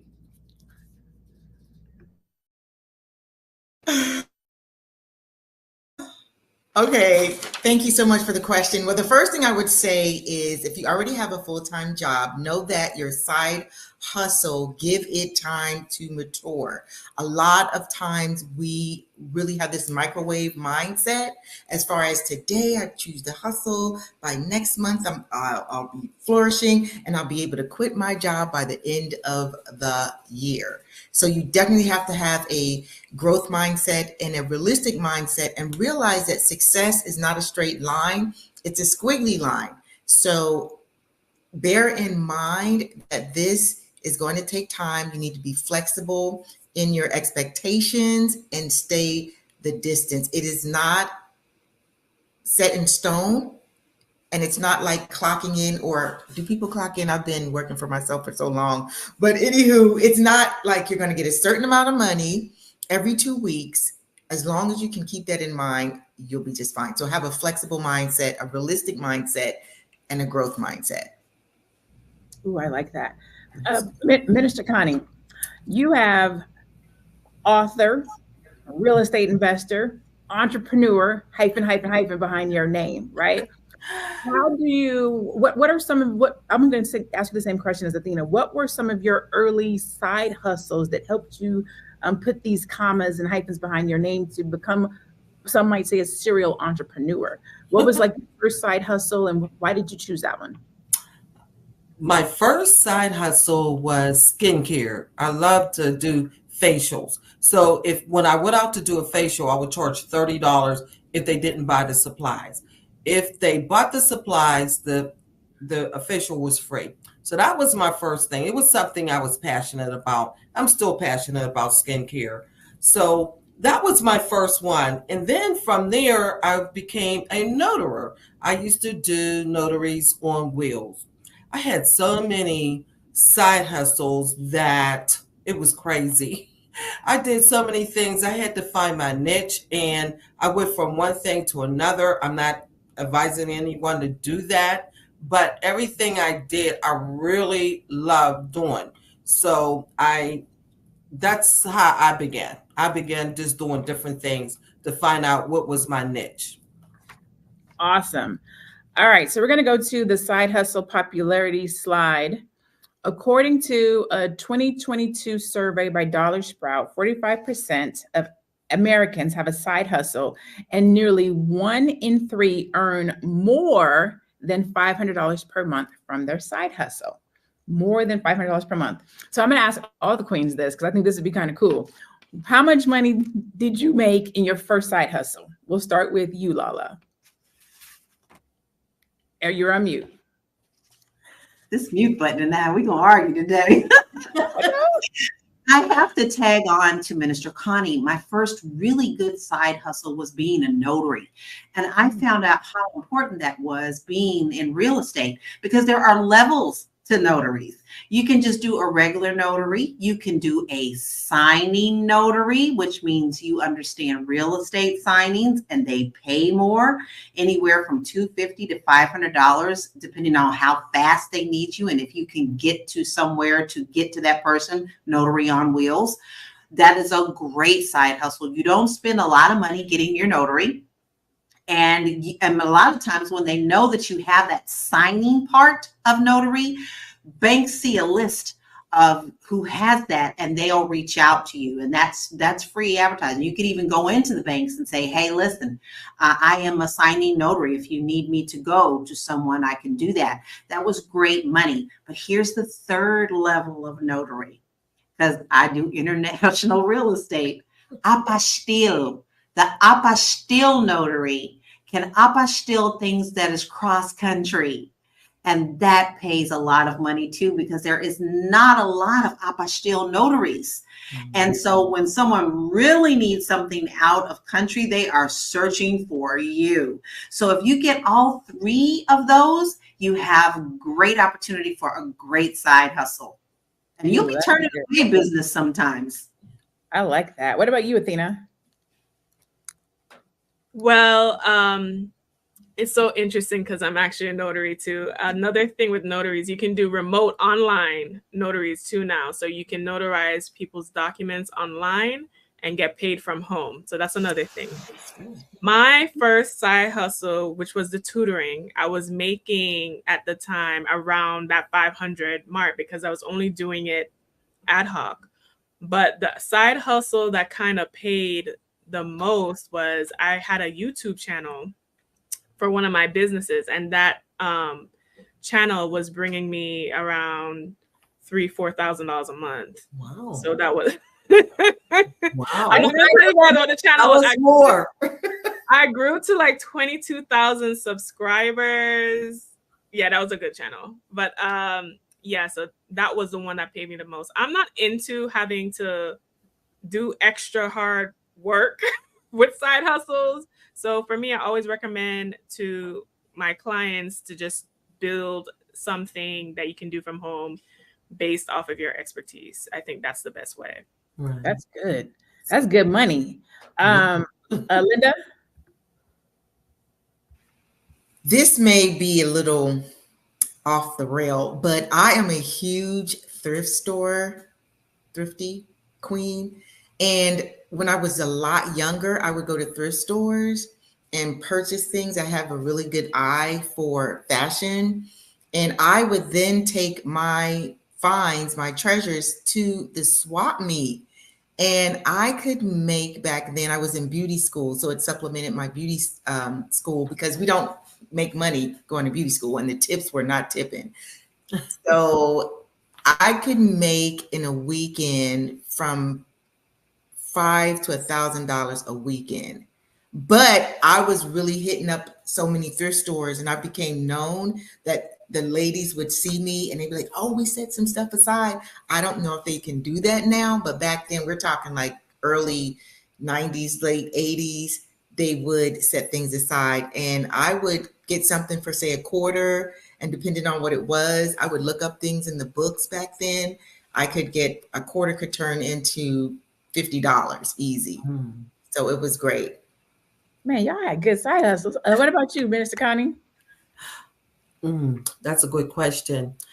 I had the facials, and then I did the notary, and then after that, I was selling cell phones. No, how much money were you making off of your first side hustle? Like, so the slide said 500 was about. I made a little over $500. I wasn't really trying to hustle it. It was a passion, so I did it. So it supplemented my income by about $500, $600 ish. It helped pay the bills, some of the bills, but not a lot, because I didn't really push that too much. Okay. So my side hustle, I didn't really have a true like side hustle, because when I left corporate America, I jumped full 2 feet into entrepreneurship. However, entrepreneurship wasn't entrepreneuring. And so I had to get a side hustle for my business. So I worked through this company called Arise, where you can do things at home. And so I did taxes at home, and I worked for T-Mobile at home on the side of my business. And they paid pretty good. I was making like $1,500, $2,500 a month because I could work based on what I wanted. I could work my own hours and I could work them around my business. So that was my side hustle. I had a side hustle for my side hustle, kind of. But anyways, so let's look at the top 5 side hustles, if we can have that slide up. Okay, so one is freelance writing and content creation. Another one is online tutoring and teaching. The third one is e-commerce and drop shipping. I love that one. That's one of my favorite. The next one is gig economy jobs, and then remote virtual assistant. All right, we will start with you, Linda. Have you done any of those jobs? I have not. No? Okay. I have not done any of those. Those are more sit down type of endeavors, and I like to be out and about around people. So everything that I've ever done was in that capacity. So what you're basically saying is that it's important that your side hustle aligns with who you are and what you do, kind of. Without a doubt. Okay. And that's why some people will struggle, because they'll get into the hot thing, but if it doesn't align with you, it'll fizzle out and die really quickly, and all that money you invested goes out the window. So absolutely. Okay. Absolutely. All right. What about you, Athena? So I've done many things on the list. Okay. Off of the top 5. Off of the top 5. We haven't got to the 40 top 5. I've done content creation. So I had a YouTube channel where I might as well say, I was doing a YouTube channel where I was doing a lot of tarot readings, because I'm into tarot. And that channel used to get so many views. I used to get like 2,000-3,000 check just off of the ad revenue. And then I charged like up to like $250 per reading. So I used to get people who book me for those things. The tutoring was when I was younger in college, and I used to get around $15-17 an hour for that. So I like the online tutoring because it's easy. I'm a proponent of online. I've done drop shipping with like a Printful store before. That's good too, but you need to create like a business around that, like to get advertising and people to your actual store. So that takes a little bit more work, but I definitely prefer online and ease and making money while you're sleeping type of thing. I think that's the easiest and best way to like scale a business, and just a side hustle that is scalable as well. Yes, I like that. What about you, Lala? I've done several things. I do teach online, and I keep it within my context of what my job is. I teach first-time home buyers classes online, and with that, I also create digital products to go with my class. So I may have a no-fee class, but the materials that go with that class do cost something, and it's a nice little side hustle, and I'm educating people. So, you can count that as being educating other people as well. So anytime that I can tap into what I do and show my expertise, I grab that as quick as possible. All right, Minister Connie, we're going to round that question out with you.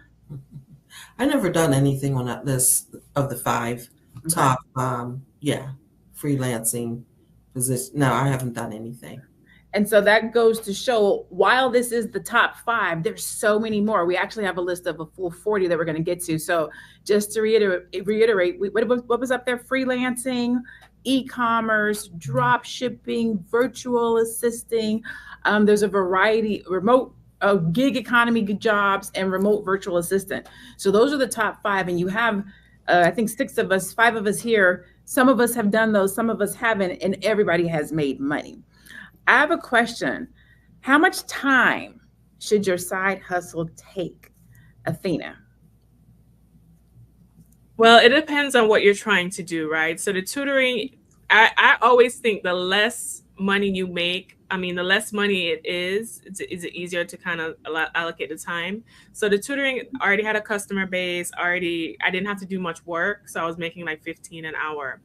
So when I was doing YouTube content creation and then drop shipping, that took more time. That took at least 10 hours or more a week, because I would have to create the videos and I had like a consistent schedule. And then with drop shipping, like I said, creating the store and picking the items is the easy part. The hard part now is coming up with your whole marketing and sales strategy to try to get people to come to your site and also actually buy.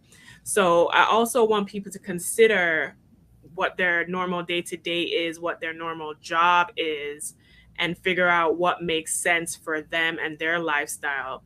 I know some people who do Uber and all these other things. I don't recommend those because you're exposing yourself to strangers. By the time you deduct your gas and depreciation and wear and tear in your car, plus the additional insurance, you're not really making much, in my opinion. But it's also a very easy thing to do. So you have to weigh the trade-offs when it comes to side hustles. I put myself on mute to ask the question. I said, I like that. Lala, how much knowledge should somebody have when they're starting a business? Athena kind of tapped in on business acumen around marketing, things of that nature. A lot of times people go into a side hustle, they don't know anything. So what would you tell somebody who's thinking about starting a side hustle and maybe they don't have a lot of business acumen? Well, first you got to tap into what you know. You are an expert at something. I don't care if you're an expert at frying chicken. If somebody doesn't know how to fry chicken, me, because I'm scared, I'm going to buy your $5 product to show me how to fry some chicken. So you need to tap into what you know. And if that is something that is in your career or something that is great for your hobby, perfect example, I need to remodel a desk and I don't know how to do that. So I'm going to pay somebody to show me how to stand that thing down and make it mine. So that's someone else's wheelhouse, but I can pay them for what they know. So tap into your knowledge. Do not just go into something that you don't know about, because people will know about that and word of mouth travels fast. So tap into what you know. Okay, so let's say somebody wanted to tap into something that they didn't know, because I'm gonna pivot over here to Connie real quick. Real estate is hot. Everybody want to get into real estate as a side hustle. They want to keep their job and they want to sell houses. What would you say, or what would you recommend to someone who is potentially thinking about real estate as their side hustle? I started off by reading every book I could get a hold of in real estate. That's how I started getting educated. And then I took a class, which cost me some money, but it was very, very well worth it. So I had consultants to help me to grow my business. So that is always good. If whatever you don't know, you can always find a consultant. So, and I joined a lot of women's group in real estate. So one of them that I did join and I paid money for was called WREN, WREN. So I joined them and they taught me a lot of things to help you to keep from making mistakes on buying properties that is going to cost you a whole lot of money and you don't make anything. So I wanted to be safe in that area, but I've been doing it for like 26 years. There's all kinds of things that you could pick up out of a book and learn, or YouTube. YouTube got a lot of things too. YouTube University. Yeah. It's always open and it's free. It doesn't cost you anything to go to YouTube University. Yes. Or you can tune in here to Fly Nubian Money every Monday through Friday at 1:00 p.m. Eastern. If you would like to get more content like this so you can stay encouraged and motivated and talk about your money, text the word Queens to 87948. Again, that's Queens to 87948. That way you can get notified when we go live, when we're in the room, when we're talking about money. So I am going to pivot to Linda, but before I do, I want to talk about entrepreneurship among Black Americans, if we can get that slide up. A study by Guidant Financial and the Small Business Trends Alliance found that 30% of Black entrepreneurs started their businesses to pursue their passion, making passion-driven side hustles a significant trend. Okay, 30% of Black entrepreneurs found their side hustle by way of their passion. I often say, when you start a business, usually it's for one of three things. And if you're lucky, you get to do all three.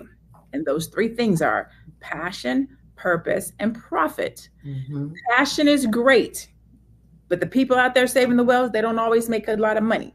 So sometimes people go into business because it's something that they're passionate about, but then they can't figure out how to profit from it. I don't know how to make money. I love the air, and I want to tell everybody about how clean the air should be, but can you make money from it, right? So that's passion. Purpose, there's a reason for this business. You may not love it, you might not like it, but there's a purpose for it, and you're going to do it because somebody has to do it. Somebody has to have a garbage company. Somebody has to have these various businesses that are out there. So you say, okay, you know what, I'll do it. There's a purpose for it. And then other people start a business because it's profitable. I just want to make money. I'm going to go out here and get in this business. It's profitable, and I'm going to do it. So of the three, you at least want to be profitable. If you can't, if you can't have passion and purpose, at least have profit. But if you can't have, if nothing else, then have two: purpose and profit, passion and profit. If you're lucky, you get to do something that you're passionate about, that has a purpose, and you can profit from it. Like that's the qualm, if you will, right? Linda, what are practical steps that someone should take to ensure that their side hustle aligns with their personal and professional and or passion goals? So make sure that it aligns with their personal, passion, and professional goals. Or. All right. I would say that if you can get into something that you are passionate about and make that profitable, or you see a profit place in that passion project of yours, that is the best thing, because there are going to be times when you're not going to make any money. Something has got to drive you to continue with the business. So I always ask people, what is your why? Why are you doing this? And be honest. If it really is, you know what, I just want to make some money. Then I would question them and say, so what's going to keep you going when you're not making the money? Because you're not just going to dive in and make the money. So I always tell people, especially being a life coach, what is your why? You have to identify why you're doing it, because something has got to be able to sustain you as you're building. You're not going to just take off like a plane and just go straight up into the altitude. So what's going to keep you going while you're gaining your momentum, so to speak? So I believe passion is number one. I just believe that, because even with you ladies, Connie and Lala with real estate, if you're giving up weekends, a lot of times you're doing open houses, you're missing events and different things, especially in the beginning. So if you are not passionate about that, you got to build a clientele, all of the things, go to networking events.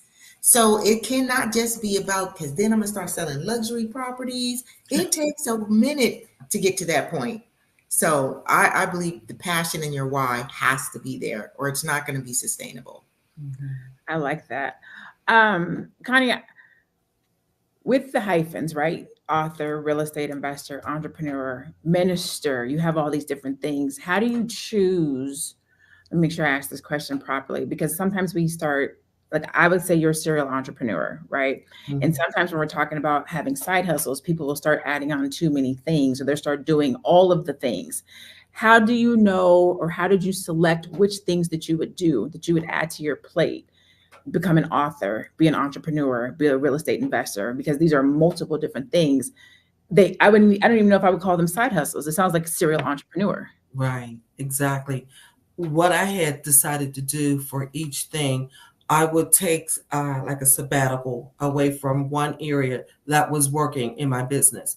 One I had for 27 and a half years. So I was able to pull away a little bit instead of working. I don't work in my business. I work on my business now. In the beginning, I had to. Then I kind of like pull back and separate myself for that area of what I want to do. I also have a mental health, I'm an associate owner of a mental health clinic that's here in Pittsburgh. So I dedicated 5 years to that. It was a lot of work. But the thing is that I dedicated that time. So what I do, I get up in the morning, I spend my time thinking about what I need to do that day, what's important, what is not important, and what is emergency that I need to work on. So from that list, I will work on whatever business, writing, whatever I need to do, I will work on that for a few hours. So sometimes I might work on something 10 hours a week, 5 hours a week, maybe 1 hour a week, or not at all. So it's kind of like, I don't know, I just do with a flow. And I also pray and ask the Lord, give me super to my natural. I like that. Yeah. Give me super to my natural. Okay, come through. So I see a couple of the comments in the chat asking questions about certain things. So let's kind of, we don't have to put the list up, but I'm going to talk about just a couple of the ones. There's this list of 40 different side hustle ideas, some of which we have done, some of which we haven't done. I'm going to call out just a couple of them, right? And I'm going to use the ones that I feel like anybody that's on here or watches this replay can do. Okay. So freelance writing and blogging, if you have something that you're interested in that you can share with other people, that would be a great one. Online tutoring and coaching, basically something that you know about that you can help somebody else to come through or experience. Real estate investing. We have 2 real estate investors here, so we can definitely dive deeper into that. Affiliate marketing is another side hustle that I think people sleep on. If you are making recommendations or referrals or telling people about some type of a business or an event or a product or a tool, you can get paid for that. People are literally making tens of thousands of dollars, hundreds of thousands of dollars every month doing affiliate marketing. Drop shipping business, which Athena talked about earlier, using like Printify or Printful, event planning and coordinating, YouTube creation, ebook publishing. I saw somebody was asking about authoring. We're going to get into that in a hot second. Podcasting, fitness training and coaching, meal prep and catering, online courses. I like the pet sitting and dog walking. I thought that one was pretty cool. Personal shopping and styling, beauty services, an e-commerce store, personal chef. If somebody said it earlier, if you're good at cooking, somebody will pay you to either cook for them or teach them how to cook. Mobile notary services, language translation. I'm not reading them all. I'm just kind of going through the ones that I think are really anybody can do. A subscription-based box curator, voice acting, and online clothing boutique. That's not the whole list, but those are some very simple side hustles that literally anybody who's watching this show right now can go and do. So let's talk about authoring, because I saw the comment about being an author. I can't see who asked the question. I think it was Spirited Poetess. Oh my, I'm editing my 3rd book. I have no idea how to market. Who all on the panel is an author? Okay, I'll start with you, Linda. How would you help her in that? What was the question? I apologize. Because I'm editing my 3rd book. I have no idea how to market. How to market. All right. One of the things that I did is I pre-sold my book. First of all, I created a landing page. Well, I didn't create it. I had a virtual assistant create the landing page. And on the landing page, if they pre-ordered the book, they would get a signed copy from me. And because it was about my life coaching, I gave them a complimentary session, 1 hour session, if they pre-ordered the book. Now the book was $35. So I felt like I was definitely getting my value. Another way you can market is by setting up a challenge or a contest by how many people can buy the book, tag you, and maybe showcase themselves reading your book. You can do challenges, you can do pre-orders, you can do a book summit. You can have other people join you. You could have people chime in as you read the book. You could have people purchase the book and then create a book club. There are so many different ways that you can market the book. Those are 4. You can pre-sell the book before it's even done, before you've even done with the edit. Challenges, contests, have the people purchase and or show you the receipt that they got, and then do something with that as well. So those are 4 different easy ways that you can do that really don't cost you that much either. And so that kind of goes back to what we're a little bit of what we're talking about around business acumen, right? So I am super, I'm gonna do it one more time, super passionate about business acumen in the Black community. I personally believe, this is me, that the reason why we have a lot of these negative stereotypes around Black business is because most of us, not all, but most, are first generation entrepreneurs. You might not know somebody else who's an entrepreneur. Your mom might not have been an entrepreneur, your cousin. You might not be around or sitting at tables with other entrepreneurs and you want to start a business. And most times when somebody's starting a business, the objective is to make money, right? And so being a first generation entrepreneur who without the experience and or connection, ties, and knowledge of another entrepreneur kind of leaves you out there by yourself in the wind. You're getting free information on YouTube. You're piecing things together, reverse engineering funnels, trying to do the best that you can with your business. Pricing doesn't help because you're a smaller business. So if you have to order a product, you're going to pay more. So you can't give people a lower price because you had to pay a higher price. So there's all these different things that come against us as Black entrepreneurs who want to have or start a business. Again, this is why I think that we have some of these stereotypical issues. Prices are too high. Business doesn't run well. I've never run a business before. I'm doing the best that I can. I'm trying, whatever the case might be. So I do think it's super important, even if you're doing a side hustle, to take the time to understand what you're doing, to get the knowledge, to read, to invest in a course or a class, better understand writing, understand the process. And if it's something that you really want to do, take the time to invest in it, learn it, find a muse or somebody who's doing the business like you want to do it. What are they talking about? Understand your target market. I think sometimes when we hear side hustle, it doesn't equate to, or we don't calculate it as an actual business, but it is. You just hustling it on the side of whatever else you're doing, but it's still a business. And if you want to learn more about business and money and what's happening in the world, you should always come back to Fly Nubian Money, Monday through Friday at 1:00 p.m. And if you want to get reminded when we're live and what we're going to be doing and talking about, you can text the words Queens. Text the word Queens, QUEENS, to 87948. Again, that's 87948. Athena, how much have you invested to better your craft, to learn more about what it is that you do so that you can take your side hustle? And it doesn't even have to be taking your side hustle to your main thing, but let's just talk about investing in knowledge to learn what it is that you do. How much have you invested? Listen, I don't even know what that number is fully between college education, these professional licenses.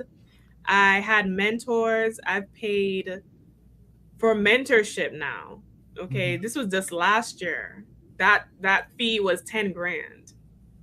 So I'm just gonna put that out there. Now, what I do recommend for people looking to get into business and they have ideas is to find a coach, find someone like Dr. Lene, like myself, Lala, everybody on this panel, because what we will be able to do for you is to shorten the learning curve. What I've realized in business is a process is a process. You're not going to escape that. Anyone selling you like you're going to be rich tomorrow, is selling snake oil. But what you can escape is some of the mistakes, some of the hardships, and some of the expensive lessons by investing money in getting someone who is certified or is doing what you're doing or knows what they're doing. So that is one thing. What I also want to advise people is, yes, passion is important in business because, and your passion doesn't necessarily have to be the business itself. Your passion can be the reason why you want to have the business. Maybe the reason is that you want to provide your children a better life. Maybe you want to, generational wealth. Maybe you just don't want to work for nobody. Whatever that reason is, but I also want people to tap into their talent, because if you are talented at something, then that will have a more perceived value and people are willing to pay more money for it. And also, since this is a Black channel, I want to talk about the concept of just because you are a Black business doesn't mean that you only sell to Black people. Right. So I want to put that out there because a lot of us start these super, super niched business. And it's for some business models, it works. The Black and Melanin t-shirt model, obviously that's a target audience. But if you have a product that anyone can buy, focus on, just remind yourself that you don't only have to target Black people. And an important thing with that too, and as I've learned in business, is that because we are the economic group that is struggling the most, sometimes just targeting only Black people will limit your earning potential, because we're looking for disposable income dollars. And that is a group that is financially pressed, is what I'm going to say. So open up your pool or who your target audience is as well. Don't limit yourself to just Black people. I like that. I just want to chime in really quick. When you say the group that is financially pressed, what do you mean by that? Meaning that Black people in general, or what are you saying?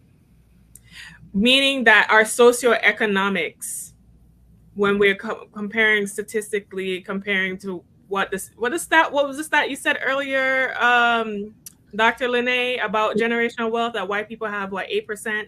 8 times greater than that of Black families. Correct.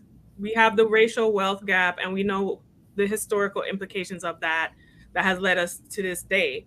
But I've often found, even in business, you don't know who your client is or who may also need your services. So I always encourage people to expand their mind around who is going to give you that money, because the money is green, honey. Right. The money is green. As working with Black women exclusively, I am doing quite well. And it could be because I'm working with Black women who are 50 and over, so they have more time in the workforce or whatever that is that they're doing.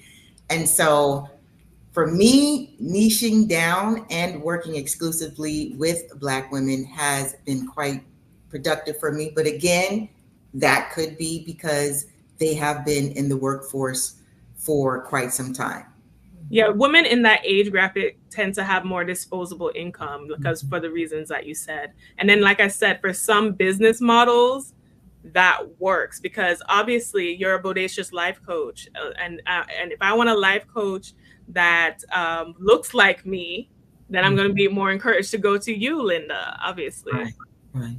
Yeah, knowing and understanding your business model and your target market are super crucial when you start talking about who you're branding to, who you're marketing to, the type of product that you're going to have. I too, or also specifically work with Black individuals. I'm a business coach who has a passion for making sure that Black businesses are not stereotypical and that they don't operate from a negative perspective. So I coach on business acumen to make sure of that. Mm-hmm. That's what I'm passionate about. That's what I profit from. However, I have another business that's a tangible product that's for everybody. So I can't get to $1 billion. Lord, let me make sure I say that with conviction. I would love to build $1 billion business off of Black people. It has never been done before. Maybe I'll be the first, but just in case I'm not, I am diversified to make sure I can get all the monies that are out there. I want all the coins from all the tables. So even if you do have a business that focuses on Black people, because we do need to focus on Black people, there's a whole world out there of people who have money that are willing to spend it get their money. We need to be more diversified in the types of businesses that we have. I promise you, no tea, no shade. We have a lot of restaurants. We got a lot of beauty shops.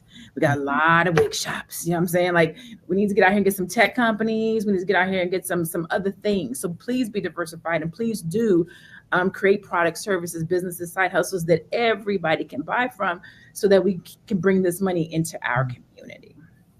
Let me reset the room. This is Fly Nubian Money. We're here every Monday through Friday at 1:00 p.m. You can tune in to us here, but you can also join the text message list so that you can get notified when we're here, because we know you don't want to miss this, right? So text the word Queens, QUEENS, to 87948, and you can be notified whenever we are live. Again, that's Monday through Friday at 1:00. Lala, I know you have something to add to something we have been talking about. I don't even necessarily know if I want to go to a question, because you've been sitting there so patiently. Would you like to add anything to the conversation at this point? Yes, don't be afraid to try things, because sometimes when you try things and you think that's the thing for you, then you find out maybe that's not the thing for me, but something else comes from that. So don't just fall for anything, but at least give it a try to see if it's something in your wheelhouse that you can expound on. And I always start with small things. Like, you always hear people say you can take surveys, and a lot of those places like that don't pan out. But I do have one that does pan out very well. And if you just need to get started to get money for your side hustle, you can do small little things. And you can go to this place called Respondent. And they are legitimate survey place. And sometimes they even look for people within certain niches where you can take a survey and earn anywhere from $25 to $250. I literally earned $250 just doing a test product for something in real estate with them. So you always can go to places like that, make sure they're legit. And the reason I throw that out there is because there are so many that are not legit. So I don't want you just going out there and looking on the University of YouTube and everything else and listening to everybody saying this one works, when you go there and you waste your time. So even if you need to build a side hustle, sometimes you need instant coins. And this place will normally pay once a month. And if you fit into one of their surveys, they usually pay really good money. I like that. I'm going to read our last slide. I think that's what we'll call it. The last slide. Financial impact. A survey by Bankrate in 2022 indicated that 34% of side hustlers use their extra income for essential expenses, and 27% use it for discretionary spending, showcasing the practical financial benefit of side hustles, meaning more money, more money, more money. If you want to have more money, you want to have a better quality of life, if you want to be able to spend, then you should have something else that brings in revenue, that brings in income to your home. And we see this a lot of times through side hustles. I think I would like to add that it might not be the first thing that you try. I think that while I was saying that, right, you might have to try a couple of different things before you find the thing that works for you, before you find the thing that makes the money that you want to make, before you find the thing that aligns with your schedule and your talent and what you're doing. Don't be afraid to experiment with a couple of different things. Our producer said, if you would like to get the list of the 40, like if you would like to get the complete list of the 40 side hustles, you can send an email to info@realvirtual.net. Can you guys put that up on the screen for me, please? info@realvirtual.net. If you would like to receive the complete list of the 40 side hustles for your own personal viewing, and maybe you might want to use one of those. Again, that's info, INFO, at real, REEL, virtual.net. Okay. Minister Connie, I'm not going to ask you a question either, because we're kind of getting low on time. So a lot of things have been said. Did you want to add anything to the conversation before I ask my next question? Yes, I would. I'm from an entrepreneur family. Thank God for that. So I was able to see how my family did things. One of the things that I would say, when you walk into a company, I have like a couple companies. So when you walk into a company, you could usually get the feel of a company. You know, when you walk in, it should be nice. It should be professional. You should not be able to tell if it's a Black company or a white company. And that's the way my companies are set up. I don't want nobody to have a color attached to my company. So I always put a lot of money into the look of what I want. And I do a lot of, I spend a lot of money on counseling and consultants to reach that. So I just want to put that out there also, that people could come in and they should not be able to tell what type of company or what is the color of the owner or the CFO or CEO or whatever. So I just want to put that out there. Awesome. I'm going to ask everybody this question. I think it'd be beneficial, and I think people will be able to learn from it. Being that I've been in business for 10 years. I've been a full-time entrepreneur for 10 years, me personally, right? And oftentimes I think, God, if I could go back, what would I do differently? So if you could go back to the beginning of your either entrepreneur career or your side hustles, what's one thing that you would do differently today? If you can go back and do your side hustles again, or go back and do entrepreneurship again, what's one thing that you would do differently? I'm going to go with you, Linda, because you're smiling like you already know. Look, go ahead. One thing that I would do differently is build the business from the foundation outward instead of outward inward. I feel like now I'm building the foundation of my business because I had never been a life coach before. And it is something that I feel that is exploding, but nobody was really teaching the foundation of the business.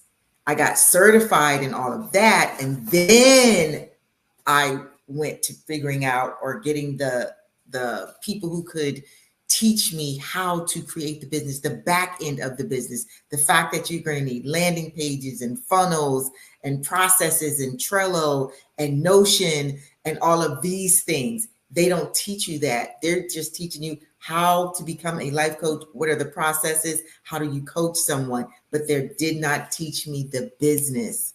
And that's what I would have done first before I even hung up my flag to say, hi, I'm Linda, the bodacious lifestyle coach for Black women over 50. That's what I would do differently.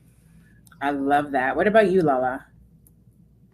When I first got into real estate, I thought I was supposed to buy everything. So I did not come from a sales background. I actually came from an admin and creative side. So when I first got into real estate, anytime anybody came up to me and said, you need this and you need that and you need this, I put out more money in my first year than I ever did in any other years on products and things that I did not need. So don't become so obsessed with the shiny object syndrome. You can start with the basics.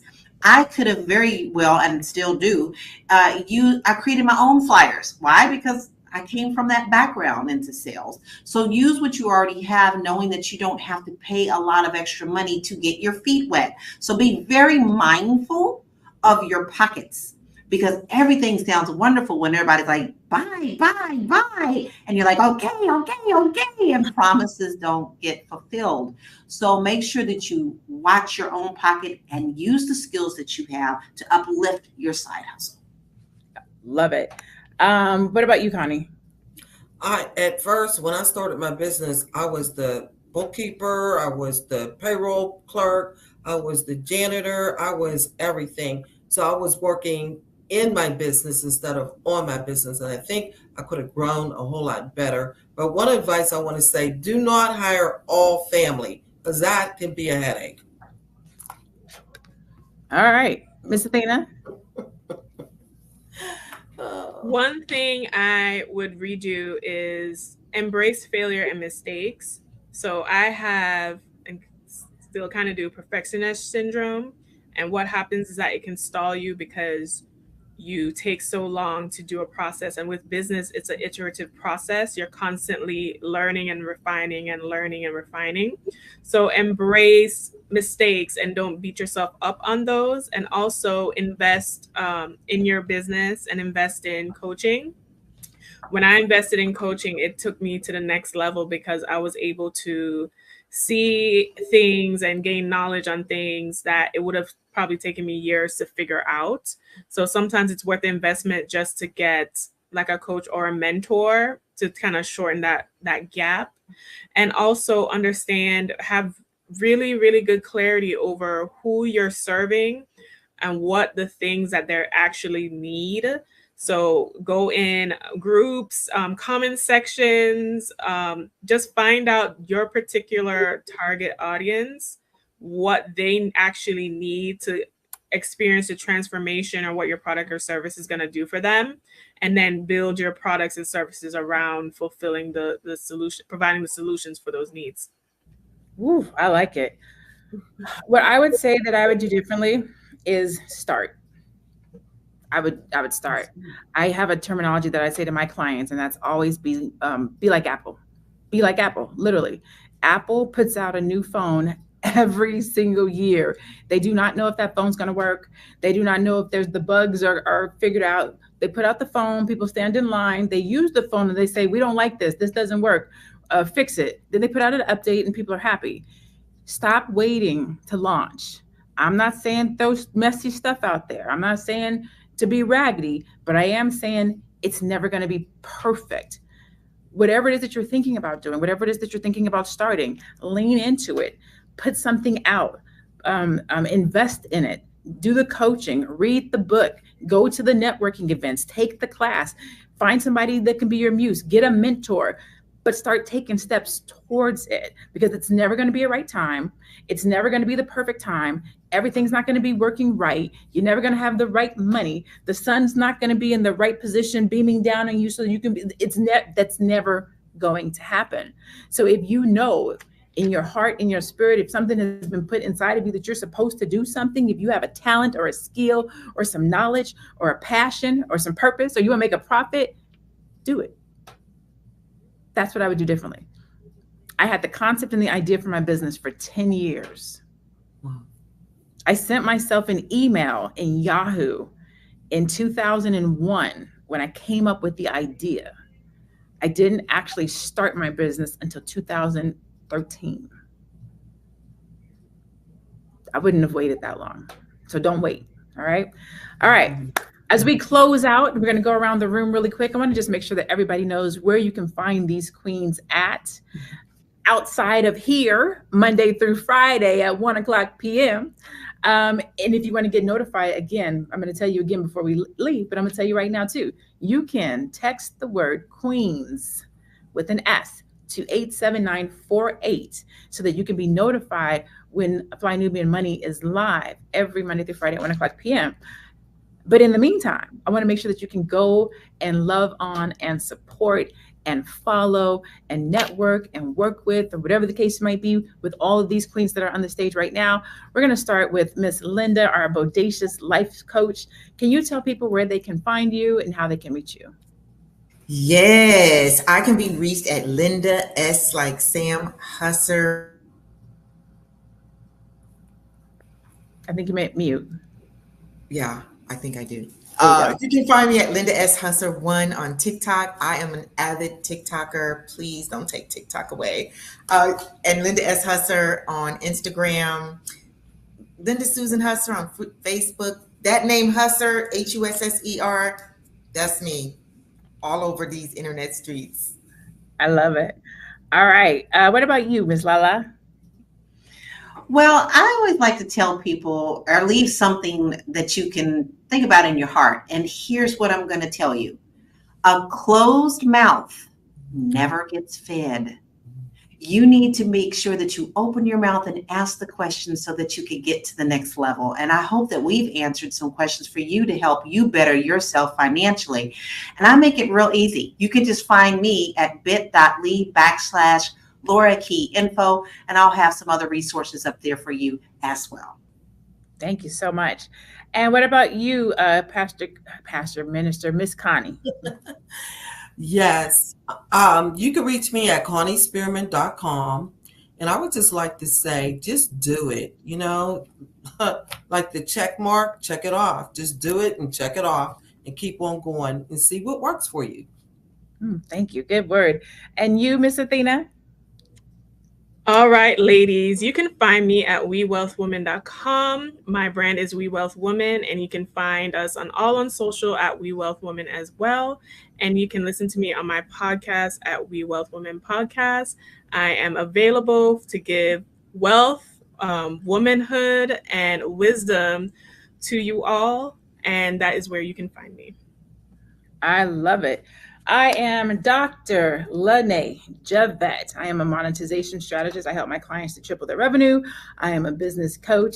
I help service-based Black entrepreneurs to brand their brilliance. So if you're looking to create a business where your brilliance takes the front stage, that is what I do with my clients. You can find me right there on social media at I am Dr. Lene Javette. You can also find me at my website, which is the same, www.drlenejavette.com. I want to thank all of you all for tuning in, not just today, but for the duration of Black Money. Fly Nubian Money. I've been working with boys for a very long time. Folks of Fly Nubian Money. I'm here in Fly Nubian Queen. We are here every Monday through Friday at 1:00 p.m. Eastern. And if you would like to get notified when the queens are on, you'll notice that there's different queens on different days. And so it's always exciting to tune in. So if you can get here every Monday through Friday at 1:00, wear your ear pod at work. You can work and be listening. Like this is a live podcast. So you get to see us, you get to engage with us. And we want you to be here. So text the word Queens, QUEENS, to 87948 so that you can come hang out with us every day. We thank you for being here. Thank you to my co-queens for being here. We appreciate you guys all. Have a great day. Be blessed and be one. We'll see you tomorrow.